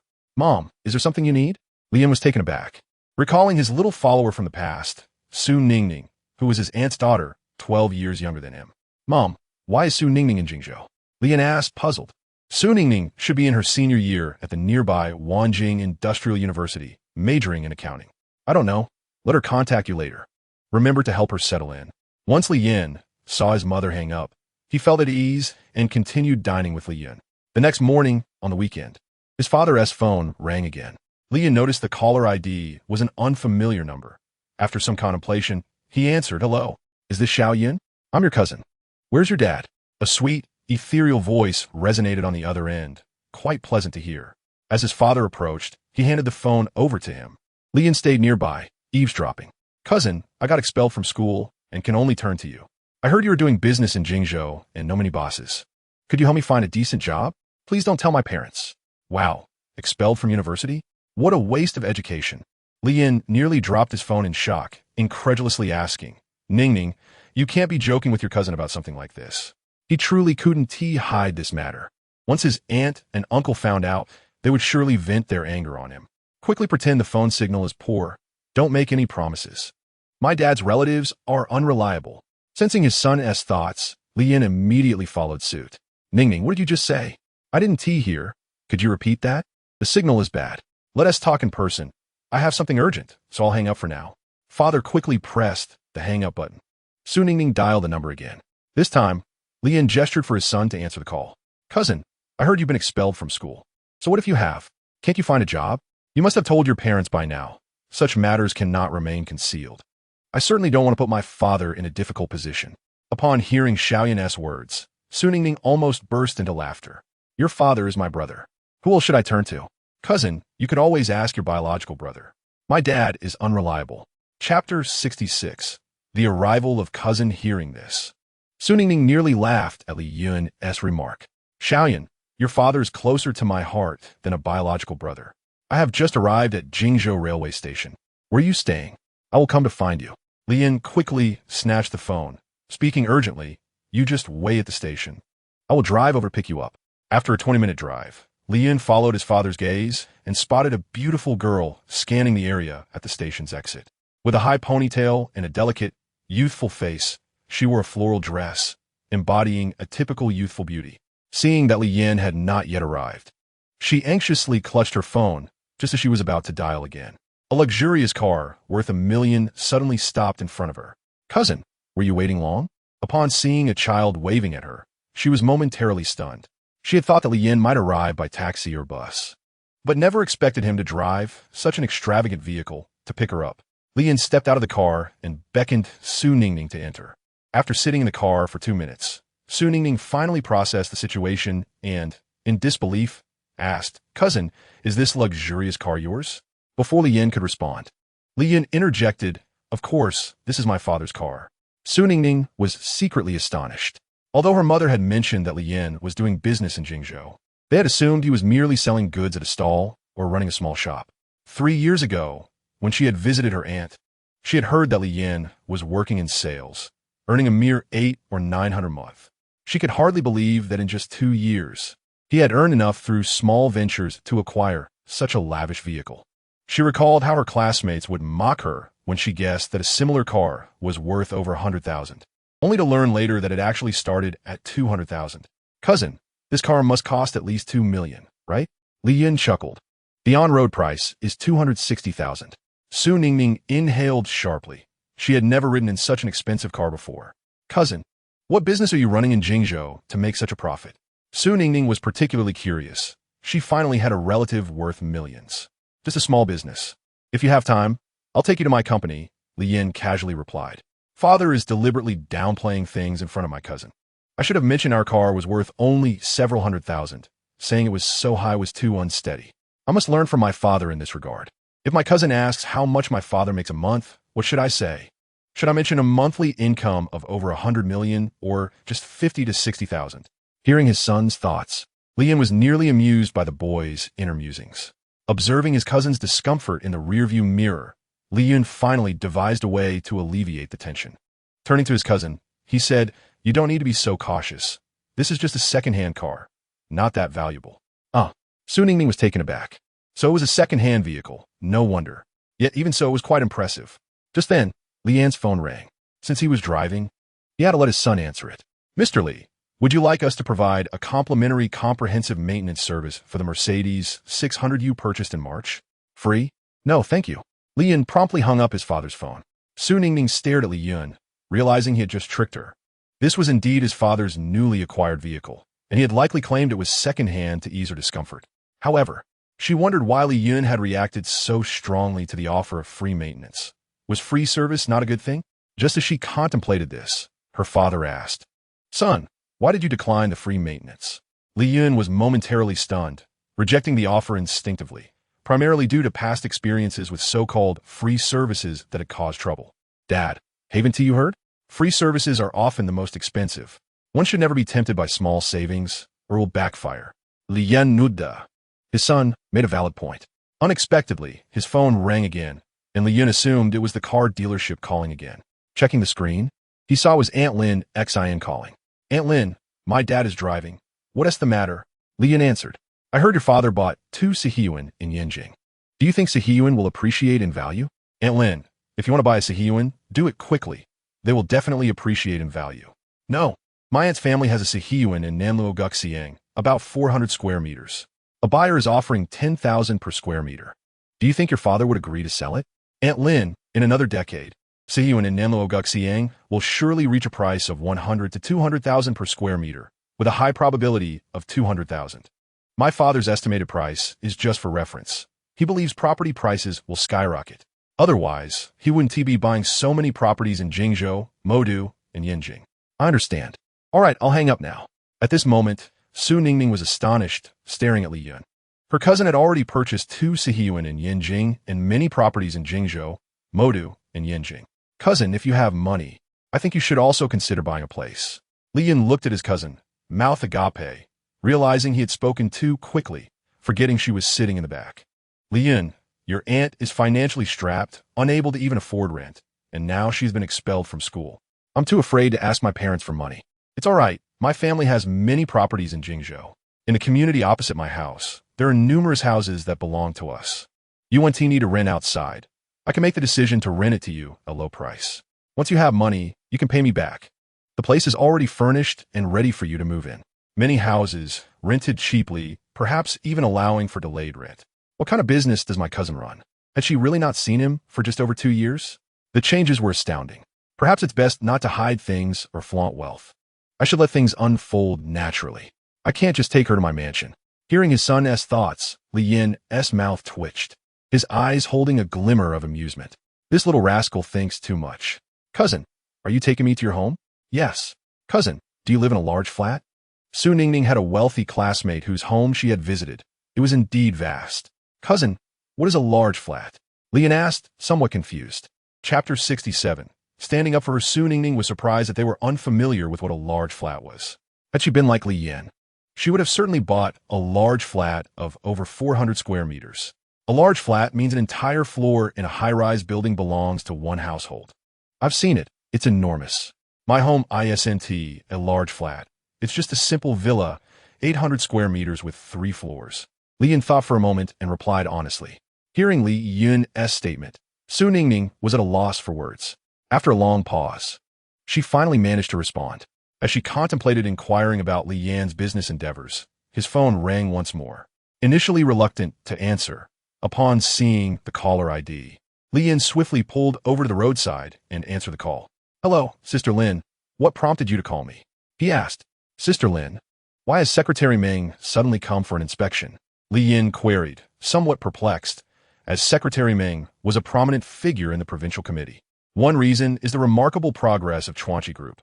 The other is to deter others from overreaching, thus safeguarding you and your company.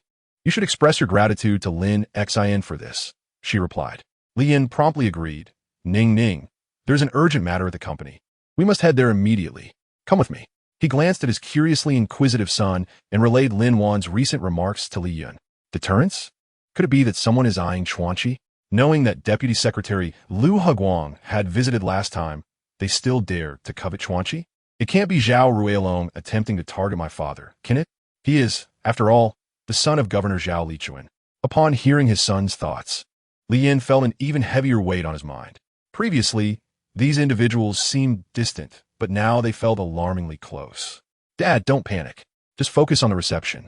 Once the group is officially established, we must ensure Lin Xin receives a stake, Li Yin advised. It appears both Lin Wan and Lin Xin have significant backgrounds. Otherwise, Lin Xin handles official matters with remarkable ease, Li Yin mused, following his son's line of thought.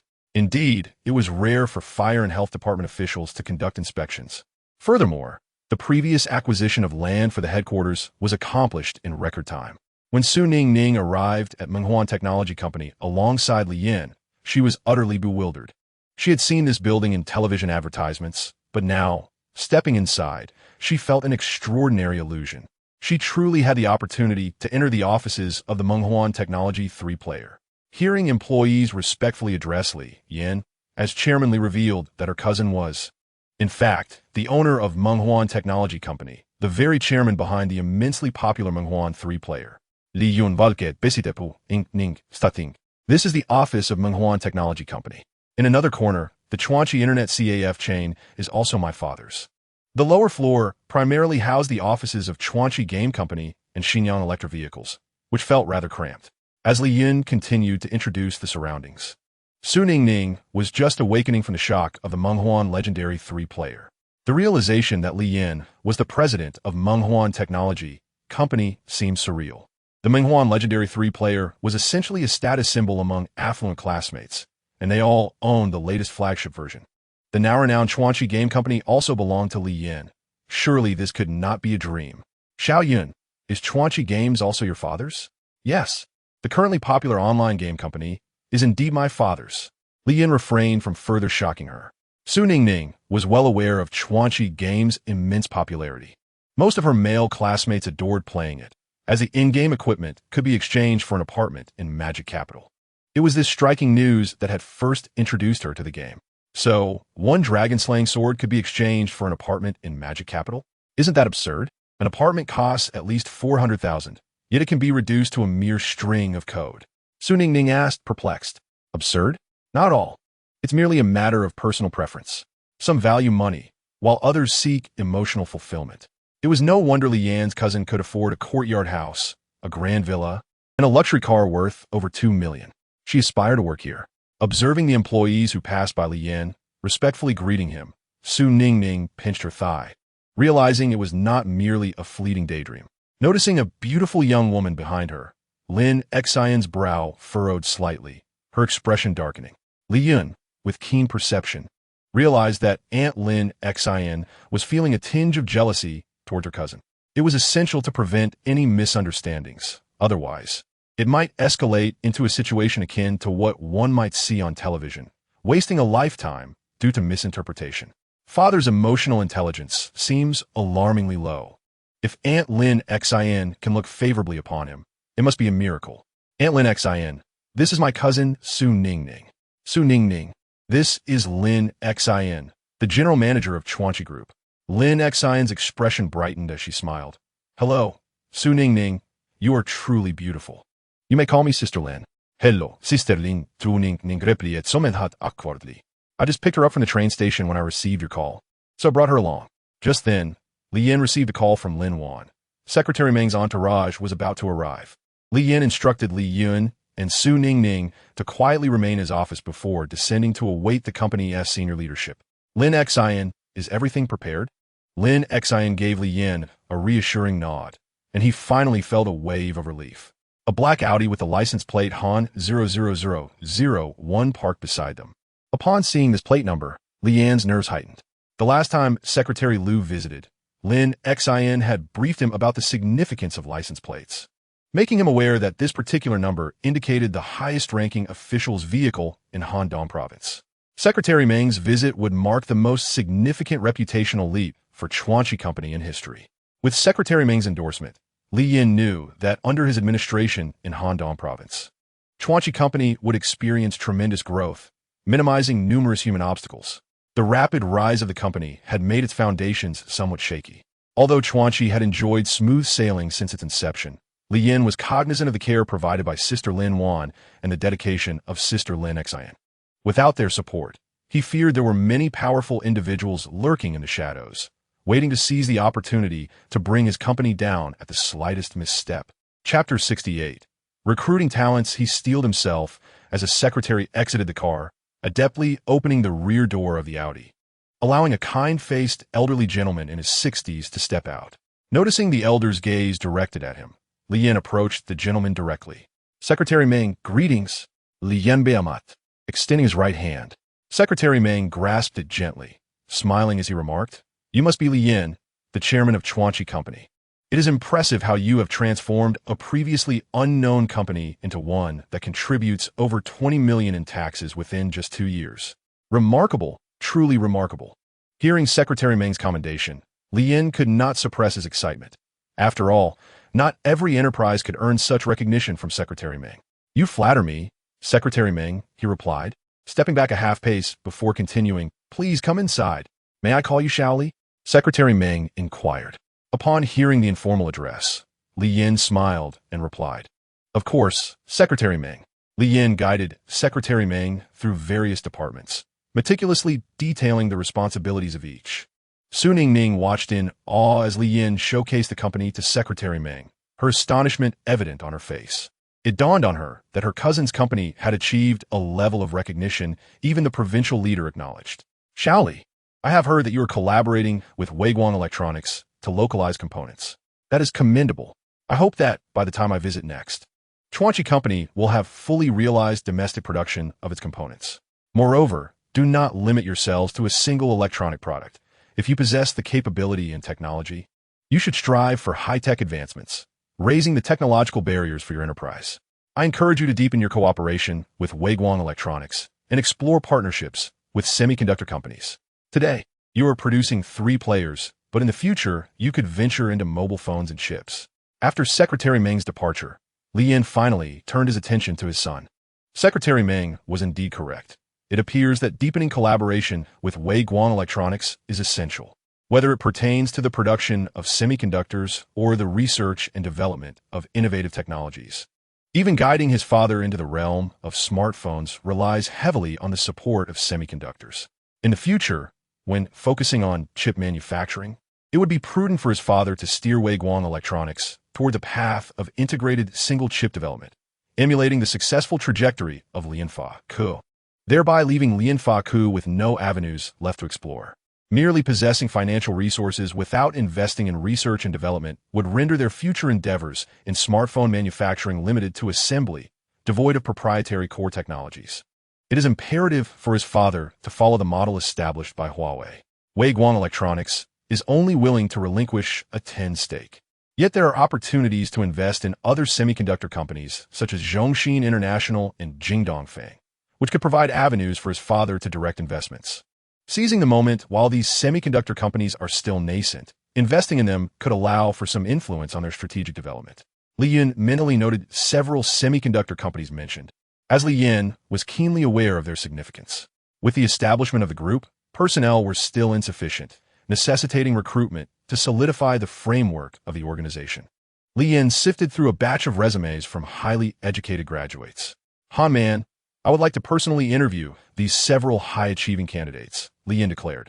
Han Meng, taken aback by Li Yan's request, gazed at the chairman in astonishment.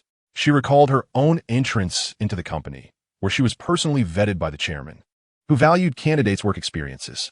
As a seasoned head of the Human Resources Department with 6 years of experience, she had earned his regard.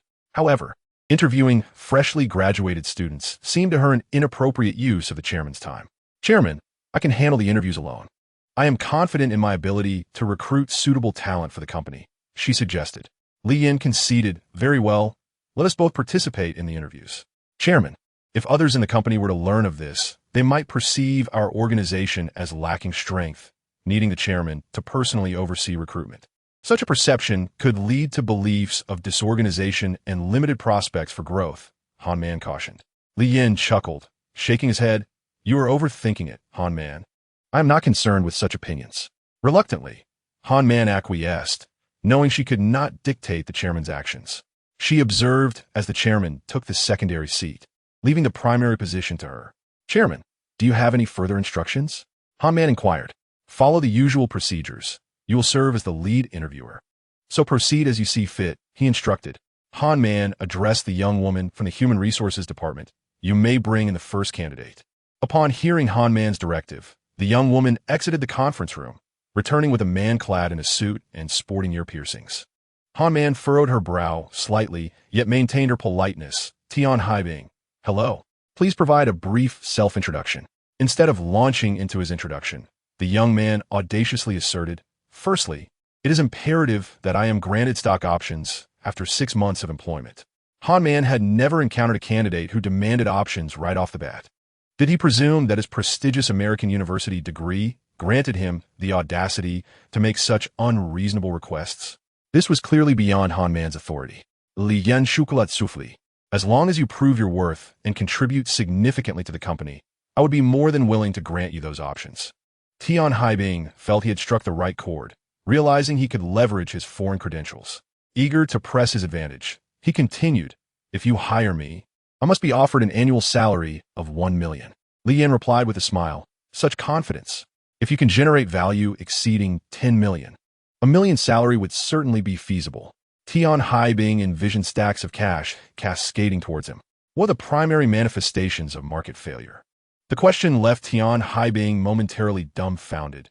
It was evident that this interviewer had posed a highly specialized inquiry. He had yet to boast about his university or name-drop any notable figures. His time abroad was meant for broadening his horizons, not for the arduous pursuit of academia. The qualifications he held were merely purchasable credentials. This is something my professor did not cover. I believe it unnecessary for your company to delve into the nuances of market failure. Instead, I would prefer to discuss my enlightening experiences during my years at university.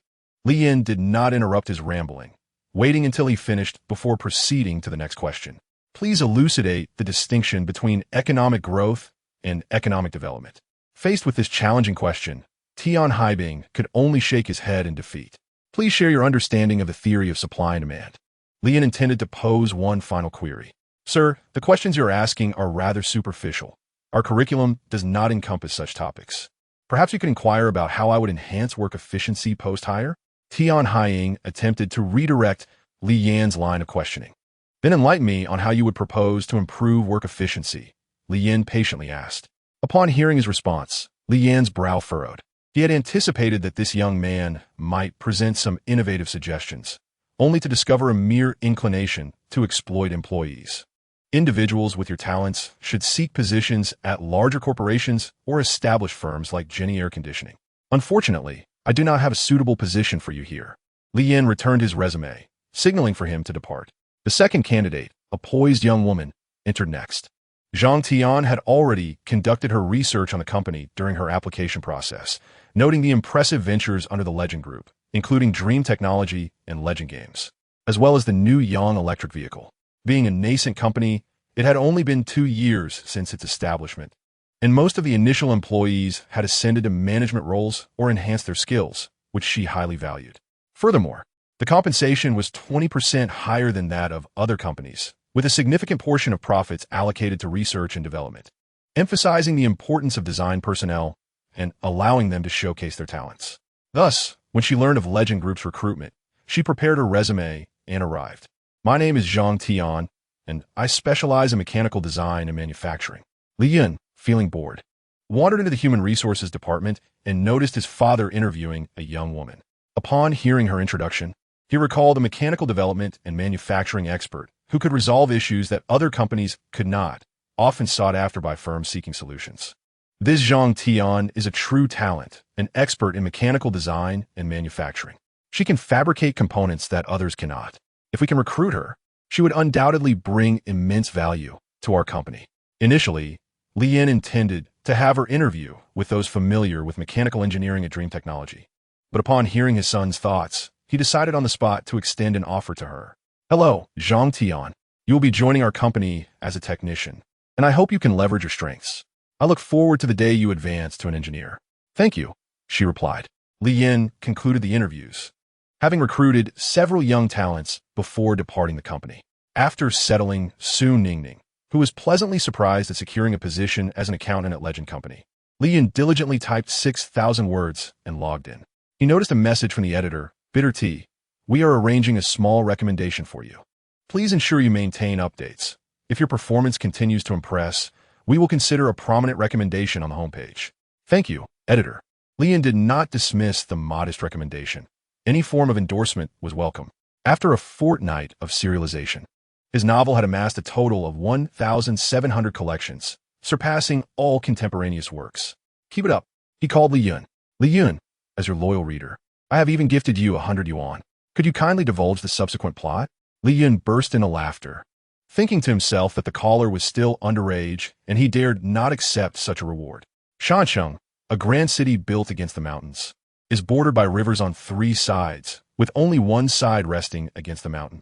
The entire city is perched upon the slopes, with winding roads and numerous inclines. Zhang Laosan, a legendary figure in the realm of grassroots promotion in Shansheng, now serves as a promoter for Xinjiang electric bicycles, specifically designed for the mountainous terrain. This vehicle truly excels, making a sense of breeze. Most other electric bicycles falter, requiring manual pushing for nearly half the journey. Confident in his ability to market Xinjiang electric bicycles throughout Shansheng, Zhang Laosan knows the city intimately, familiar with every street and alley. He is aware of where to establish channels for selling Xinjiang electric bicycles. He plans to visit local bicycle dealers, continuing his efforts as the head of promotion for Xinjiang No. 1 electric bicycles. Lin Xin once remarked that as long as he has the capability to develop the new Xinjiang electric bicycles, all sales within his store would count towards his commission, which would be quite substantial. Arriving at the first bicycle dealership, Zhang Laosan was greeted by the shopkeeper, a woman who asked, "Are you looking to purchase a bicycle?"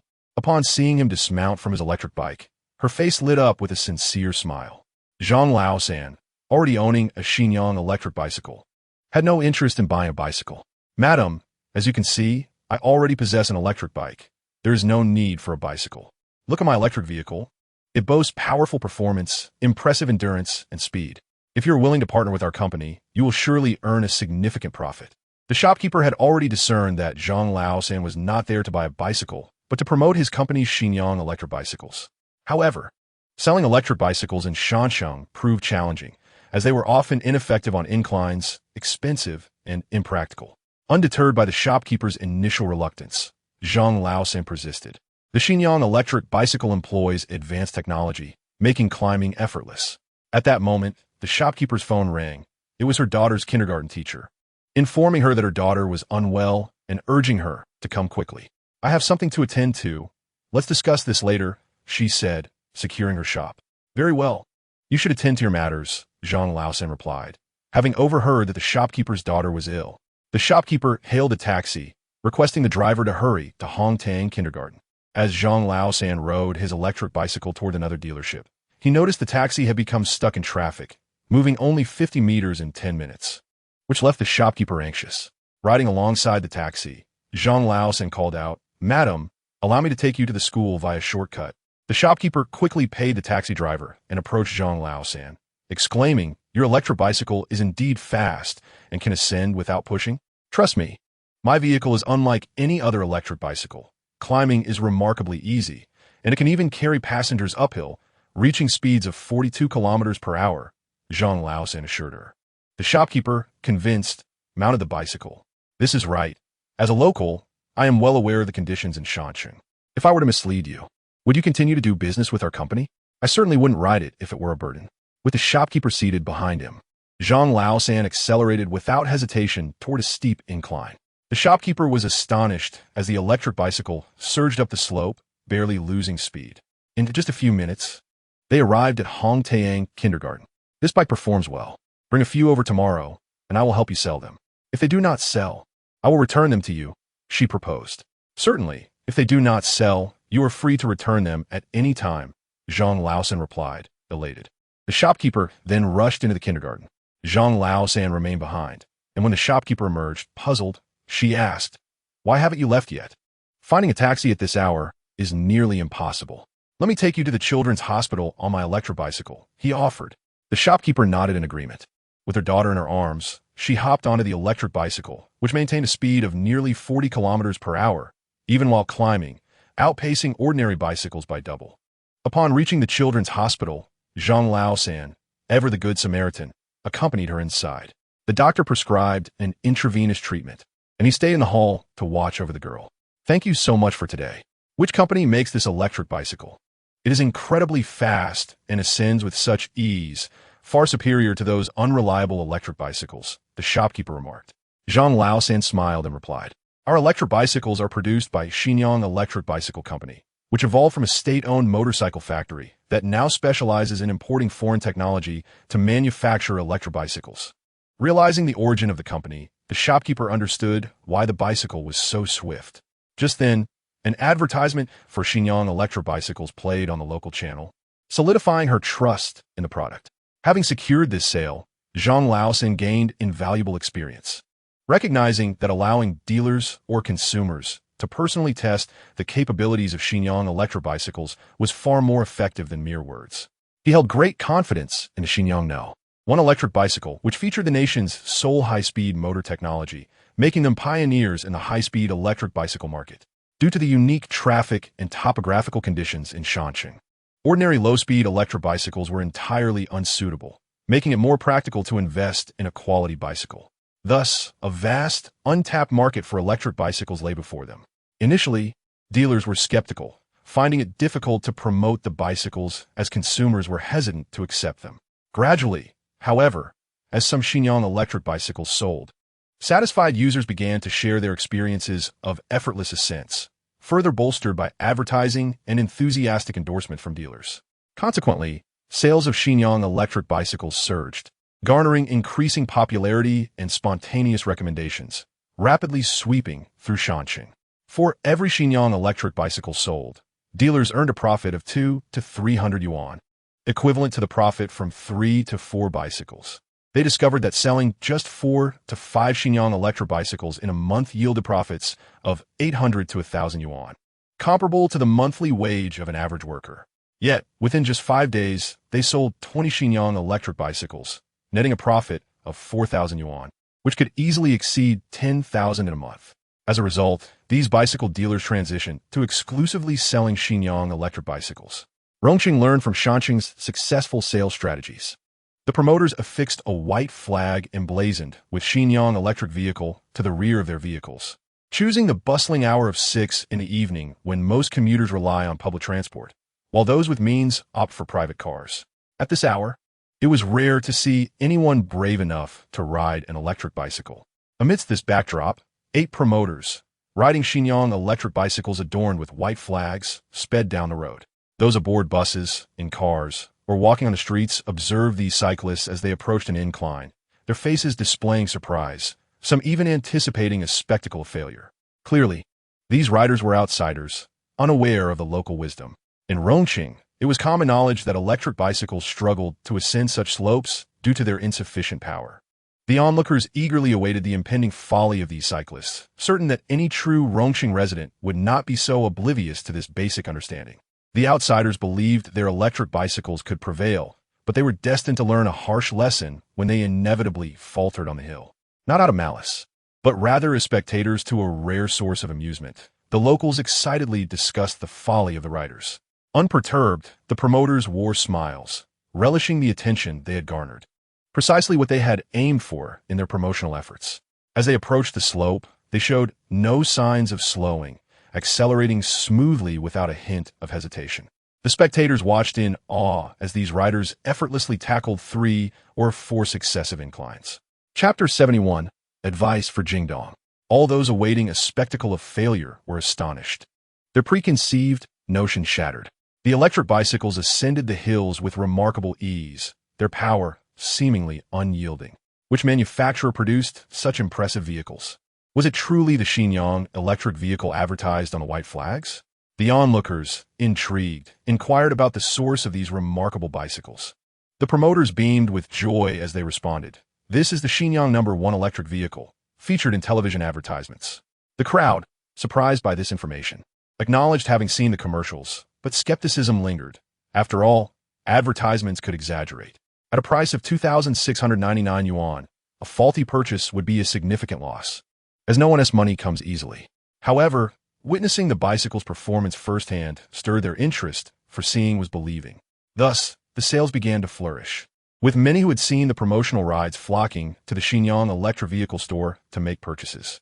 The allure of a powerful and long-lasting electric bicycle was irresistible to the people of Rongqing, who were weary of cramming into crowded buses. Reports of success rolled in from other regions as well. WNJI-ing, QNGD-O, X11-ing, and beyond, as the Xinjiang electric vehicles swiftly captured substantial market shares, relegating competitors to mere shadows. The other brands simply could not compete. They were not in the same league. Moreover, with a reasonable price that was merely 500 yuan more than the standard low-speed electric bicycles, consumers were quick to make their choices. By the end of September, LYN visited the Xinjiang Electric Vehicle Company, where Tengyu excitedly reported on the sales figures for the month. Chairman, the Xinjiang No. 1 electric vehicle has successfully penetrated the markets of 20 cities, including Rongqing, SHNCH-ing, MD, and ZHG-ing. The highest sales were recorded in Rongqing, with over 5,700 units sold in September, followed by MD and SHNCH-ing with over 5,300 and 3,100 units respectively. Each city has been accounted for, totaling over 32,000 units sold, generating revenue exceeding 80 million, with profits around 50 million. LYN was pleasantly surprised by the high profits. Yet it seemed only natural considering the production cost of the Xinjiang electric vehicle was less than 700 yuan. At this rate, he anticipated that the factory's revenue would surely exceed 100 million in October.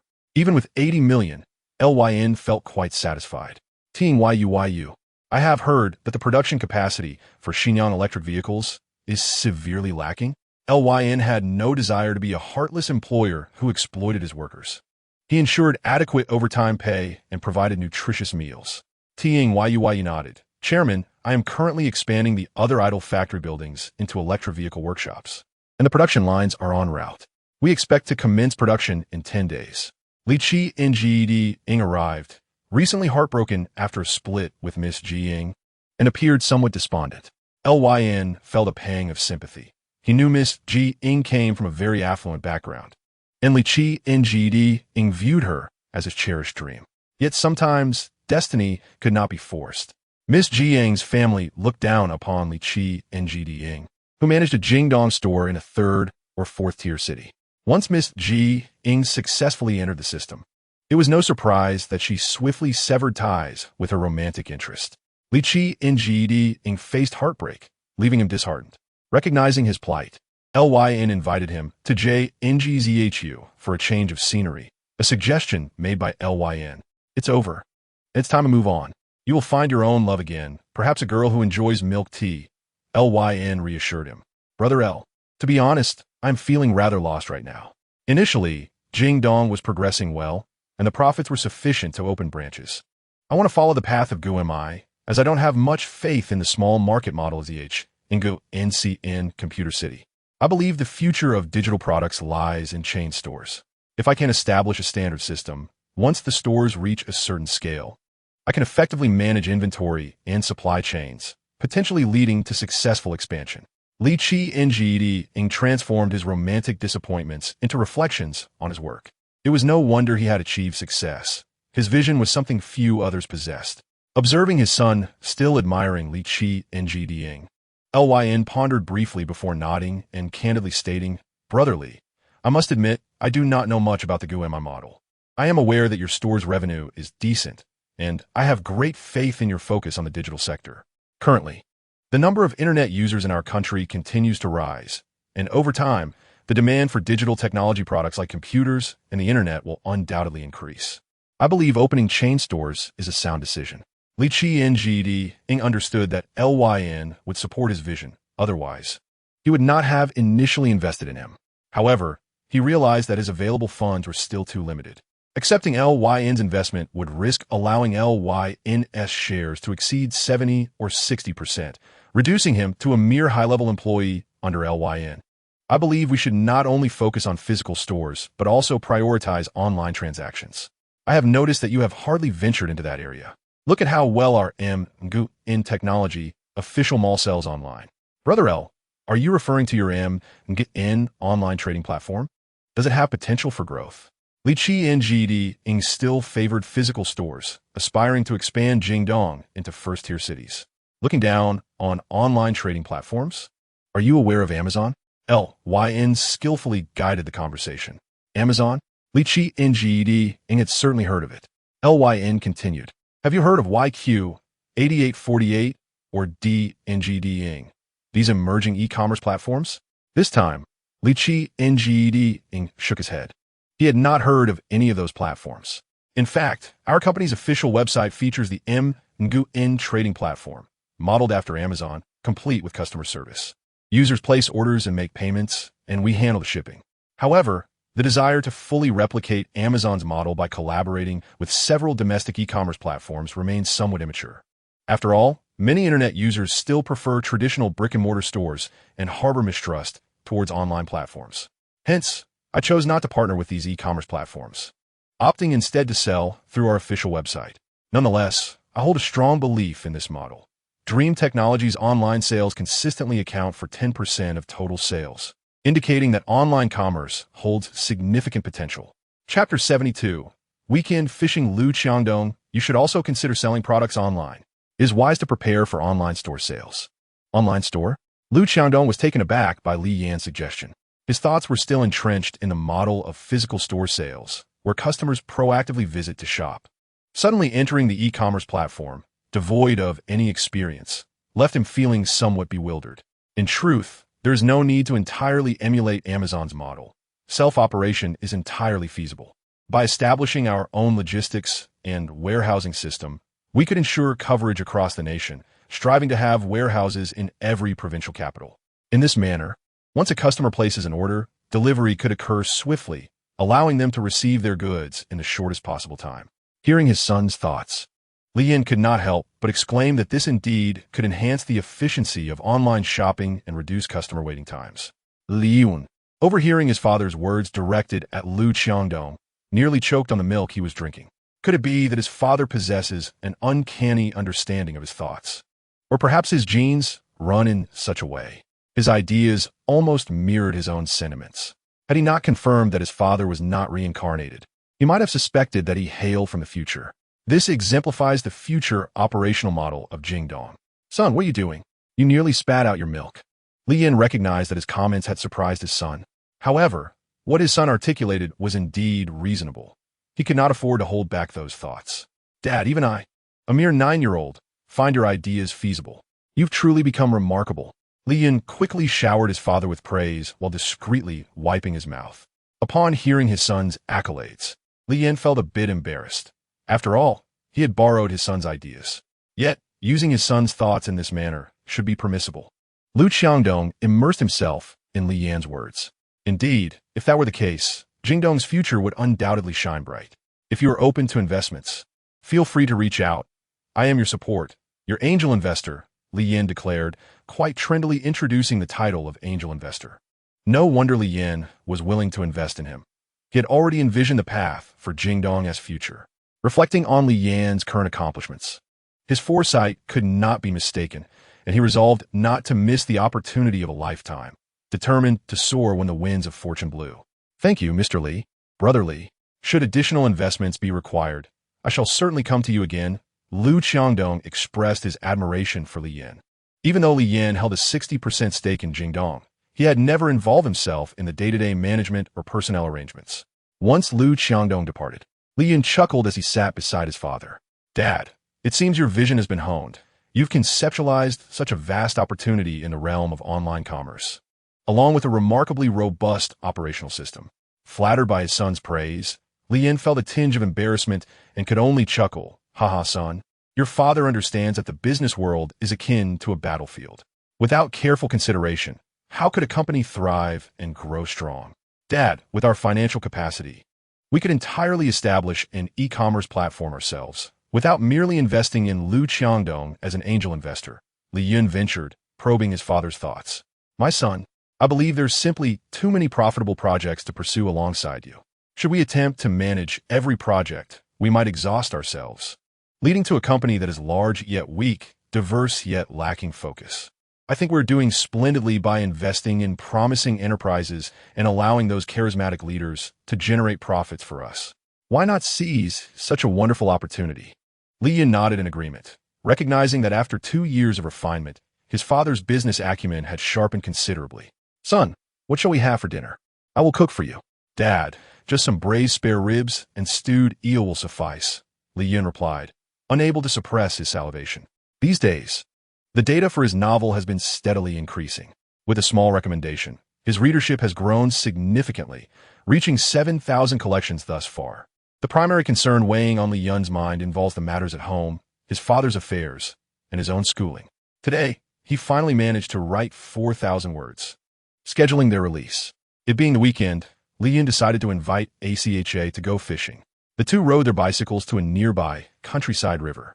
The river was remarkably clear, with fine sand lining the riverbed. Eventually, this sand would become a wealth-generating secret for some, creating local tycoons. As they became wealthy, the little river receded. ACHA's family had been thriving ever since they opened a new electric vehicle specialty store. Along the way, ACHA was exuberant, chattering away like a joyful lark. Hearing her voice, Li Yun felt an overwhelming sense of happiness, a soothing balm to his spirit.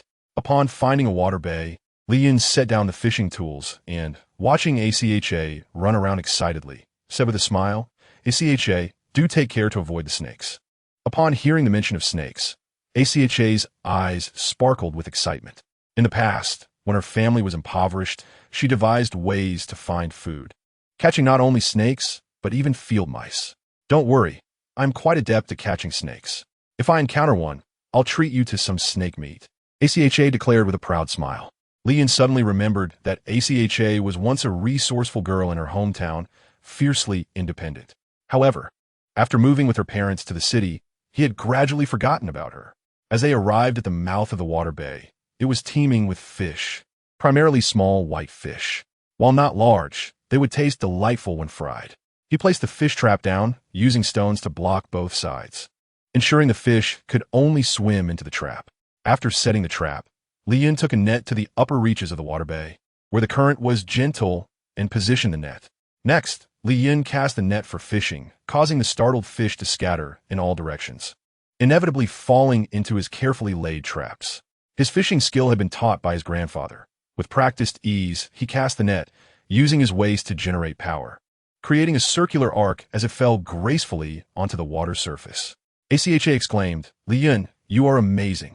Hearing ACHA's compliment, Li Yun's face broke into a broad smile. At that moment, he felt a movement in the net. Had he caught a big fish? Chapter 73. Self-recommendation ACHA. It seems I have caught a large fish. Asha, upon hearing Li Yun's words, rushed over excitedly. Really? Let me help you. The two carefully pulled on the fishing net, cautious not to scare away the large fish. Soon, ripples appeared on the water surface, and a splendid red carp emerged before them. Li Yun, our luck is extraordinary. This beautiful carp is magnificent. ACHA beamed as she held the fish, her smile radiant. Li Yun, too, felt fortunate to have caught such a splendid red carp. In later times, wild carp like this will be a rare find. ACHA placed it in a water bucket, estimating it to weigh around 3 pounds. Certainly delicious when braised. Li Yun, why don't you and your dad come to my house for dinner tonight? My mom cooks fish exceptionally well. ACHA, however, was not swayed by the fish's beauty. In her opinion, anything edible was worth it, and a pretty appearance could not rival the enticing aroma of cooked meat. Casting the net once more, they caught another carp weighing about 2 pounds. Meanwhile, Lu Qiangdong was surprised that Miss Gong had sought him out. Did you not say we should part ways? Lu Qiangdong gazed at his former first love, somewhat perplexed. Lu Qiangdong, does your Jingdong hold shares in Chuanchi Company? the one that sells Menghuan Technology 3 players, whose owner is named Li Yin. Yes, Li Yin is not only the owner of Menghuan Technology, but also of Chuanqi Games and Xinyan Electric Vehicles. His keen insight and acute business acumen make him my role model, Lu Qiangdong replied. Miss Gong brushed her bangs aside and smiled. It truly is him. His Chuanqi enterprises have been inspected by Secretary Meng and Secretary Liu, and my father accompanied them. These individuals hold Chuanqi in high regard, as well as Li Yin. My father conducted an investigation and discovered that he not only invested in Xia, but also in your Jingdong, indicating that this legendary entrepreneur has great expectations for you. This has significantly improved my father's impression of you, and I hope to meet you sometime. Lu Qiangdong then understood why Miss Gong had come to find him. It was indeed due to the influence of Chairman Li Yin. Has he invited you to Jingzhou? Did he offer you guidance or investment to strengthen your Jingdong? Lu Qiangdong nodded. Mr. Li has provided me with a pathway that others have not traversed, but this path is fraught with challenges, and I lack confidence. Lu Qiangdong shared with Miss Gong what Li Yin had advised him regarding establishing his own e-commerce platform. Upon hearing this, Miss Gong immediately realized it was an avenue of limitless potential, yet she pondered why he would not seize such a good opportunity and instead leave it to Lu Qiangdong. Lu Qiangdong, too, found it puzzling. Li Yin seems to tread the path of success with each step. After all, he holds 60% of Jingdong's shares. If he is not afraid, why should you be? Give it a try. If it succeeds, we could be together, and I believe my parents would not oppose our relationship. Seeing that his girlfriend had not given up, he resolved to forge a successful career to impress his future in-laws. As for today, Li Yin. He arrived at Menghuan Technology. Lin Xin had already completed all the registration procedures for Chuanqi Holdings Group and Chuanqi Investment Company. Li Yin transferred his shares of 60% in Jingdong, 2,336 shares in Xia Company, and 10 shares in Weiguang Electronics to Chuanqi Investment Company. Furthermore, a week ago, the Minjianyu platform finally launched its official version. Although it did not garner substantial profits domestically, it allowed Menghuan Technology users to conveniently download music and listen to high-quality, lossless music for free by subscribing to a membership. However, the domestic market is rife with piracy. Following his son's advice, Li Yin decided to offer free music streaming and downloads to users. In the United States, however, the situation was entirely different. There, a culture of copyright payment had already taken root. Any business that provided platforms for downloading pirated music, along with the equipment manufacturers, could find themselves embroiled in legal disputes with copyright companies. Li Yin entrusted the management of the music platform in the United States to Gao Xiaoqin. Having only been online for a week, Gao Xiaoqin had yet to report on the specific situation. On the platform, each song was priced at 99 cents for download. 99 cents was indeed affordable, for in the United States, true free offerings are rare. If something is free, Americans are often hesitant to use it. Lin Xin informed Li Yin that the land for the headquarters building had been acquired, but the location still required consideration.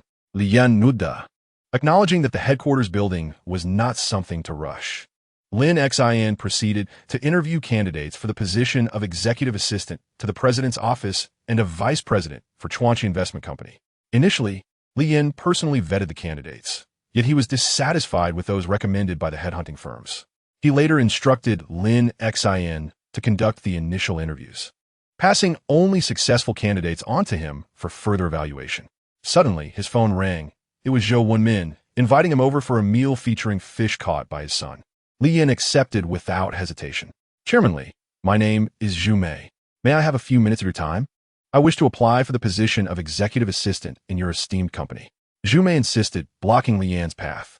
For the position of executive assistant, you may submit your resume to the Human Resources Department, and a designated person will conduct the interview, Li Yin replied, scrutinizing the determined young woman.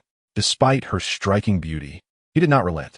Although he had Lin Xin in his heart, he had no intentions of marrying for the sake of his son. Zhu Mei was clearly well-groomed, tall, and fair-skinned.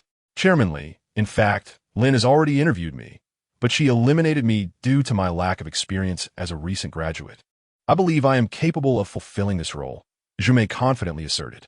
Li Yin was curious about her confidence, wondering if she was another foolish individual like Tian Haiying. I am 26 years old, graduated from Yanda University, and after that, I studied at Harvard Business School on a full scholarship. Li Yin gazed coldly at her, applying pressure. Zhu Mei spoke articulately, displaying no signs of nervousness or haste, her speech measured and clear, exuding confidence. Observing her resilience under pressure, Li Yin decided to grant her an opportunity, leading her to a table prepared for visiting guests. Zhu Mei, from your introduction, both Yenjing University and Harvard are prestigious institutions, and your qualifications are indeed exceptional. However, our Chuanqi company has only been established for 2 years and is not even a publicly listed company. Someone of your caliber should be seeking employment at renowned companies abroad. Why would you choose our Chuanqi company? Zhu Mei smiled, her beauty radiant. Others are others. I value the potential of your company and wish to grow alongside it. I do not seek to merely benefit from it. My choice to join Chuanqi company was not made blindly. Before my interview, I conducted a thorough investigation of Menghuan Technology Company. I discovered that the flagship and standard versions of the Menghuan Technology 3-player sell exceptionally well in the United States. Upon learning that these products originated from a domestic company named Menghuan Technology, I became greatly intrigued by your firm. The popularity of the Menghuan Technology 3-player among American consumers must be attributed to its remarkable qualities. I believe Menghuan Technology possesses immense potential and far-reaching strategies, as evidenced by its acquisition of music copyrights and the establishment of the Minji Inu platform for users to download music or listen to songs for a fee, indicating a bright future for your company. Li Yin observed her fervent gaze and reviewed her meticulously prepared resume. Zhu Mei, I am genuinely pleased that you have chosen our Chuanqi company. However, our recruitment for the executive assistant position requires a minimum of 5 years of work experience, which you clearly do not possess as a recent graduate. Our company needs someone who can assist me in managing and coordinating various aspects of subsidiary operations. Without relevant work experience, how can I trust that you can fulfill this role? Surely, you cannot rely solely on words. Zhu Mei recognized this as a polite rejection of her application. She smiled slightly. Although I lack relevant work experience, it does not mean I cannot excel in this position. After a brief pause, Zhu Mei glanced at Li Yin and continued. In fact, my uncle runs a company specializing in special bearings. Although he has not yet reached 100 employees, he generates annual revenues of 3 to 400 million. During my university years, I worked part-time in my uncle's company every summer and winter break, serving as a clerk, a salesperson, and ultimately an assistant. Moreover, I was not merely a student in the United States. I also worked as an assistant at a gaming company. I am confident that my abilities equip me to excel in the role of executive assistant. Upon hearing Zhu Mei's confident words, Li Yin felt a spark of interest. Gazing into her bright eyes, he smiled and inquired, Zhu Mei, since your uncle's company generates an annual revenue of 3 to 400 million, and he is the proprietor, why not join him after graduation? Surely, working there would be more effortless, allowing you to achieve results and gain promotion more easily. Why venture to my company instead? Zhu Mei exhaled a sigh of relief. The legendary boss had inquired about her, indicating a willingness to provide her with an opportunity. Actually, my uncle does want me to assist him, but I do not wish to put him in a difficult position. After all, his business is inherited from his father-in-law, and as a son-in-law, he must heed my aunt's wishes. She is apprehensive about outsiders joining, fearing they might take advantage of her family. Li Yin nodded, recognizing her principled nature and her capability to carve out her own path. Zhu Mei earnestly stated, Mr. Li, I hope your esteemed company can grant me a chance. If I fail to meet your expectations within a month, I will resign voluntarily without any remuneration. Li Yin chuckled, captivated by her bright gaze. Zhu Mei had articulated her thoughts completely and now awaited Li Yin's response. You are aware that the assistant to the president's office manages the entire presidential office of the group, aiding the president in formulating strategic development plans and major decisions. This role necessitates substantial competence, so I cannot offer you that position immediately. You must demonstrate the skills required by the company. For now, I can only appoint you as my personal assistant. Once you prove your capability, I will reconsider. Zhu Mei's eyes reflected a hint of disappointment, but she quickly regained her composure. The current assistant to the chairman was Gao Xiaofeng, who managed all of Li Yin's miscellaneous tasks. Were it not for her lack of advanced qualifications, Li Yin would have considered her for the assistant position. I am willing and will prove my worthiness for the role of assistant to the president's office. I will ensure that you recognize my abilities, she declared. Seeing her determination, Li Yin felt a newfound respect for her. I am quite looking forward to it. As long as you demonstrate your abilities, I shall ensure you have the opportunity to shine, and I hope you become an indispensable member of our legacy. I will certainly succeed, Zhu Mei replied with confidence. Li Yin admired her spirited determination and resilience, hoping she truly possessed the requisite talents. With time, one's true character shines through, and if she could remain grounded, Li Yin would undoubtedly provide her with opportunities. He made a call to Lin Xin, instructing her to pause the recruitment for the assistant to the president's office, as only the position of vice president of investment execution was required. Lin Xin, somewhat puzzled, acknowledged Li Yan's directive, recognizing that he must have his reasons. She informed him that 3 candidates had already been shortlisted, with Wang Yuanji being her top choice. If Li Yan had the time, he could meet them. Li Yan escorted Zhu Mei to the office, and Lin Xin was taken aback to see him with Zhu Mei, whom she had deemed unsuitable. Could it be that Li Yan had indeed decided to appoint her as the assistant to the president's office? Surely, he could not be swayed by mere appearances. Lin Xin presented the resumes to Li Yan. At the top was Wang Yuanji, whose work experience suited the role of vice president of investment execution, and his interview had gone exceedingly well. Li Yan nodded in approval. Zhu Mei, since you aspire to be the assistant to the president's office, let us have you interview these 3 candidates as well, so I may gauge your abilities. Zhu Mei was taken aback by the prompt opportunity to showcase her skills. All right, Mr. Li, shall I notify the 3 candidates to come? Li Yan nodded affirmatively. Shortly, the 3 candidates for the vice president of investment execution arrived. During the interview, Li Yan appointed Zhu Mei as the primary interviewer, not only assessing the candidate's abilities, but also observing Zhu Mei's performance. As the interviews concluded, Li Yan turned to Zhu Mei and Lin Xin, asking, "Who do you think would be most suitable for the role of vice president of investment execution?"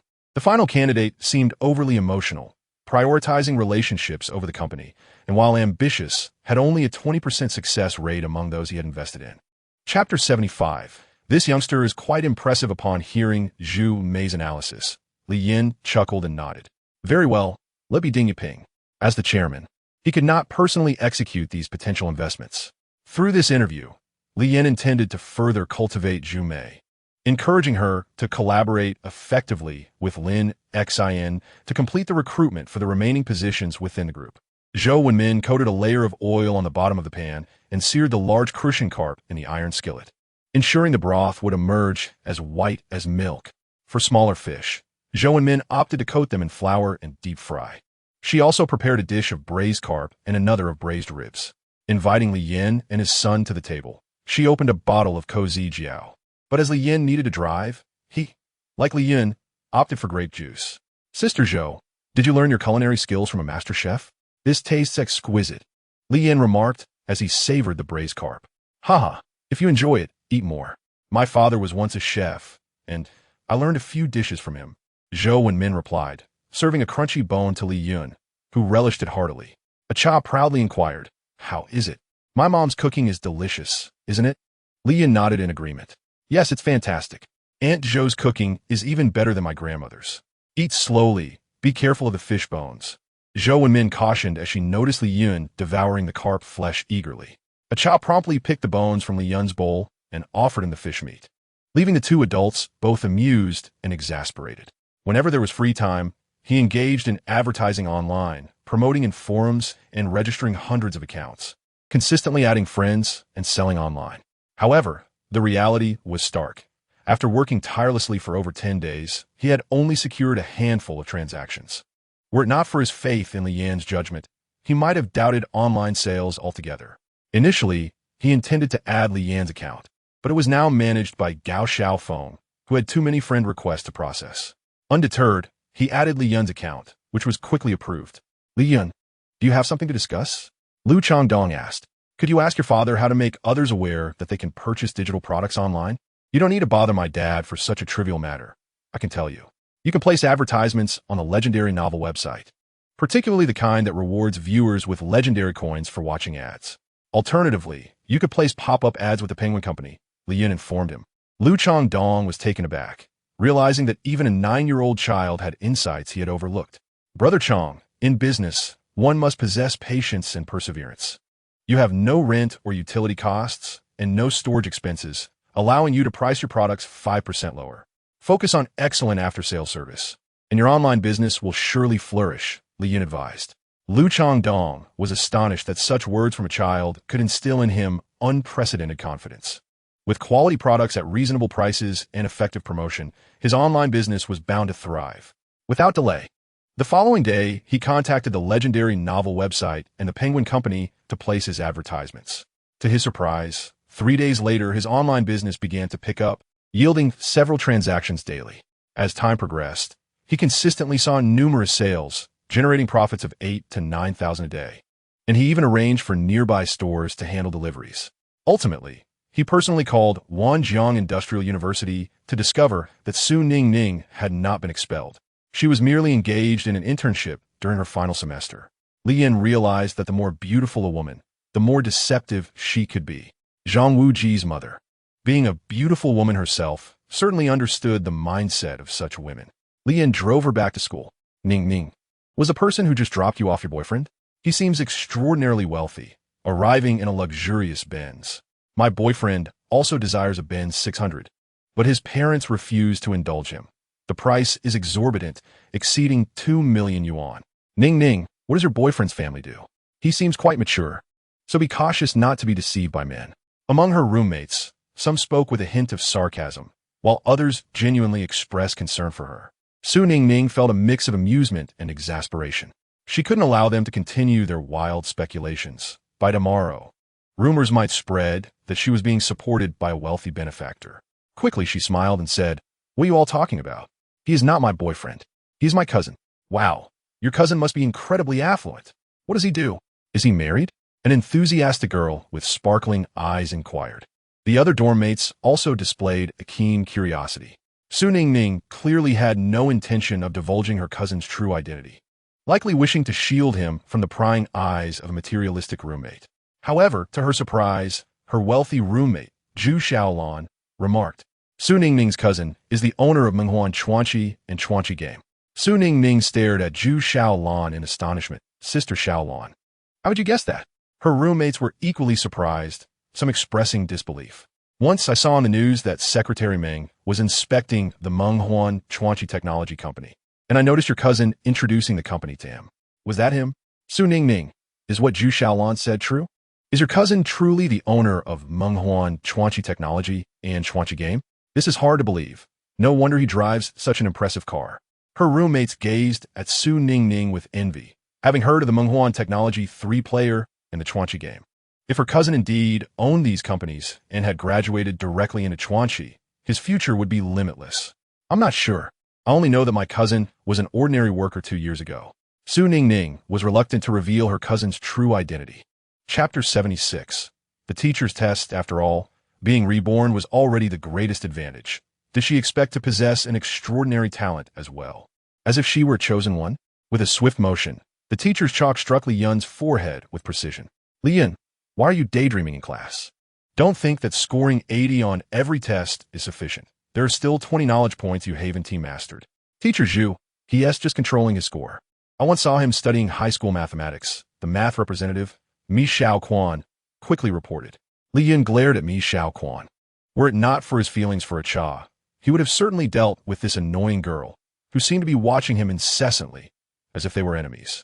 Teacher Zhu, momentarily taken aback, recalled that Li Yun consistently scored around 80 in mathematics. She began to suspect whether he was genuinely controlling his scores or if Mi Xiaoquan was exaggerating, having merely caught a glimpse of him studying high school math. This matter could be resolved through examination, so she said, "Li Yun, come with me." It seemed he was indeed in trouble. Li Yun slapped his forehead, feeling truly betrayed by Mi Xiaoquan. Upon arriving at the teacher's office, Teacher Zhu sat down and regarded Li Yun with a broad smile. This made Li Yun anxious. He would have preferred if Teacher Zhu had merely called his father instead of observing him with such a cheerful demeanor. Seeing that Li Yun was sweating profusely, Teacher Zhu said with a smile, "Do not be so tense, Li Yun. To be honest, I haven't paid much attention to you. You have a somewhat reserved personality, rarely speaking, and often daydreaming. Initially, I thought you might have an intellectual issue, yet you consistently score 80 in mathematics, English, and Chinese, which is indeed puzzling. The English teacher mentioned your proficiency was at least at the high school level. I thought she might have been exaggerating. However, reflecting on it now, you generally get the major problems correct in math, with only calculations and multiple choice questions resulting in errors, which does not align with reality. Furthermore, complete these 3 sets of papers. Teacher Zhu, also a 6th grade teacher, brought over language, English, and her own math papers and placed them in front of Li Yin. Teacher Zhu, what does this mean? Li Yin furrowed his brow. You just claimed you do not affect your classmates, but if you daydream, do not listen in class, and still manage to score well, wouldn't other students think they could do the same and still achieve 80? Therefore, I want you to complete these 3 sets of papers. If you score 95 in each subject, I will arrange for you to be exempt from attending class in the future. Li Yin was taken aback that the teacher would tempt him in such a manner. However, if he were at home, his father would undoubtedly inquire with Teacher Zhu, thereby exposing his true capabilities. Would his father then promote him a grade? He did not want to skip ahead. He did not wish to miss out on elementary school or on a cha. Seeing Li Yin shake his head, Teacher Zhu realized she had never before encountered a student whose thoughts she could not decipher. Teacher Zhu, could we negotiate different terms? I would like to engage in activities I enjoy during class without using my phone. I assure you this will not disturb my classmates, and I can take leave whenever necessary. Teacher Zhu nodded with a smile. Thus, within an hour, Li Yin completed the 3 sets of papers, achieving full marks in mathematics and English, and scoring 96 in Chinese. Now, Teacher Zhu was entirely convinced that Li Yin was genuinely controlling his scores. Rest assured, I will not go back on my word. I will agree to your terms. Lunch is likely over, so how about this? I will treat you to a meal. After school that evening, Li Yin walked out of the school gates with a cha. At that moment, Xiao Dong caught up with them. Li Yun, cha. A new fried skewer place has opened behind the school. The food is delightful. I'll treat you both. By the way, did Teacher Zhu scold you during lunch? It's all Mi Xiao Quan's fault. That girl who loves to report on others. Should I have someone deal with her? Xiao Dong, we are all classmates. She's just looking out for me. You must not provoke her, Li Yun replied earnestly. I'll heed your advice, Xiao Dong nodded. Let's go. Li Yun was aware of this newly opened skewer place. During his previous life in elementary school, he had always enjoyed their food, which was exceptionally good. Whenever school ended, students would line up to buy skewers. Since Xiao Dong was treating, Li Yin tolerated having him as a third wheel. Xiao Dong, how is your father's factory doing now? Li Yin felt it necessary not to neglect his companion. Since resolving Li Chang's troubles, Li Yin had noticed Xiao Dong had returned to his former cheerful self. It should be fine. At least I no longer hear my father sighing. My mother is also less troubled. His parents had merely instructed him to maintain a good relationship with Li Yin. Li Yin nodded. If your father encounters any difficulties in the future, he can tell me or speak directly to my father. Thank you, Li Yin. In mid-October, Lin Dong unexpectedly visited Menghuan Chuanqi Technology Company without prior notice, arriving directly at the front desk. Fortunately, the receptionist recognized him as a shareholder of Menghuan Chuanqi. Is Mr. Li in the company now? Mr. Lin, our Mr. Li is in the chairman's office on the 17th floor. Lin Dong was taken aback. Li Yin had established the Chuanqi Group? It must have been recently formed, as it hadn't existed during his last visit. Upon reaching the 17th floor, he was surprised to see 2 signs hanging: Chuanqi Holdings and Chuanqi Investment Company. Truly, it had been a short while since they last met, and Li Yin had certainly made significant progress, having established another investment firm. Lin Dong walked towards Chuanqi Holdings and encountered Gao Xiaofeng, who escorted him to Li Yin's office. Manager Li, it's a rare visit. Your presence brings brilliance to this place, Li Yin said, shaking his hand with a smile. Lin Dong grasped Li Yin's hand and said, President Li, you are now the chairman of the Legend Group and have even invested in Xia. I somewhat regret selling my shares in Xia. Which other enterprises have you invested in that I might consider? Li Yin chuckled heartily and invited Lin Dong to sit down. Manager Lin, my investments are rather spontaneous. It is professionals like you who excel in this field. Lin Dong retorted, when others say that, I might believe it, but your humility is excessive. I have great confidence in Jingdong and Weiguang Electronics. If you and President Liu agree, we would also welcome financing from Jingdong. Liun Rablia, I would certainly agree to financing Jingdong. I hope you are not here seeking my assistance over this matter. Chapter 77. Fearless in the face of challenges, Lin Dong straightened his posture and spoke earnestly. Our competitors have arrived. You may not be aware, but there is a company in the United States called Apple. According to reliable sources, Apple plans to launch a new MP3 player by the end of October. Its release will significantly impact the market for Menghuan Technology's MP3 player, likely encroaching upon our market share. If we do not respond appropriately, we risk being eclipsed by Apple's player. You must regard Apple as a serious threat. Li Yin had just learned of this matter as well. Zhou Hanting had mentioned on the phone that Apple was also launching a product. Zhou Hanting had inquired how to respond, and this situation had long been anticipated. The world is bustling with competition. We fear neither rivalry nor challenges. After all, our two MP3 players have already captivated the hearts of consumers and have been on the market in the United States for a month, boasting both reputation and brand advantage. We are the market leaders, and our competitors should be concerned about our potential actions against them. In truth, Lin Dong had already received guidance from his son on how to proceed, and he had executed plans based on that insight.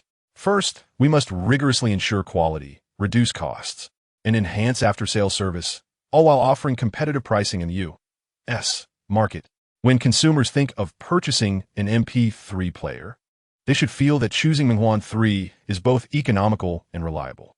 Additionally, we invested significantly in acquiring the rights to the music libraries of the two largest music associations in the U.S. simultaneously. The Menghu music platform has already been operational in the U.S. for 15 days. With these music rights, we fear no competition from any other company.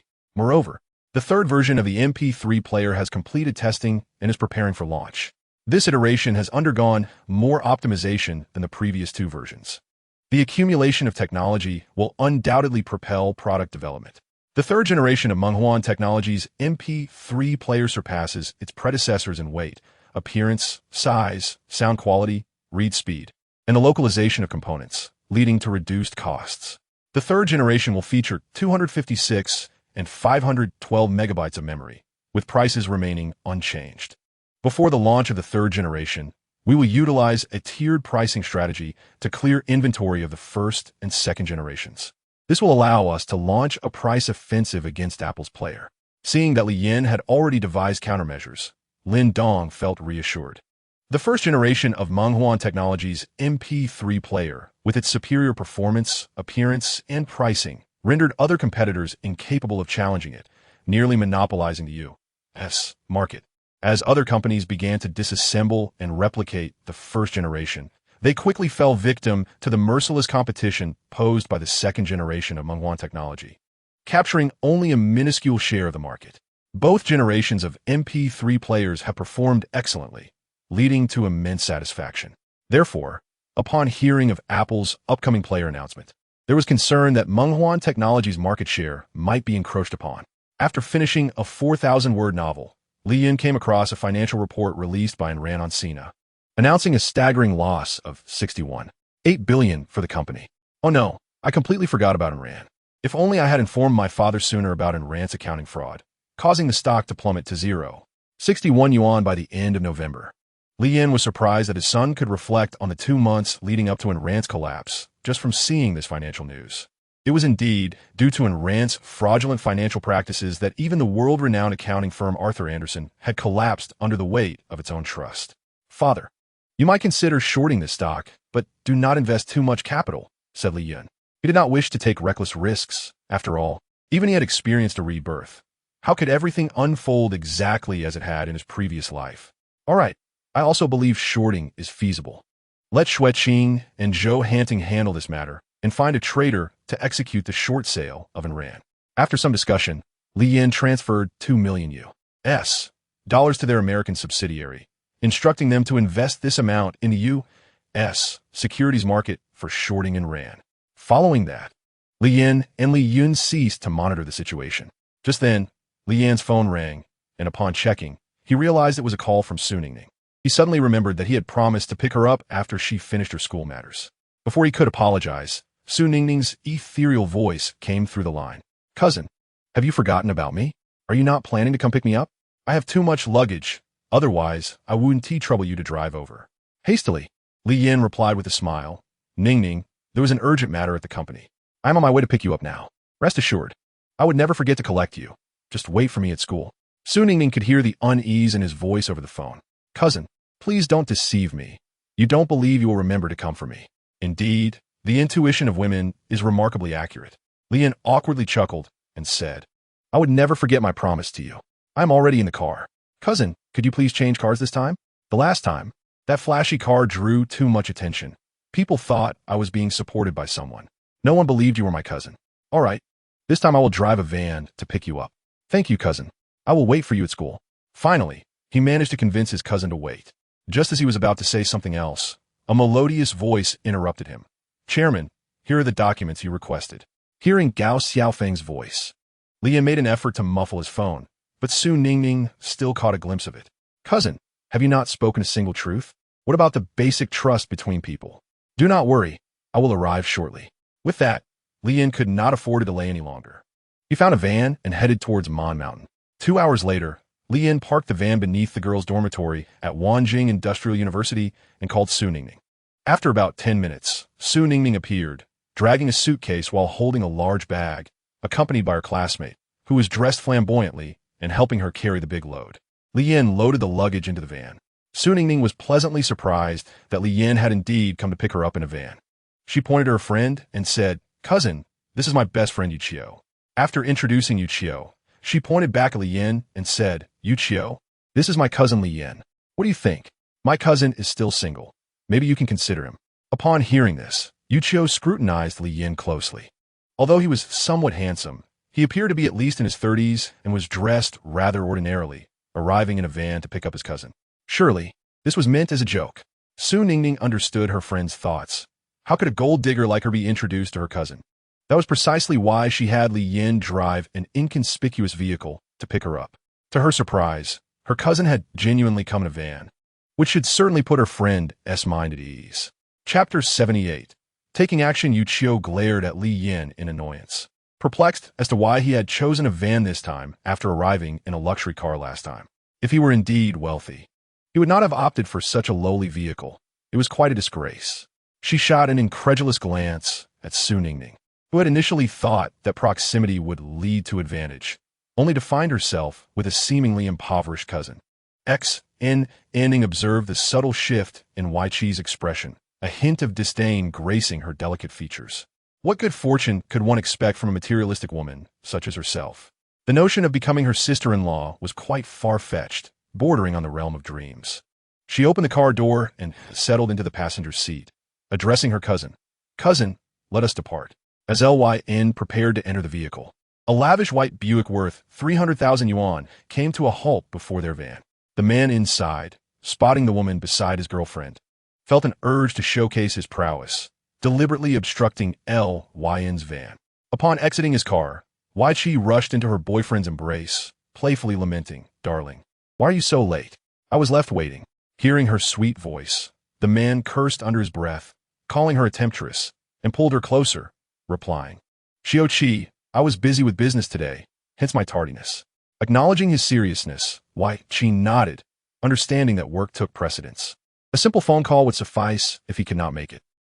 Ning recognized immediately that her boyfriend's excuse was merely a ruse, akin to her cousin's penchant for using work as a cover. Wai Chi likely feared confronting the truth, worried about losing her long-term source of support. Lyn found the man's voice vaguely familiar, but could not place it, as the man had his back turned to him. The couple seemed engrossed in their intimate moment, indicating they would not be departing anytime soon. Excuse me, sir, could you please move your vehicle? We need to continue our journey, Lyn urged. Why the rush? I'll move shortly, the man replied impatiently.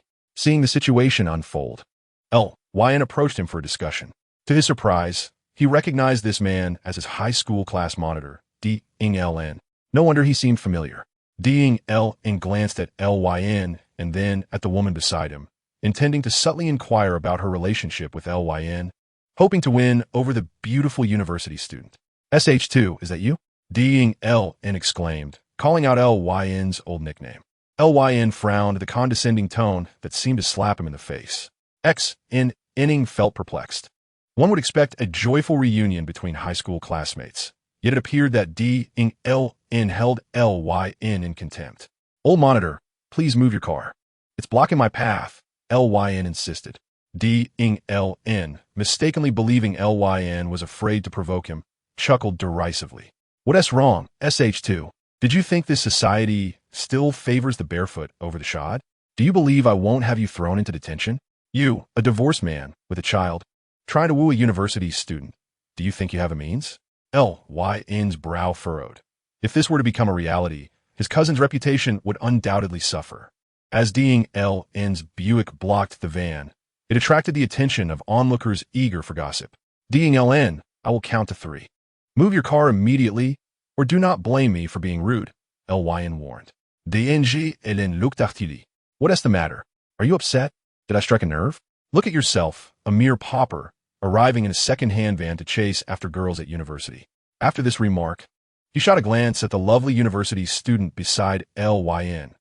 Noticing Ng's furious gaze, he suddenly realized that his mockery of Lyn inadvertently included her.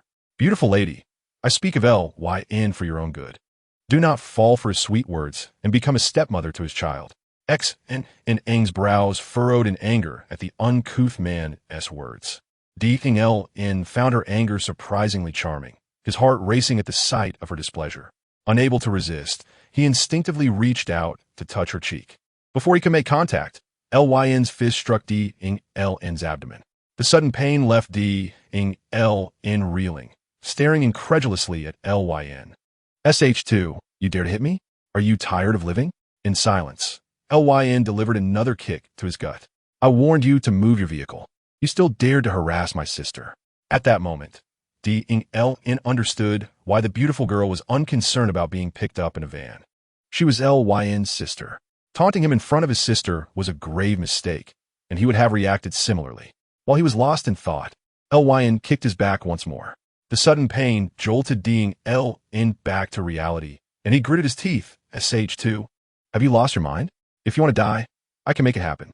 In response to Ding-Ln's threat, Lyn coldly retorted, "Ding-Ln, if you do not succeed in killing me, I will ensure your family's enterprise goes bankrupt." Ding-Ln could not help but laugh at Lyn's audacity. "Old classmate, who do you think you are? A broke fool threatening to ruin my father's business? We are backed by the Chu Technology Company. Even if you had 10 competitors surrounding us, you would not stand a chance." Realizing Ding-Ln's father owned a supply company for Chu, Lyn ignored him and delivered several more kicks. Ning watched in astonishment as her previously reserved cousin displayed such fierce protectiveness. The warmth in her heart grew. It felt wonderful to have an older brother to shield her. Wai-Chi stood frozen, witnessing her boyfriend being subdued by Lyn. Unable to retaliate, despite his prior boastfulness, he was revealed to be nothing more than a combat coward, bested by a seemingly impoverished man. Had it not been for the allure of wealth, she would never have glanced at such an unremarkable figure. Ding-Ln, having regained his footing, intended to take his girlfriend to the company and retaliate against Lyn, envisioning a scenario where Lyn would kneel before him in submission. "A broke fool dares to strike me? Lyn, wait and see. I will make you regret this." With that declaration, he seized Wai-Chi's hand and departed without waiting for Lyn's response. Chapter 79. "You are not welcome here." Ding-Ln started the car and vanished around the corner of the female dormitory. Lyn then turned to Ning and said, "Let us go." At 3 o'clock in the afternoon, Lyn dropped Ning off at the company dormitory before heading to the office. Sitting in his office, he placed a call to the head of the procurement department, Li Shn. After approximately 5 minutes, Li Shn hurried in. "Chairman, what can I do for you?" "Please investigate a person named Ding-Ln. His license plate number is..." "Boss, I know him. His father owns a plastic factory, and he's the vice president of sales there. Our company is a major client of theirs, so he frequently visits. Cease placing any further orders with them. Cultivate 2 or 3 plastic manufacturers nearby to supply us instead." Li Shn immediately set about making arrangements. Lin Xn observed the hurried departure of Li Shn. "What is going on, Lyn? Why are we changing the supplier for the 3D player casing?" Lyn recounted the events that transpired at WNJI in Industrial University earlier that day. Lin Xn was furious upon hearing about Ding-Ln's provocation. Realizing he needed to be taught a lesson, "Lin, not only must we halt their orders, but we must also nurture their competitors. Most of these enterprises operate on a family basis and undoubtedly possess numerous bank loans. I can arrange for someone to inform the relevant banks, urging them to demand repayment, thereby severing their financial chain." Lin felt deeply moved recognizing that this was Lin Xin defending him. Ding Lin and Yu Qiu leisurely spent half a day in Manshan. Back in Yintai High School, he was the class monitor, bullying Li Yin while the latter endured in silence. Now, Li Yin dared to strike him. He would not let this pass. Once he discovered where Li Yin worked, he would ensure his employer dismissed him. Without an income, he would see how brazen he could remain. However, his sister was rather attractive. Although he had flirted with many beauties, none compared to Li Yan's sister in figure and looks. Her flawless, porcelain-like skin, enchanting visage, voluptuous figure, and seductive cherry lips made him willing to spend lavishly for just one night of passion. At that moment, a beautiful female secretary entered his office, clad in an alluring uniform. "Little enchantress, tonight at our usual spot, remember to freshen up and wear some perfume." Upon hearing Ding Lin's lewd remarks, the secretary's face flushed crimson. Before she could respond, Ding Lin interrupted, "No worries, just tell them you're working late. Rest assured, I will treat you well." Ding Zong, Dream Technology Company has just canceled our orders for next year, stating that the shells we supplied had significant quality issues, severely affecting their production schedule for the 3-player. Consequently, they have categorized us as a subpar supplier and terminated our partnership. Hearing this, Ding Lin stood in disbelief. How could the situation be so dire? Previously, they merely imposed fines and moved on. Dream Legend Technology had always been a major client. Why had they suddenly ceased collaboration? Nevertheless, he believed his father would navigate this crisis, as he had solid connections within Dream Technology. Fuming from the day's humiliation, he decided to vent his frustration on the secretary, pulling her into his embrace. Li Yin was engrossed in his work when Lin Xin pushed open the office door. "Li Yin, the procurement department has terminated its collaboration with High Plastic Factory. We have already contacted their competitors, Yinhong Plastic Factory and Ku Rue Plastic Factory, to supply us. Lin Xin, you executed this matter splendidly." Hearing her beloved's praise, Lin Xin beamed with joy. The next day, Ding Lin arrived, intending to visit the procurement manager, only to learn that the latter had been dismissed by Dream Legend Technology. Ding Lin was taken aback that the procurement manager he had assisted had been let go. He sought out the procurement department head, Lu Shun, who stated that this matter required Lin Xin's attention, promptly making an internal call to her. Lin Xin reported this to Li Yin. There was a knock on Lin Xin's office door, and a procurement staff member entered with Ding Lin. Upon seeing Li Yin assisting Lin Xin with a shoulder massage, her eyes widened in realization. No wonder the company referred to Lin Xin as the de facto matriarch of the Legend Group. Just as she was about to address Li Yin and Lin Xin, she abruptly turned and exited. Upon seeing Li Yin, Ding Lin finally understood why Dream Technology had ended its partnership with his family's plastic factory. Li Yin must be Lin Xin's lover. Had he known of their relationship, he would never have dared to offend Li Yin. Truly, women could be a source of trouble. Resolutely gathering his spirits, he thought that as long as the benefits were substantial enough, no grievance would remain unresolved. "Lin Zong, I am Ding Lin, the vice president of High Plastic Factory." Before he could finish, Lin Xin interrupted, "High Plastic Factory, we have no business dealings anymore. Your company has repeatedly faced quality issues, severely disrupting our production schedule. Lin Zong, we are willing to improve. Please grant us another chance. I assure you such problems will not recur." "Enough. We have extended multiple opportunities to High Plastic Factory. You bribed our procurement manager, passing off inferior goods, and have shown no willingness to amend your ways.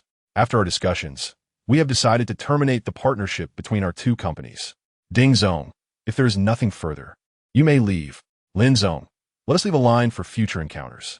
Seeing that soft tactics had failed, Ding Lin decided to take a harder approach. Lin Xin made a call to the security department. Soon, security personnel arrived at her office. "Remove this person and do not allow him to enter again. The Legend Group does not welcome him." The 4 security guards escorted Ding Lin out. Ding Lin could not swallow this humiliation. His father had just called, scolding him, believing he was competing for affection and that the Legend Group had cut off his factory's orders. He felt compelled to resolve the situation. A thought crossed his mind as he made a phone call, whispering instructions while a malevolent smile graced his lips. Lin Xin stood, smiling at Li Yin. "Li Yin, he is unaware of your true identity. If he attempts to harm you, we can bring him to justice. Lin Xin, you performed admirably today. Feel free to express any requests."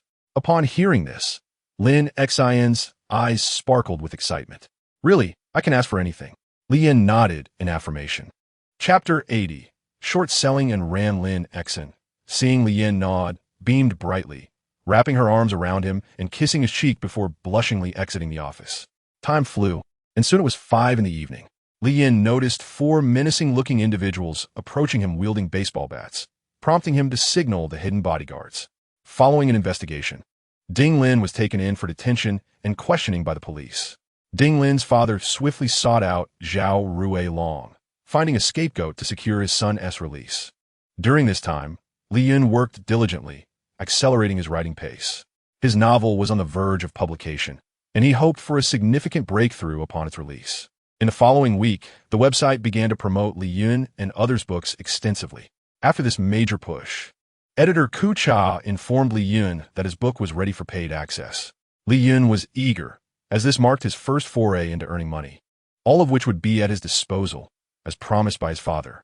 Although Li Yin provided generous allowances, Li Yin yearned to earn money through his own efforts. He still needed considerable funds for his next plans.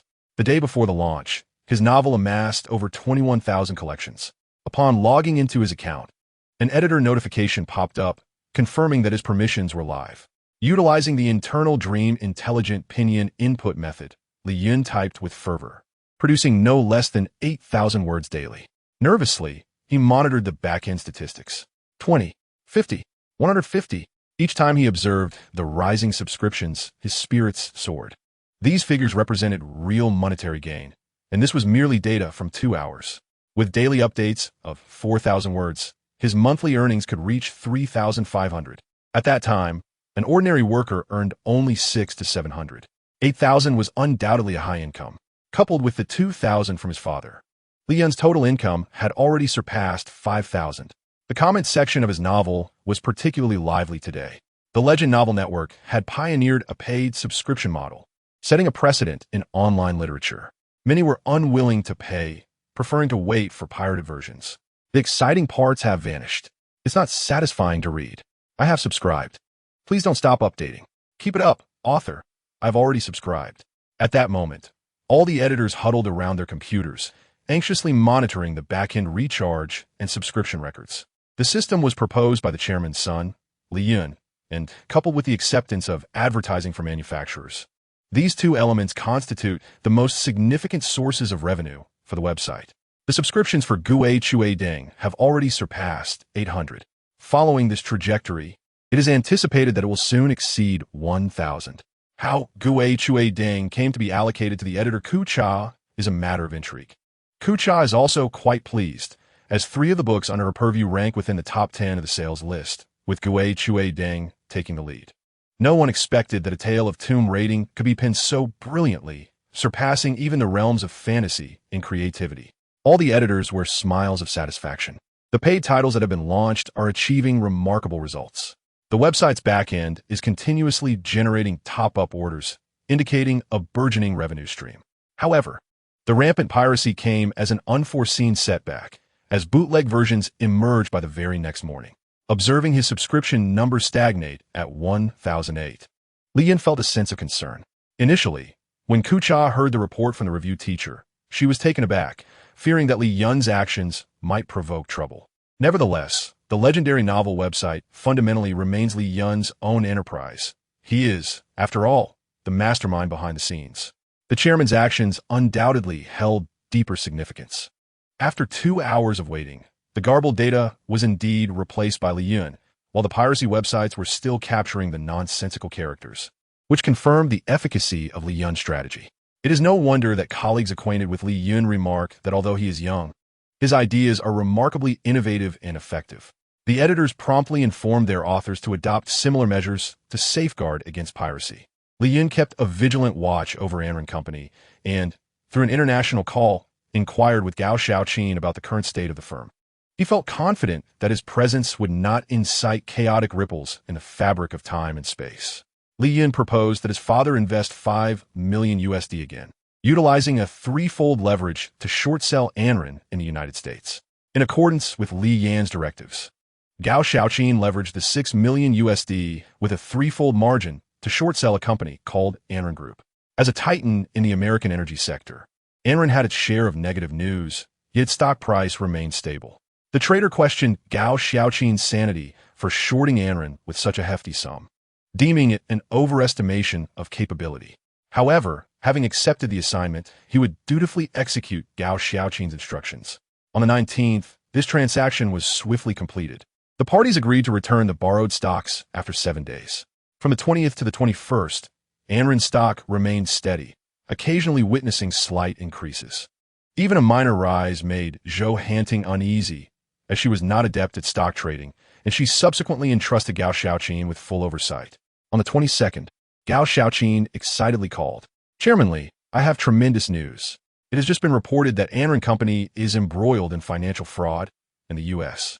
Securities and Exchange Commission has commenced a formal investigation into Enron and its partner companies, resulting in a drop in stock price."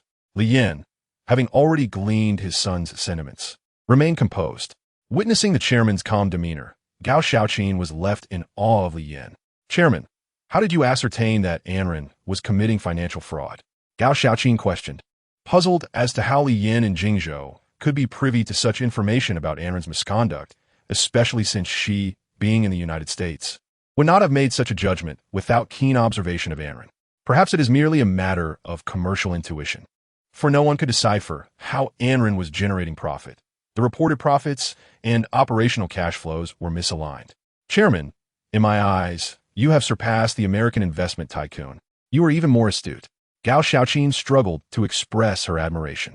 In truth, one should delve into the company's financial reports and conduct analyses to become a proficient investor. The impact of this revelation was palpable, as Enron's stock plummeted by 90 in less than half an hour. In a flash, Li Yin amassed over 60 million USD, translating to more than 400 million in Xia country currency. Within just 4 days, he reaped tenfold profits. On this day, Li Yin received numerous missed calls, including one from Vice President Jie Sheng. "Mr. Li, congratulations. Your short sell strategy is nothing short of perfect." Through Zhu Mei's translation, Li Yin smiled and replied, "Mr. Jie Sheng, you give me too much credit." Jie Sheng continued, "According to my internal sources, it was Soros who shorted Enron Company."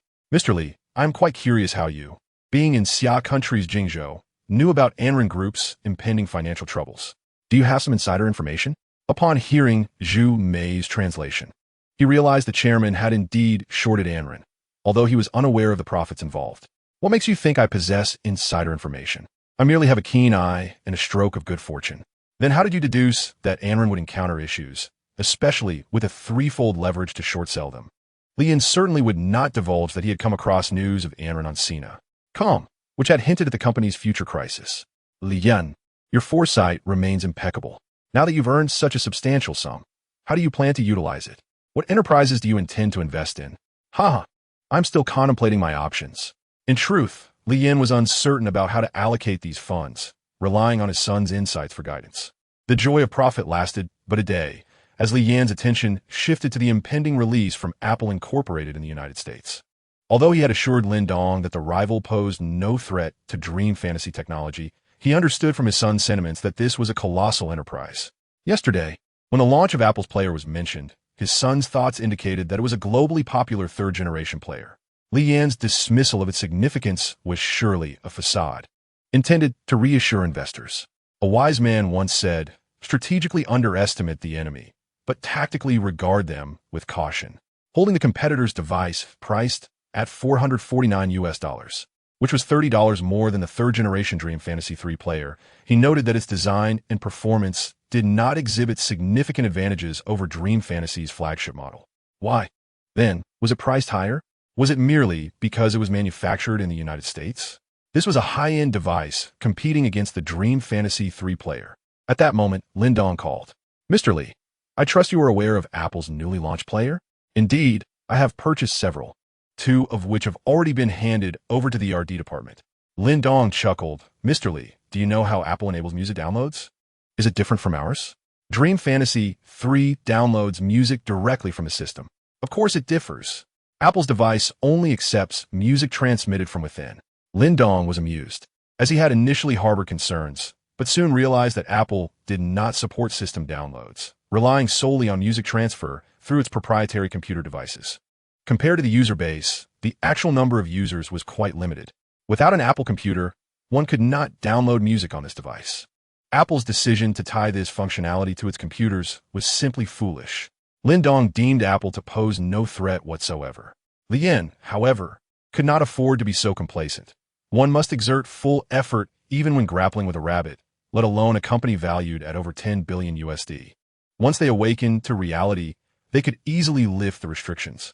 Knowing from his son's sentiments that this player would sweep the globe, Li Yin decided to reduce the prices of the currently available second-generation Dream Fantasy 3 players next month to clear inventory. The third-generation model had already been developed and was ready for market release. Li Yin resolved to price the second-generation Dream Fantasy 3 player at a mere $349, while the standard version would be offered at just $139. With performance and design on par with Apple's offering, but at a lower price. Consumers would surely opt for the more economical choice, provided they were not lacking in discernment.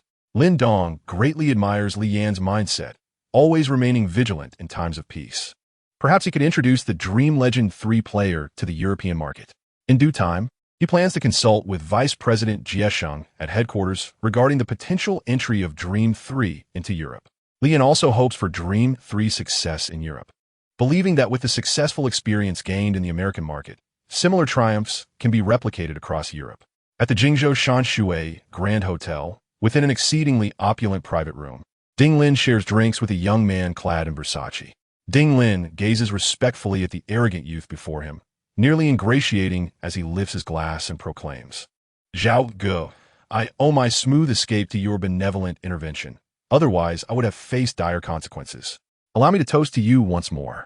Zhao Ruilong, however, does not even lift his glass, merely casting a sidelong glance at Ding Lin's drink, a sardonic smile masking his silence. Upon hearing this, Ding Lin's eyes glimmer with a cunning thought, contemplating a strategy to outmaneuver the situation. If he cannot handle the Dream Legend Technology Company, how could the son of a provincial official possibly falter against a mere boss? Zhao Ge, you likely know that I have crossed a major corporation. If I were to mention their name, you might find yourself helpless. Zhao Ruilong chuckles with confidence, responding with a hint of amusement. Ding Lin, sensing an opportunity, feigns panic and replies, "Zhao Ge, let's not provoke them. They likely possess significant backing, and I wouldn't want to embroil you in a conflict with their CEO." Zhao Ruilong, pointing at Ding Lin, asserts, "I understand your intentions. You wish to incite me to act on your behalf. However, if they dare to challenge Sihai, I shall ensure they learn a lesson in restraint." Hearing this, Ding Lin breathes a sigh of relief. "Zhao Ge, I merely wish to avoid dragging you into unnecessary troubles." Zhao Ruilong nods, emphasizing that the Sihai plastic factory has provided him with substantial benefits, and he cannot afford to alienate such supportive enterprises. "Zhao Ge, given your stature, it would be unwise to sully your hands over my matters. I can endure this." Chapter 82. Collusion and Conspiracy. Zhao Ruilong secretly scoffs. Recognizing Ding Lin's desire to use him as a weapon, he feigns a burst of righteous fury, declaring, "Everyone knows you are associated with me. When confronting a foe, one must consider their master. Ding Lin, if the Legend Company has wronged you, inform me, and I shall seek retribution on your behalf." Ding Lin, heartened by Zhao Ruilong's apparent loyalty, thinks that his father's financial support has not been in vain. "Zhao Ge, I hope I haven't put you in a difficult position." Zhao Ruilong glances at Ding Lin sideways. "Ding Lin, do you think I am like you? What does your father do?" "In Han Dong, there is nothing that could trouble me." After saying this, he fixates on Ding Lin, preparing to rise from the table. Sensing the moment was ripe, Ding Lin quickly stands in front of Zhao Ruilong, pleading, "Zhao Ge, please don't leave. I promise to behave." Zhao Ruilong reluctantly sits back down, pulling a cigarette from the pack on the table. Ding Lin eagerly produces a lighter, offering to ignite it for him. After taking a puff, Zhao Ruilong extinguishes the cigarette on the table. "Do not be tedious. I prefer straightforward discourse. Speak before I lose my temper." Ding Lin, eager to appease, nods vigorously, feigning trepidation. "Zhao Ge, I acknowledge my mistake. It shall not happen again." Zhao Ruilong reveals a hint of satisfaction. "Now tell me, how could the Legend Company terminate its partnership with Sihai? Was it truly out of jealousy?" Ding Lin, with a wry smile, confesses, I did not anticipate that the individual I offended would be from the Legend Company. This classmate, emboldened by his connection to General Manager Lin of the Legend Company, sought to retaliate against my father's business after I inadvertently blocked his path, resulting in a significant loss of our orders. Zhao Rui Long inwardly chuckles, recognizing the absurdity of the situation. To toy with another's sister and then suffer the consequences, how justly deserved. One does not need to resort to force when wealth can suffice to win a woman's favor. He realizes that this fool believes his father's influence is infallible, unaware of the potential repercussions. Were it not for the financial contributions of his father, Zhao Rui Long would not even consider indulging Ding Lin. However, recalling the impressive revenue of the Legend Company, which amounts to 2 to 300 million a month, he deems the enterprise worthy of his intervention. I have investigated the Legend Company. It is merely a fortunate venture riding a wave of luck, lacking any substantial backing aside from the middling support of Lin Yuan. They are hardly a formidable adversary. I could easily maneuver them into relinquishing their company, and Zhao Guo will ensure you receive your due retribution. Ding Lin's face lights up with excitement as he flatteringly remarks, "In your eyes, Zhao Guo, the Legend Company is but a morsel. Devouring their resources would be an insult to them." Zhao Rui Long scrutinizes Ding Lin, fully aware of the complexities within the Legend Company. His primary concern is whether Lin Yuan is willing to safeguard them. If she harbors ulterior motives, it could lead to a collaborative division of spoils. As for Li Yan, he perceives him merely as a larger ant, easily crushed. Even if Lin Yuan declines his overtures, he will still probe her limits, confident that she would not dare to confront him openly. Now, cease your glum demeanor and continue the festivities. Raise a glass. Indeed, Zhao Guo, your might is commendable. Allow me to toast to you once more. Those women are hardly captivating enough, but I know of a place that has recently welcomed a delightful array of beauties. I shall take you there for some relaxation. Zhao Rui Long laughs heartily, realizing Ding Lin has finally grasped the situation. In light of his apparent deference, he might go easy on him financially. Ding Lin, after much effort, finally persuades Zhao Rui Long to act. With such an influential figure on his side, even if the Legend Company is a billion-dollar enterprise, they would be no match for his intervention. Once the Legend Company collapses, the exquisite Lin Xia and the alluring Li Yan will have no choice but to submit to him, allowing him to indulge in the pleasures of companionship. Drawing from his years of experience, he perceives both women as untapped treasures, promising exhilarating encounters. With these thoughts igniting his imagination, Ding Lin eagerly invites Zhao Rui Long to the Huilong Club. Every word spoken now translates to currency, yet he is halted by his father's voice. "So, what do you think of Aunt Lin Xia? Dang, could it be that my underground relationship is about to be revealed? Am I to have a stepmother? I had hoped to inherit my father's enterprise alone, but it seems I was mistaken. Nevertheless, for my father's happiness, I shall speak favorably of Lin Xia, as I know her well. After all, I do not intend to rely on my father. I aim to be self-sufficient and prosperous, earning my wealth through my own efforts. Father, Aunt Lin Xia is beautiful and possesses a kind heart. I hold her in high regard." Hearing his son's complex sentiments, Li Yan's eyes well with tears, realizing that his son cares deeply for him and is willing to accept a stepmother for his happiness. Lin Dong wishes to enlist headquarters assistance in introducing the Dream Technology 3-player to Europe. Do you think this is feasible? Li Yan inquiras naturali, oblivious to the unconventionality of posing such a question to his 9-year-old son. Li Yan casts a deep glance at his father, questioning whether such inquiries are truly appropriate for him. However, recognizing his father's courage to ask, he boldly responds, "Father, such matters should not be delegated. You have already met Vice President Jie Sheng and possess his number. Why not simply call him tomorrow? However, such matters are not decided swiftly by the other party. One must fortify oneself before attempting to strike. If we effectively apply pressure on Apple Incorporated's player, the opposition will inevitably contemplate expanding their market, thus reaping greater profits." Li Yan nodded, reflecting that his ascension to the role of chairman of a conglomerate is largely attributable to his son, who will eventually take the helm of the company. Li Yan accessed the back end of the novel and noted that subscriptions had stabilized at 2,000, which brought him relief. This anti-theft method proved to be quite reliable. At 9 o'clock in the evening, Li Yan uploaded 6,000 words to be published at scheduled time. Early the next morning, Li Yan summoned Zhu Mei. He then dialed the mobile phone of the senior vice president, Jie Sheng, at the American headquarters, intending to seek his opinion on the entry of Dream Technologies' 3-player into the European market. Zhu Mei was called upon due to her prestigious education in the United States, which qualified her as a translator. After Zhu Mei relayed Li Yan's request for input to Jie Sheng, seemingly having already contemplated the matter, responded with gravity, "Mr. Li, if Dream Technology wishes to introduce the 3-player into the European market, it would be prudent to enlist 1 or 2 global venture capital firms." Chapter 83. Absolutely impossible. Li Yan felt somewhat perplexed. The necessity of engaging with global venture capital was beyond his current knowledge of such institutions. "Mr. Li, do not allow competitors to disconcert you. You have prepared sufficiently and can afford to wait. Timing is essential. The fact that Apple Incorporated's release does not support this endeavor poses no threat to the thriving Dream Legend 3. As long as you decisively outmaneuver Apple's player, rendering it incapable of challenging your dominance, and subsequently partner with other venture capital firms, you are bound to achieve a superior valuation.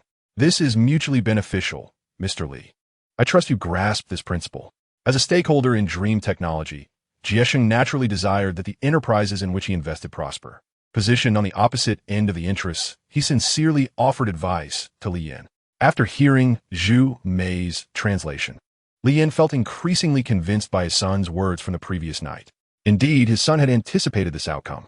He resolved to launch the 3rd-generation 3-player at the beginning of December, aiming to decisively surpass Apple's offering. Upon learning of Li Yan's intentions, Jie Sheng advised, "Once Dream Legend has triumphed over Apple, we can then introduce 1 or 2 venture capital firms and enter the European market.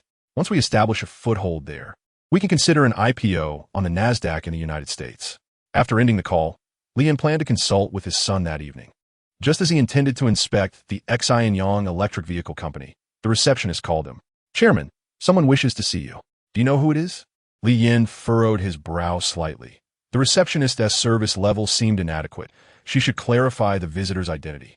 "He claims to be Zhao Ruilong, here regarding Ding Lin. Bring him to my office." Thankfully, the receptionist was not as inept as he had initially feared. Lin Xian entered and informed Li Yan that Ding Lin, the son of the Sihai Plastic Factory's owner, had been released by the police, having found a scapegoat. Li Yan nodded and said, "Just now, someone calling himself Zhao Ruilong mentioned he was here about Ding Lin." Lin Xian frowned slightly, as the name sounded familiar. Soon, the receptionist brought Zhao Ruilong into the office. Upon seeing Lin Xian, Zhao Ruilong was taken aback by her beauty, although she was not his type. "Mr. Zhao, have you come to see me for a specific matter?" Li Yan inquired. "Mr. Li, what is this? No tea to offer? Is this your standard of hospitality?"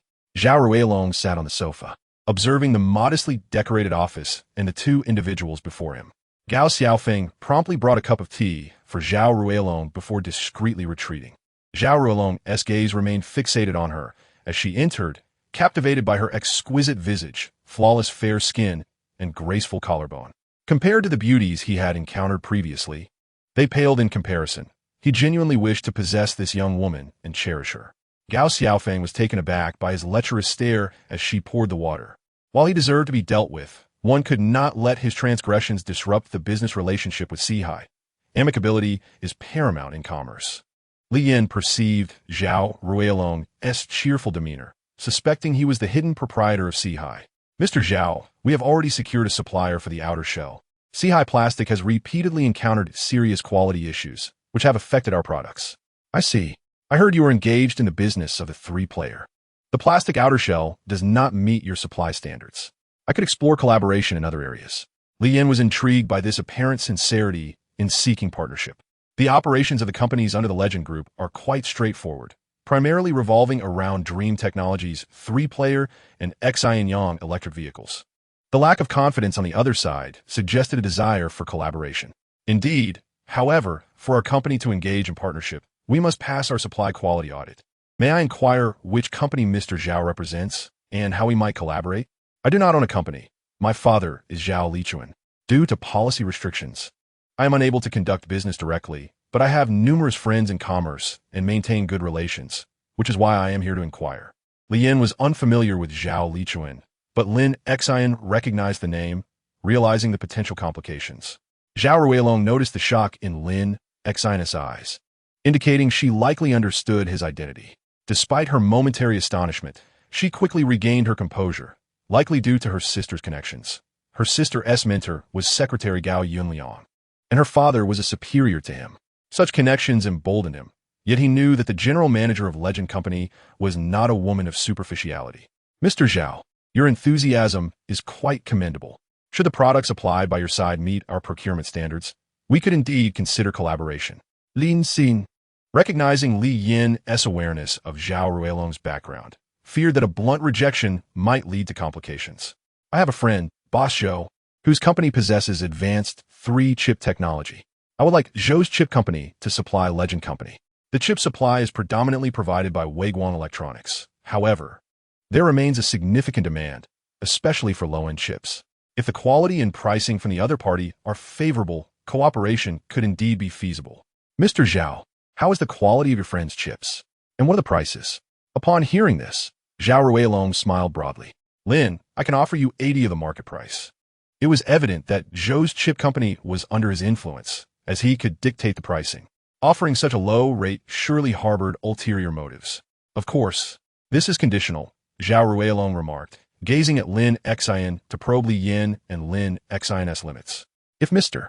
Li agrees to allow Zhou's chip company to hold 20 of Legend Group's shares, I will consistently supply you at 80 of the market price. Li Yin abruptly rose to his feet. Mr. Zhao, that is absolutely impossible. Lin Xin scoffed. Mr. Zhao, are you jesting? Some jokes are not to be taken lightly. Zhao Ruilong chuckled. Mr. Li, Ms. Lin, do you believe I can sever your chip supply unless you purchase chips at exorbitant foreign prices? You may certainly try. Lin Xin glared at him. Consider this carefully. If you refuse, no company will supply you with chips in the future. With a smile, Zhao Ruilong turned to leave, casting a lingering gaze at Gao Xiaofeng's stunning features as he reached the door. Once Lin Xin had taken her seat, Li Yin inquired, "Who is Zhao Lichuan?" Lin Xin, biting her lip, replied, "He is the second in command of Handong Province." Li Yin inala deeply. Chapter 84, Not Worth Worrying. Regardless of who he is, such shameless demands cannot be entertained. Li Yin understood that retreating in such matters would only lead to further complications. Lin Xin, you may resume your tasks. During the day, Li Yin was preoccupied with his work, and by evening, after preparing the meal, he called his son to dinner. Li Yin noticed his father's troubled demeanor and guessed he was facing difficulties. Thus, he directly inquired, "Dad, did something happen today? You seem disinterested in the meal." Some dishes lacked salt, while others were over-seasoned. He urged his father not to harbor worries in silence. Hearing his son's concerned question, Li Yin managed a faint smile and replied, "Today, a man named Zhao Ruilong came to the company, claiming he could provide us with chips. But he demands 20 shares of the Chuanqi Group. Zhao Ruilong, son of Zhao Lichuan, originally sought equity without investment. How naive of him." Li Yin was surprised to learn that even his son had heard of Zhao Lichuan, indicating that this matter would indeed be complicated. "Dad, is that all?" "It's not a big deal." Li Yin was momentarily speechless. The other party was the son of Han Dong's second-in-command. How could that not be significant? Just as he was about to admonish his son, he heard his son's inner thoughts. "This trivial matter has my father on edge. Does he not possess the demeanor of a chairman with billions? Is he losing his composure due to his infatuation with Aunt Lin Xin, leading to a decline in his acumen?" Li Yin found himself amused by his son's perspective. Zhao Ruilong is merely attempting to intimidate someone like Dad, who lacks a solid foundation. In the future, once Zhao Ruilong's father ascends, he too will be subject to the law. Hearing his son's reflections on Zhao Ruilong's potential downfall, Li Yin finally relaxed. "Dad, during the last inspection by Secretary Meng and Secretary Liu, Zhao Ruilong must have been aware. He dreams of cutting off our chip supply. The primary supplier for our chips is Weiguang Electronics, a company affiliated with a certain department. Zhao Ruilong does not possess the clout to sever that connection. Furthermore, Dad, we can also collaborate with Huawei Company, as their technology is among the finest in the nation." With his worries alleviated, Li Yin finally began to eat heartily. Since his son mentioned Huawei, it was clear that this enterprise had its merits. "Son, I have already contacted the global vice president of headquarters, Jie Sheng. He suggests that after we successfully launch a player that surpasses Apple's, we should consider introducing 1 or 2 global venture capital firms at which point we can contemplate Dream Fantasy Technologies listing on NASDAQ. Li Yin nodded in agreement. Venture capitalists are not engaged in philanthropy. Their investments are driven by profit motives. Dad, according to Jie Sheng's timeline, is it not a bit premature to list? Li Yin felt that foreigners were solely fixated on profit and indifferent to a company's reputation. Dad, for other companies, it might indeed be too soon. Even with the investments we are about to attract, Dream Fantasy Technology has only undergone 3 rounds of financing. However, our company's development is robust. With vast prospects and immense potential, we are already poised for an IPO. I believe that with our current performance, once listed, our market value could easily reach 10 billion USD. At that point, we can leverage the stock market to further develop Dream Fantasy Technology, expand our market share, and, if possible, after the lockup period, we can liquidate some shares to invest in smartphones, as the current generation of products is merely transitional. Li Yin was rarely privy to such extensive insights from his son. It seemed the 3-player was not destined for longevity. Dad, times have changed. Absolute control is no longer feasible. As long as we hold over 50% of Dream Fantasy Technologies shares, we will maintain absolute control. We can seek collaboration with Huawei and refrain from hasty ventures into the smartphone domain. Instead, we should focus on accumulating relevant technology for the time being. Lin Guang advised Lin Xin not to be concerned. It was impossible for Zhao Ruilong to demand shares from Chuanqi. If he dared to pursue such a course, Lin Guang would escalate the matter to Secretary Meng. If it reached the standing committee, Zhao Lichuan's reputation would suffer further. Just days prior, a direct confrontation had erupted between Zhao Lichuan and Lu Heguang at the provincial committee, resulting in Lu Heguang's decisive victory over Zhao Lichuan. At Pengcheng, the headquarters of Huawei Company, Li Yin and Lin Xin sat in the conference room. Balkuma Bidaktoli. This lady must be General Manager Lin. The middle-aged man across the table scrutinized Li Yin of Chuanqi Group and his companion. Yes, Lin Xin is the General Manager of Chuanqi Group. It's a pleasure. May I inquire about the purpose of your visit? Li Yin noted the straightforward demeanor of the individual before him. Ren, I have come with the intention of collaborating with Huawei. Upon hearing these words, Ren Zhenfei felt as if fortune had smiled upon him, entirely unaware of the specifics of the proposed collaboration. Director Li, in which area do you wish to collaborate? Ren, as you know, our Dream Fantasy 3-player has been selling quite well. The chips we previously sourced were imported from abroad.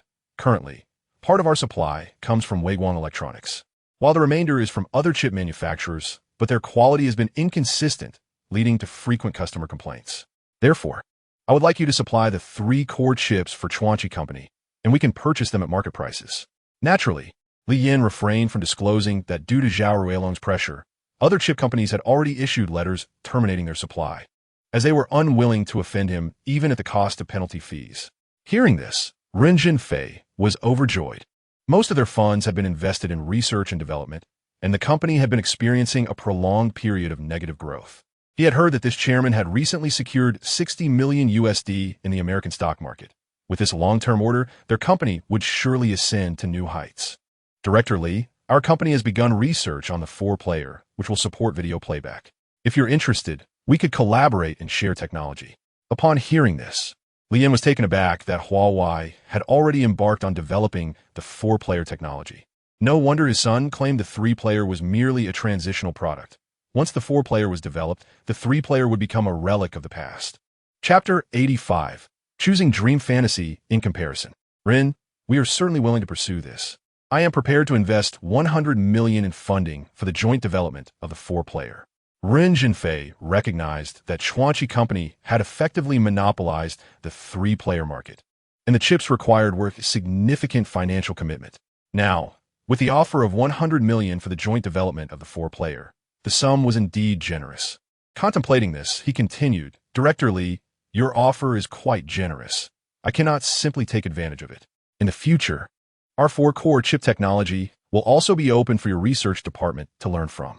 Li Yin was pleasantly surprised by Ren's straightforwardness and saw potential for a meaningful partnership. Ren, let us prepare to sign a contract. Ren joyfully replied, Very well, Director Li. We shall have our team draft the contract. After legal discussions between both companies, the contract was swiftly drafted. Li Yin quickly signed and affixed his seal. Ren Zhenfei also reviewed the contract carefully and, finding no issues, signed and sealed it as well. Ren, For any future matters, you may contact me or Lin Xin. Zhao Ruilong had initially anticipated that Li Yin would seek him out for chip supplies. He had even spread rumors forbidding other chip companies from supplying Chuanqi Company with 3 core chips, threatening them with ruin. However, Guang Electronics had decisively rejected Zhao Ruilong's threats and reached out to Li Yin to increase chip supplies. Zhao Ruilong had originally planned to approach Deng Zizhong personally. As soon as the individual arrived at the entrance of Guang Electronics, he received a call from his second sister, Zhao Xiaohui. She urged him to cease all actions against Chuanqi Company, so as not to cause unnecessary trouble for their father and herself. The revelation that Chuanqi Group had established a partnership with a certain ministry was utterly alarming. Jie Sheng called again, elated to learn that Li Yin had agreed to promote the listing of Menghuan Chuanqi Technology Company when conditions permitted. He could now disclose the company's intention to seek additional financing to other venture capital firms. The player released by Apple Incorporated had garnered a considerable amount of attention in the United States. Many loyal consumers of Apple products purchased the player to express their support for the brand. For these devoted users of the Apple player, it outperformed any other MP3 player, as they had already invested in Apple computers. Conversely, a number of consumers who purchased the player discovered they could not download music onto their computers and chose to return it, deeming it unreasonable to buy an expensive Apple computer for 449 yuan solely for that purpose. It seemed Apple aimed to integrate this product into its ecosystem. Unlike Li Yin, who possessed foresight, Apple was unaware that the player would become a global sensation, following the trajectory of the previous life. It was only after several months of sales and user feedback that they finally opened the system for compatibility, which then led to its remarkable success worldwide. In Manhattan, the United States, a young girl with golden hair remarked to her friend, Renee, "Apple's latest release is stunning. Would you like to purchase one as well?" She held a white player in her hand. Renee shook her head, explaining, "My father isn't as wealthy as your dad, Susan." The sales associate just made it clear that music can only be downloaded from Apple computers. "We don't own one, so purchasing it would be futile." I believe Menghuan's second-generation flagship MP3 player surpasses it in both performance and aesthetics, especially at the price of just 419 yuan, and it allows free downloads on the Menghua platform. How wonderful is that? In fact, the first-generation flagship MP3 player from Menghuan offered similar features, and now it was priced at only 349 yuan, making it 100 yuan cheaper. At that moment, another friend of Susan's cheerfully approached, holding the first-generation flagship MP3 player. Noticing Susan's discontent, she inquired, "Susan, have you had a disagreement with Renee?" Susan shook her head and responded, "Renee, Jamie, but the player is an electronic product from Apple. Although Menghuan's 3 is affordable, it originates from Xiagua. How can it possibly compare?" Susan, a fervent admirer of Apple products, struggled to comprehend her friend's choices. Jamie countered, "The player is not only overpriced but also lacks compatibility. I compared them and found that it only slightly outperformed Menghuan's first-generation flagship 3 in sound quality. But Menghuan's 3 is priced at 349 yuan. Regardless of what others think, I choose the cost-effective and reliable Menghuan 3. Jamie was right. We cannot simply opt for a product unsuitable for us solely because it bears the Apple name. Susan, frustrated, found herself at a loss on how to defend Apple. As a devoted user of the brand, she could only trust its reputation. "You are willing to forsake your love for Apple for the sake of convenience and affordability in downloading music," she lamented, as if her friends had committed a grave mistake. "Can enthusiasm help me save money? Can it facilitate my music downloads?" Such scenes unfolded across major cities in the United States. On the day following the release event, as the Menghuan Chuanqi Technology Company's first-generation flagship MP3 player was officially launched for sale, it underwent a significant price reduction to clear inventory. Coupled with their arrogance towards users, which was quite inhumane, it seemed that without a price drop, Menghuan's first-generation 3 would remain unaffected by Apple's attempt to challenge its market dominance.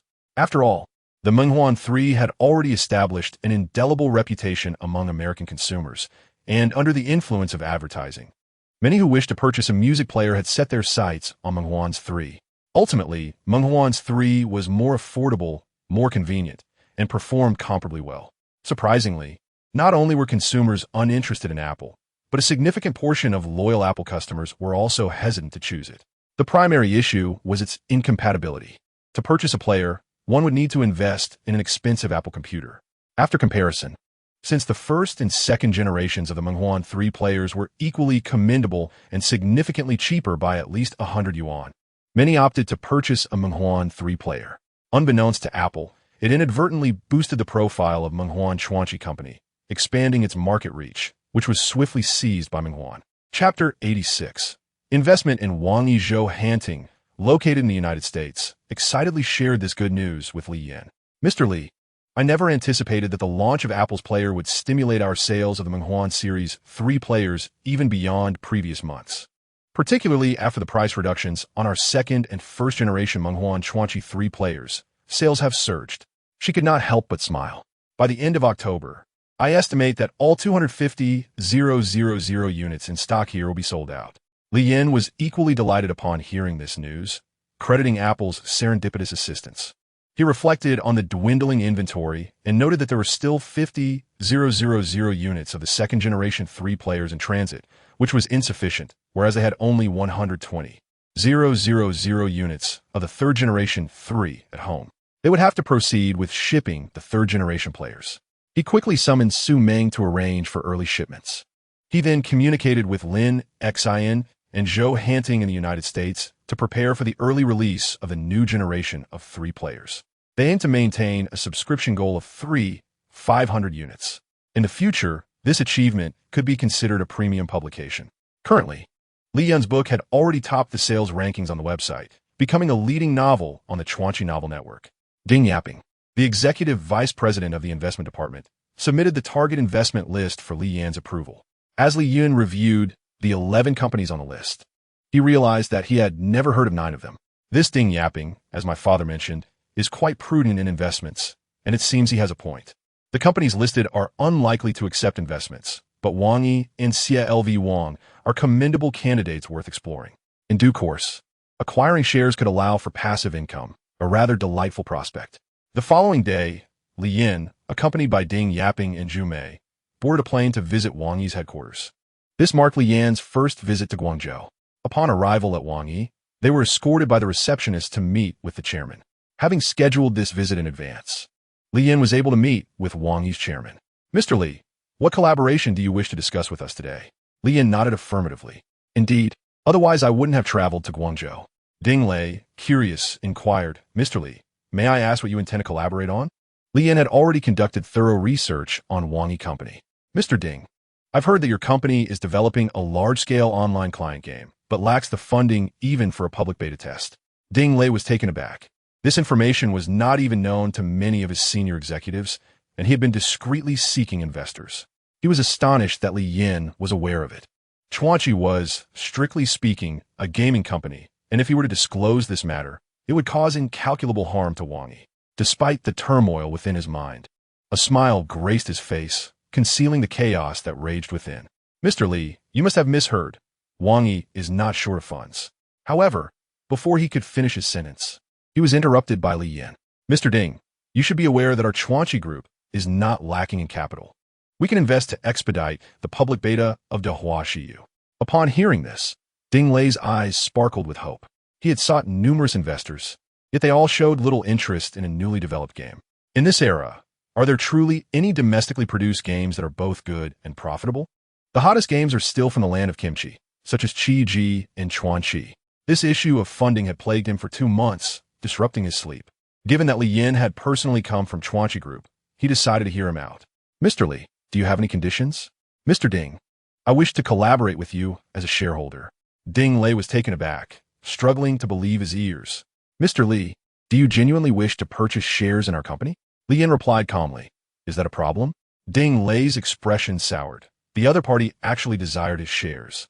Noticing Ding Lei's discomfort, Li Yin maintained his composure. Mr. Li, you must understand the significance of shares to a company. I cannot relinquish mine. Mr. Li, why not consider the offer?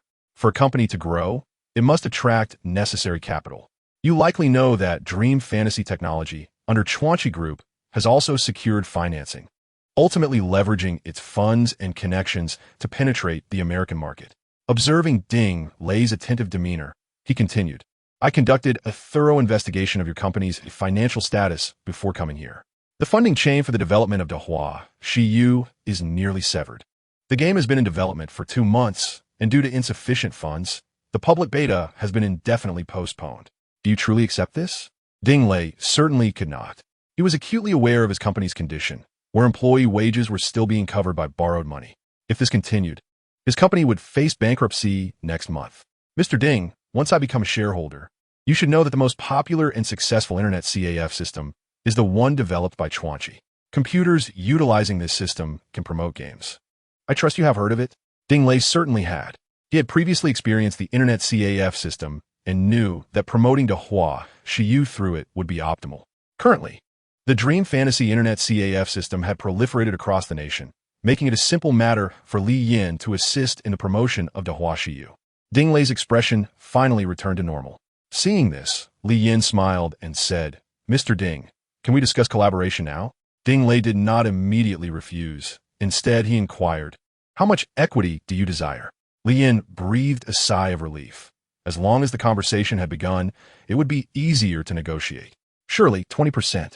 Ding Lei's expression shifted. That was far too much. How could one dare to ask for 20%? However, he quickly masked his displeasure and composed himself.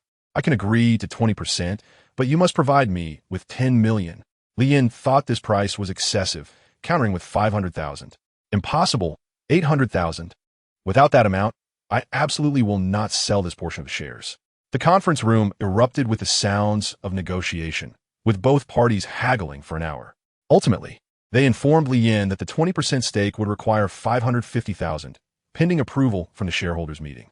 Li Yin saw that they had reached a target and realized that this goal was within reach. Ding Lei, upon noticing Li Yin's departure, promptly called the shareholders for a meeting. Initially approaching the situation with a trial-and-error mindset, the company's profitability was crucial in his son's eyes, nearly as significant as the game itself. He never anticipated that this investment would proceed so smoothly. Chapter 87.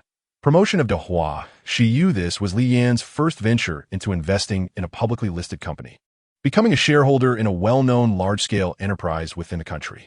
However, good fortune often comes with challenges. Early the next morning, before 8 o'clock, he heard a knock at the door. Upon opening it, he found Ding standing outside, accompanied by his female secretary. Mr. Ding, please come in. Did the shareholders' meeting yield results? Mr. Ding entered the room. Mr. Li, I hope my early visit hasn't disturbed you. Li Yin sensed urgency in his demeanor, wondering if there had been a change in yesterday's negotiations. Not at all. Li Yin gestured for them to sit on the sofa and poured them both a cup of tea. Mr. Ding, what brings you here? Mr. Ding suppressed a hint of embarrassment and stated seriously. During yesterday's shareholders' meeting, they all agreed that 550,000 for shares of Wang Yi is far too low. Li Yin replied, a hint of dissatisfaction in his tone. Oh, and what amount do you believe I should offer for the 20% stake? Li Yin felt that his previous offer was quite generous, providing free promotion along with 550,000 in funds, which was substantial. Mr. Ding noticed Li Yin's darkening expression and felt somewhat awkward. After all, he had agreed to the terms yesterday. 150,000. Li Yin was taken aback by the exorbitant demand, which had tripled. Mr. Ding, my initial proposal was quite reasonable, combining financial investment with free promotion. I understand, but you know that a publicly listed company has many shareholders, and I must consider their opinions. Li Yin suspected that his son was still at home, so he made a call to him, knowing the dynamics of the situation. Upon hearing his son's input, he realized it was indeed feasible. After all, they had programmers and designers in-house, making it unnecessary to overpay. Contemplating the other party's substantial capital, formidable development team, and the widespread Chuanchi Internet CAF system, along with the nationwide chain of Internet CAFs, Mr. Ding found himself at a loss for words, feeling as though he had shot himself in the foot. Mr. Li, how about this? 800,000. I must provide an explanation to the shareholders. After an hour of discussion, the final price was settled at 650,000 for the 20% stake in Wang Yi. Following the signing of the contract, Li Yin felt a wave of relief wash over him, eager to expedite the public beta of Dehua Shiyu. Ding Lei, having secured the partnership, departed with his secretary. As the end of the month approached, the third-generation Dream Fantasy 3 player launched in the United States ahead of schedule. Priced at $419, $30 less than its predecessor. The new generation of Dream Fantasy 3 was instantly embraced by consumers. rapidly increasing sales in the U.S. market and further encroaching upon Apple's market share. With abundant funds, new stores opened in multiple provincial capitals, while various channels were utilized alongside robust marketing campaigns, leading to soaring sales. Throughout October, Xianyang electric vehicles sold a total of 90,000 units, capturing 70% of the national electric vehicle market and leaving low-speed electric vehicles in the dust. Essentially, whenever Xianyang electric vehicles entered a new city, competing electric vehicles stood little chance against them, truly shining as a standout success. Through the internet CAF system and pop-up promotions, Dahua Xiyu became an overnight sensation among domestic internet users. Every netizen was aware of the game. Amid the impact of the internet winter in the United States, the days were equally challenging for Penguin Company. Ma Huatian expressed his gratitude over the phone, appreciating Li Yin for securing a substantial sum of advertising revenue. Upon hearing Ma Huatian's heartfelt thanks, Li Yin could not help but smile, saying, "Mr. Ma, you are being overly courteous. I brought in a large advertising budget for you, allowing you to promote Dahua Xiyu smoothly, while I also stand to gain more benefits from you and Wang Yi." Indeed, Ma Huating harbored some perplexity regarding the involvement of Chuanxi Company in the promotional endeavors for Dahua Xiyu, particularly given the comprehensive and complementary advertising offered by Chuanxi Internet CAFS. Li Dong, with the successful promotion of Dahua Xiyu, what benefits do you anticipate gaining? Is it merely for the advertising funds for Wang Yi? Ma Huating candidly expressed his queries. Li Yin had yet to disclose his status as a shareholder of Wang Yi, merely indicating that Ma Huating would soon understand the reasons behind it. While Ma Huating had formed some conjectures, he refrained from pressing further, sensing Li Yan's reluctance to divulge more. "Ma Zong, should you require financing, please do inform me. I hold your company in high regard," Ma Huating assured him. In the midst of the internet's chilling downturn, Li Yan's unwavering confidence in his company deeply moved him. October had drawn to a close, and he was poised to receive his first-ever remuneration for his writings. Despite his position as a minor proprietor of Chuanxi Novel Network, he remained oblivious to the total earnings from the previous month. 3 days later, the editor from Kucha left him a message, informing him that he would be receiving 230 yuan in royalties, which would be deposited into his account by the 10th. The sum of 230 yuan, even 20 years hence, would surpass the salaries of many. In the year 2001, it could well represent the accumulated earnings of many individuals over an entire year of toil. Within just a month, Li Yin had earned an amount equivalent to a year's worth of hard-earned labor for the average person. On the same day, a stranger sent a friend request, identifying themselves as an editor from a certain Dian Chinese network. Influenced by Chuanxi Novel Network, this platform had also initiated its own sales. The editor seemed to be angling to poach talent. Were it not for Li Yin's position as a minor owner of Chuanxi Novel Network, he might have been tempted by the attractive offers from Dian. Li Yin relayed the intelligence he had gathered to Kucha, the newly appointed chief editor. Currently, the back-end data was steadily improving, with today's average subscriptions surpassing 4,000. Thanks to Chuanxi Company's vigorous promotion of Dahua Xiyu, its exquisitely crafted and traditional Xi'an national painting style, coupled with deeply moving narratives and rich content, had captivated players nationwide, garnering widespread acclaim. Chapter 88. Crisis also signifies opportunity. The promotional video showcased the collaboration among players, highlighting discussions on how to tackle challenges and obstacles within the game. This fostered a romantic, lighthearted, and cooperative atmosphere for players to enjoy their gaming experience. Naturally, the delicate balance of factions and the alluring narrative characters, along with the summoned beasts, played a crucial role in engaging players. On November 5th, the day of Dahua Xiyu's public beta launch, Han Xiao, a sophomore at Jingzhou Normal University who was typically uninterested in online games, found himself intrigued after watching the promotional video.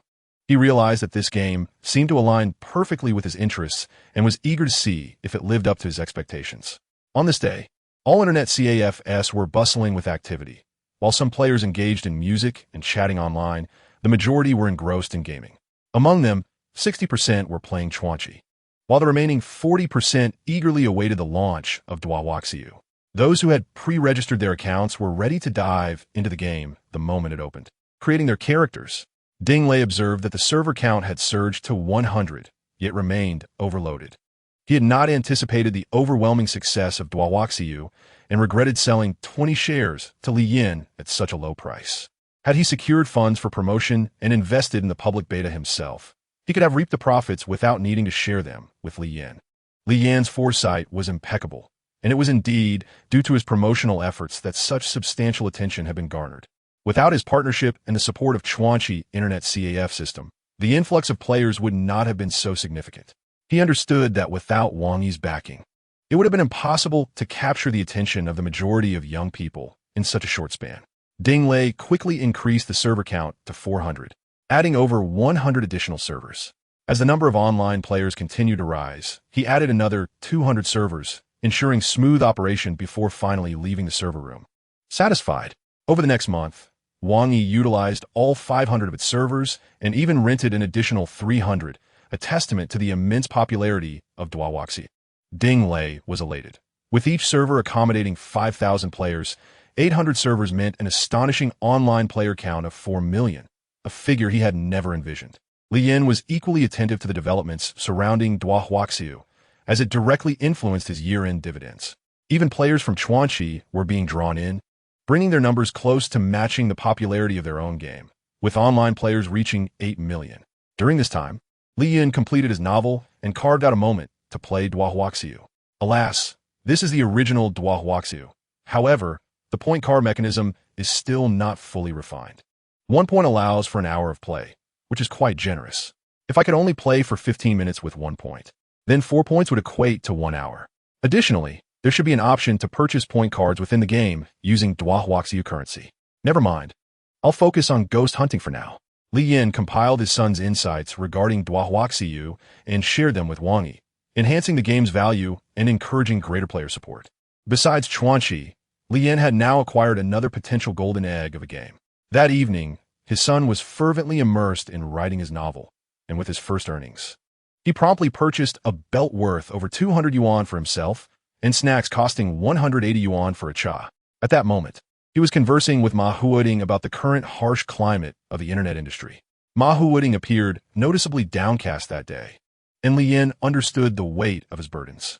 Ma Zong, I empathize deeply with your sentiments. The burst of the internet bubble in the United States has profoundly impacted the Xia nation's internet landscape. However, a crisis also signifies opportunity.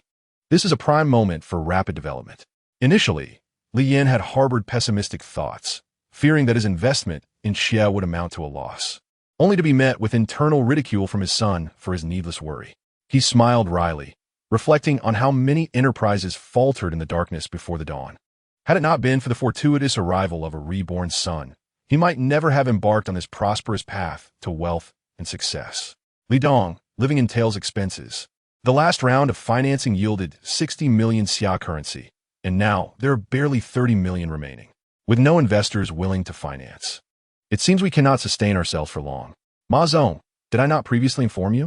If you require financing, you may approach me. I can continue to invest.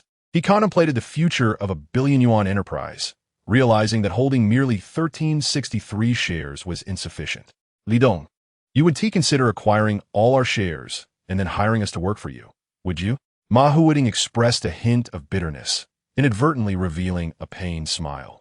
After discussions with Ma Huoding and others, they accepted Li Yan's proposal.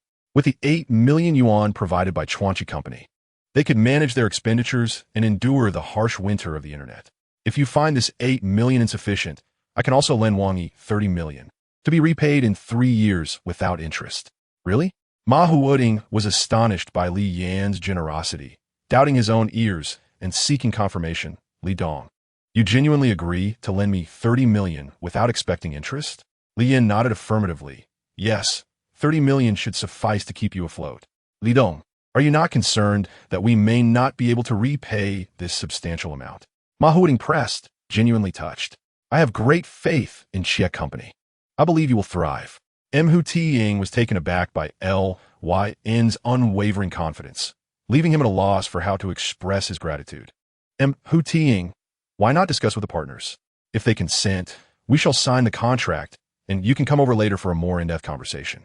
Hu Tiying arrived promptly and signed the contract with Lyn, resulting in a substantial sum of 38 million entering the account.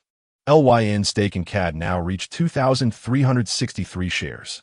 Presently, the internet industry is rife with bubbles, and even the most beautiful of bubbles is destined to burst. 4x NGL Ing and W Ingy. This winter is particularly harsh. However, W Ingy has managed to endure, thanks to the launch of D Hu XYU. Although it faces its own challenges, such a crisis also presents opportunities. Mr. L, could you be more straightforward? Chapter 89. Trusting his vision, both XNGL Ing and W Ingy are currently struggling. The funds raised from their initial financing have nearly been exhausted. And given the adverse environment, the prospect of further financing appears bleak.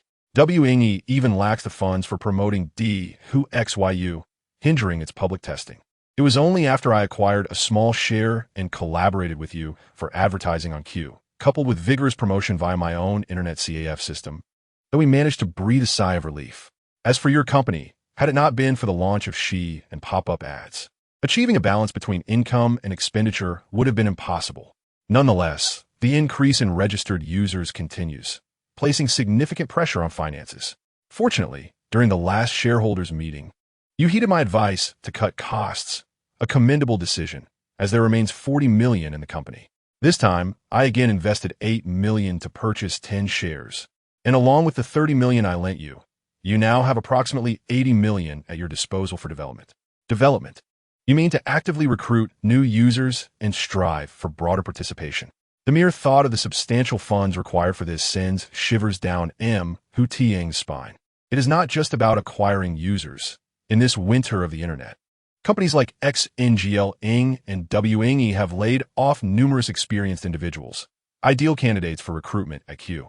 Although we have She, pop-up ads, and dividends from the Legend Novel Network, which seem lucrative, our expenditures are far greater. If we were to hire many of these individuals, would that not exacerbate our financial strain? M. Hu Tiang's sole desire is to keep the company afloat. Do not worry, I am here to support you from behind. Now is the opportune moment to establish a portal website, LYN replied with a smile. My son once said, to row upstream is to advance. For without progress one regresses. Thus, now is the time to create a portal website, as there is a plethora of talented individuals available at a low entry cost, allowing us to take a calculated risk. What if we succeed? Should we not proceed cautiously? Major portals like XNGL Ing are struggling to survive the winter of the internet. If we hastily enter, might we not face a more dire fate? M. Hu Tiang expressed his concerns. How can you say we are rushing?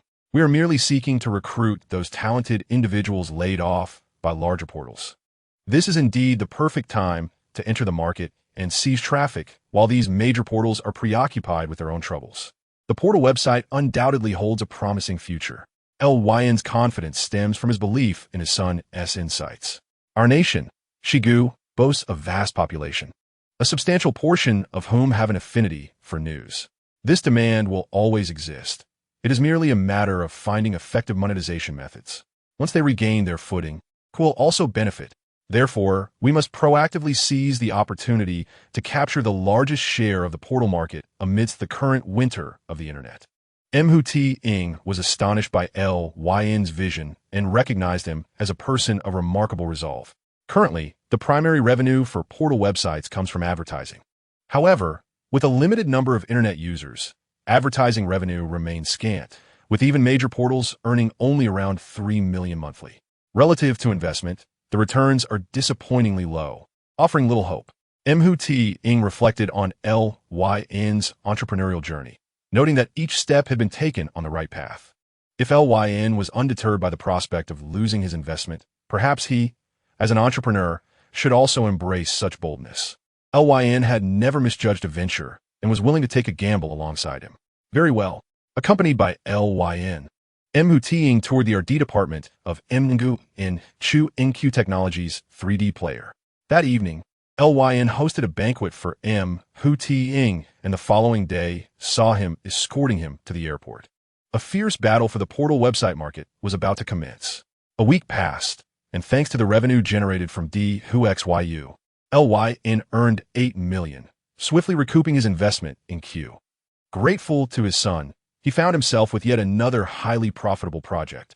With newfound wealth, ZHUWNM and rented a house in F Ngu Hu Yuan, and during busy times, CH would come to Lyn's place to study. She was an ardent reader of Gu Chu Diying and often assisted Lyn by proofreading for typos and refining awkward sentences, proving to be an invaluable aid. Ji Oshiving, enjoying a day off, encountered Lyn and Chlyn. Where are you headed? I plan to buy some clothes. Lyn preferred to shop for himself, as his father's choices were too juvenile. Is this your classmate? Ji Oshiving inquired, glancing at the lovely girl beside him. Indeed, this is CH. This is Sister Ji Oshiving. Ji Oshiving took a brief look at CH, recalling how Lyn had once commissioned a 3D player design specifically for her, which had evolved into a classic model. Hello, CH. Hello, Sister Shiving. You are truly beautiful, CH remarked. Ji Oshiving, hearing the genuine compliment, felt a blush of modesty. I also intend to stroll around the street. Shall we go together? Lyn, eager to join, readily agreed. The bustling street was alive with activity, showcasing several stalls selling children's clothing. Ji Oshiving took the initiative to select outfits for Lyn. However, her choices did not appeal to him, prompting him to pick out 2 jackets himself. Lyn, why don't you bargain? You might end up paying too much. Edigreken chuckled, noticing Sich eyeing the girl's clothing. He added, Sich, you have helped me earn quite a bit through your editing. To express my gratitude, let us buy you a few outfits. Buying clothes for CH is something I can handle. I'll help her choose. No need, Lyn, we are classmates, and helping each other is only natural. Indeed, we are classmates. I can gift you some clothes as well, Lyn replied with a smile. Pointing to a pink jacket, he asked, how about this one? Ji Oshiving, holding CH's hand, inquired of the vendor, do you have her size? Yes, I'll get it for you, the vendor promptly responded. Handing the jacket to Ji Oshiving, she dressed CH in it. It looks lovely on you, Ji Oshiving said with a smile. Do you like it? CH nodded. How much is it? Lyn asked. 50 yuan, finding it reasonably priced. He prepared to pay, only to hear Ji Oshiving say, 30. If you can sell at that price, we'll buy it. The vendor chuckled. You're bargaining too aggressively. How about a bit more? Just 30. If not, we'll go to another stall. Chapter 90. Becoming the second richest person in the country, ultimately, they settled on 30 yuan. After handing over the money, Lyn purchased another jacket, 2 pairs of pants, and a pair of shoes, totaling 160 yuan. Sister Shiving, had it not been for you, I would have spent over 100 more today. Why don't I treat you both to a grand meal for dinner? Lyn said with a grin. Sure, you buy the groceries, and I will cook. I heard your editor mention that your manuscript fee exceeds his salary for 3 months. So today, I shall indulge myself. The 3 of them arrived at the market, purchasing an assortment of vegetables, a selection of meat, and some ribs. Li Yun savored the delicious ribs, relishing a taste he had not enjoyed in a long while. Glancing at the vibrant Gao Xiaofeng and the charming A Cha, Li Yun felt invigorated, motivated to work hard, believing that both his elder sister and younger sister would have better days ahead. In Yanjing, at Baiyang Building, Wang Xiaodong wore a grim expression. Millie sighed as she spoke. The internet industry had been enduring a 2-year-long winter of economic downturn, which had been particularly dismal for Gao Ming Company.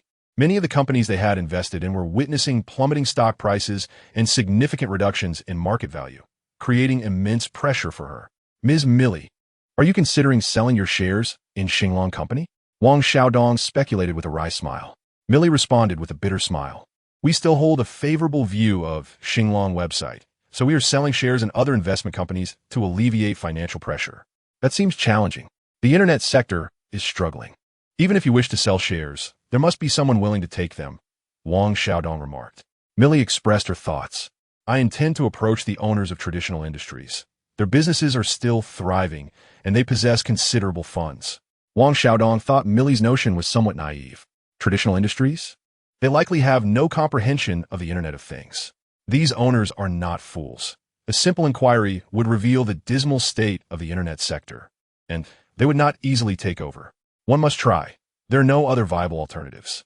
The headquarters has urged me to find a buyer swiftly. Millie acknowledged the difficulty of her task. Do you know who the second richest person in Xiagua is now? Wang Xiaodong inquired. Millie shook her head, genuinely uninformed. Son, did you prepare the meal for lunch? Upon meeting Xiao Feng, I inadvertently cooked too much. Her appetite is quite small. Ha! Having cooked too much means I one team need to cook dinner tonight. I never expected that I, the second richest person, would end up eating leftovers. Today, Lin Xin brought reports from various companies under his name, cheerfully informing Li Yin that he had become the second richest person domestically. Li Yin appeared bewildered and asked, "When did I become the second richest?" Lin Xin replied with delight, "This is from the recently released Huruan Rich list. You rank second with assets of 8.3 billion, just below the Liu brothers of Dongfang Hope Group with 8.6 billion. How can this be?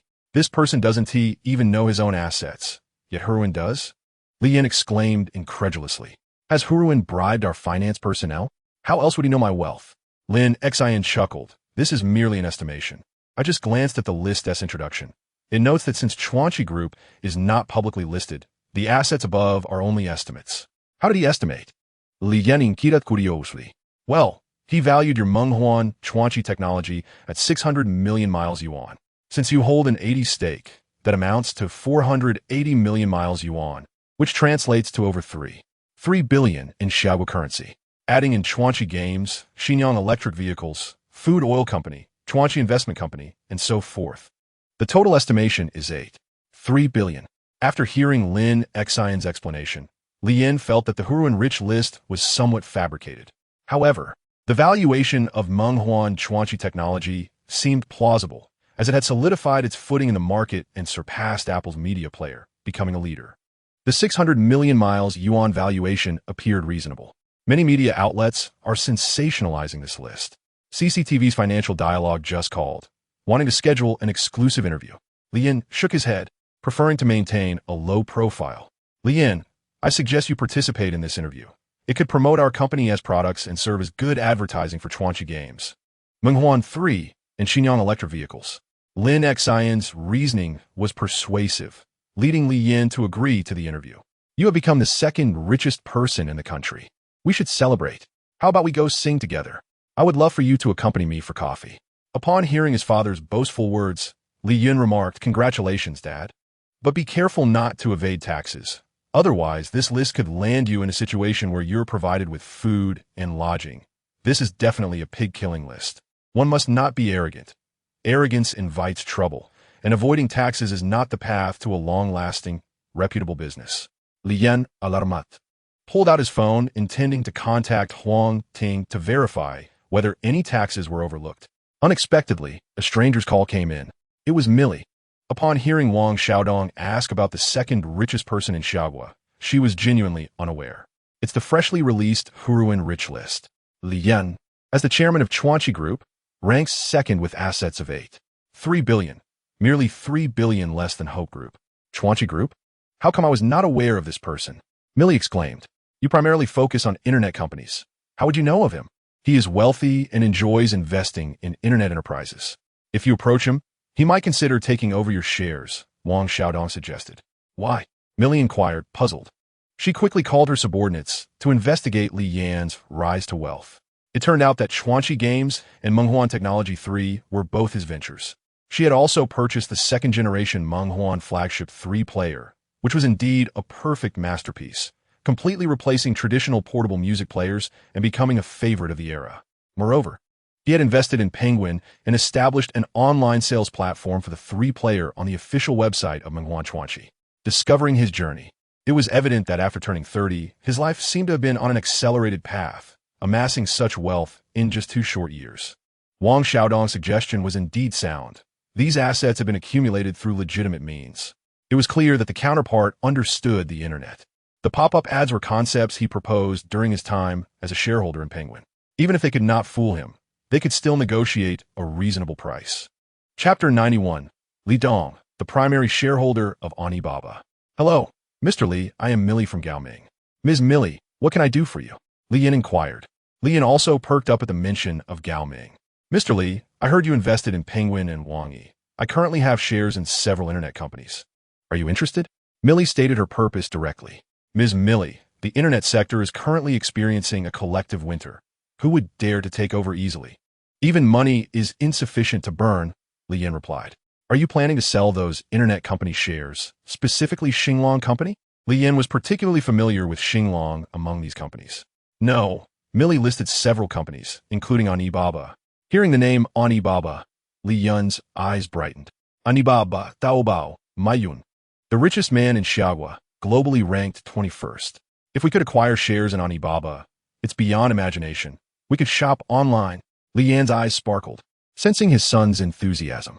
He was determined to secure shares in Alibaba and activated the speakerphone. Of the companies you mentioned, I have only heard of Alibaba.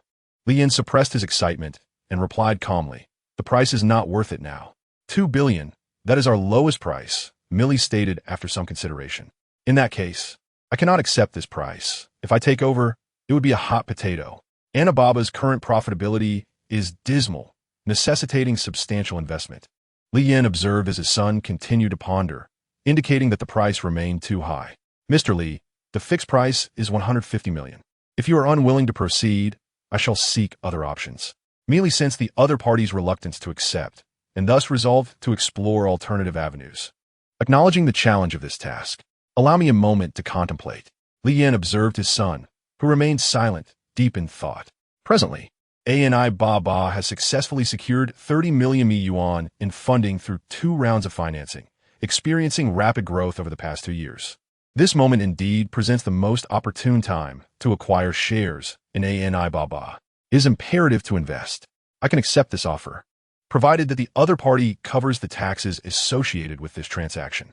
Upon hearing his son's thoughts and witnessing him jot down the tax stipulation, Li Yan felt a surge of pride in his son's astute reasoning. After all, his son possesses a vantage point that grants him foresight. Ms. Midi, I am willing to accept your proposal, but it is necessary for your side to bear the tax for this transaction, Li Yan concluded. While Millie felt a pang over the tax, she also felt a sense of relief, as it did not exceed her internal threshold. Certainly. When shall we sign the contract? Millie agreed. Suggest a time. Tomorrow or the day after, we can meet in Hangzhou to finalize the contract, Millie replied. Very well. After the other party ended the call, Li Yun chuckled, pleasantly surprised by this stroke of fortune. Li Yan shared his excitement. The two discussed extensively about Alibaba's future model and the success of Taobao, which illuminated Li Yan's understanding of Alibaba's immense value in the future. The next day, Li Yan eagerly informed Lin Xin that Gao Ming intended to transfer 40 of his shares for 150 million. While Lin Xin was unfamiliar with Alibaba, the sparkle in Li Yan's eyes conveyed the company's vast potential. As Li Yan, accompanied by Zhu Mei, Ding Yaping, and 2 legal advisors, made his way to Hangzhou, Millie had already arrived at Alibaba's headquarters. Ms. Millie, are you truly considering transferring your shares to Chuanqi Investment Company? Maiyun inquired. But why transfer shares in Alibaba? Our prospects are also promising. Perhaps you might reconsider. Maiyun soto dissuade Millie. If you believe in the company's potential, you could also raise funds and acquire our shares, Millie said, gazing at Maiyun. This was a proposition Maiyun could not entertain due to financial constraints. Currently, Alibaba's account held little capital. Without further financing, bankruptcy was a looming possibility. He could not bear to witness his hard work crumble. At this moment, Li Yan and his entourage arrived. Mr. Li, welcome. I am Yi Li, and this is Ma Yun. Ms. Mi Li, Mr. Ma. It is a pleasure to meet you, Li Yan greeted. Mr. Li, Mr. Ma. Pleasantries can wait. We should proceed with the contract signing, as Mi Li had other matters to attend to. Certainly, Li Yan replied with a smile. The funds will be transferred to Gao Ming's Xiagua branch account within 7 days for the contract to take effect. Upon signing the contract, Millie promptly took her leave. After her departure, Li Yan listened to Ma Yun's persuasive arguments for a while before expressing interest. Given Alibaba's bright prospects, I believe I should acquire additional shares. Ma Yun shook her head, stating, your appetite is too large. 40 is already substantial. Not wanting to press further, Li Yan acquiesced. However, Ma Yun seized Li Yan's hand. Mr. Li, I have heard that you invested in Penguin Company and provided Ma Huadeng with suggestions that led to the development of Shio and subsequent pop-up advertisements, allowing Penguin to achieve financial balance. As the primary shareholder of Alibaba, you must offer us some guidance. How do you plan to manage Alibaba? Li Yan inquired. There are no insurmountable enterprises. I intend to promote domestic small goods for international sales. Ma Yun responded. Have you heard of eBay?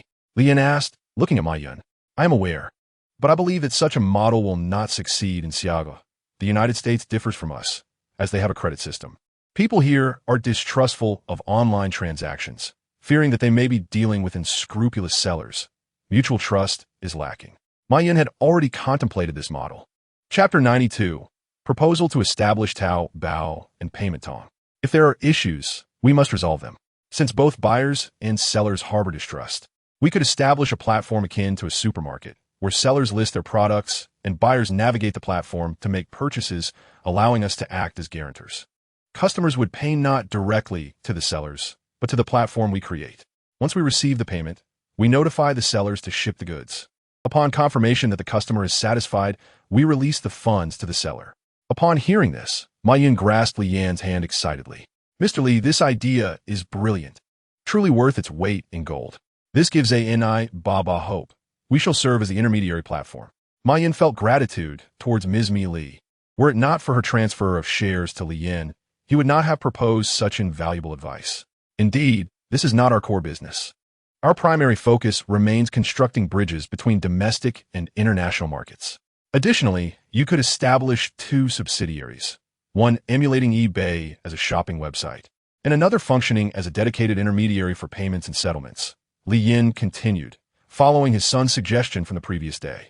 Ma Yin contemplated this seriously, recognizing the clarity that had emerged from their discussion.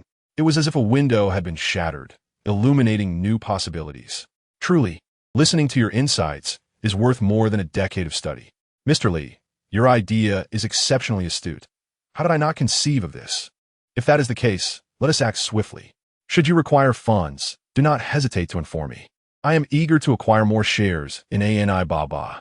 As for the new shopping website, I have already devised a name, Taobao. Taobao? Ma Yin was momentarily taken aback. When merchants join our platform, it will indeed be akin to shopping and treasure hunting. Li Yin was determined not to alter this name. Taobao is a splendid name, Ma Yin repeated, acknowledging its auspicious connotation. What shall we name the other company? Ma Yin inquired. The intermediary guarantor could be named Payment Tong. Payment Tong? Is that not indicative of smooth transactions? Li Yin nodded.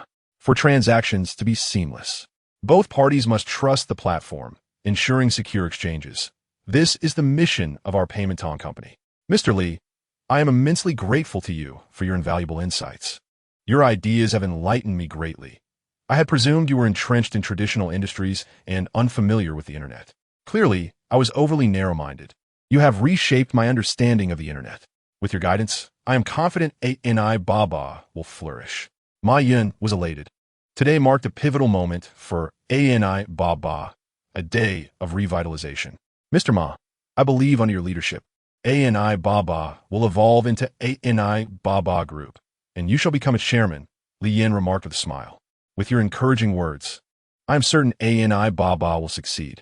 Mr. Ma, I have heard that the company Yin Guang from Dongying is also interested in investing in ANI Baba. Are they shareholders as well? Indeed. The president of Yin Guang, Sun Yi, expressed his intent to invest 30 million yuan for a 40 stake when he visited Hangzhou. But neither Ma Yin nor I agreed. Li Yin nodded. Subsequently, Yin Guang invested 20 million yuan. A reporter from the CCTV finance channel arrived at Chuanqi Group to conduct an interview with Li Yin. Hello, Mr. Li. First, congratulations on ranking second on the Huruan Rich list. This is your first appearance on the domestic wealthy list. To debut at second place is remarkable. Could you share your thoughts on this achievement? Li Yin smiled gently and replied, To be honest, I am quite bewildered by my sudden rise to the rich list. I am unsure of the extent of my own assets. First and foremost, I must express my gratitude to my country for providing us with a favorable environment. Li Yin spoke candidly, lakingan pratansa. Last year at this time, he possessed only the legendary game and a chain of internet cafes. At that moment, Menghuan Chuanqi Technology and Xinjiang Electric Vehicle Company had yet to be established, and there were hardly any substantial assets to grace the so-called rich list. However, in just 1 year's time, the explosive popularity of the legendary game, coupled with the remarkable sales of the Menghuan 3-player in both the domestic and American markets, as well as Xinjiang Electric Vehicle's widespread sales across the country, along with Chuanqi investment, propelled Li Yin onto the rich list, securing the second position on his very first attempt. Despite the presence of considerable embellishment, the achievement was nevertheless significant. The special feature on CCTV Finance's Finance Dialogue lasted half an hour. during which Li Yin was inquired about how he successfully introduced the Menghuan 3-player into the American market, achieving remarkable sales. Following the interview, it aired on CCTV Finance, leaving many intrigued about this suddenly emerged tycoon. They discovered that the most popular game dominating the online market, the legendary game, was under Li Yin's ownership, and that the sleek and stylish Menghuan 3-player belonged to his Menghuan Chuanqi Technology Company, which also managed to sell it in the United States. In a short span, Li Yin found himself in the limelight, his name rapidly becoming known to the public. People became aware of his companies, including Menghuan Technology, Xinyang Electric Vehicle, and Jingdong Digital Specialty Store. Through this interview, the greatest beneficiary turned out to be Xinyang Electric Vehicle. During promotional activities or when retailers introduced the electric vehicle to consumers, they had a compelling reason to highlight that it was a product of the nation's second richest person, assuring quality. As they ventured into new markets, those who had never heard of Xinyang Electric Vehicle proudly proclaimed, "Have you heard of Li Yin, the nation's second richest individual? Our Xinyang Electric Vehicle is a high-speed electric vehicle manufactured using advanced foreign technology introduced by Chairman Li Yin, a truly reputable enterprise." Riding this wave of momentum, Xinyang Electric Vehicle consistently broke sales records in the remaining months of 2001. Just as discussions about Li Yin began to wane, the third generation of the Menghuan player gained immense popularity in the United States. Apple's player, in particular, faced a decline in market share due to the onslaught of the Menghuan third generation 3 and was simultaneously sued for infringement by several music associations. Numerous global venture capital firms directed their attention towards Menghuan Chuanqi Technology Company, and with Vice President Jie Shang's adept promotion, the introduction of other capital could soon achieve a maximum valuation. These venture capitalists, comparing the sales and challenges faced by Apple's player, naturally prioritized the performance of the new generation 3-player from Menghuan Chuanqi Technology. They also learned that Menghuan Chuanqi Technology had partnered with Huawei to develop the 4-player, indicating a significant future for such enterprises, making them worthy of attention and investment. Like cats drawn to the scent of fish, these venture capital firms flocked to inquire about Li Yin of Chuanqi Group. Among them were prominent international capitals such as Sequoia and Gaoming, along with domestic state-owned investment companies like Deep Venture Capital and Modu Science and Technology Innovation Fund. In Chapter 93, the second round of financing for Menghuan Technology Company, Li Yin had no intention of inviting an overwhelming amount of venture capital.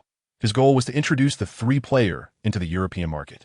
Therefore, he planned to attract foreign venture capital. Upon learning of this idea, Li Yin suggested to his father to involve a state-owned investment company, as the foundation of Chuanqi Group still lay domestically.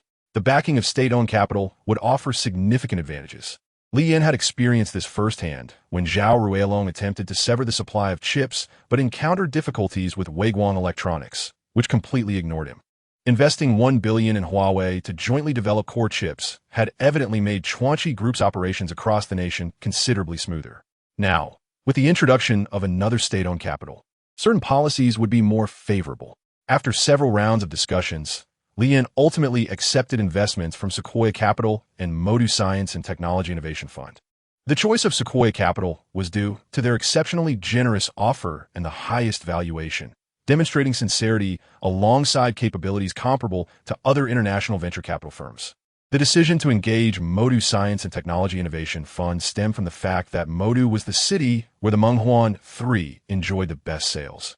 And it also had the most specialty stores for Xinyang Electric Vehicle, the Menghuan 3-player. This round of investment saw Sequoia Capital as the primary investor, with Modu Science and Technology Innovation Fund participating, and the headquarters also choosing to co-invest. The valuation of Menghuan Chuanqi Technology was set at $7.2 billion. Two main factors significantly influenced this valuation. Firstly, the Mengyue platform contributed immensely to the overall valuation, enhancing it by approximately $200 million, as it had become the most popular paid platform in the United States, highly favored by music enthusiasts for downloading music. As sales of the Menghuan 3-player increased, the music download business on the Mengyue platform would also rise. In the second round of financing, Li Yin heeded his son's advice and established a 10-option pool, with the major shareholders holding the following stakes in Menghuan Chuanqi Technology: Chuanqi holding Group 60, 5, Xiaogu Branch 8, 62, American Headquarters 808, Sequoia Capital 9.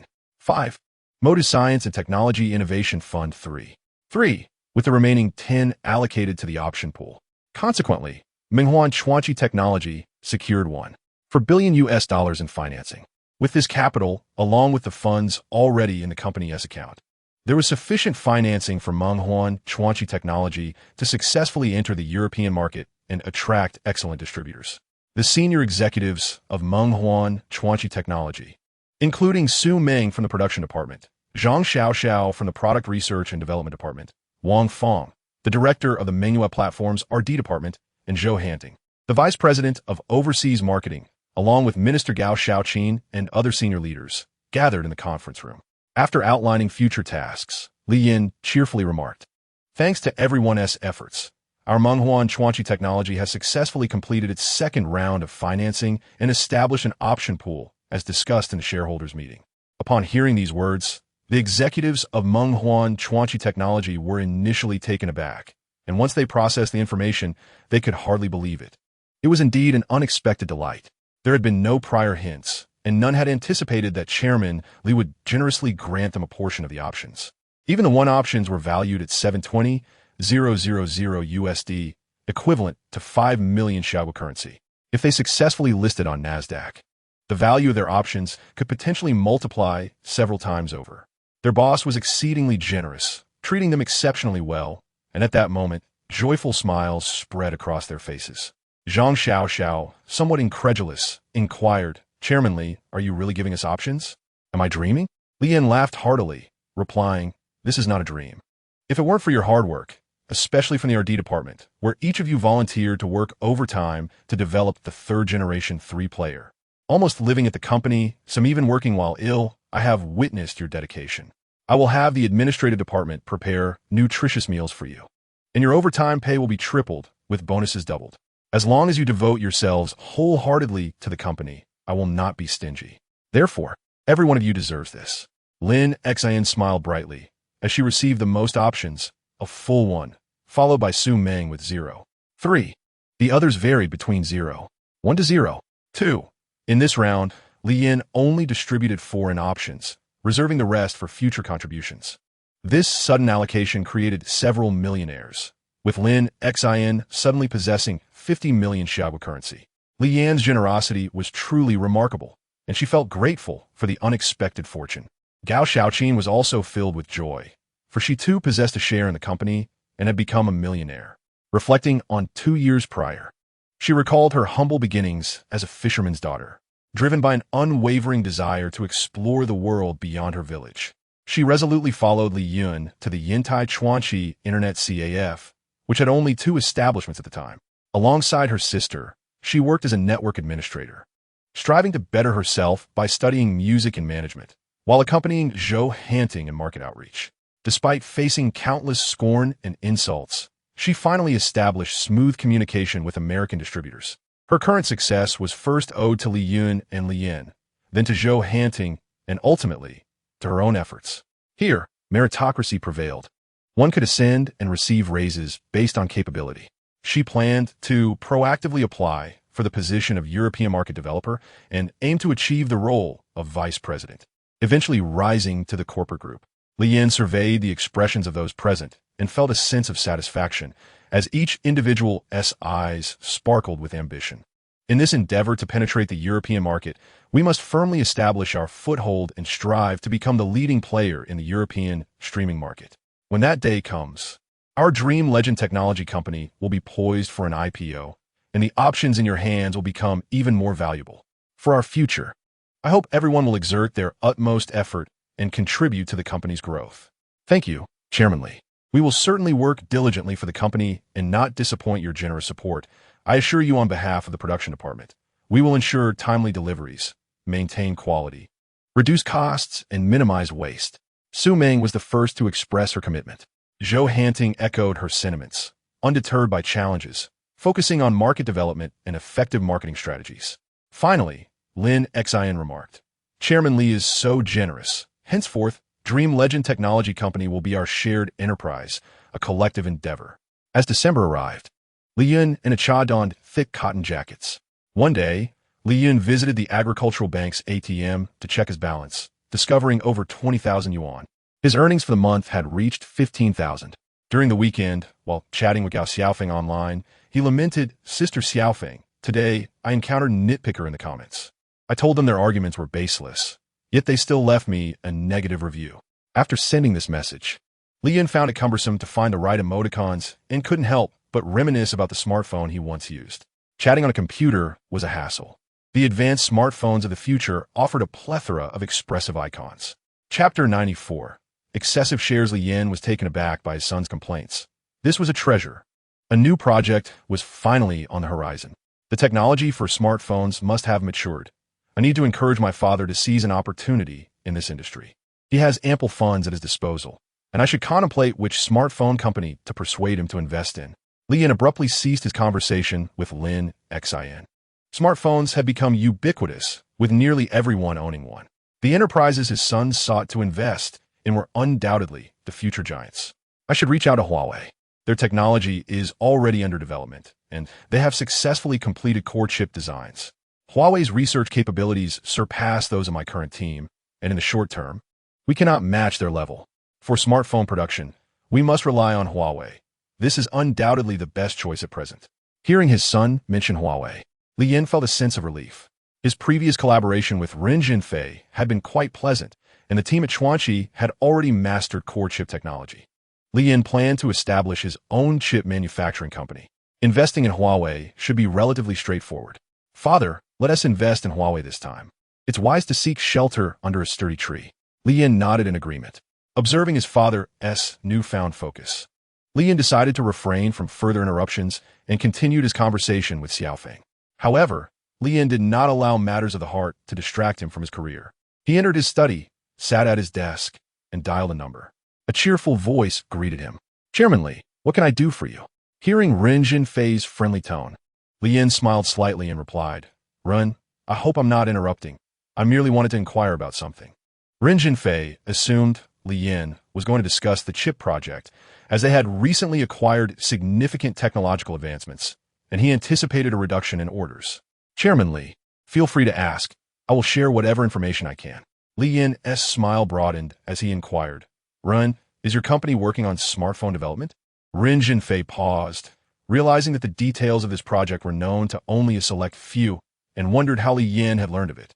"Yes, we at Huawei are indeed developing this technology." His son had accurately guessed the situation.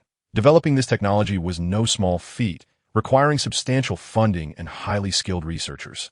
"Hey, I'm also quite interested in smartphones. Let us discuss this in person." Hearing Li Yin express interest in smartphones brought Ren joy. It seemed fortune was favoring him.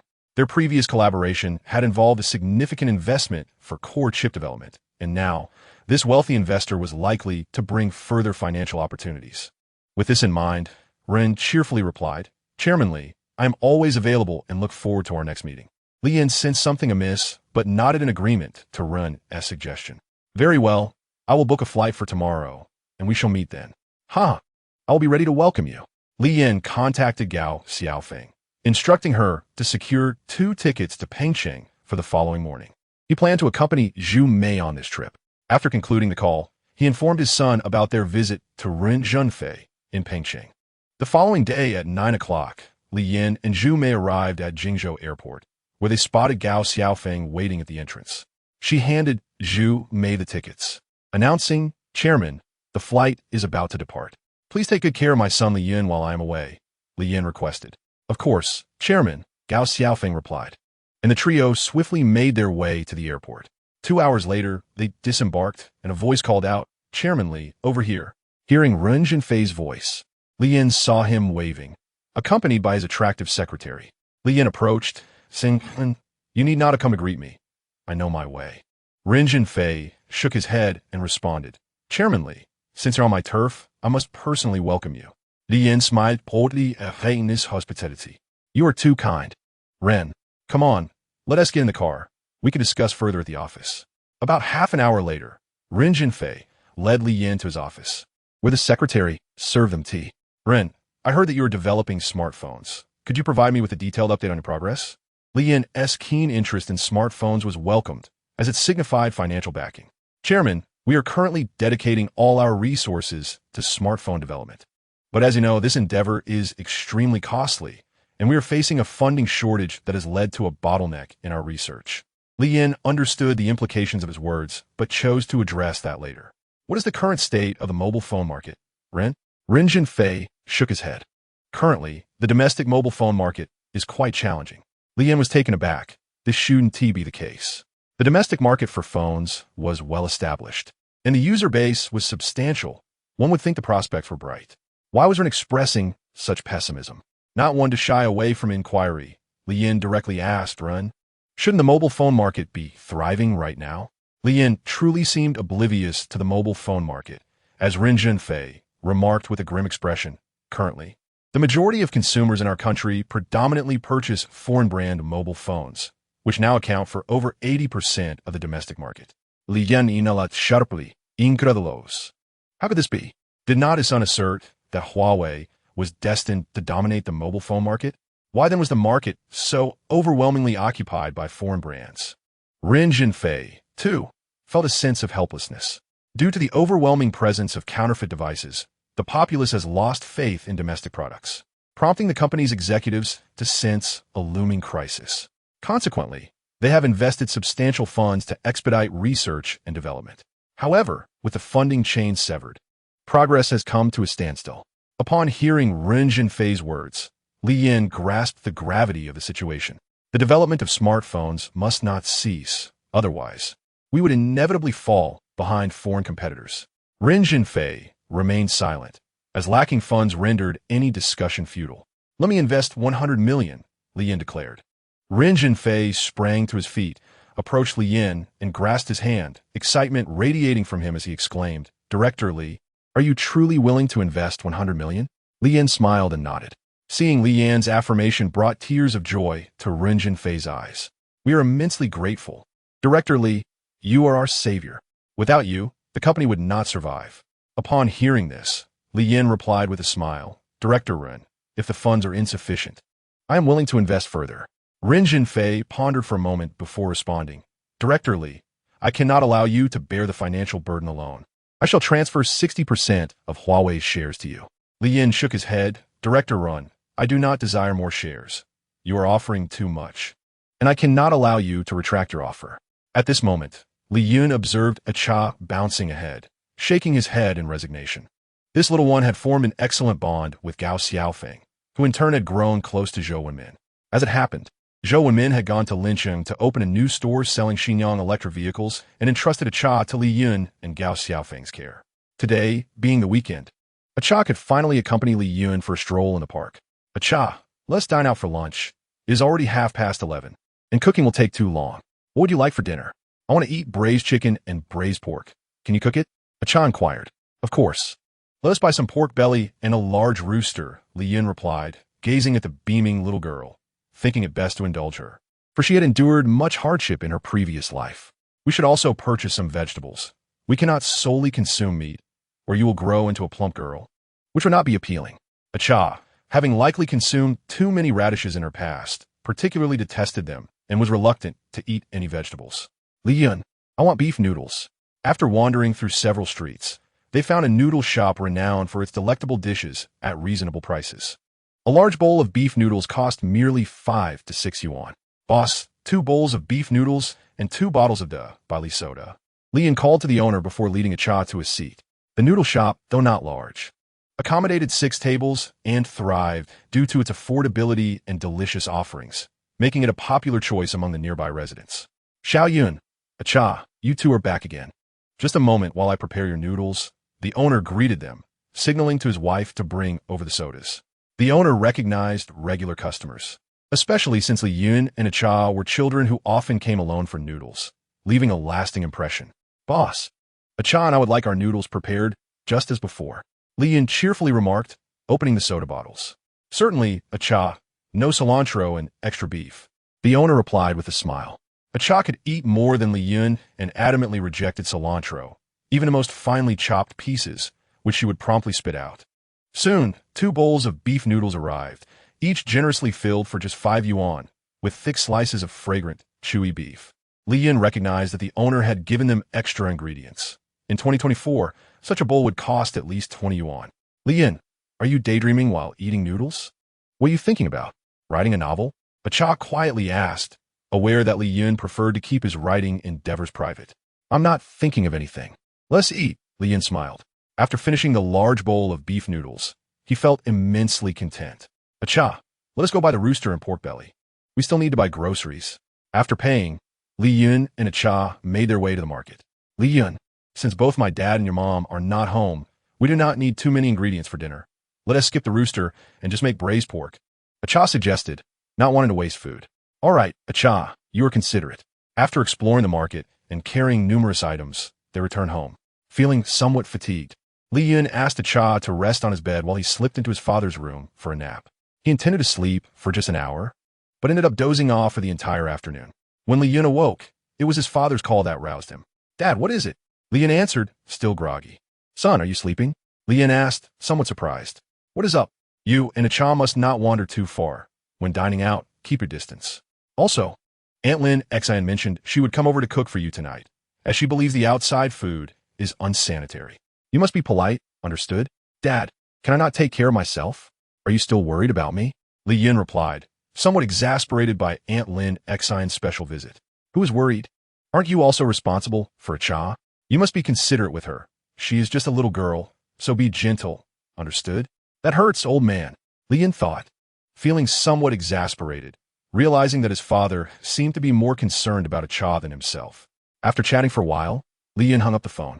In the evening, Lin Xian arrived promptly at 5, and upon seeing Li Yun greet her warmly, she felt relieved as she placed the ribs and base into the kitchen. Li Yun, does Cha prefer sweet and sour ribs or plain ribs? Lin Xian inquired while trimming green beans beside him. Cha, assisting nearby, quickly replied, Annie, let us skip the sweet ones. Li Yin does not like sweetmeat dishes. After finishing the call, Li Yin finally settled down in the hotel for a good rest. Upon waking, Zhu Mei informed him that General Ren from Huawei had been waiting for quite some time. Li Yin was surprised that General Ren had come to the hotel, likely to finalize the investment, as companies focused on research and development often face financial constraints. Excited, Li Yin followed General Ren to the R&D Center, where he witnessed the realization of video viewing and novel reading on the 4th-generation screen, a testament to the rapid advancement of technology. Director Li, thanks to your previous investment of 100 million, we have developed a core chip, and the 4th-generation player technology is nearing completion. Without funding, research cannot progress. Stagnation would cause our technology to lag behind foreign competitors, and by the time we gather sufficient funds to resume development, we will have fallen several generations behind. Therefore, it is imperative that you accept these shares.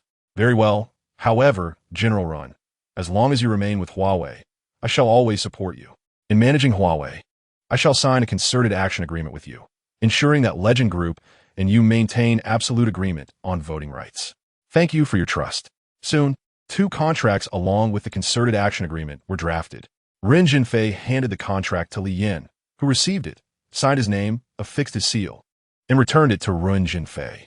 Ren Jinfei was taken aback that Li Yin showed no interest in the management rights. He truly was a man of remarkable stature, which explained his thriving business.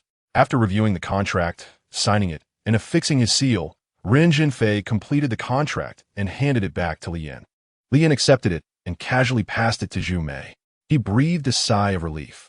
This time, the objective had been perfectly achieved. Initially intending to take my leave, I suddenly recalled my conversation with my son regarding Huawei's core industries, which are neither mobile phones nor MP4 players. It seems prudent to inform him early, striving to facilitate Huawei's ascent. Chapter 96. Advancing Huawei as Telecommunications Technology. Mr. Ren, do you possess any knowledge about telecommunications technology? This inquiry was intentionally posed. Could Li Yin have ulterior motives? Reflecting on his previous counsel to the Penguin, might he be suggesting that Huawei venture into the telecommunications sector? This indeed holds promise. Mr. Li, are you proposing that Huawei enter the telecommunications industry? Li Yin smiled and nodded. Mr. Ren's quick comprehension speaks to his sharp intellect. Indeed, he is poised to become a titan in the mobile phone market. Yes, Mr. Ren, I believe Huawei has the potential to penetrate the telecommunications industry. Upon hearing this, Ren Jinfei was uncertain where Li Yan's confidence stemmed from. This industry was beyond his wildest dreams, Yet Li Yin believed it feasible. If they could truly enter, Huawei could rise to prominence. Even the best-selling mobile phones pale in comparison to the profitability of the telecommunications industry, which is indispensable in daily life.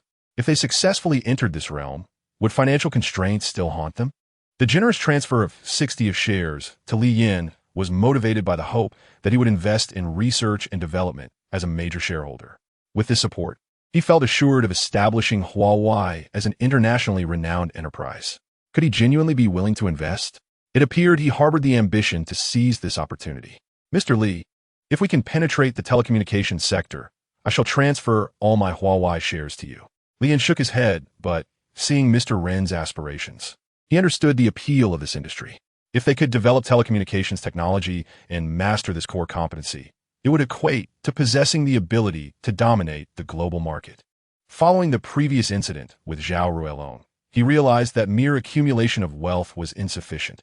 Action was imperative to prevent others from manipulating his company. Mr. Ren, effective immediately, you may commence the development of telecommunications technology alongside smartphones. Should any challenges arise, you may reach out to me. Upon hearing Li Yin's words, Ren Jinfei was momentarily taken aback. He had anticipated that telecommunications technology development would begin only after the smartphone was completed. The cost of research and development was exorbitant, akin to a flood, and undertaking both ventures simultaneously would require unimaginable resources. Yet Li Yin displayed remarkable audacity. Very well, Mr. Li, Mr. Ren, allow me to lend you 100 million yuan, interest-free. Should it prove insufficient, I can provide additional funds. When Huawei seeks further financing, simply reinvest this capital. Ren Jinfei was astonished at Li Yin's generosity in extending a loan to Huawei. After signing the borrowing contract, the 100 million yuan was promptly transferred. Truly, as the second richest individual in the country, he effortlessly transferred such a sum.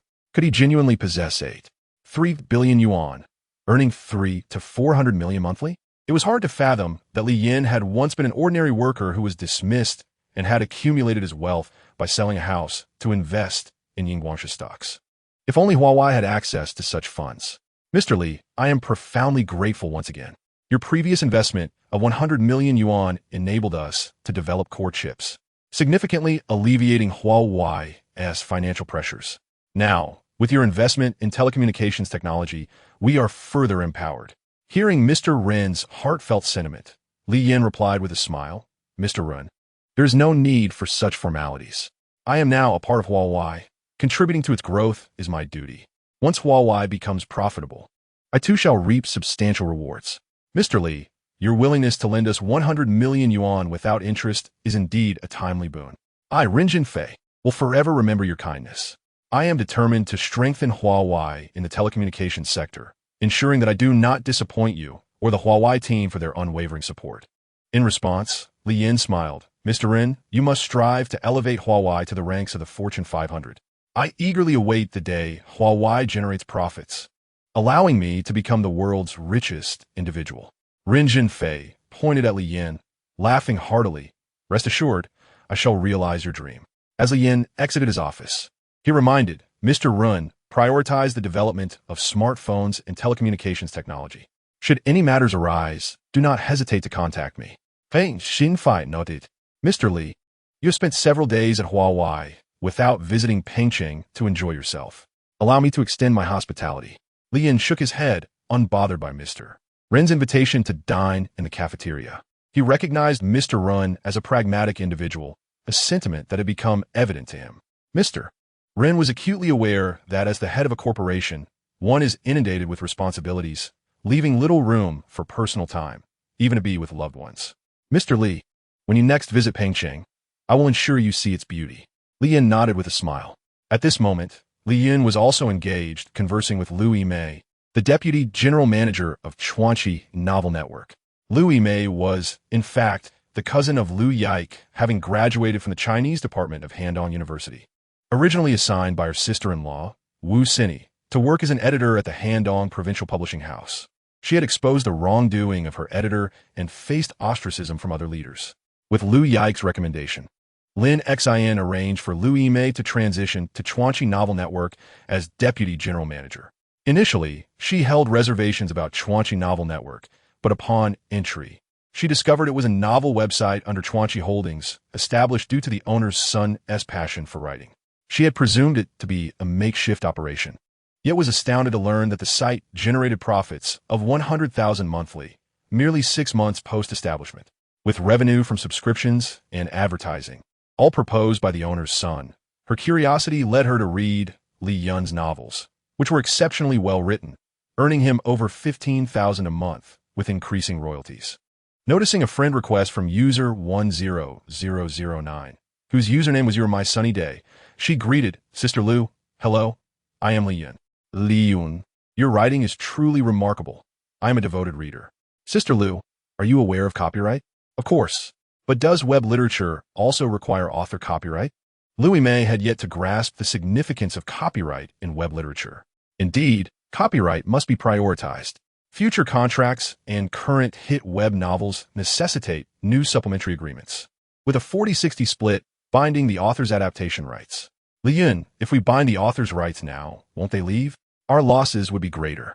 On the contrary, retaining copyright is crucial, as its profits far exceed the potential loss from some authors departing. Chuanchi Novel Network's traffic is several times that of the second-ranking Chinese website. This can largely be attributed to the popularity of Chuanchi games, which attracts numerous members in any city where Chuanchi game cards are available.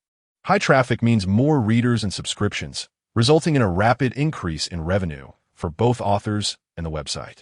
Chapter 97. Establishing JD's official website in December 2001. Li Yun's average monthly subscriptions reached 10,000, as he consistently produced 6,000 words daily, with his earnings surpassing 42,000 yuan. At the JD headquarters in Yanjing, Silver Phoenix Building, the store manager, Li Zhongwen, reported, "Boss, last month we surpassed 400 online orders, with a peak of 80 orders in one day." Numerous customers have left messages requesting that JD and Dreamlike Legend Technology establish an official website, enabling them to purchase digital electronic products directly from us. Upon hearing this, Lu Qiangdong was astonished to learn that online transactions had reached 400 monthly, comparable to the sales of 2 physical JD stores in second-tier cities. Recalling Li Yan's words, he finally resolved to take action. "Well, let's follow the trend and create an official website for Jingdong to give it a try. It's just that I hesitate to make such a decision." However, the success of Yanjing store, selling 400 orders in a month, has led Lu Qiangdong to realize the potential of online sales. Thus, he swiftly established an official website for Jingdong.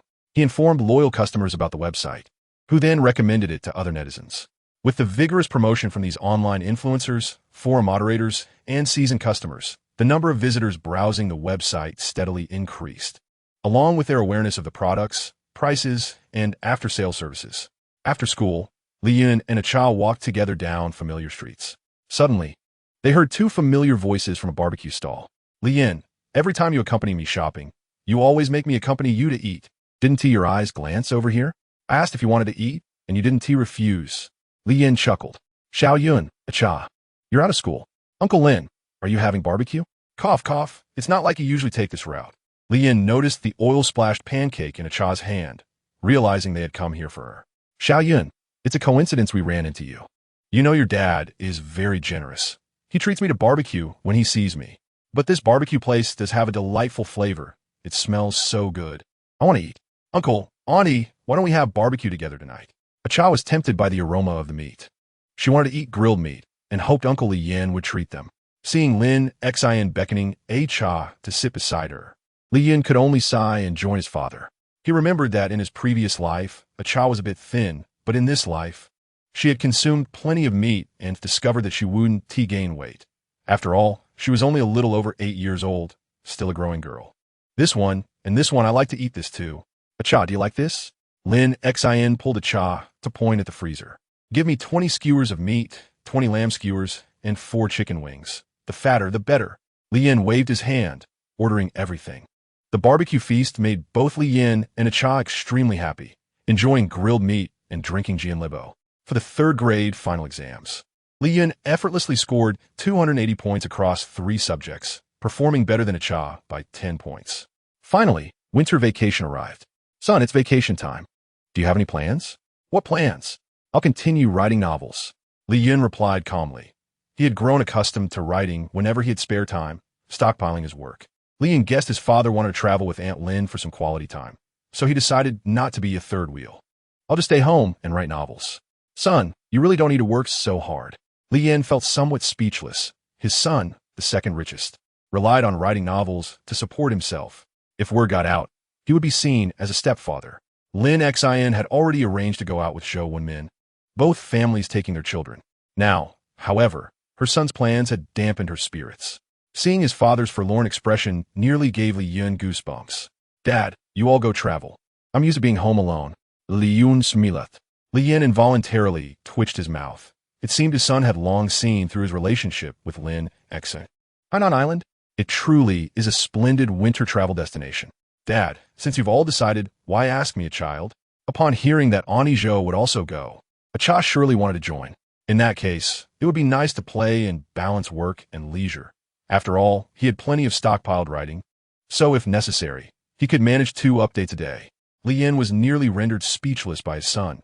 Did he really think of him as just a 9-year-old child? Son, Dad respects your thoughts. Li Yun laughed heartily. I'm just a bit concerned about the Chuanchi group. Have all the company matters been arranged? You two want to be at the company. Everything is arranged. If there's anything, let them email me. I brought my laptop. The 4th player should be released soon, right? Research and development must not cease. While we are developing, others are too, day and night. Over at Wang Yi's side, they are set to launch the Hua Shiyu 2 before the new year. During the open beta period, we must promote it vigorously, push pop-up ads, network CAF systems, and outdoor advertising. We hold the operational rights to the Internet CAF. Any non-Chuanchi Internet CAF wanting to install the Hua Shiyu 2 must pay $200,000 for the operational rights to download it. Such a game must be fully promoted. No Internet CAF owner dares to skip downloading the Hua Shiyu 2 in Chuanchi, as without these 2 games, there would be no Internet users. Now many Internet CAF owners are lining up to install Chuanchi and Hua Shiyu 2. They're even willing to spend extra to purchase these 2 games for their CAF systems. It truly is a money-making marvel. Dad, make sure Sister Wang Guozhen doesn't delay. We need to get Zheng 2 done quickly. I plan to let players play it for free. Son, we've spent so much money giving it away for free. How will we earn? You don't understand, do you? Free is the most expensive and profitable. It will definitely astonish you later. Dad, trust me, it will definitely make a fortune, a significant one. Chapter 98. Creating a homestay in Sanya, all right. I'll call Wang Guozhen to urge her to finish Zheng 2 quickly. You can rest easy. Li Yun felt that his son was more worried than he was. He sighed. Raising a competent son is truly challenging. On the morning of the 3rd day, Li Yun and his son, along with Zhou Wenmin and her daughter, plus Lin Xin, boarded a plane to Hainan. And Zhou, how is the business at the Nuyang specialty store in Linqing? Li Yun inquired with concern. Business is excellent. The monthly revenue is now 150,000.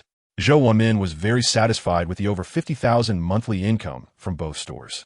Li Yun, aren't you happy to be traveling? Acha asked curiously.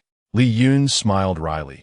Acha had never experienced the scenes of modern tourism, where crowds flocked to a scenic spot, all pulling out their phones to take pictures. He didn't like traveling. He preferred to spend that time writing novels or listening to music. The plane quickly arrived in Hainan, and they took a taxi to the reserved hotel. After checking in, the 2 families didn't rush to go out. Instead, they gathered together to discuss the itinerary for the next 4 days. Dad and Aunt Lin considered joining a tour group, but this suggestion was swiftly halted by Li Yun. Aunt Lin, don't listen to Dad's poor idea. Let us rent a business van for a self-driving tour, going wherever we please. That would be wonderful. Yes, I think Li Yun's suggestion is excellent. I've heard from my friends that those who travel in groups are often taken to certain shops for forced purchases, or to temples where tourists are compelled to donate by receiving bundles of incense. It's quite dreadful. Zhou Wenmin was not keen on encountering such unpleasant experiences. I support Li Yun. Li Yun, please see if you can rent a business vehicle. Lin Xin didn't even let Li Yun express an opinion, directly assigning him the task of renting a car. Dad, Aunt Lin, Aunt Zhou, coming to Sanya in winter is indeed delightful. Do you all like Sanya? Li Yun asked with a smile. I love it. I enjoy being in warm places during winter. It's very comfortable. Lin Xin was the first to express her fondness. I think it's wonderful too. If we can find time in the future, we should come at least once a year. Zhou Wenmin was reluctant to spend money, But she couldn't let that dampen the mood now. Li Yin naturally followed Lin Xian's lead. Opposing her at this moment would indicate a problematic stance. Do you have any thoughts on purchasing a property in Sanya? This vibrant tourist city is bound to see a rise in real estate prices in the future. Owning a home here means we will no longer need to stay in hotels during our visits. Li Yin finally expressed his inner thoughts. Lin Xian was taken aback that, even during a holiday, Li Yin couldn't let go of his real estate investment aspirations. Over the years, she had sensed that Li Yin often consulted Li Yun regarding his business ventures, as he indeed possessed a keen business acumen. Presently, Sanya's real estate market is still quite affordable. Even if we do not reside there, it is inconsequential. Selling at a certain appreciation would yield a substantial sum. Let's take a look when the time comes. The villas here are quite impressive. We could acquire several units, keeping one for our next visit while renting out the others. As long as it is our son's opinion, there must be sound reasoning behind it. Dad, why rent them out? We should convert them into a homestay format. Li Yin countered his father's suggestion with a fresh idea. A homestay? How does it differ from a regular hotel? Homestays can embody local customs and culture while providing basic accommodation, along with significant aesthetic appeal. Each homestay has its unique style and theme, ensuring that travelers do not experience aesthetic fatigue. The theme can range from minimalist designs to warm, down-to-earth sentiments, covering a variety that makes you want to check in immediately. At this point, the concept of a homestay was still novel, prompting Li Yun to elaborate further.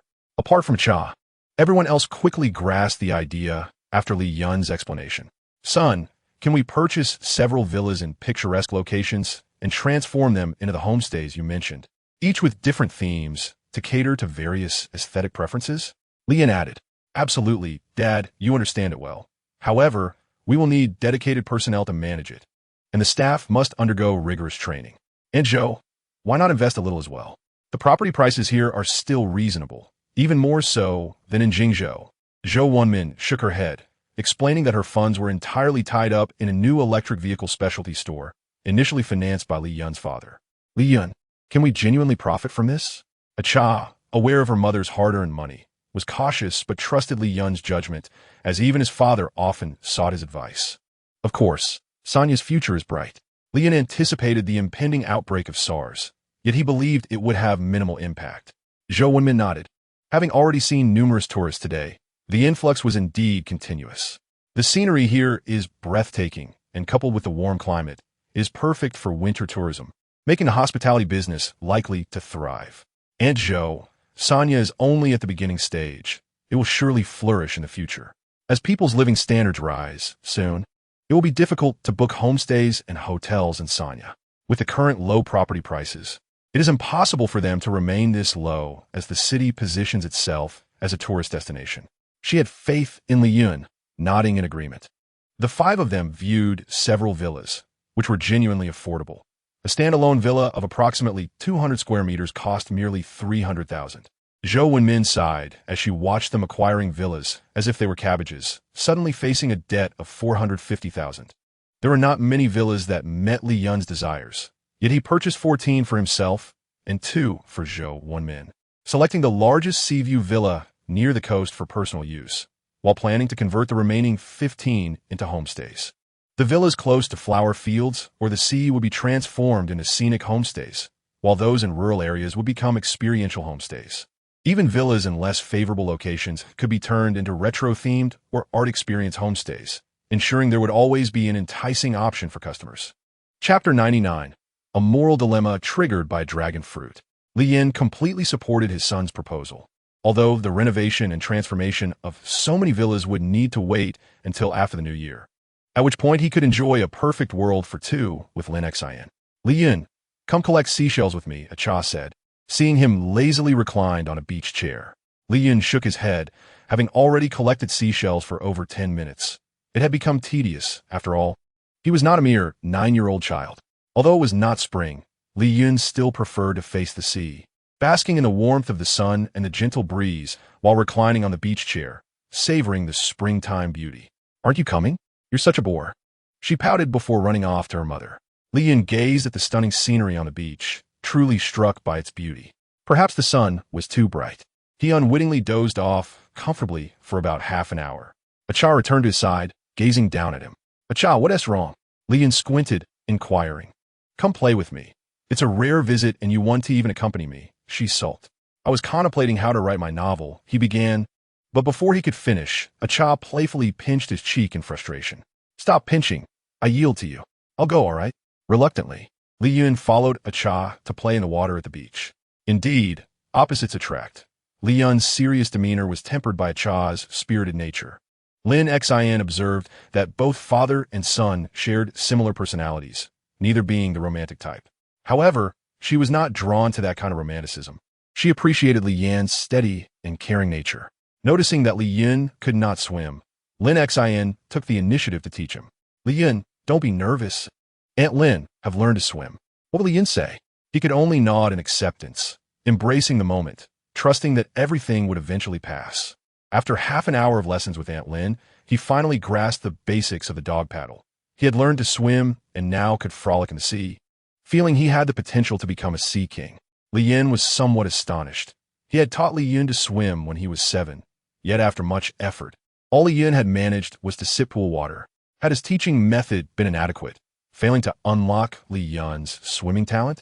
In just half an hour of instruction, Lin Xin had helped him understand the dog paddle. Although his technique was far from graceful, it mattered little. The result was that his son was no longer afraid of water. Joyfully swimming in the sea, surrounded by beautiful young ladies, he felt an endless springtime in his view, realizing that sometimes a change in perspective reveals a different scenery. Swimming drained a great deal of energy, and once they returned to shore, they brought out the snacks they had prepared, sitting under a sunshade and indulging in them. Don't eat too much. We're having a seafood feast tonight. Li Yun waved his hand. Cha's eyes sparkled at the mention of seafood, feeling that Li Yun was incredibly fortunate to have such a generous father.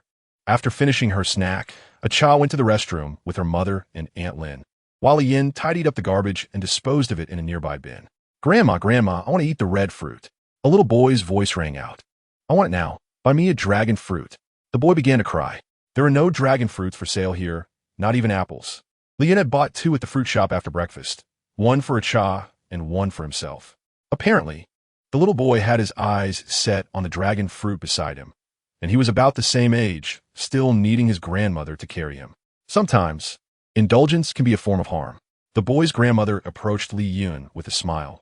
Little friend, may I buy the dragon fruit from you? If it were a child of 2 or 3 years, Li Yun would likely have given in, but now they are the same age. Even with a more mature mindset, he does not wish to accommodate others. Li Yun shook his head. Little friend, this is 5 yuan. 5 yuan can buy 2 dragon fruits. The elderly woman intended to deceive Li Yun. He resolutely shook his head, and upon seeing Cha rush over, kindly set the fruit aside and handed it to her. Li Yun, you are so kind. Grandma, that's my dragon fruit. Seeing Cha devour the fruit, she angrily pinched her grandmother's face. At that moment, Li Yun, Lin Xin, and Zhou Wenmin arrived. Cha, is it delicious? Yes. I'll share half with you. Let's eat together. Cha picked up a spoon to feed Li Yun. The two finished a dragon fruit amidst the cries of a little boy. You little rascal. Was that intentional? Tempting my grandson, and you adults are not taking charge, showing no upbringing. The old woman angrily pointed at Li Yun and scolded. Hearing this, Lin Xin and Zhou Wenmin's expressions darkened. Lin Xin spoke first. Old lady, the dragon fruit we bought is not for you. My child has the freedom to decide. So what? Eating our own things is none of your business. It is truly absurd. Our child is also a child, and your child is also a child. Why should our child not eat and give to yours? Are you shameless enough to turn the tables? Zhou Wenmin furiously added. You are bullying this old lady. Everyone, come quickly. Someone is bullying the elderly and children. It is indeed true that if one has no shame, they become invincible. A crowd began to gather. As they witnessed the elderly woman berating, they quickly placed blame on Li Yun and others, applying social pressure. They cared not for your explanations, only for the narratives they wished to believe. In these times of moral decay, a group of people bullies an elderly woman and a child, forcing her to the point of cursing. The traditional values of respecting the elderly and cherishing the young in Xiagua have been trampled upon by these individuals. This is our dragon fruit. Why should we give it to her grandson? Cha exclaimed in anger. Yet, these people completely disregarded her words. Cha, mouths are on others' faces. Do not mind what they say. As long as we are in the right, that is sufficient. You too, is it just one dragon fruit? If that child wants it, why not give it to them? A girl indignantly said, "You see, he is a child, and we are not. Why should we yield to him?" Li Yin initially thought to label the girl foolish, but reconsidered. At that moment, a young man approached, pushing through the crowd. Seeing his mother and son seated on the ground, he angrily rushed to his mother's side. "Mom, who bullied you?" "Son, you must stand up for your mother. These people are bullying us. They cursed at me and tempted your son with the dragon fruit." Chapter 100. Establishing the JD Electronics Mall. The young man, Zhui Xiaoping, turned to face Li Yin and the others, swallowing the curse he was about to unleash. It is them. These 5 individuals had purchased 16 villas, spending 5 million in one go. Such wealthy individuals were not someone he, as sales manager, could afford to offend. Because of his outstanding performance yesterday, he had treated his family to a beach outing. Who would have thought his mother would provoke these big shots? "Son, these people are bullying your mother and you. You must take revenge." The elderly woman, seeing her son standing dumbfounded, felt displeased. "Mom, can you be quiet?" Zhui Xiaoping angrily snapped, approaching Li Yan. He forced a smile and bowed. "I apologize, Mr. Li. My mother is old and does not think clearly. Please forgive her this once." Those nearby, who had been watching, were taken aback by this sudden submission. The elderly woman, who had been ready to curse, was now stunned. "Are they your son's superiors?" "Mom, don't bring me trouble." Zhui Xiaoping gritted his teeth. The elderly woman realized they were people her son could not afford to offend and quickly fell silent. "Is this your mother and son?" Li Yin asked coldly. "Yes, I apologize, Mr. Li. Please do not hold it against her. Let me clarify to prevent you from thinking we are intentionally bullying her." Li Yin recounted the events truthfully. Zhui Xiaoping felt cold sweat on his forehead, fully aware of his mother's unreasonable nature, having quelled her disturbances multiple times. The onlookers, after hearing him, shifted their opinions, whispering about how shameless the elderly woman was to act in such a manner. "He apologize to your brother and sister, as well as the uncles and aunts," Zhui Xiaoping instructed his son. He hesitated, looking at his father in confusion, as he had never seen his father raise his voice at him before. Today, however, he was scolded for others. Thus, he shouted, "I refuse to apologize. They ate my dragon fruit. They deserve it." Slap. Zhui Xiaoping smacked his son across the face in anger. He was stunned. It was his first time being hit, and he no longer bore the fierce expression from moments ago. The elderly woman quickly pulled her grandson into her embrace, pointing at her son's nose. "You beast! Why did you hit your own son?" "Mom, do you want to ruin me? Do you want me to lose my job? If you wish, you can protect him." Seeing her son erupt in anger, the elderly woman opened her mouth but ultimately chose to remain silent. "Forget it, Dad. Let them go. If this continues, who knows what kind of disaster may ensue. I am Soda, Trudy Soda. We will leave now." Zhui Xiaoping hurriedly took his mother and son away. Li Yan, feeling disheartened, began to pack up and drove away. "Darling, why did you hit our son and scold your mother?" Zhui Xiaoping's wife asked, displeased. "Enough, Mom. You still have a point? You forced him to buy the dragon fruit from the child." Zhui Xiaoping expressed his discontent. Though interrupted, the elderly woman still glared at her son defiantly. "Mom, dear wife, didn't I tell you last night that 3 adults brought 2 children to my sales office to purchase 4 villas? They also asked me to recommend some seaside and forest villas. I took them to those sales offices, and they bought 11 more villas, earning me over 20,000 in commission and an additional 2,000 in service fees, totaling 5 million. The elderly woman had yet to process this. However, his wife, quick-witted, incredulously asked, "Could it be that the people your mother encountered were them?" So Xiaoping nodded, sighed, and replied, "Yes, it was them. These people spend money without batting an eye. 5 million is like spending 500. If we had offended them, what would the consequences have been? The key is that we were not in the right." Upon hearing this, the elderly woman quickly lowered her head, no longer daring to look at her son and daughter-in-law. "And our son is about to enter the 4th grade, with not a single friend in class. Even the homeroom teacher says our son is domineering and unreasonable, taking things from others.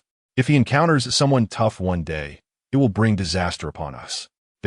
Listen to your father, do you understand? Others' belongings belong to them.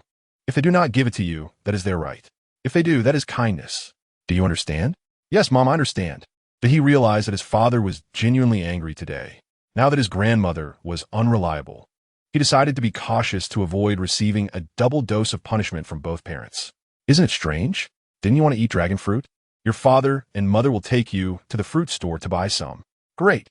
I also want soda," he exclaimed joyfully. For days passed too quickly. The airplane landed at Jingzhou Airport. In the blink of an eye, it was early March. The official website has registered over 1,500 users, and the orders are steadily increasing.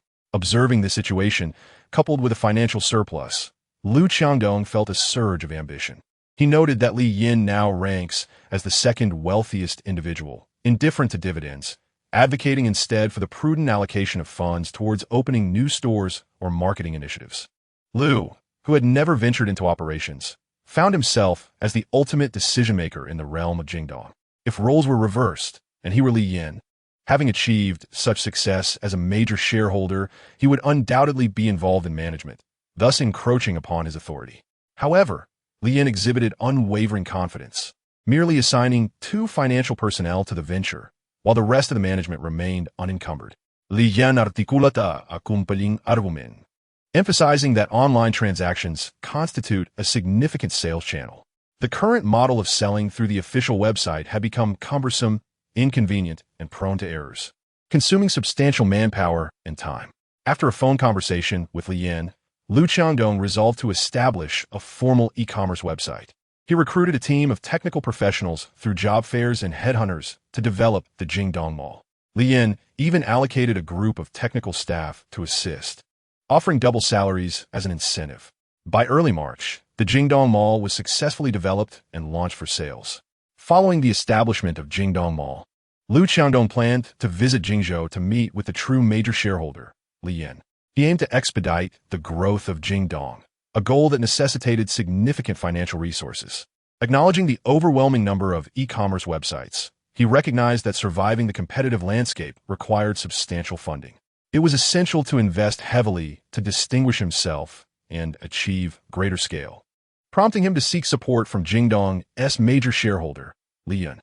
Indeed, having a strong backer provides a comforting advantage.